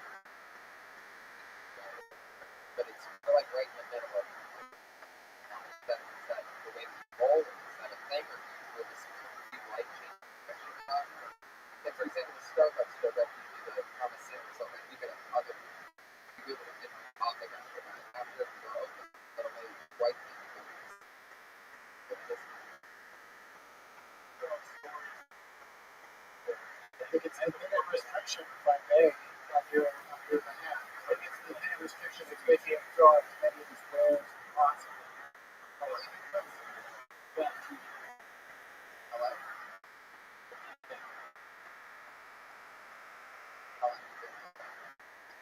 it.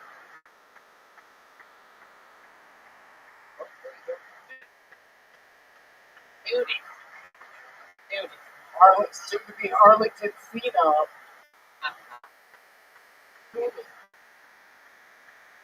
I think that's it that you should do, is just cut it down to just cool.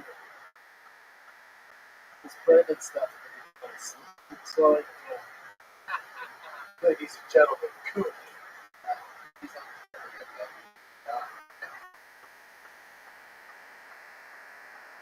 So that's fun. All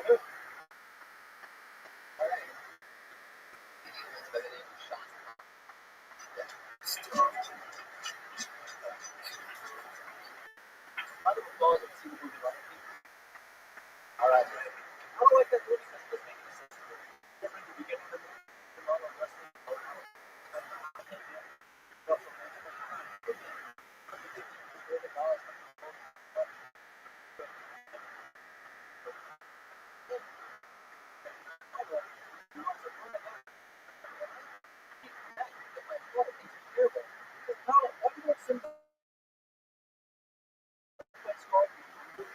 Like, can't you do it yourself?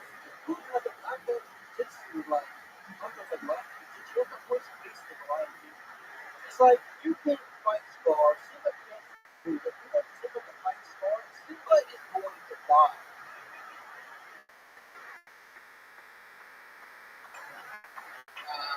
Fuck yeah. Did you just recently get really high and watch The Lion King? 3 weeks ago. 3 weeks ago? That's what was happening. Just all in that time. that was going on. Finally, someone's called that movie on its bullshit. Yeah, you really gotta. I think that kills when the crowd just got out of seeing The Lion King. You know what I mean? Well, who hasn't? That's the lives we're leading. We've all seen the Lion King. We've all just got out. But that's part of the charm of it, is that these specifics are so fun. Just the fact that a grown man, you also a grown this adult and young dudes that love My Little Pony. Have you seen that documentary? It is so good. It's the best.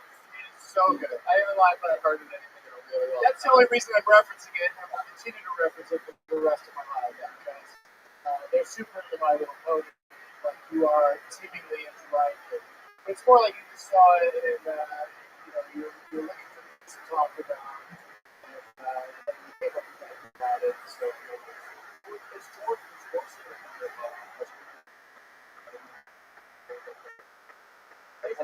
you had that idea first, and then applied it to Lion King. I had the idea first, but I didn't find my second one.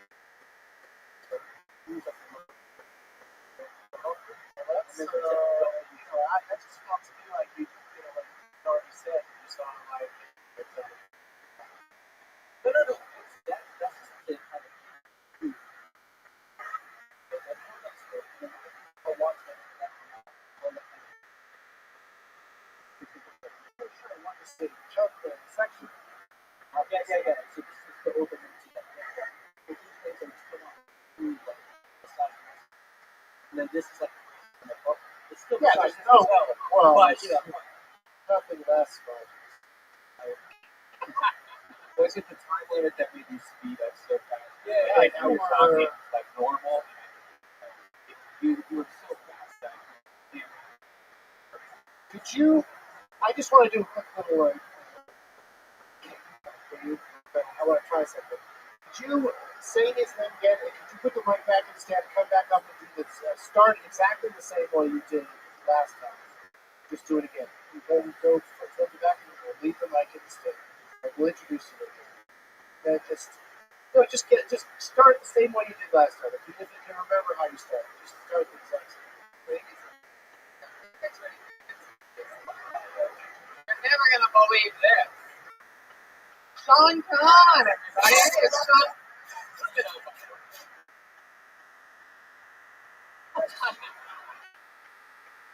All right, one more time. Just go. Don't start the act. Start like you did before. Just like start over. Like come out like you're top of the act. Exactly what you did last time. Don't pour the mic stand into the stage. Don't tell him what to do. I want you to do exactly what he did the first time. Put your fucking hands together. For Sean Conn, everybody! Whoa, what a surprise! All right. So I made my point. Just by doing it 3 times, you already started to do it more like a goddamn human being, and not like you just got shot out of the cannon at the circus. Like the first time, it was super cool the way you took the mic out, moved the thing, and went, "So, have you seen The Lion King?" But it was just like, "What the fuck? What were we doing?" Like it was like Very UFC.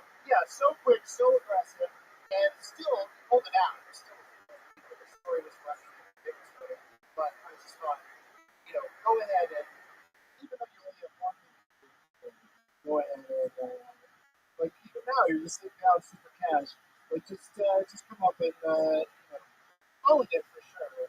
But it was like be more yeah, like you right now. like you in the way you did it before. I thought that this a lot to explain to like yeah. That's why I look at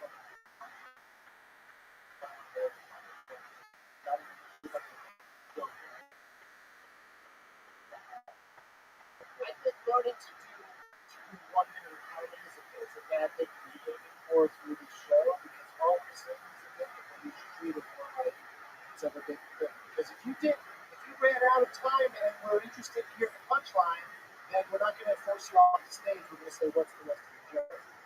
You know what I mean? So don't, like, it shouldn't be a game about trying to get a joke in with your finish. Where are you going to go to find it? Right. That's exactly what I think happened with before. Like I said, I sucked at this. Use doing one-liners to get a bunch of different things in instead of just part of what we struck. So, just yeah, mine is relatable. I think the more recently I saw it, the harder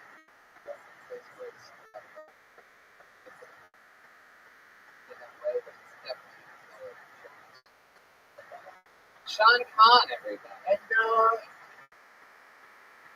if he plays any gay bars, like, oh yeah, that's the music. People like good music.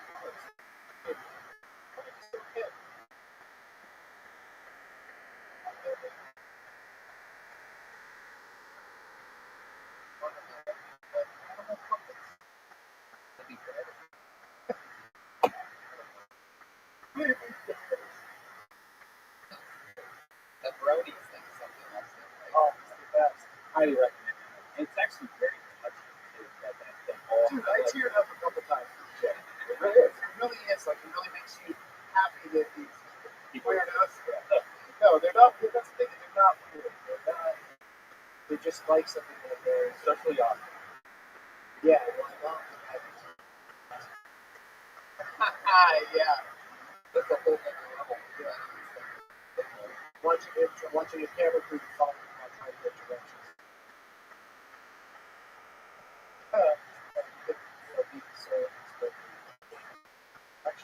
But there's a crew following you around, they know where it is. Right, that's the You part know? that, yeah, exactly. Got a crew.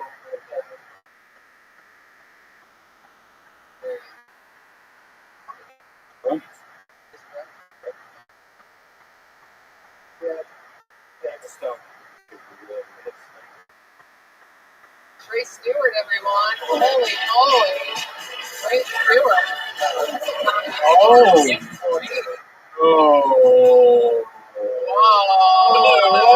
What's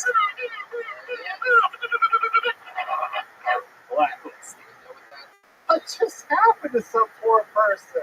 You know what happened. Remember what happened last time we did?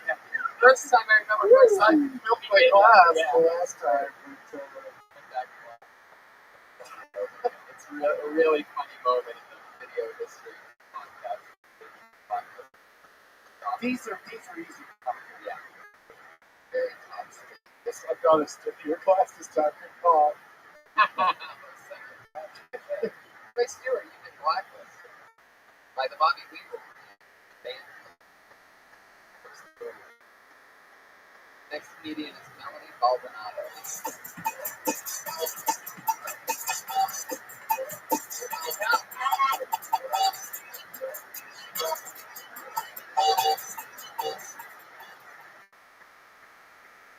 Nice being almost white.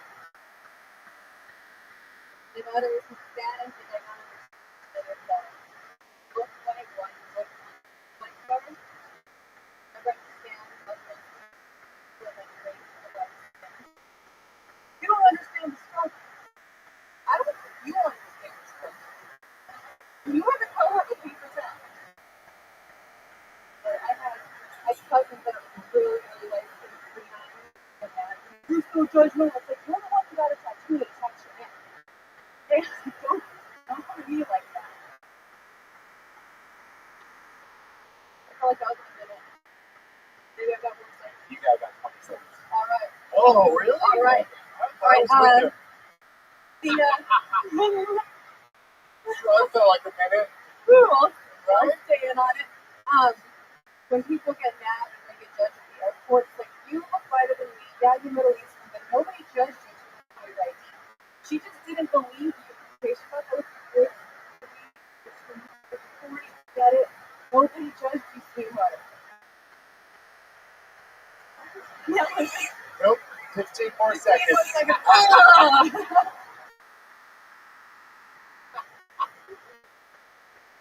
What do you got? Some sort of stoner timer?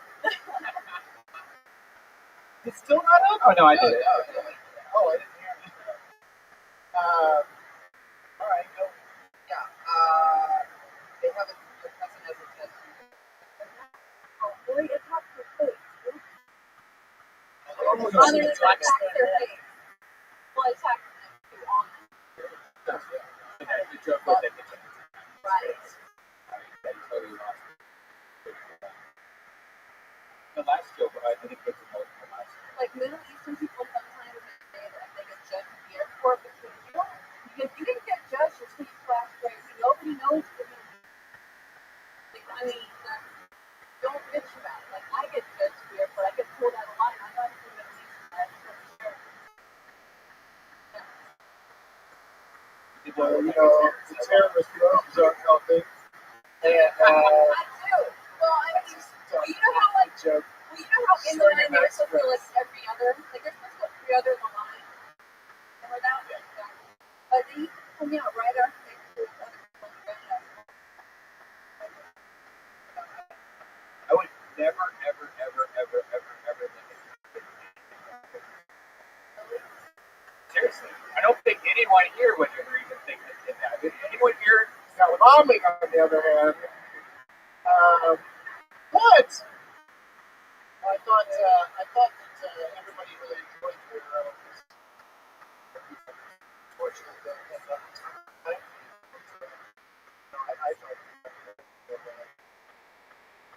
I mean, I thought it did about a minute.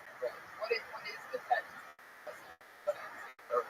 What are you trying to say? And if it's attacking your face, out of the neck. It's south side. No, it says, it's the word south side. Like the south side of town. Like south side. He's been really got a stance on his face with the south side. Has to be faces. It's a compass. People go to the guidance. Hey, Tom, can I see your neck, please? I gotta get out of here. Which way to the north side? In what city is the record the south side of?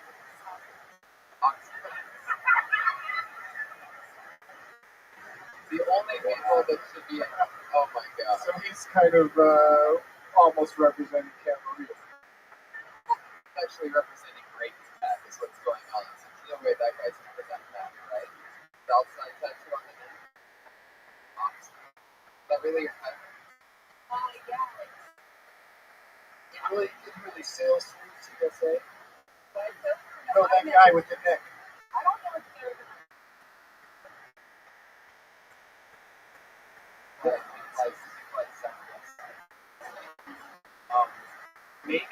there's something to having a huge tattoo on your head.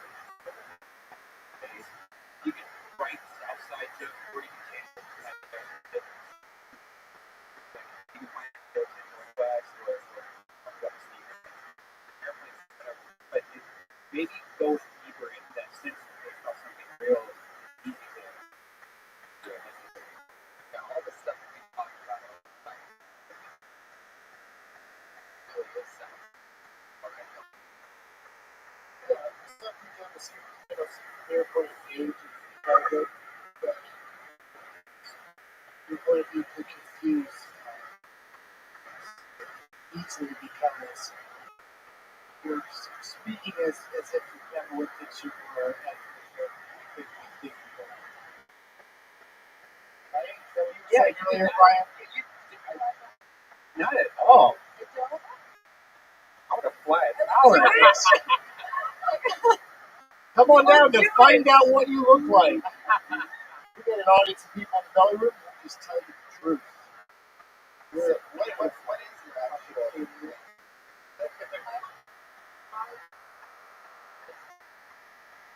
Yeah, that's exactly. You look Hispanic. You look like. Why do you think you look like a terror? Are you ashamed that you work at Sandwich Chicken? So I never get that for one thing, and then I have like all kinds of.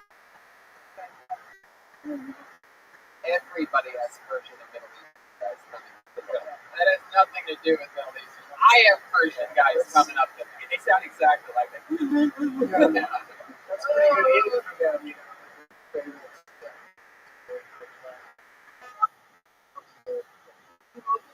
You too.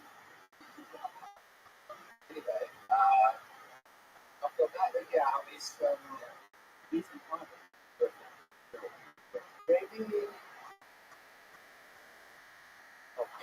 Maybe now you found a kind of area for materials that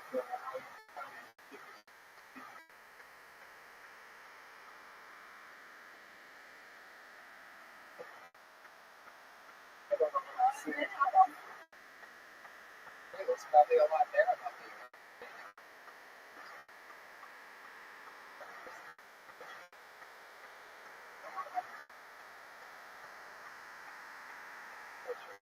but at the same time, that does seem, I know it's an interesting sort of missing a little bit of Middle Eastern.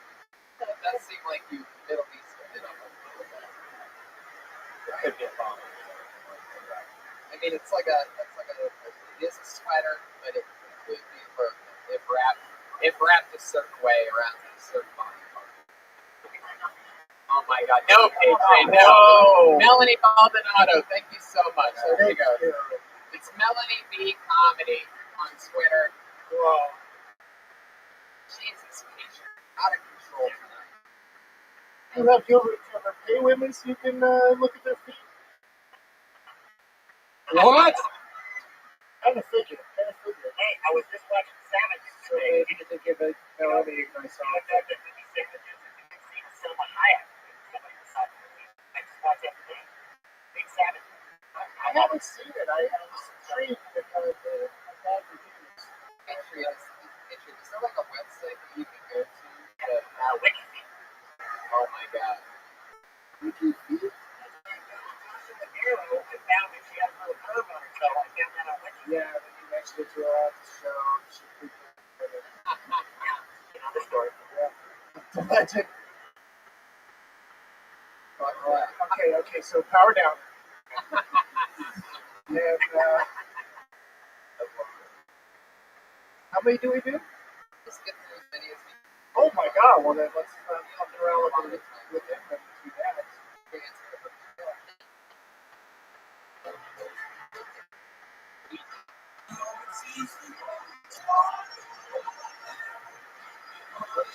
Timer stuff.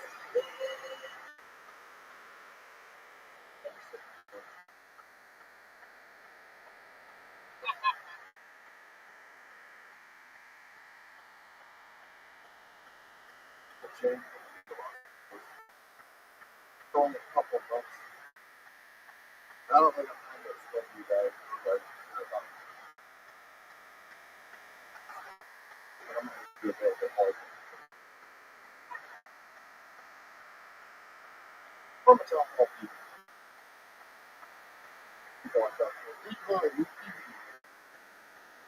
It's crap. Everybody wears a flag.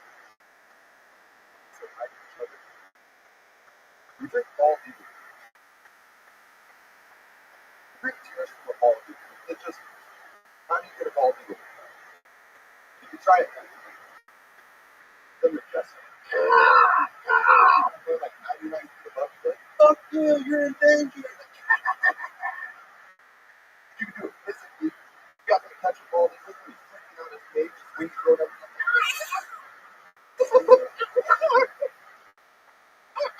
That's pretty clever because they probably do animal noises at the same time as Brian's animal noise. It really blended together nicely. I thought you were really getting some deep Michael Winslow shit. And then you were making the cat noise and the, what was that, eagle? It's not up there. It's okay. Oh, okay.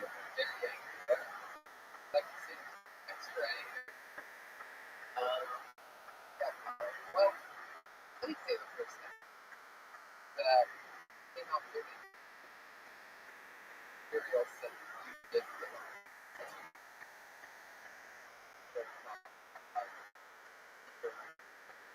I don't know why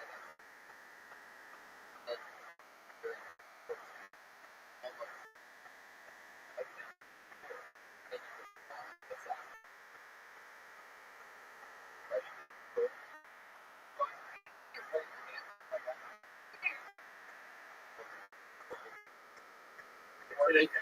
To see this guy transform into an eagle in front of our eyes.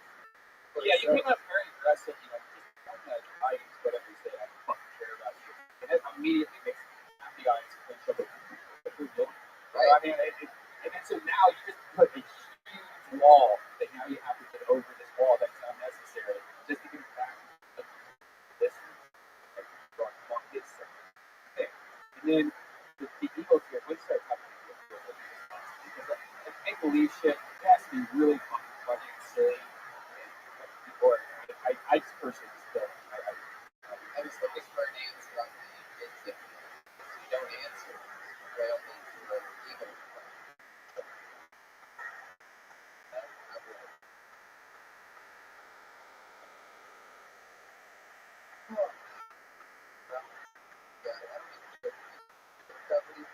What did you say? Well, you know, as long as we're taking it apart, the thing that took out of me was, because I think overall, I think he got the job done, even after taking the whole, would you say, the first part of that, no, there's a new yeah, that could, I think that could be fun under the right circumstances. Like if you had, you know, one of that sort of attitude, that would have to happen.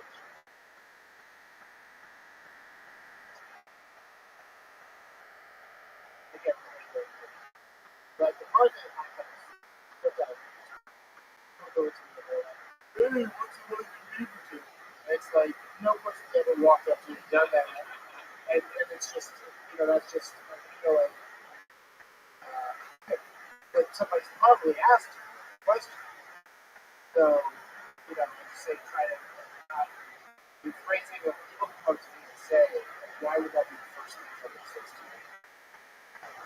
So, so like, just the phrasing of it, the idea of it was fine. So that is weird, but also the voice of the jumping around was funny. I did enjoy that aspect. So, the whole thing was an emotional roller coaster. Right? Say,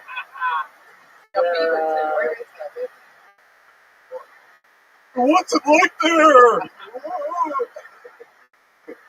What is the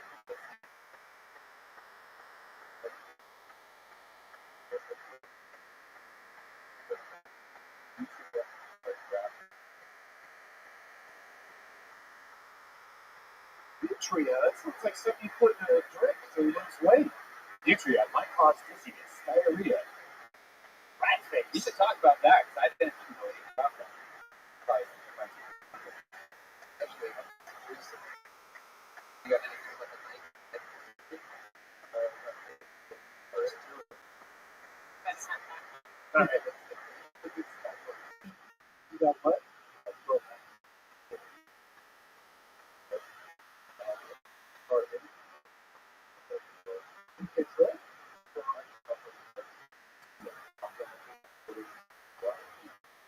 What'd you get out of it? What? You were working for him at the time? I was working for Steve. You were working where? working for AT&T. What do you say?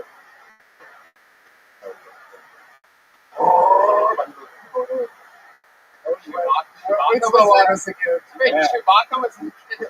Skippy Simon. Can I get your car driving by one more time? I like it. It's different than the first one. The first one was definitely Chewbacca, and I didn't want to do it again. Do the first one. No, you're just going Chewbacca. Fuck it. Kyle, you gotta just relax. It's Kyle Nixon, everybody. He said, I got Kyle. I like it. I like it. The first one is Chewbacca. And he tried. He's gonna try a lot of different.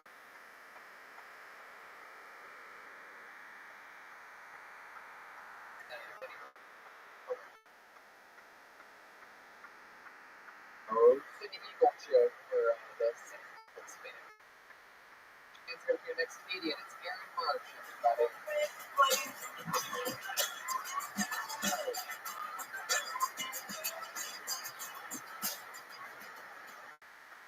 Hey guys, I'll let you know right after.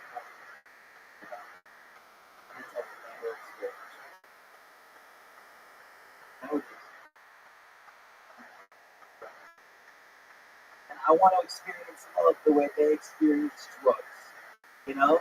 Like, I want to look at a girl and be like, you know? Like I want to experience, like, love the way my mom experienced drugs.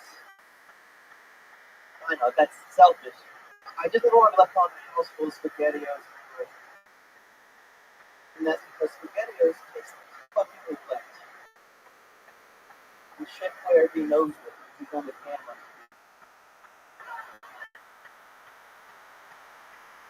Sorry, buddy. With you all weekend, it was cooking your mom's love. Is that my minute? Alright. I'm Aaron Marsh. Thank you. Fuck yeah. Aaron Marsh, killing him. Thank you. Good job. That's what you do. That's how you do it. Yeah. I check for you. Yeah. It's great. Oh. But yeah, but love, I mean, that's just great.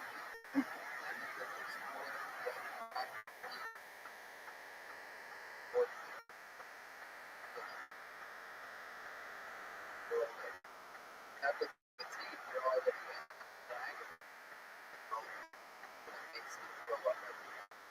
You can really stay in that weird pocket of what drug side effects are. Well, what if it's a girl? Really? Oh shit, here we go. A girl when you have withdrawal, you can't have sex with her. A girl with withdrawal. That might be more you than me. So stocking yourself. You want to put your needle in her arm. Yes. That would happen with love and you. I'm just saying. A girl with withdrawal. I gotta say that I gotta give it up to all the comedians that come on the show. They stand there and do their acting out and like them downstairs next to them. That's a challenge in and of itself. But yeah, I really liked it. You know, that's every punchline got the abs built to the close breakup. It's funny that people will just be listening to this. The Chef Boy and DR are really fun. There's a video out there. I know, but I'm saying it's also a podcast, popular podcast. And some people won't get to see the show. But you will remember that he does that on the camera. Yeah. He really does that. And sort of like he doesn't want to be there. like, Like he was an unknown. Maybe there's more to that, you know, probably adding about how like it seems like they offered him just enough money and his time. Like, he was chef, we have this kid. It's like, fuck, they just took a picture of him doing that. Like, I guess I'll do it. Oh, wait, we already got it. you know who was almost after that kid? Swedish Chef. Birthday. Yeah, that's another place I thought you were going to go with it. Not necessarily like the greatest place to go with it, but I do love. I do love Sweet Seven Question. Did you have Mr. Food? Mr. Body or Mr. Food? You had Mr. Guy that went on body.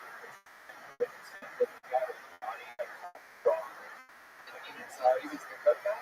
But you know, with the muscle suit, right? Yeah, a whole muscle suit. Good body. That was Rejects. Yeah, we had this guy called Mr. Show you something how to cook, and then at the end of every segment, ooh, it's so good. What? Yeah, it's very good. Aaron, you killed. Great job. What is this Twitter handle? Aaron is 5FT2. 5'2", my height. Wow, that is a really bad Twitter handle. Aaron is 5'2". It's spelled FT. Aaron is AARON. Aaron is 5'2". What's wrong with your name? Was it taken? A famous musician? Jared Marsh. Did you ever look for Marsh things like marshmallow or like other? You can add a number to it. Or try Aaron Neville. See if that's taken. But yeah. Or Aaron Brockovich. Yeah, he's a very good guy. I think he's been in the show twice before. He voiced the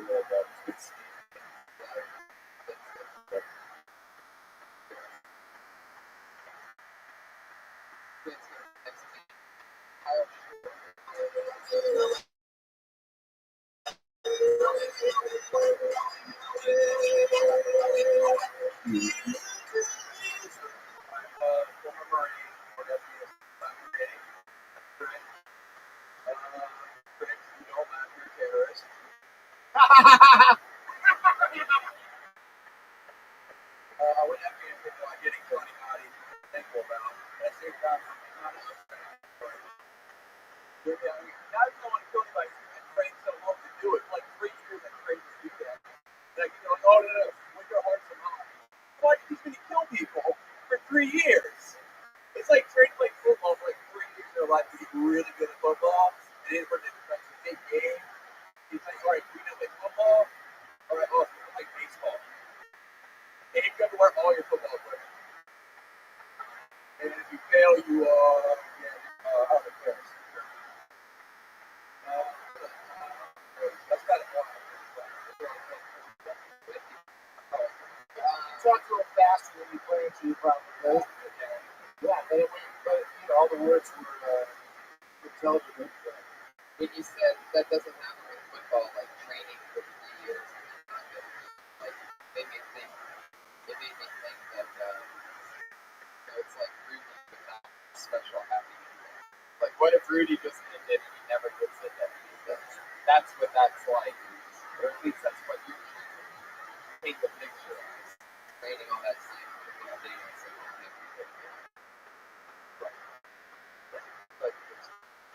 like some a Rudy reference or maybe before or after the baseball thing or the football thing. or be on audio or video.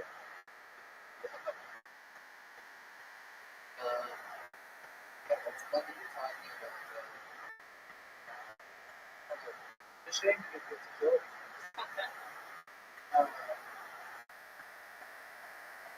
But there's obviously going to be many more things you have to say about the experience. And I think that you have these new companies that we can talk about as well. No, I'm saying other than your military background and other stuff you talk about as well. Respect all. I like your career. Yeah, you finally some money.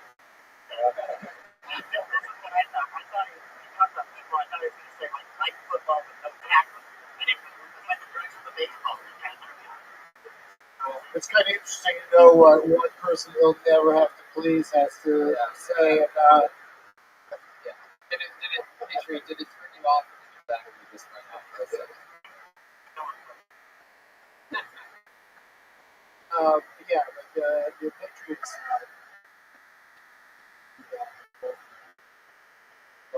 Both like the Patriots.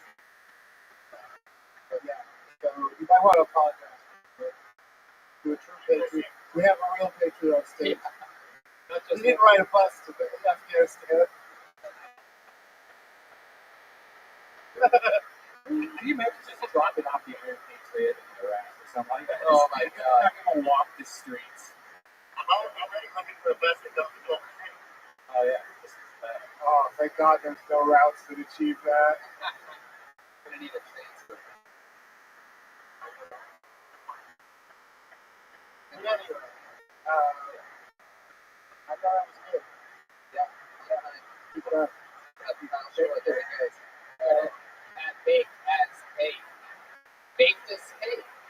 Wait, what was your rank, Kyle? Lance Corporal Short? Short. I was trying to make Captain Short. Wasn't that all the What? Lance Corporal Short. In the Army now, Jim. Wow. Oh, Short is your last name, though. You're not part of this Short.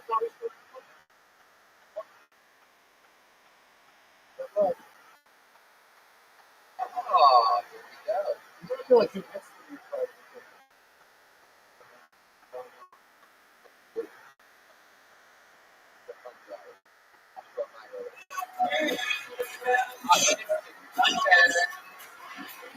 How's it going, guys? My name's Joshua Manowitz.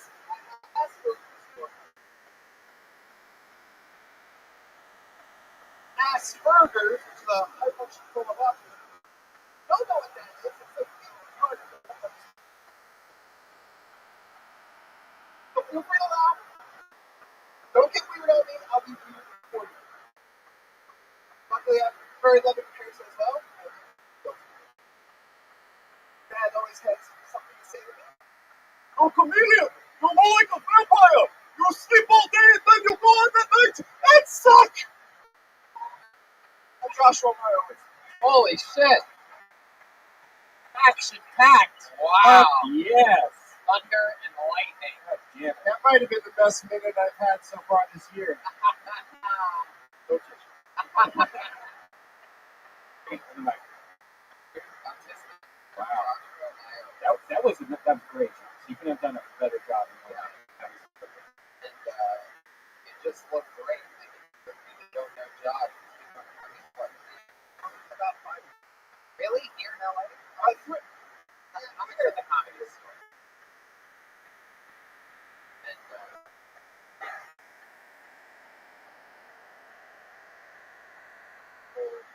and unfunny. And able to be around and fun. And obviously hilarious. So it's so awesome. Like somewhat of a mentor. Josh used to wear those mini cups where you have that velcro. And I shoes. Really? Yeah. Well, I told him about the Really? I think I was the one that told you about the shorts, though. You used to wear shorts. Yeah. Like in the wintertime, like 10 degrees, you'd wear T-shirt. Yeah, a t-shirt I shorts. thought you liked dolphin shorts. It's more than the kind. You have totally evolved into such an introvert. You really are very rough. It's a little watch you do it. Tell her what you got. Keep doing it. Very smart stuff. Well, I've actually been before I moved out to Hartford. I've always been to boots. I love Right, yeah, you know a lot about boots. Video games. With the color. I love the color. Yeah, I'd say that's one thing I would say to watch out for is that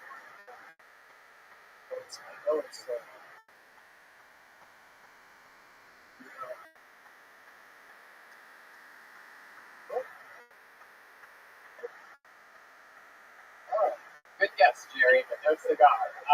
You really went for it on that one. Listen, seriously. Parents. Yeah, I don't know why that word would apply. No, what I'm trying to get at is you said at one point you said you lived with your parents. Go figure. And I'd say, why put yourself in that like I'm talking like an old Jewish man kind of thing? You don't have to. Or is that just is always really good? Like Catskills comics, like your idols or something? No, they were my dad's idols. Yeah, okay, so you learn a lot of that kind of more or less also, yeah. No, we're not.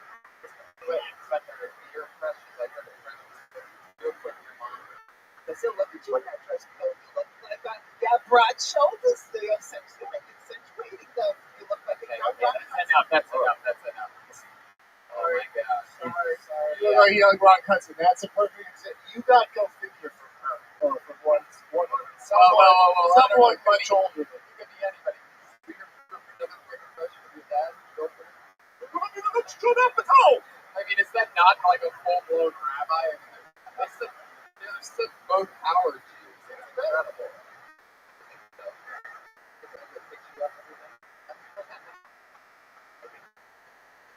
You know what I mean? You're smart and you like things that are modern and you don't talk old time. Yeah, so just, unless, that could be part of the fun of your acting. But just, I never really decided that. Listen to her lips.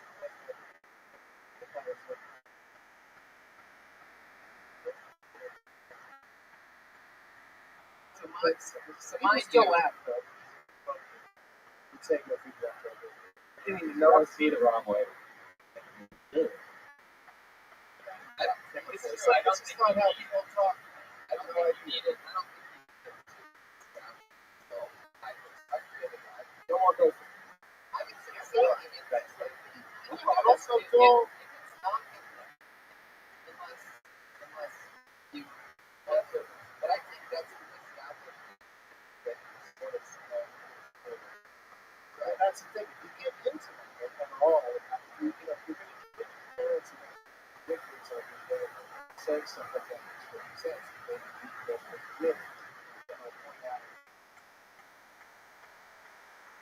Yeah, I never had this kind of chuckle. And I didn't realize this about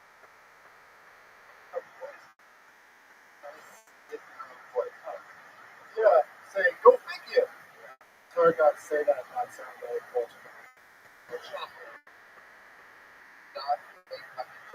Here's for Joshua Meyerowitz, everybody. Come on. That's at Autistic Thunder on Twitter. Spelled how it sounds. Autistic Thunder. It's very sad. It's sad. That's what we're here for right now.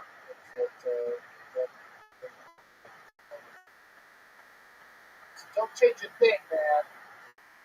Don't listen to us. We're just a man trying to hold you down. And I'll meet you over at Astro Versions later. You allergic to that one, Brian? That joke made you sneeze like a cat. Oh, my minute's up. Go ahead. I like, were you trying to not sneeze first? Like, what happened, right? What's that? I was trying not to sneeze. What? You didn't want it. Sounded like a baby animal. What does the Patriot do when he has to sneeze? They just pants. It sounds like a motor.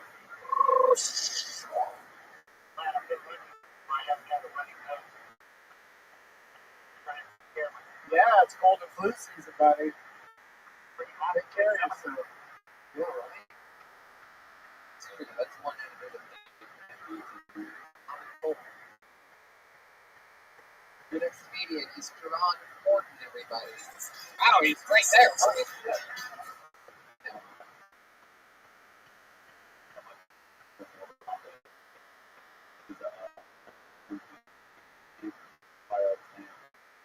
My least favorite character, fucking Sonya Blake. She's just a white woman with a fucking shit. She has the powers of a woman who's just that cheating. She doesn't belong there.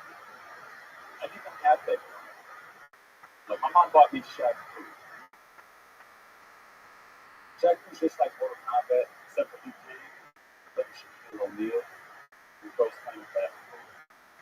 Like I feel like the greatest that game, there's so many pieces of that food. We called it NBA Weekend.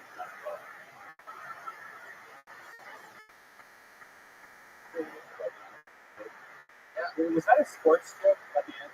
But I like it. That's a sports. Oh, you gotta know a little bit about more.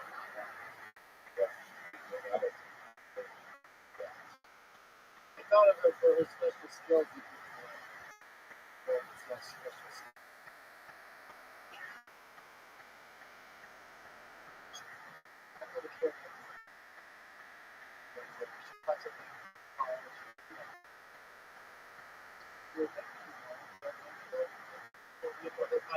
Beat up his car.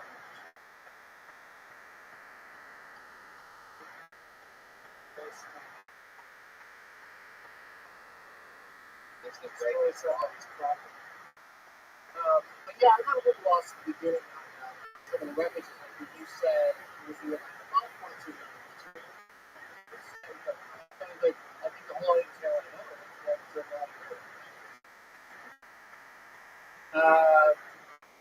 But then once you got into it, I mean, I just enjoyed the whole, being so specific about a topic and also people. Nothing to this one. Just make sure you a little bit more references.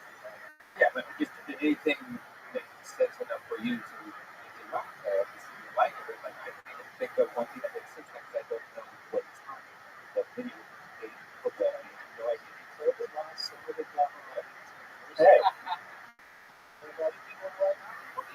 What he's talking about, what he's talking about, which but yeah, it's stronger punchlines with the same thing. Clearly doesn't seem careless or No. So they have a word right here. The way they curve it. You understand it? It was a little bit really long. I was along with you on the ride. I just think that there's a lot of things. A lot of ways you're going to do it in the day.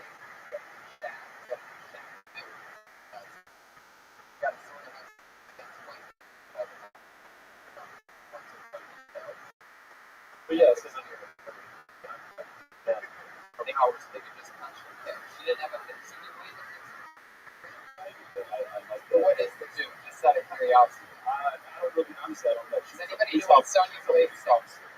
Look at this video game nerd. No, who is it? Oh, she's wow. That sounds like Patriot's dream.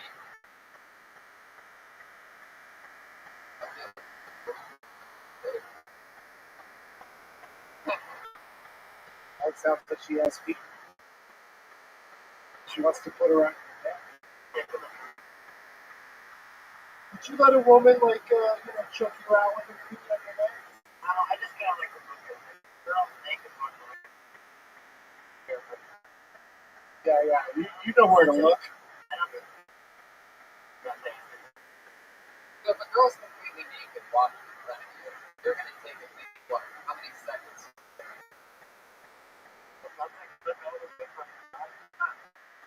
Is what we were talking about. Alright, so let's say a girl's standing in front of you completely naked for 10 seconds. How much are you giving to boobs, face, diamond? Whoa! See, that's a lot. What the fuck? Save us some time starting. I don't really care about the rest of it. We got a 15. Everybody's negotiating way lower than feet is 1. I don't even care if a girl has feet. That's not, yeah, right. I said 20% of Wow, you really go with the numbers. Do you It's ever almost like you thought about it prior to tonight. Do you ever think if you didn't call it a pouch, you might get more vagina? Mind if there's little hair on it? You talking about the feet? I love how Jared's just hanging out during holidays. Like, whatever. It's stage time. Stage time. But I like him. I want to see more. Totally, Jerron, great job. He's at Jerron Horton on Twitter. Jerron Horton.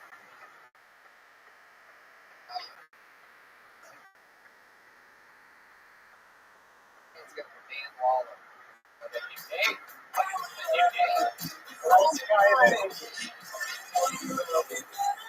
How's it going, guys? I'm Dan Waller. I'm totally flex on today.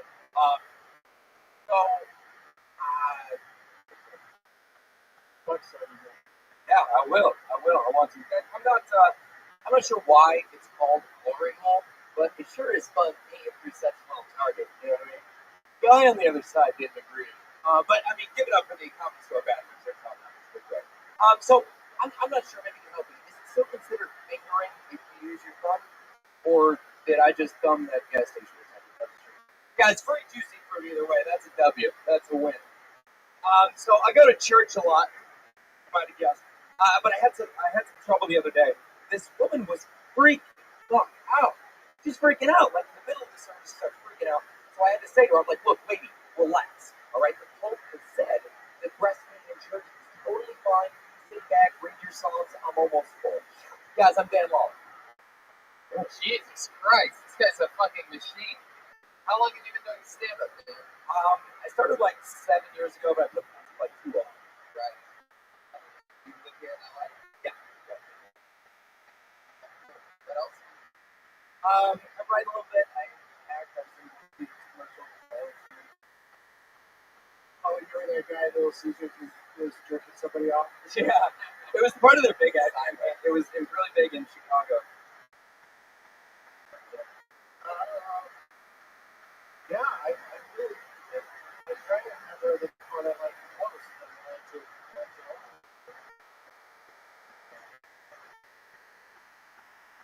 split with the actors.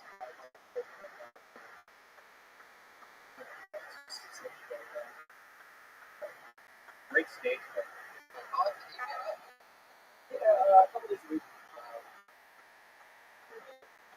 Try to do like 2 days. Came out with the line about the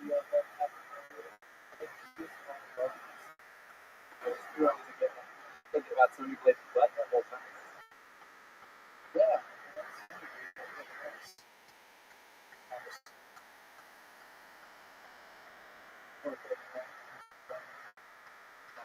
That's so you play. Thank you so much. You can call that what you call that.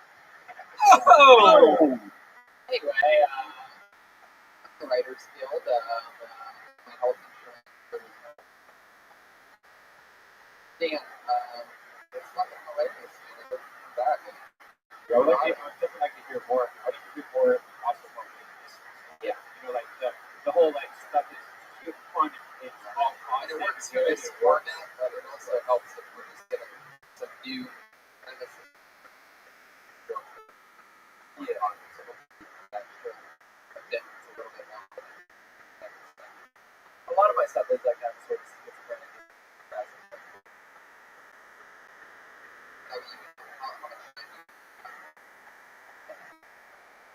I mean, I've been back on it for a little over a year.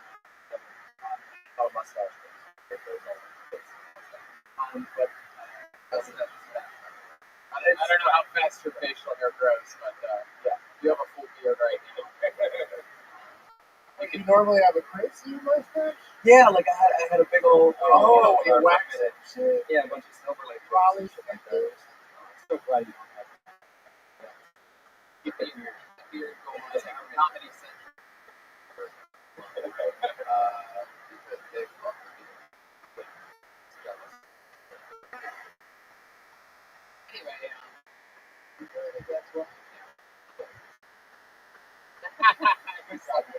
Dan Mahler, as the Dan Mahler. Yeah, good job, man. Woo! It's the part of the show where we get into our 2 regulars. We have 2 lovely ladies that we get to discuss. They always do a great it'll be no different. Going first tonight, you know what we're talking about. Sarah Wine Chick. Yeah.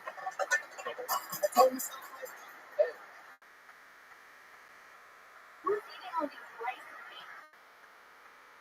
anyone ever got full off of a rice cake?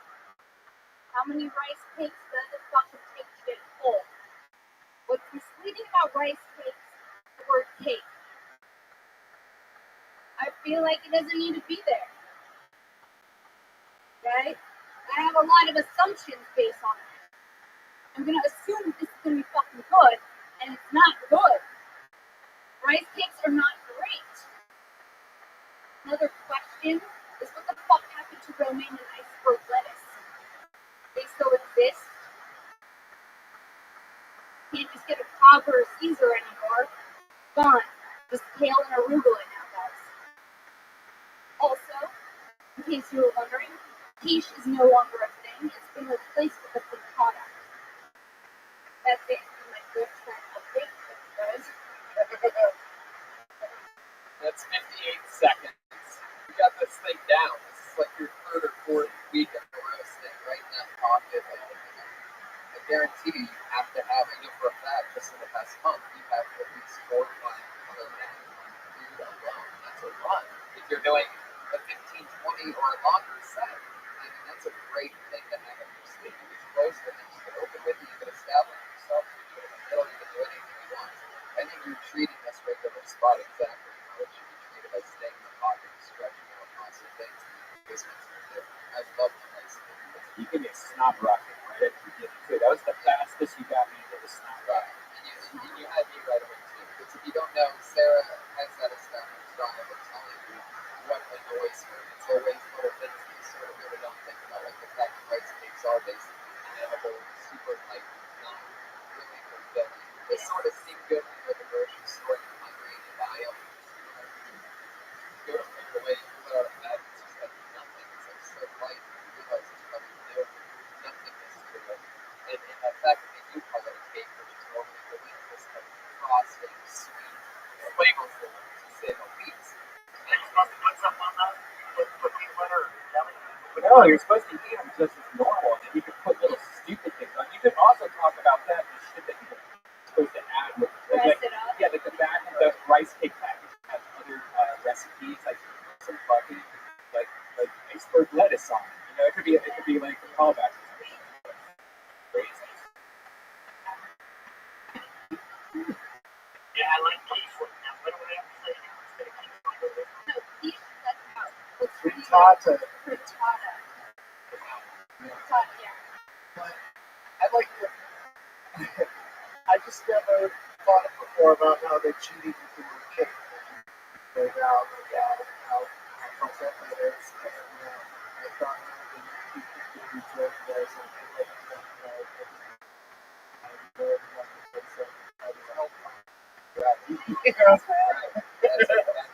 brand new organic health pies, you guys. All the pie you want. It just doesn't taste anything like pie. Milk candy bar.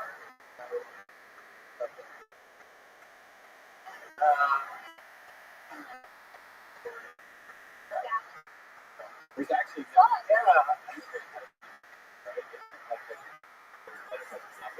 Yeah, it tastes like celery.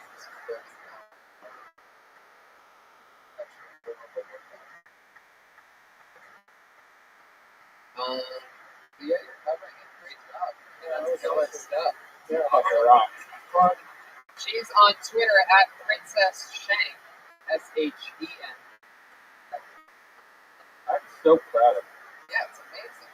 That's just, I would definitely pay money to see her. I would love to see her. Yeah. She's been on 34 shows. She's been on 29. I've seen it every time. Yeah.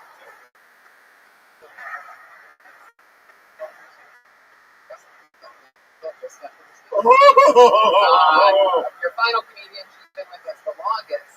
She dropped out of college because her first comedy spot was here on the show. She fell in love with stand-up comedy. The one and only Kimberly Congdon, everybody! Closing it out. Bring it. Wow!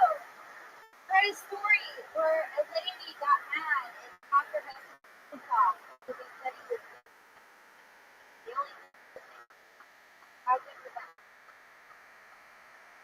Literally could not part. He was like, I'm out of here. You're fucking fucking nuts. Like, that's fine, you can go. But the dick's staying here. Wouldn't it be funny if she loved it so much she literally wanted custody of the dick? Like, she went to court and the judge is like, well, man, what is your reasoning for wanting partial custody of this? Is someone dying back there? Yeah, what's going on? Whoever you are, control yourself. Just get a grip. Why do you want partial custody of this fish? Like, well, listen, I raised it. I watched it grow.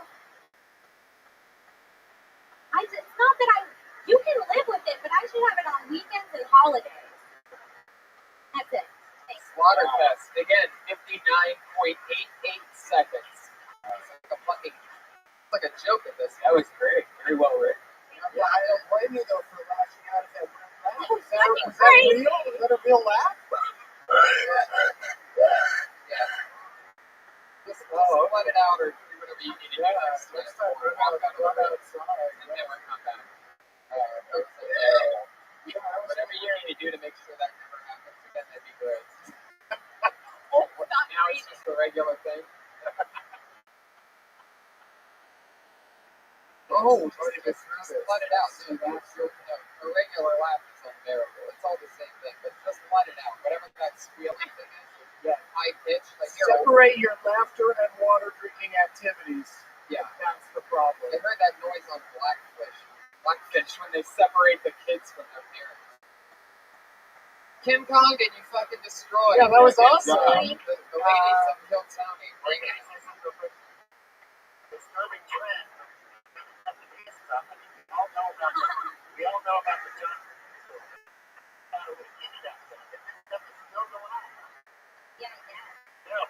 Do you know where this one happened? Weird shit. Oh, it was shopping dicks, Tennessee. I just Googled it. Okay, so I just think of the most fucked up things and you can Google it. So that's it. I Googled shopping on Comedy writing tip right there. See the man with two dicks? See that yet? There's a man with two dicks. It's mostly hard and stuff. At the same time. The balls. Oh my god. Jackie Smack. Jackie Smack! Wow. You already have a name for that? Yeah. The Jackie Smack attack. Kim Congdon, great job. Thank you so much. Follow her on Twitter at Kimberly Congdon. CONGD. Good job. Yeah, so the big announcement is that Tony, the Hoya Comedy School, first ever road trip, and the entire crew is coming with us. Sarah Weinstein, Kimberly Congdon, Josh Martin, the Iron Patriot, Brian Redband, and I, all going down to San Diego this March 1st. A big, huge Saturday night show. For months we've been being asked, when is Kill Tony on the road? This is our big first huge test. This is our beta test. Yeah, so we are still fixing to your city. Yeah. So also, if you own a comedy club and you're listening to this right now, get a hold of me and Tony. That we can figure this shit out. That's all good then. You gotta fly the Patriot out. It's a big budget to listen to comedy clubs. But let's figure it out. Doug, how does that work? Do you have a special suitcase? I got a travel bag. Get two of those. Put it in, then I'm gonna bring in the middle section of the plane. That's your carry-on? Yeah, but I'm gonna get two of those travel bags and put on the legs. I'd love to be on the big plane. Oh my god. The bomb people are just gonna be like, are you fucking kidding me, dude? Yeah, I think I'm gonna get this early. Red, white, and blue LED star. Oh, good sell. No way that's a bomb. Doug, your show is so entertaining. I told everybody that I honestly think it is the funniest concept for a show that I've heard of since whoever thought of Cult Movie came up with that. Getting Doug with High, unbelievable. And I just love what you're doing over there. I got to go to one with Jeff Ross and sit there and watch that taping. So please, everybody, watch that. What else is going on? I'll let you tell more than you see it. Wednesdays at 4:15, I think. 4:15 every Wednesday we start, and then we're just looking right here. And it's on my YouTube page, youtube.com/. There's a bunch of episodes we've already done. When's the Comic Con meeting? Still trying to finish it up. Finishing touches, trying to figure out how much money you want to spend on music. The Comic Patriot did. Oh, yeah. Follow the Comic Patriot on Twitter. He's awesome on Twitter. In the process of building a Kill Tony blog as of today. Going to start putting thoughts and interesting aspects of whatever I think on it. So get interactive. So thank you so much, live audience, for coming out. Woo! History. The fastest growing podcast in the history of the internet. Thanks for being part of it. Bye, guys. Just a freak with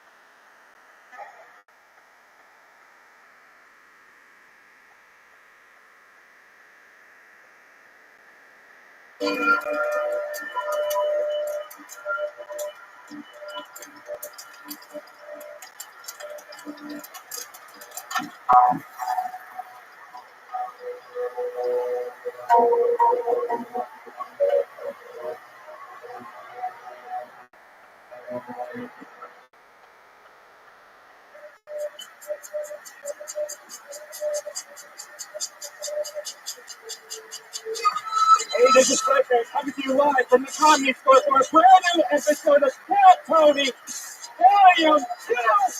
Give it up by Tony Hinchcliffe. Wow. Boy, oh boy, what an exciting episode of Kill Tony we have ahead of you. This is the long-awaited episode 35 of Kill Tony. And what an exciting week it's been. We did getting done with High on Wednesday.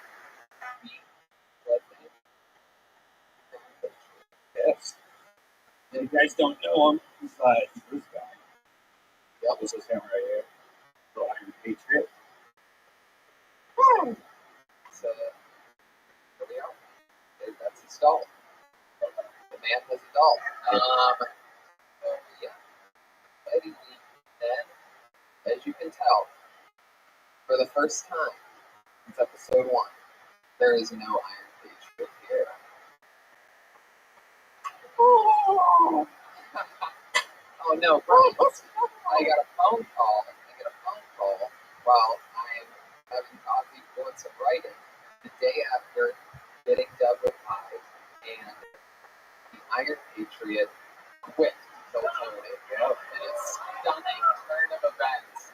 The Iron Patriot's words were he's gotten too big for the show.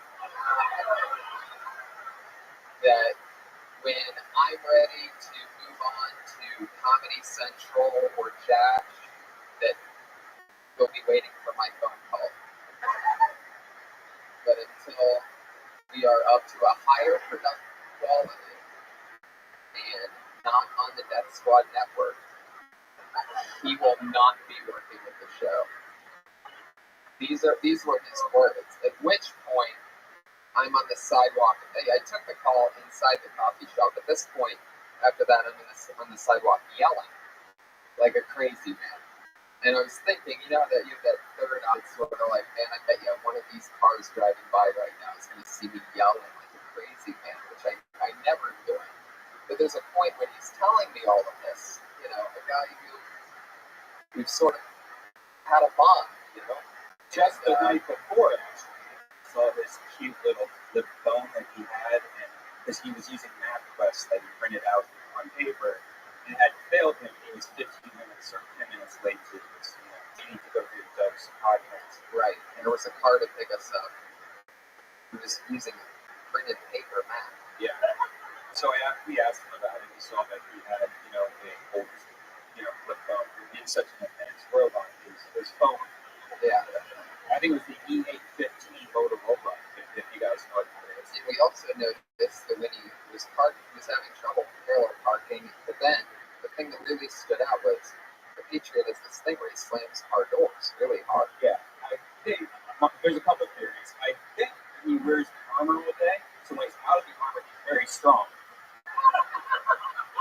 Because he's slamming the doors like he's fighting with an ex-girlfriend. I mean, it's a very standout column. It's not like we're like trying to find something. Like you could hear this door slam from far away, and I noticed when he got out of his car.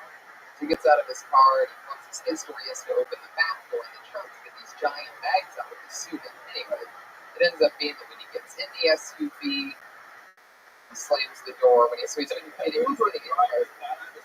man, what's going on? Right. And so then when we get to the place, he gets out of the car, and the driver goes, "Hey, I'll help you with your bags." And the Patriot goes, "Yeah, I really like that." But the way he said it sort of sounded condescending, and then he slams his door really hard. So the driver's like, "What's with this asshole?" Yeah.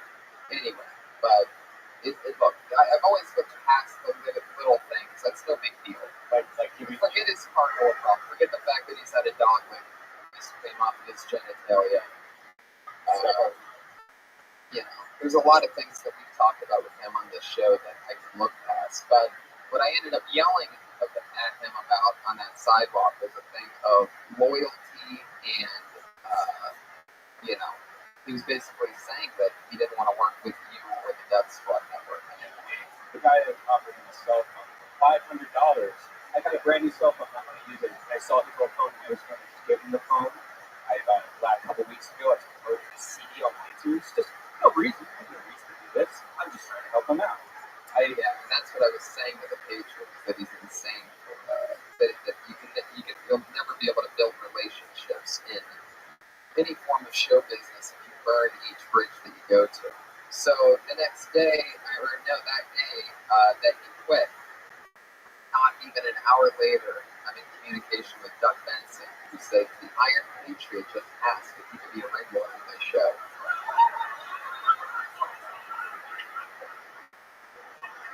At which Doug replied, I could see the response time was so fast. It was so fast. And he goes, "No chance of that happening." It was funny because it was a one-time thing. Yeah. And,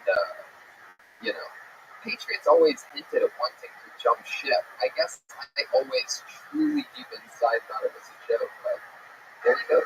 And a lot of, the crazy thing is, 2 weeks ago I was at Target, and this tweet's still out there in the universe. I found this little Iron Patriot mask, and I go, wow, $7 clearance. It says Iron Patriot. But I tweeted out that he's irreplaceable. And, next thing you know, he quits on me. But luckily, I think so, because I bought the mask. And I'm like, this is fine, just in case we ever want to do anything silly. I'll have this mask. So, then he quit, but I don't know if he's that irreplaceable. We're going to give it a shot. Ladies and gentlemen, Red Band and I would like to introduce to you Iron Josh, everybody. Wow.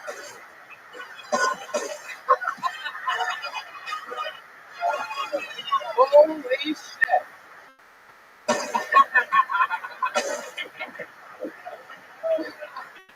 Wow. Iron Josh. Sorry, there's not an Iron Patriot to fix your mic for you.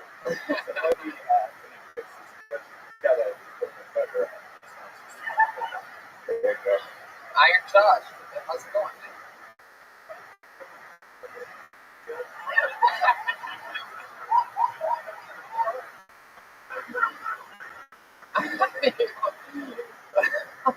don't think your machine's on this. Nope, you gotta fix your. I believe he said that he'd like to lead these new Avengers into friendship. Here, I gotta take out your voice thing. I gotta turn this on for you, brother. Yeah, maybe. If this is an official product now. I'm guessing this isn't a $5,000 suit from Norway. No, this is our penis microphone snake. Yeah, you just put it in your pants and talk anytime, adjustable for any heights. Yeah, it's on. You just gotta put it near your penis. There. That's It looks great. Iron Josh, how's it going? Yeah. Yeah, you gotta watch that for your penis speaker. Maybe you could just hold it to your mouth the whole time.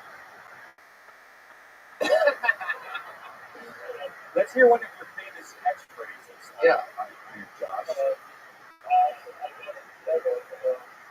Do you have any other ones?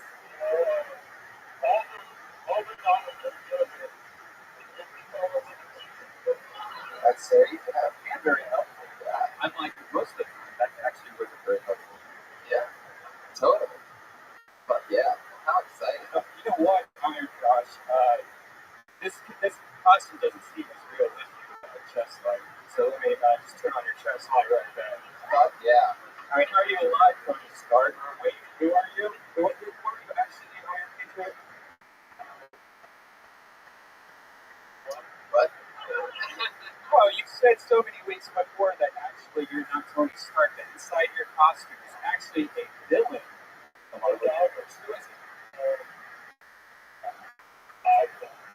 That is true. He did say that about a week or two ago, that the Iron Patriot turns bad at one point. And then he ends up like trying to fuck everybody over. Son of a bitch.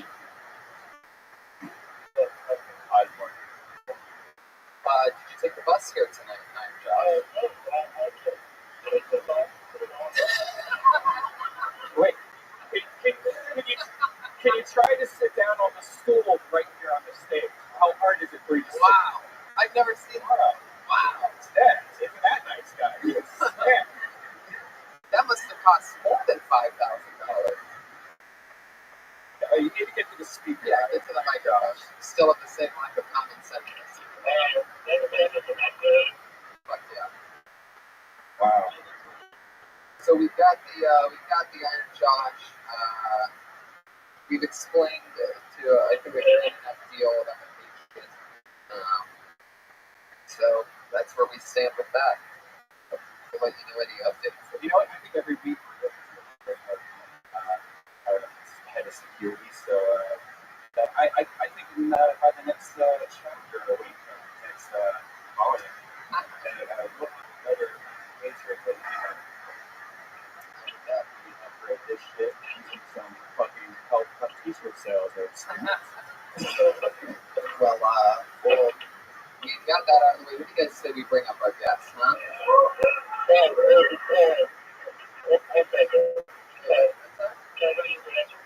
Absolutely. There you go, the Iron Josh. Luckily, we have yet another replacement for even him. Iron Mervis is here, everybody. Here hands together for Iron Mervis. Fuck yeah. Wow, look at this. So wait a second, you can...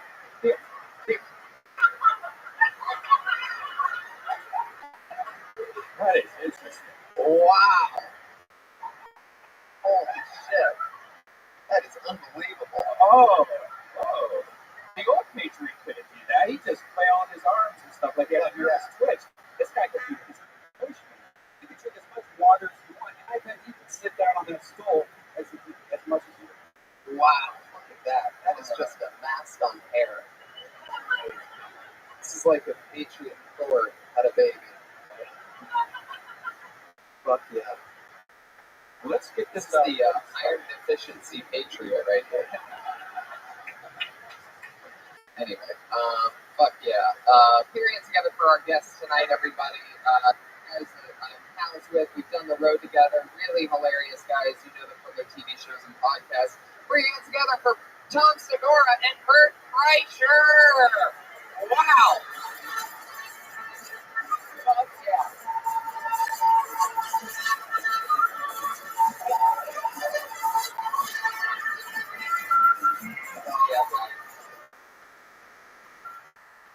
Fuck yes. Alright. Welcome to Kill Tony. This is both of your first time. The Iron Josh is back. One more time for the Iron Nervous, everybody. Nice. Really good.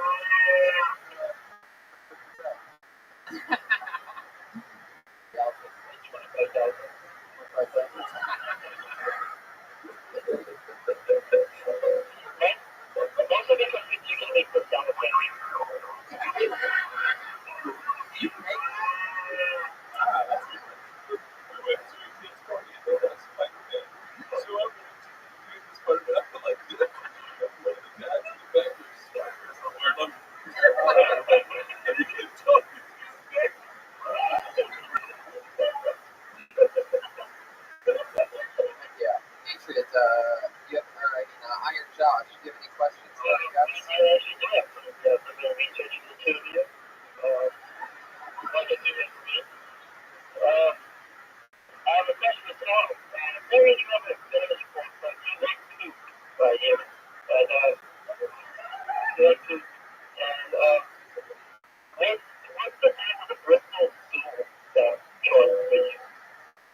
What's the deal?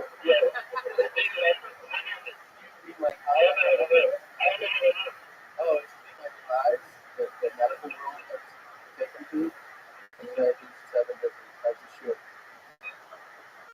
It's interesting. I remember learning about this one.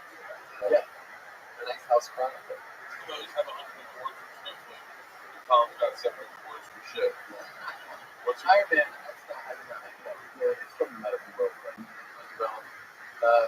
UK, and basically, like 1, 2, 3 are super hard, constipated shits. Really 1 and 2 are. You don't want those. Those are bloody and like once you really slip and pull the side of the bowl, you're really straining. 3 and 4 desirable. the kind where you got to go back in and break it up inside. Exactly. The pussy back in. 3 and 4 slide out. I'm going to chew this a little longer. 5's a little looser, and then 6 is not the real mess, and 7 is really going to the hospital. But a lot of water. Yeah, that's interesting. That's what I do. I don't know why. Why you charge them so that was the right question. Yeah. I can't wait for your question. So your question is, how would you do a TV show called Break the Conflict? What did you think those people think? In this thing? In the United States. What you explain to guys, I think, what's your favorite roller coaster? I just don't call front count growing up 10 points. I had roller coaster. A lot of you are big show. What type of kids love the show? What type of Little kids. With what? Stop. I'm not talking. I call it secret. It's called Okay.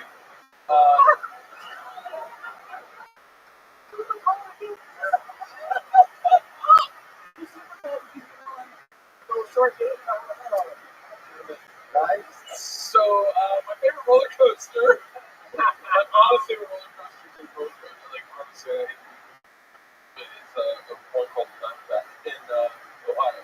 Yeah. To your point. Yeah. No. King Talon's my favorite roller coaster. You ride the way back and you don't touch anything. It's just a waste restraint. It is like it is for living, but it's a lot of fucking fun. But roller coaster. Did you go on the means? I think it's called the Mean Street at Cedar Point. The wooden roller coaster. I rode all the roller coasters at Cedar Point. How is that roller coaster legal? Because that shit beats you up. Like if you have a baby, you don't have one. No, pregnant people ride roller coasters, right? Actually, no, ride roller coasters. What if you don't ride a moving? You know, I'm not pregnant because in the back seat really fucking put her to this kid. cheaper to ride with these better? That's the one, The right? Beast is a washer. My neck's still fucked up with the Beast. That's exactly it. I've done Cedar Point almost, well, I mean, up until a few years ago, I was going like every year of my life. I live in Ohio, it's just sort of something you do in the summer. But one time I went to Kings Island, the only one time I went to the Beast, and my neck was fucked. My neck's still fucked up. And then, but I'm one of the few people that ever had a rollback from a top rope rack. I almost got stuck on the top. It's actually a pretty fucking fascinating video. It's on TV. We shot it on TV on accident. And we got shot up at 120 miles an hour. And you go up like 410 feet. And at the top, it stopped. It was just the wrong amount of time to wait for the compression to send us. And we got stuck non-fucking lost my shit. How long were you up there? Not very long because I started thrashing around like a mental patient. Like, fuck you! Fuck you! And then, no tall kids song. Now it's super tall, like super. No tall kids. I love it. Well, before we get started, we just need to cover one more thing. A fan of the Death Squad, Yuck Nasty. Over the last few weeks, Yuck Nasty on Twitter, we found out that his house burned down. He has a kid and a wife, and the house burned down, and the Death Squad fans got together to raise a very hefty amount of money for him and his family. And one of the things that we did here on Kill Tony is we actually donated the actual Kill Tony sword from the last 34 episodes for auction to raise more money.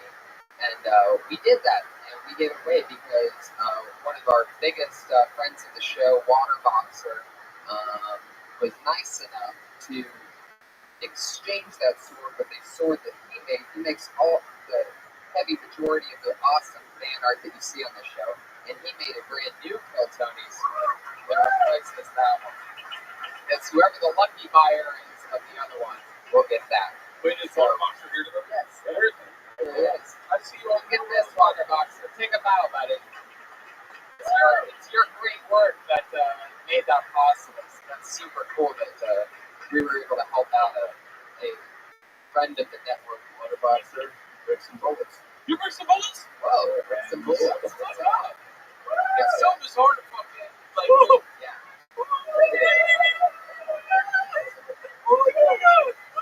Get Twitter starstruck. It's wild that we go by them. Yuck Nasty's house burned down. So Waterboxer, help us out. Yuck Nasty definitely sounds like a black rapper from Florida. Yuck Nasty? Yeah. He's a white non-rapper from Green Bay. The opposite. Well, I don't fucking believe you. The MC Cheese. All right. Spoiled Smoker. You know that guy? Yeah. Yeah, I know all these. That's so crazy. Yeah. They're like, I see the name and I go, oh, I know him, but I don't really know anybody. I feel like I fucking know him. Right. I called into their show. They were doing a 24-hour podcast. I was in Paris. I called in. And then I ended up spending a nickel and money on a fucking longest mobile ride. Drunk, talking to him on the phone. And one of the guys on the phone was got Mike Maxwell. Yeah. He was on the arm. Fucking bizarre. Yeah. Waterboxer was on that call, right?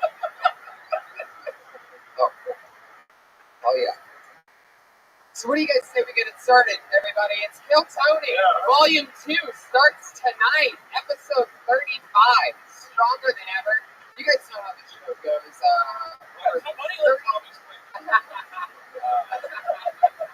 Over 30 comedians signed up tonight for the opportunity just to get pulled out of the bucket to do 1 minute. And comedians, you know that your time of a minute is up when you hear the brand new Volume 2 sound of a kitty. Aww, how adorable. So that's your life. That's when you know your time's up. So you might as well stop there, because if you keep running your sound effect, you're going to bring out the brand new Volume 2 Angry West Hollywood Bear.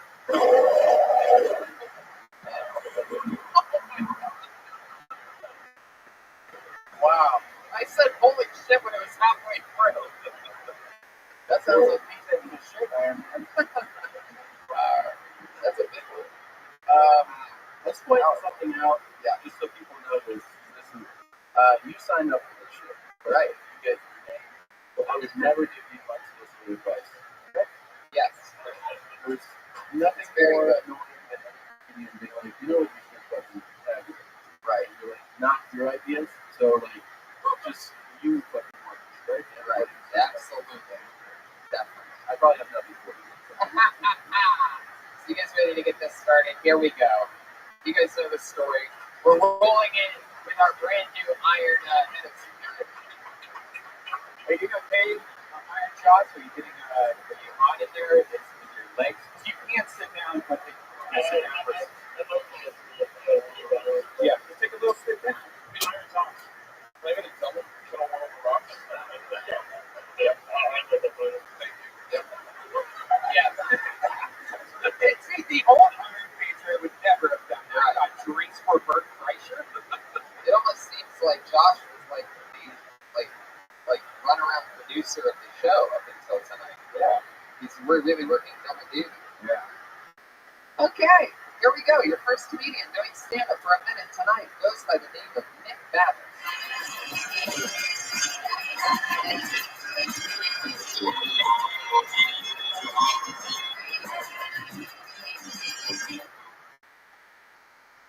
I grew up on a ranch near Arizona. It wasn't allowed. They'd like me to get 2 hours there. Yeah, I've never been there. It's a little bit state. Small town. Sports music off the table. Other more talentless hobbies, like whittling. I wasn't the best at like children, but I could definitely get like French. I could probably make you like a drumstick and a wand. Very least, like a small tree branch. Whittling is a very useful skill to acquire. Unless of course you already have the ability to be able to pick up.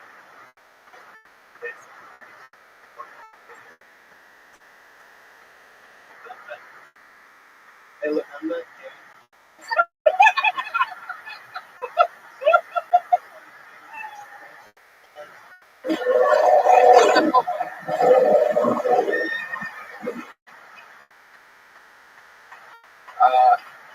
Okay. Okay. Whittling. The good thing is no one's using that subject. Yeah. Like, you own that territory right now. Yeah. Like, if anybody's ever like, hey, you know that guy with the whittle bit? People will be like, you're talking about Nick Babbitt. Hey, you know what's funny is I've been in Arizona and at a lot of the craft shops, they actually sell straight up whittling kits. He knows. He's the whittler. You're the whittler. This is funny. Like, yo, yeah. How long have you been doing it? About a year. Yeah. Yeah. Absolutely. Very nice. I would have opened you on the game. That made me laugh. I saw your hair and I was like, I'm just looking at that hair. Totally. Yeah. I wasn't necessarily thinking you were gay. I was actually thinking this while listening to you. You come across to me sort of as like the type of straight guy who dances on pop videos that bangs all the girls, but everybody thinks you're gay. Sort of a half compliment. That's pretty good. It's a good thing to be. Do you ever dance? Do you break dance? No. Damn, you look like you would know how to break dance. It's not something I assume most people do. There's something about you that just says break dance. I can see you guys ordering, but whittling, break things. So, what are the things you wouldn't do that were very Arizona? Listen to music or be a Reds fan? Well, this is my natural talent, my sports, or any kind of sports. You can put that in. So I think everyone in Arizona people are saying Reds fans. Yeah, well, that's It's even better. Even better. That really works now.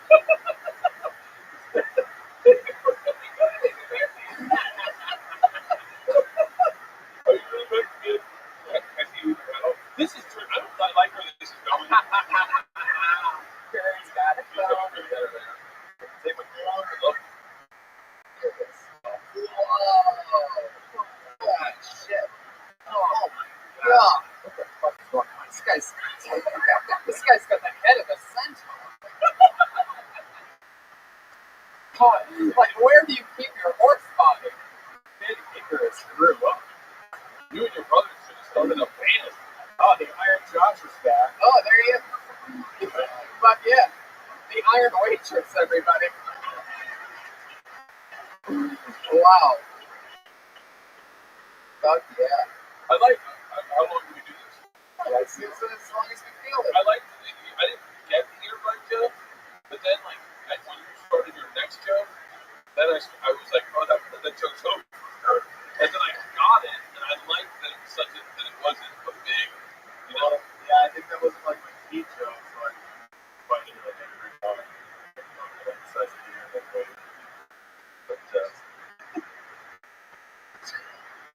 hey, wait a second. I have an idea. Hey, Josh, you were downstairs for most of them, weren't you? Yeah. Okay. So do me a favor. Hey, what's the name of that? What's the name of that Batman villain that asks all the questions? the Riddler. Okay. The first time you've sounded out an R properly in your entire life, and it's the time that it ruins my joke. Normally he has a speech impediment where his R's sound like W, so I was trying to get him to organically say the Riddler. But it didn't work out. If you're in England, you can fun the fuck out of that joke. They love puns. Oh yeah, Riddler on the roof? Yeah, that Riddler. So good. Yeah, that Riddler. We don't be this, man. They love that shit. Not that you're going to. You could also just not do it.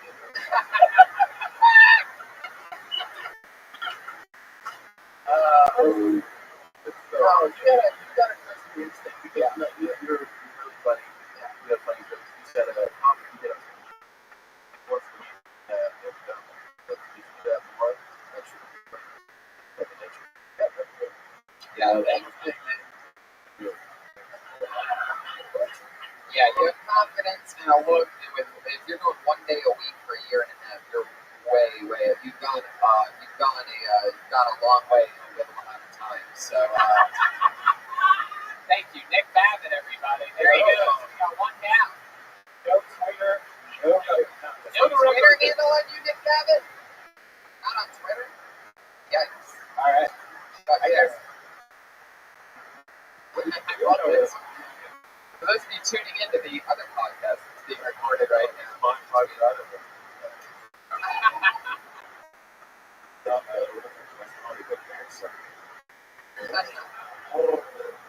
This picture just sits down and relaxes and watches the show. It's so much less noisy too. None of the twitching. Fuck yeah. She got a lot of grip. Let me ask you guys something. Do you remember when you first started comedy? Did you have like a joke or something that you were Jacking off the teeth. Would you be embarrassed? Jacking off a very elaborate storytelling of me seriously jacking off the teeth for the whole time. Wow. And it was me, and the person that followed me was Dimitri Martin, and he literally did like a like it was like I was aggressive with it, and I sold it, and I don't know if people were laughing and they thought I was making it up, but it was a real story.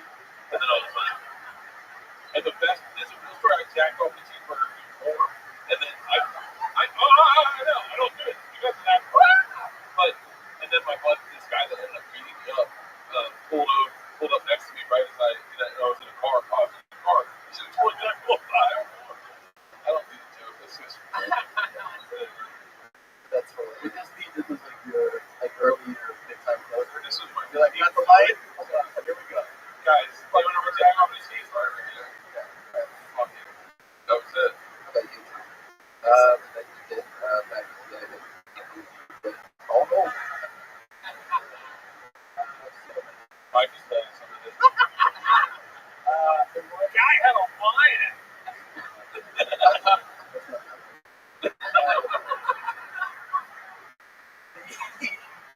I had one like it was really original. It was like guys are more outspoken with how much they like for filthy dirty things. You're like, I eat that. And then for the girl was like shot. They don't care. He's underselling it. Yeah. It was very cool also to do in front of like more staff. those people who are just like, and then their first 5 minutes would be about like, hey, how about that last guy's fucking poster? What a fucking asshole he did. Did you like me or did you like girl? Yeah, like, that was a pretty bad one. It's a bunch. I don't think it's a bunch. I don't think I've had that answer before where people are like, I am a long list for that. Weekend stuff. There's a lot of stuff that's sitting going. I love it. Right, sorry, how exciting. No, it's great. Here we are, Stephanie Barber, everybody.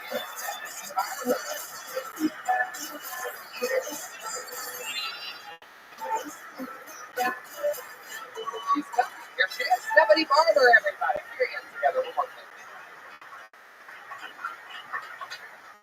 So I get my first pair of dick pics, which I like because it's not like window shopping.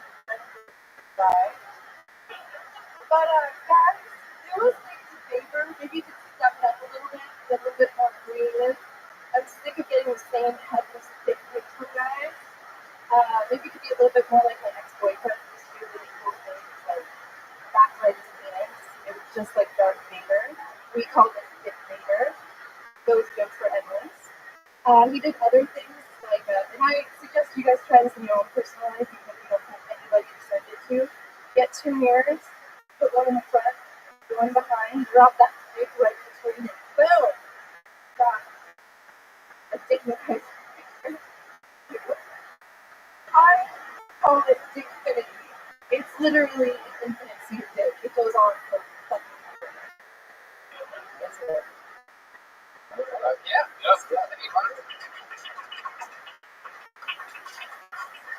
Yeah, I think you have actually the part I like the most about the is when you say like the statement you could get more original with what you send me. Like that opens your mouth to go so many places that you're setting yourself up for all the creative things somebody can do.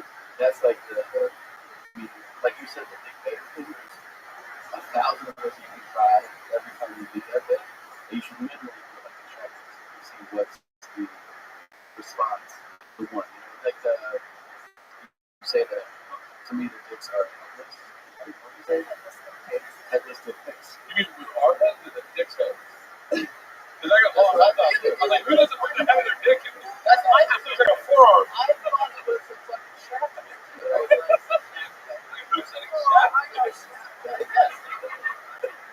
I was like, you know what? I'll start fucking dick pics if you just have to do shaft.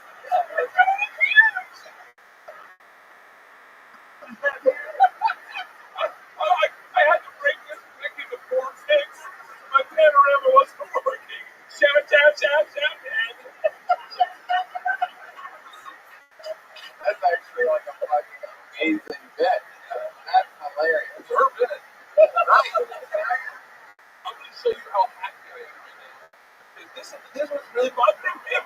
He said, the advice I'm giving you is bad advice. But when you said, I thought there was a joke going to come. Look, just because I thought a joke was going to show up then doesn't mean that's going to put it in or this angle. When you're like, my ex-boyfriend used to get really creative with it. I thought you were going to say because we might be had to. Because then when you said he wasn't, I assumed he was black the whole time. That's on you. I know. No, yeah, I know. No, I'm well aware of that. But like, I thought that's where you're going to go with this. You could add something like that. Like, he had to be really creative. Yeah, I just feel like, first of all, definitely that had like these headless dick pics out. The whole shaft angle is right. There you go. But the other thing, you're setting yourself up to provide that with the mind of I wish they would get more creative. And like, so that's like, I always feel like those are the most fun jokes when you come up with that and you're not married to the joke. Thank you. Just a hard thing. Just a hard thing. Thank you. Oh my God. Yes. Yes.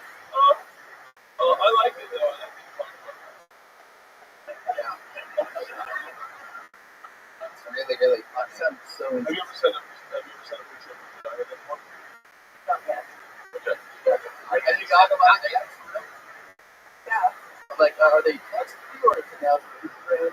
No Instagram. More than the dude? Maybe a couple of times. So are these all like guys you grew up with, or is it people like you meet, friends? No. No to all of them? No. All of them.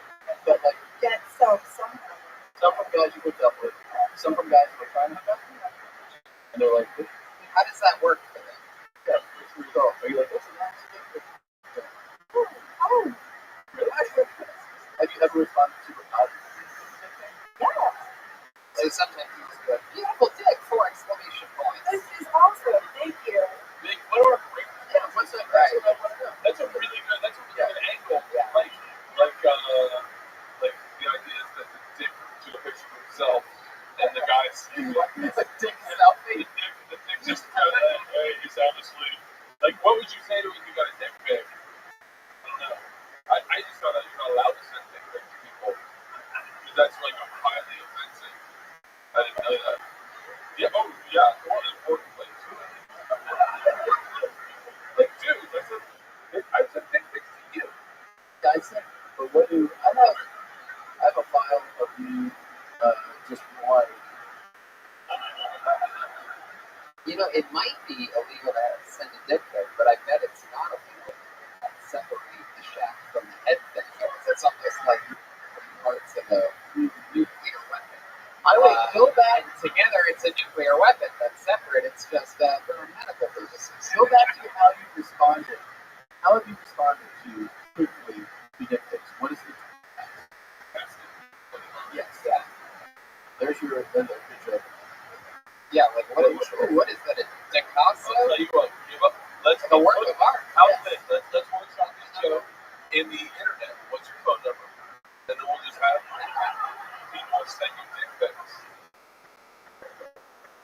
Or I can show you my dick pic now. Just right. The first words that come out of your mouth. Why are you Google imaging giant dick right now? Here, she wrote her phone number down. 323-394-7. Oh, sorry. It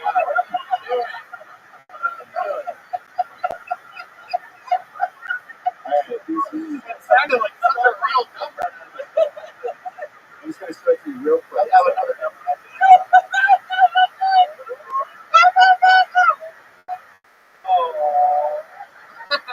I like you responding to other people's seasons. Why do you think the team? Oh my God. I wish I could say maybe compliment somebody dies.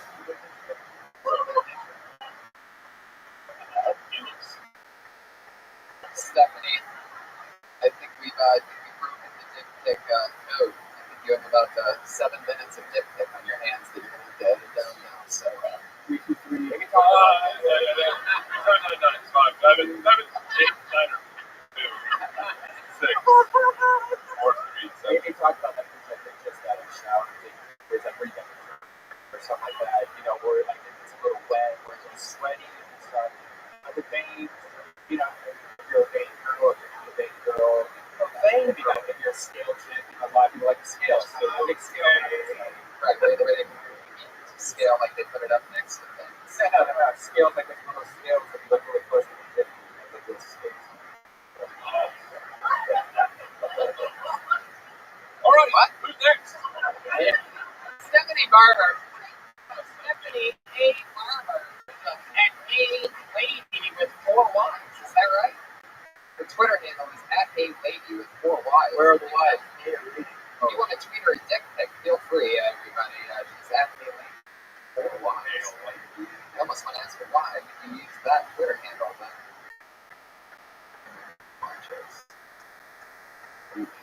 See what you're biggest fan right then? Do you guys feel that moment? If yes, respond with nothing. Put your hands together for Savory. Wow, it was one name.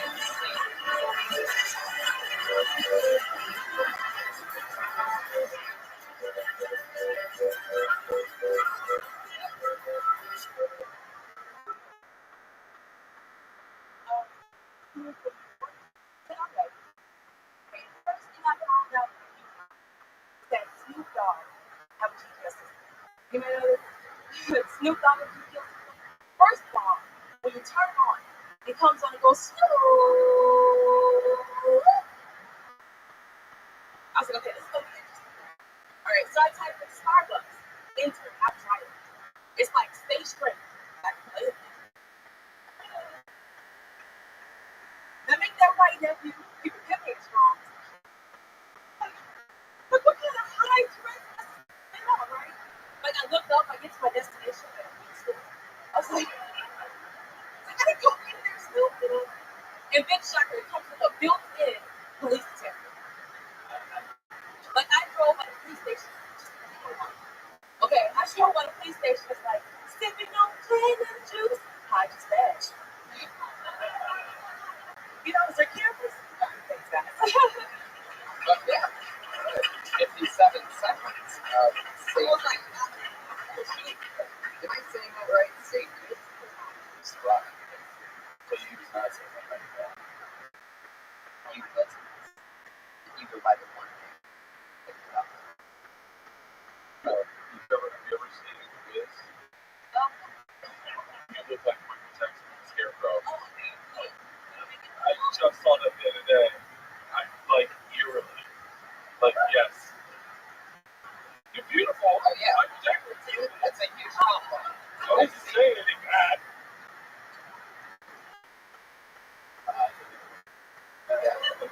I think you look ugly too. There's nothing to say.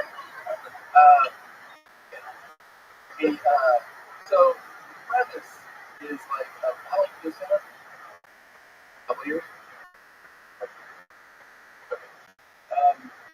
Like it's a premise where not necessarily Snoop Dogg is like a character as GPS system.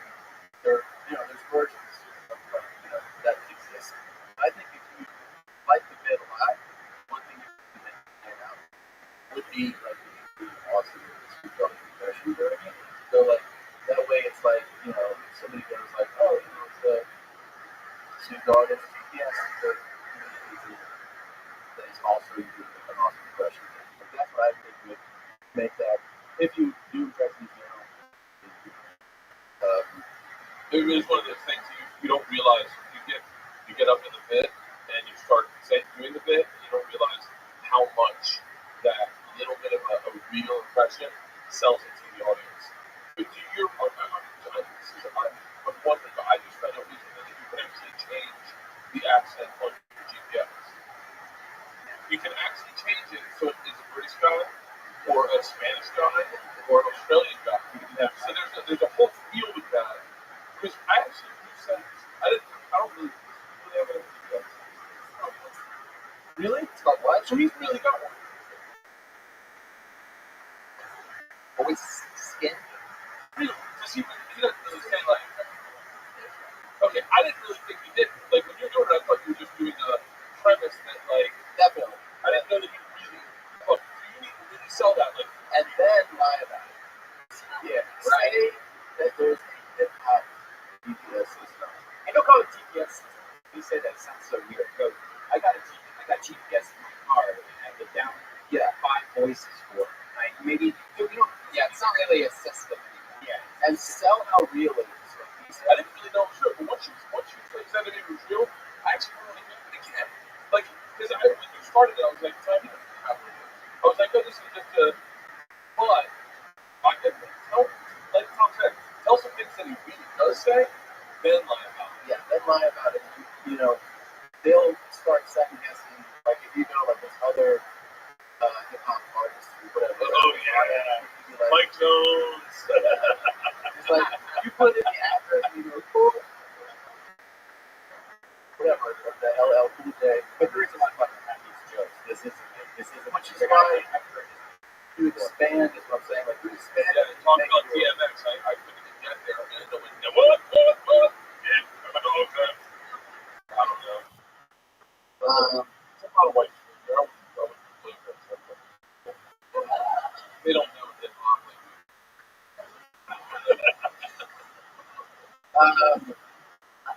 Patriot. Alright, I am Josh. Sometimes I like to check in with you in the middle of things. What did you think of say it one more time for me?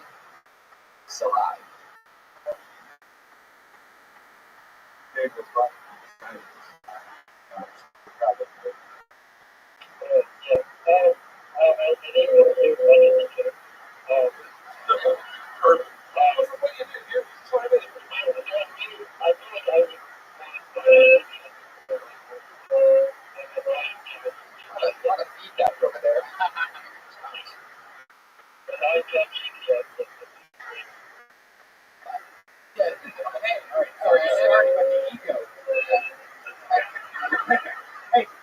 I like how you didn't bring in a song. It's actually a pretty good improvement this week. I would just, I'm sorry, I would just say, like, because it's a premise and it can be a good version, to make it unique to your own, you need to push it further. I mean, expand, like you said, sell that it's real, and then the stuff that you can make up that is like super creative how you want to make this outrageous claim with the GPS set. I mean, that's one way to go about it, you know? I always like, you, by the way, I meant to say this to you first before I started reading like Michael Jackson. But you have great stage presence. You really do, and that's going to take you a long way. So, and then what you find as you read longer, you'll get rid of premise-driven bits and start talking more about yourself. Because someone like you doesn't need, will not need in the future to go to like those. So the future are going to be stepping stones to get you more comfortable on stage. So just don't spend too much time on these types of jokes, because when you get into it, you won't be talking exclusively about you. And that's That's great. Nailed it. Savory. Sarai. Son of a bitch. Sarai. Her handle is I am Sarai. Oh yeah, and change your name if you want. Yeah. Doug Rachel. Yeah. Just kidding. I am Sarai is spelled Sayre. Do I say S-A, what? That's a Sarai. Yeah. I don't know if I've seen Sarai. Yeah. Sarai. Yeah. I know, guys. I've never seen a Sarai written down.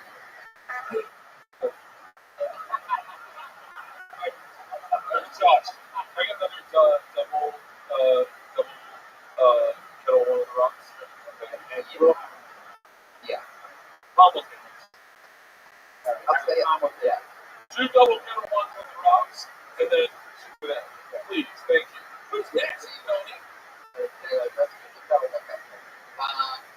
I just want to say again, I think the Iron Josh is such a huge improvement. I mean, he gets strength. I can't compare it to anything.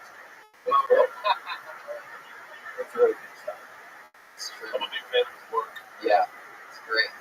Iron Chef's going to go down in history, by the way. That's going to be a soundbite forever. I think it's got it for Skylight. Tyler's Coast?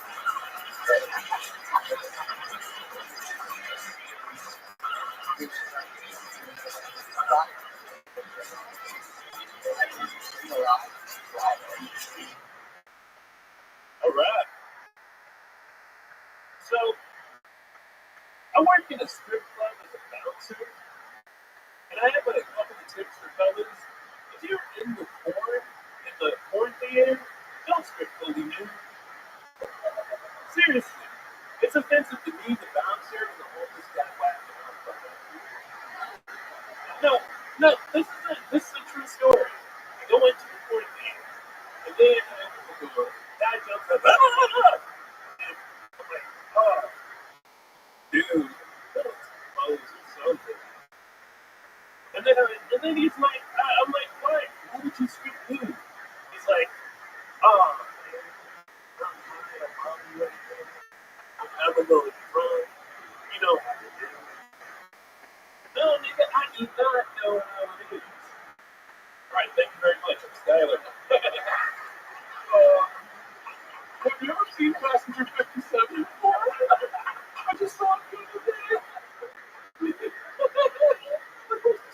I love it when they do that.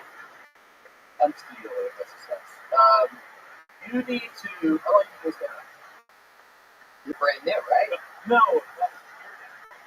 Jeez. It's full to tell stories. I have walked you to tell stories that I did. You need to overtell that story in details, in great detail, before you can figure out what all the jokes are. You should tell that story for like, you told it for less than a minute. You should tell it for like 7 minutes the next time you tell it. Like it should be your whole thing. And try to remember all the details of it. And try to like make jokes about every detail. Listen to it. And that's how you're going to be able to figure out what the funny beats are. You're like underdoing it. You know what I mean? Like you're like, I'm there, and the guy jumps up behind you, scared the shit out of me. You scare the shit out of me. Definitely had that going for it. Yeah, sort of like the horror. Right. Really being a salt jump. So you said like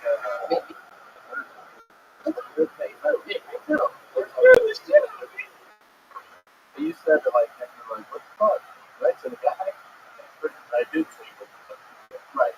So that you need that you want essentially a joke there, and that's what I get the reaction. Right? I mean like people will say that, especially like you and and sometimes it just laughs and you realize that it's not an actual joke. Right? Sometimes things that make sense to you when translated to an audience will confuse them. For instance, I got confused if you work at a strip club and never be anything.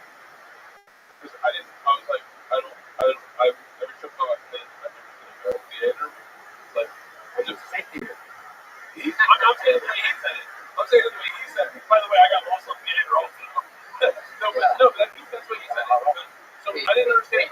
Strip club. You also look like you own the fucking strip club. By the way. Yeah. I think like you go to the strip club. This is what you do. I'm not actually to work. What strip club? You really work in a strip club. Motherfucker, I am not believing any one of you. Dude, I would just wear the fucking vest. The second you roll up in that vest, I go, oh, that guy was a fucker. But you also come out very friendly. Every time I've been in a strip club, the bouncer comes in like this sweet and gentle. But that's something to talk about. Like that, talk about the fact that like you put in a nice fix on that. Yeah. You have to have a club. Most people in the club want this fun, so it's like Can I do you get the character? Can I hear you get the strip club character? Okay. Alright, so I'm jerking off. Let's build it. Because I like this angle. We're gonna strip club. I know you don't see that part of me right now, but I can switch like that. And I like that. Sir, no hats in the strip club. Very good. Sir, put money on the table. You can't touch your girl. Alright, let's have the Tom is like Mr. Corvette. So like you're yelling, if you're jacking off on him, let's see what he does. You're jack off in his face first, and now you feel your hand. You're jacking off on Mr. Corvette. Oh, you probably let that go. Wait, who's Mr. Corvette?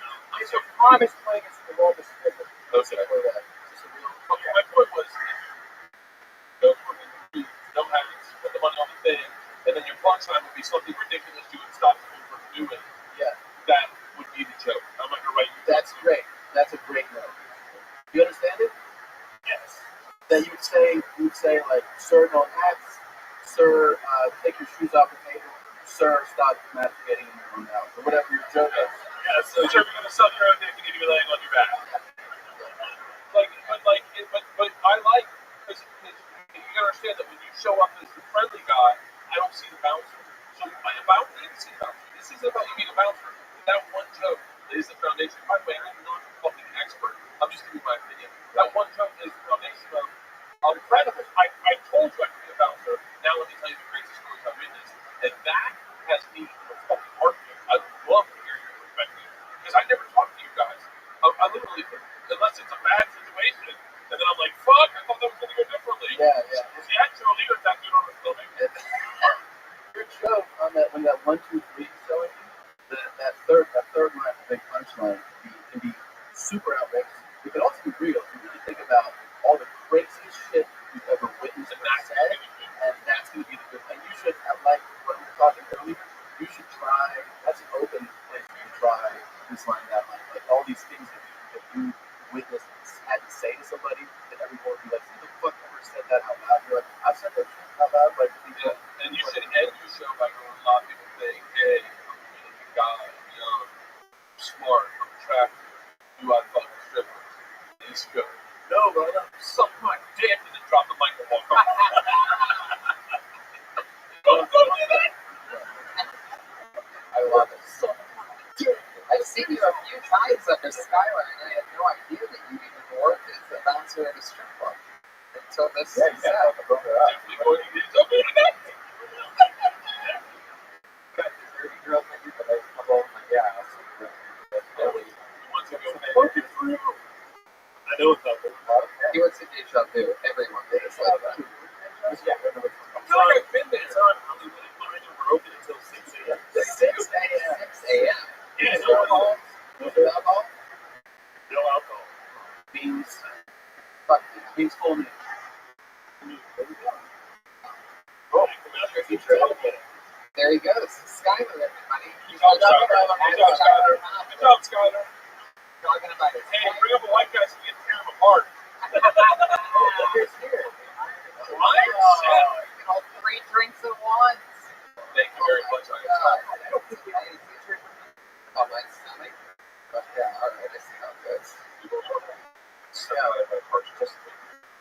Yeah, I'll back you. A lot of white people in the crowd. Oh, this guy's white. This is his return after a long hiatus. It's Jen.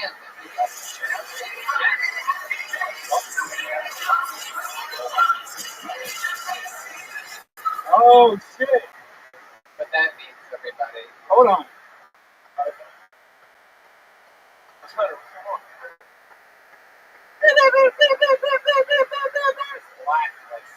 Wow. Anyways, That's how it works. You miss your spot. Here you go. Take a break. Alright. Or else people. Shut up. Whatever. Alright. Jane's gonna put Emily McCarran.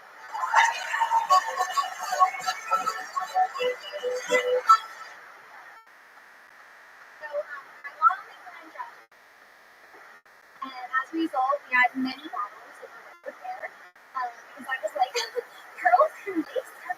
And she was like, can I offer you a plant? So when I was 6, I came up to her and I was like, I'm going to be a chef for Halloween.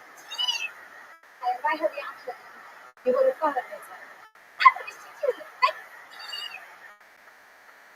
She was devastated. She thought about it for 2 days. And then she said, okay, you can be a cheerleader. For peace. She gave me my little cheerleader costume with a piece on the front, and a piece on the back. And she gave me some green pom-poms, and she taught me the shoes I did all night. Everyone showed me. I'm like, what do we want? Peace. What do we want? Yeah. Stop the war in Iraq. Yay! Fuck yeah. Wow. Fuck yes. Thank you, Iron Josh. You definitely bring energy and stage presence to the show. I also really outstanding to take the bathroom, but I couldn't make the house.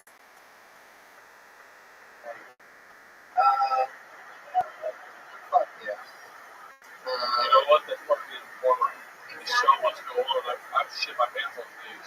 Oh yeah, I'm going to pee right on the stage. Cristela Alonso, you know who that is? Cristela Alonso. We were in Houston, or in Dallas, and she went short, and I was in the middle of the shit. I didn't get to wipe the whole show. I had that fucking growler. Wow. And she was like, great set. And I was like, oh, fucking, why'd you cut it short? I fucking had shit my pants the whole time. So, no, I've been in that situation where I almost had that happen because downstairs, there's a big restroom. You can hear what's going on in the other room. There's a couple times where I literally cut it close, just like had to slice one off and do like a hard quadruple wipe and just jet out, like just like. That's why you just keep the Because you hear somebody starting to say your name. They're like, your next comedian, really funny guy, you're gonna love him, and you're just like, oh shit. You have to get a bunch done right then. It really is. But I noticed that if I have to pee or poop or fart or puke, all of those things go. You fart all on stage? I don't do anything. Once I'm on stage, I like the stuff about your mom. That's right, she's listening. I'm telling you right now, if you had peed on stage in like a glass, fucking showstopper. I wouldn't have any notes. Nobody knew. Hopefully they saw it though through the nightstand. I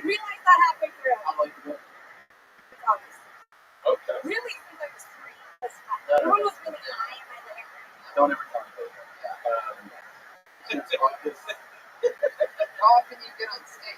You know, like open mics? I try to do a couple times a week, but sometimes it just doesn't work out that way. So I'm also an actress, So you try to do it a couple times a week, but sometimes it doesn't work out that way. So can I give you some instructive advice? Yes, please. Take the opposite angle than your natural instinct. Your natural instinct is high energy, give you fun. Let that be your strength as opposed to your lean to. So try to start off slow and go to that big thing. Like don't you started at 10, there's nowhere for you to follow you.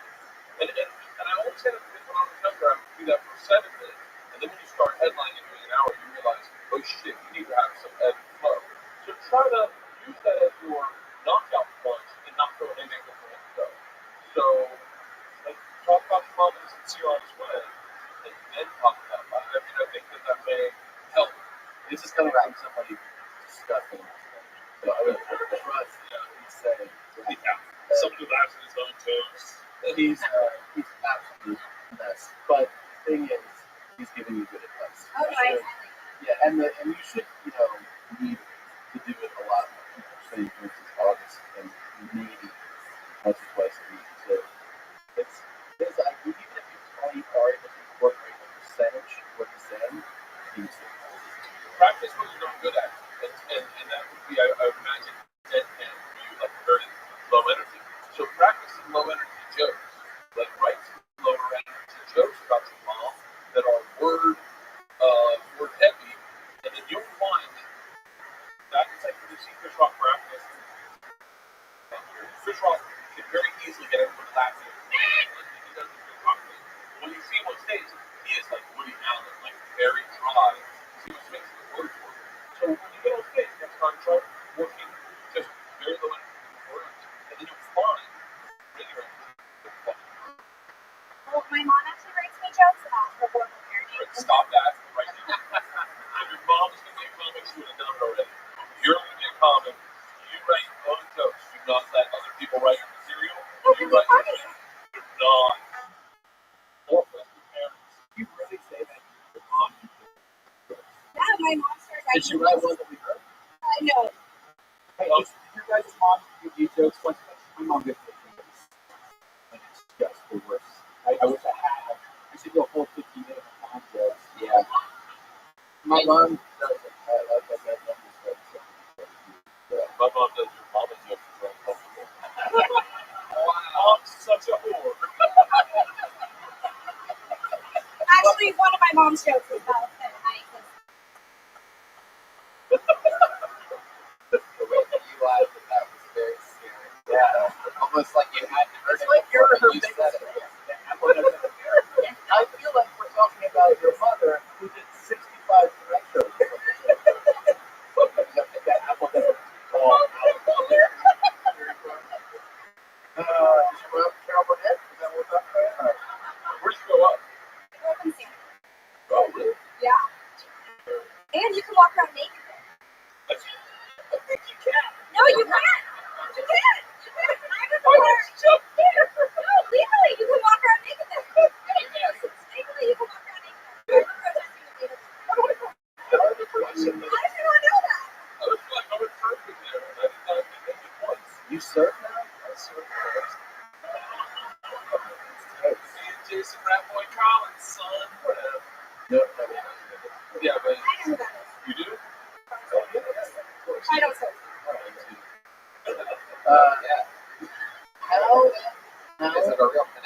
How much were you just exhausting yourself before you figured out that you said about energy? When you did, like, when you were doing 10 minutes, were you like,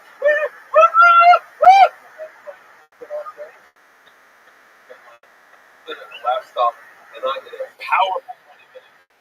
And I looked at my watch, and it was like 15. I was only done, and I was like, something 45 fucking minutes. And I was like, all right, 3 shots. And you just brought me more, and I brought this dude with white hair and white eyebrows up, and I just talked about that for like a wet dream the whole time. I was exhausted. Maintaining it.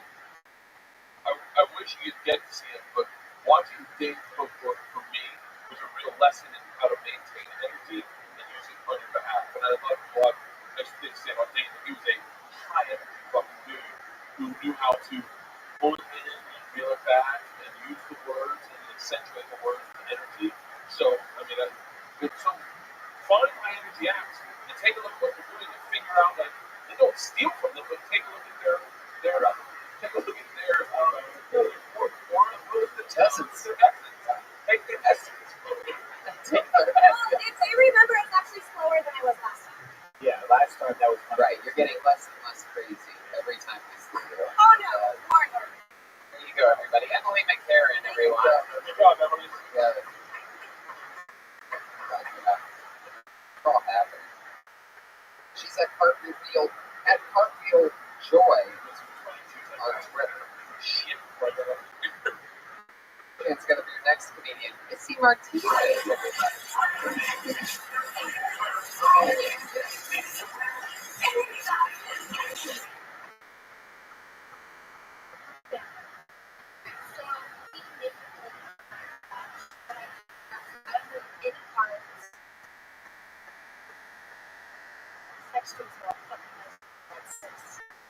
So I can't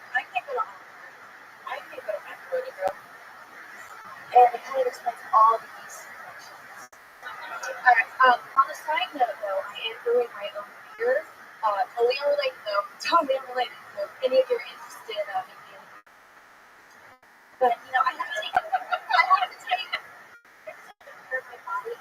Amazing rainforest places. What was it? Planned Parenthood. Yeah, one afternoon, I lost 8 pounds, 2 ounces. Yeah. And my step card's almost full, so my 10th month is free, and I get my picture on the fucking wall. Hey, fuck yeah. That's really good. Okay. Tom, I think you want to start this one. So it's just your first time doing stand-up less than a month of the show? Wow. That's your second time doing stand-up? But why did you leave?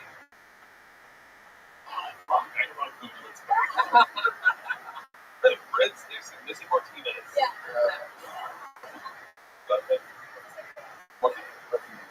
They will. Oh. Is your second time doing stand-up? Yeah. All right. So I got excited, so you need to fill it out. Have you been going anywhere else? Because you were a lot more comfortable this time around. We watched 2.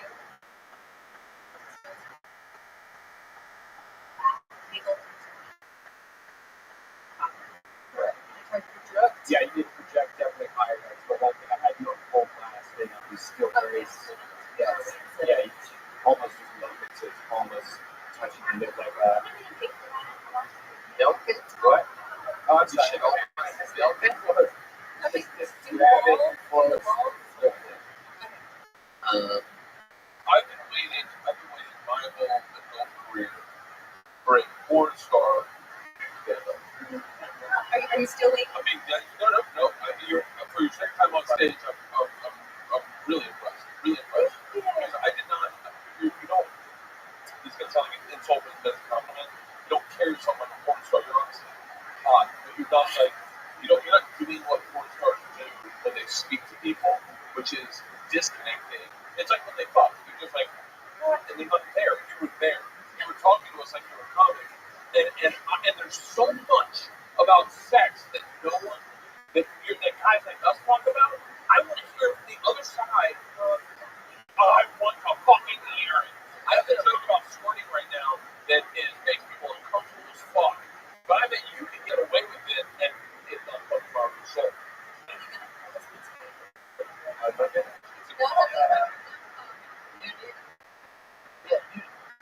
All the stuff you think is like, I think is gold money, whatever you think is boring, redundant, and like, people will assume always that they find out your porn star and be like, she's a overseas nymphomaniac, she just does fix all fucking day long. And you bring to the table that it's routine and like it's casual is what is the opposite of everyone's basic experience. So that's what's so funny. It's going to be your take on boring, mundane, sexually sex to people. That's one angle. Like the fact that you're like, fucking another anal gangbang. whatever your take on that is, like people are like, what? Like that's not crazy to you? You're like, great. Almost any take on any aspect of porn, I think is what you're saying is better than anybody else's. For sure. Perspective. I mean, you are. Perspective is all about. If you're in the game, then you can cross those two huge things. Another thing you have to think about is going your second time, and you're used to in your career presenting the sexiest version of yourself. If you know that what you look like, it's always going to be a distraction. Women are always a distraction to the men in the audience, and if you were not attractive, guys still look at you like, oh, I wonder what this girl. So if you have those fucking hangers out, they are going to be super distracted by it. So no. We enjoyed it. We like it. This is exactly.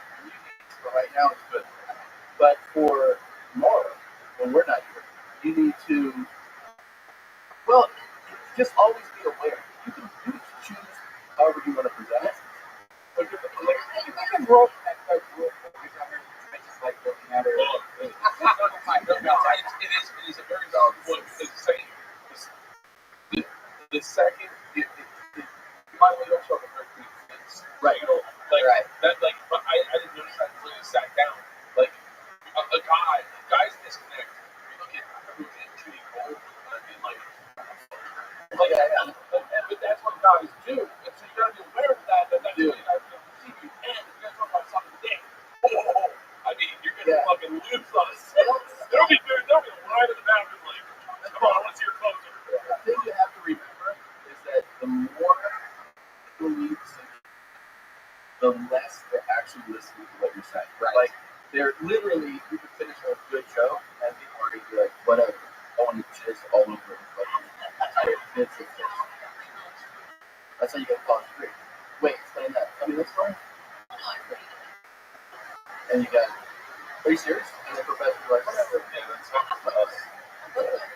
I'm the same thing. In person. But I'm being serious when I say I worked with Savannah Sampson, and she was on stage trying to get him to stand up. She's going, want to see my pussy? And I was like, yeah, but I want to hear you. I would love to hear about that time that you got choked out by fucking Rocco's and Freddy's. I would love to hear that story. That would fucking, you'd have to know the end of my scene. There's so much shit that is everyday to you, that is fantasy to the majority of people. You have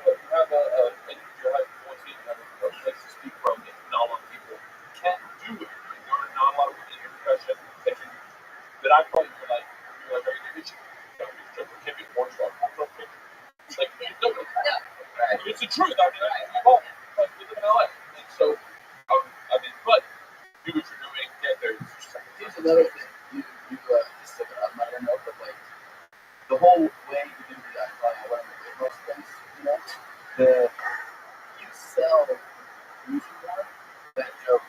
Like, in other words, I knew a joke was coming. You go, oh, what's the name? Like, it sounds like a joke. If you were to really sell and you can't remember, the joke would have been. Yeah. So a little bit more. Yeah, like if you were really trying to remember something, right? Probably. Yeah, exactly. How do you do it? By the way, last thing, I don't want to make it sound like we're paying extra attention to you because you're not. Because you're, but hey, you know what? A lot of guys like, it could be an interesting angle. It's a little bit of purpose, education towards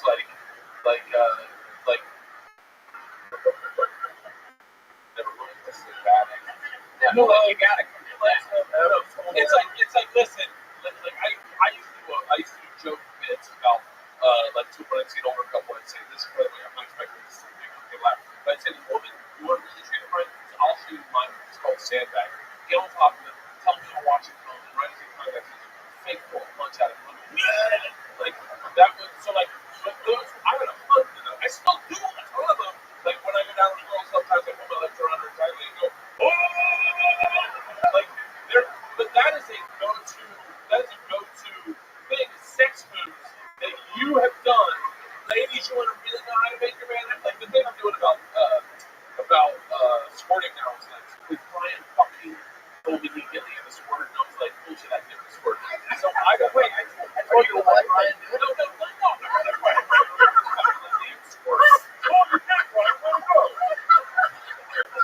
No. But I realized that the whole bit's about not being truth to the last orgasm. It's like kind of so like I want to see everyone come. It's like it happened, and so I want to make her squirt. What did you say? It happened. That happened. That was real. Charge that again. So the whole joke is and I'm not telling you how a great way to get away with it is I talk about the Reddit thing and the whole thing about the G-spot. What you got to do is, and I go, I'm not going to be vivid, but what you got to go into the garage, up your bikes, and try to knock the bikes off the hook. The problem was I was in the attic just ripping out insulation. So analogies in your profession will go on very long. You don't need to say, I put my condom ahead of his dick. Like you can be like, if you analogize it, it's a great way to talk about what you're doing. Patrice O'Neill was the king of analogies. And your lingo. You guys have your own like lexicon. You should use those all the time. But you don't just say, oh, from the fun club girl.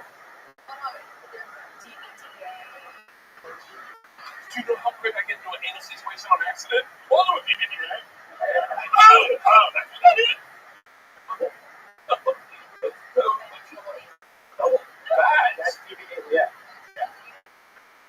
I do. It's also a podcast with Slick That's what that stands for. I put up initials. Wait. Double evil assistant artist. That's crazy. How many percentage of people want to do that? Less than 1%. Really? Yeah. That's surviving.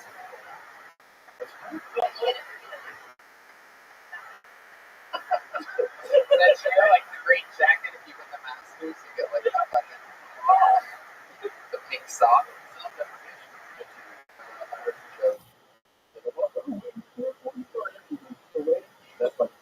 Missy, both times you've been on, you feel great job. It's unbelievable. Yeah.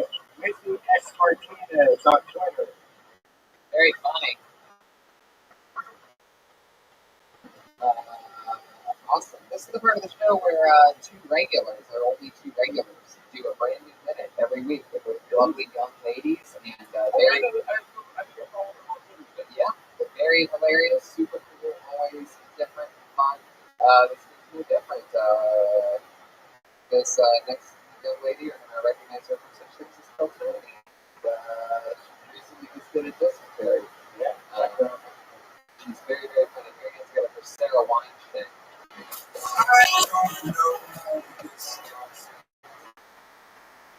I've got a friend that's a foodie, always trying to talk to me about subtleties in food, trying to talk to me about her artisan rolls, trying to pair food together, trying to taste the subtleties and shit. Give me a scone the other day. You ever have a scone? First thing I said was, what's wrong with the muffin? The fuck is a scone? 5-day-old muffin. This muffin.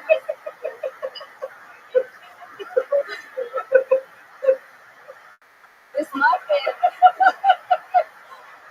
Back to scones, guys. Here we go. Did you forget the butter in this muffin? Forget the sugar in this muffin? You never see poor people eating scones. Only a rich person treat. Poor people eat muffins. Right.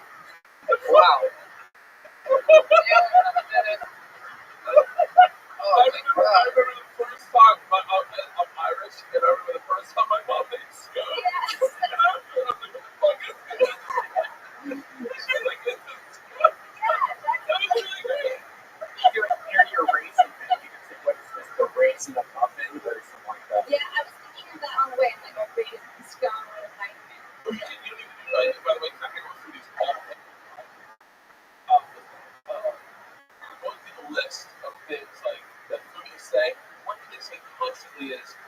farm to table, farm Oh, table.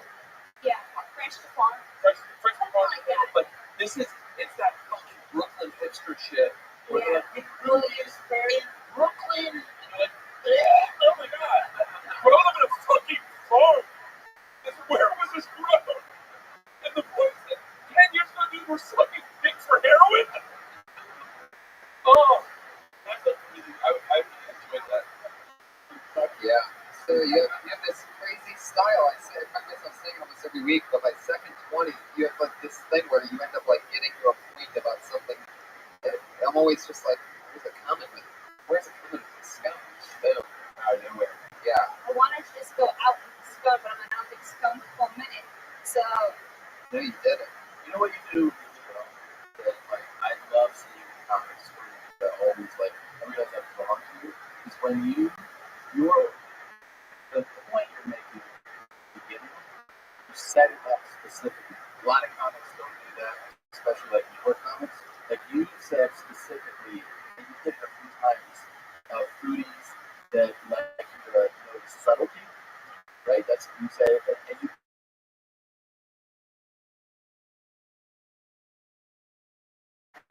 so a lot of times people will say like, I have friends with foodies, and then they bring me a stone.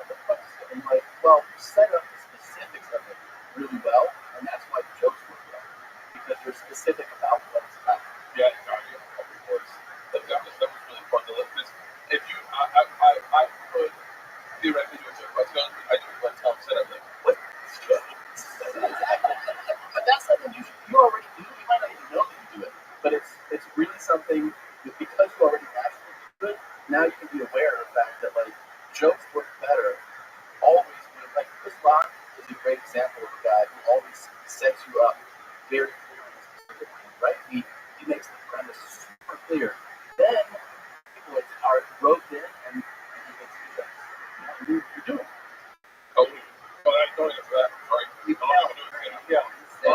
You did it again. Unbelievable. She's awesome. At Princess Shank on Twitter, everybody. That's with 3 S's ending in SHANK. Is your mom black? Okay. Yeah. Puerto Rico. Wait, both of our girls are Puerto Rican? Oh, I follow you. Your mom's black, right? You're Puerto Rican too? You're both Puerto Rican. Holy shit. Well, ladies and gentlemen, your final regular and your final comedian of the show. Also a Puerto Rican, a college dropout out of the Florida Gators to stay on the staff and crew of Phil Tony. Here she is. It's Kimberly Condon, everybody.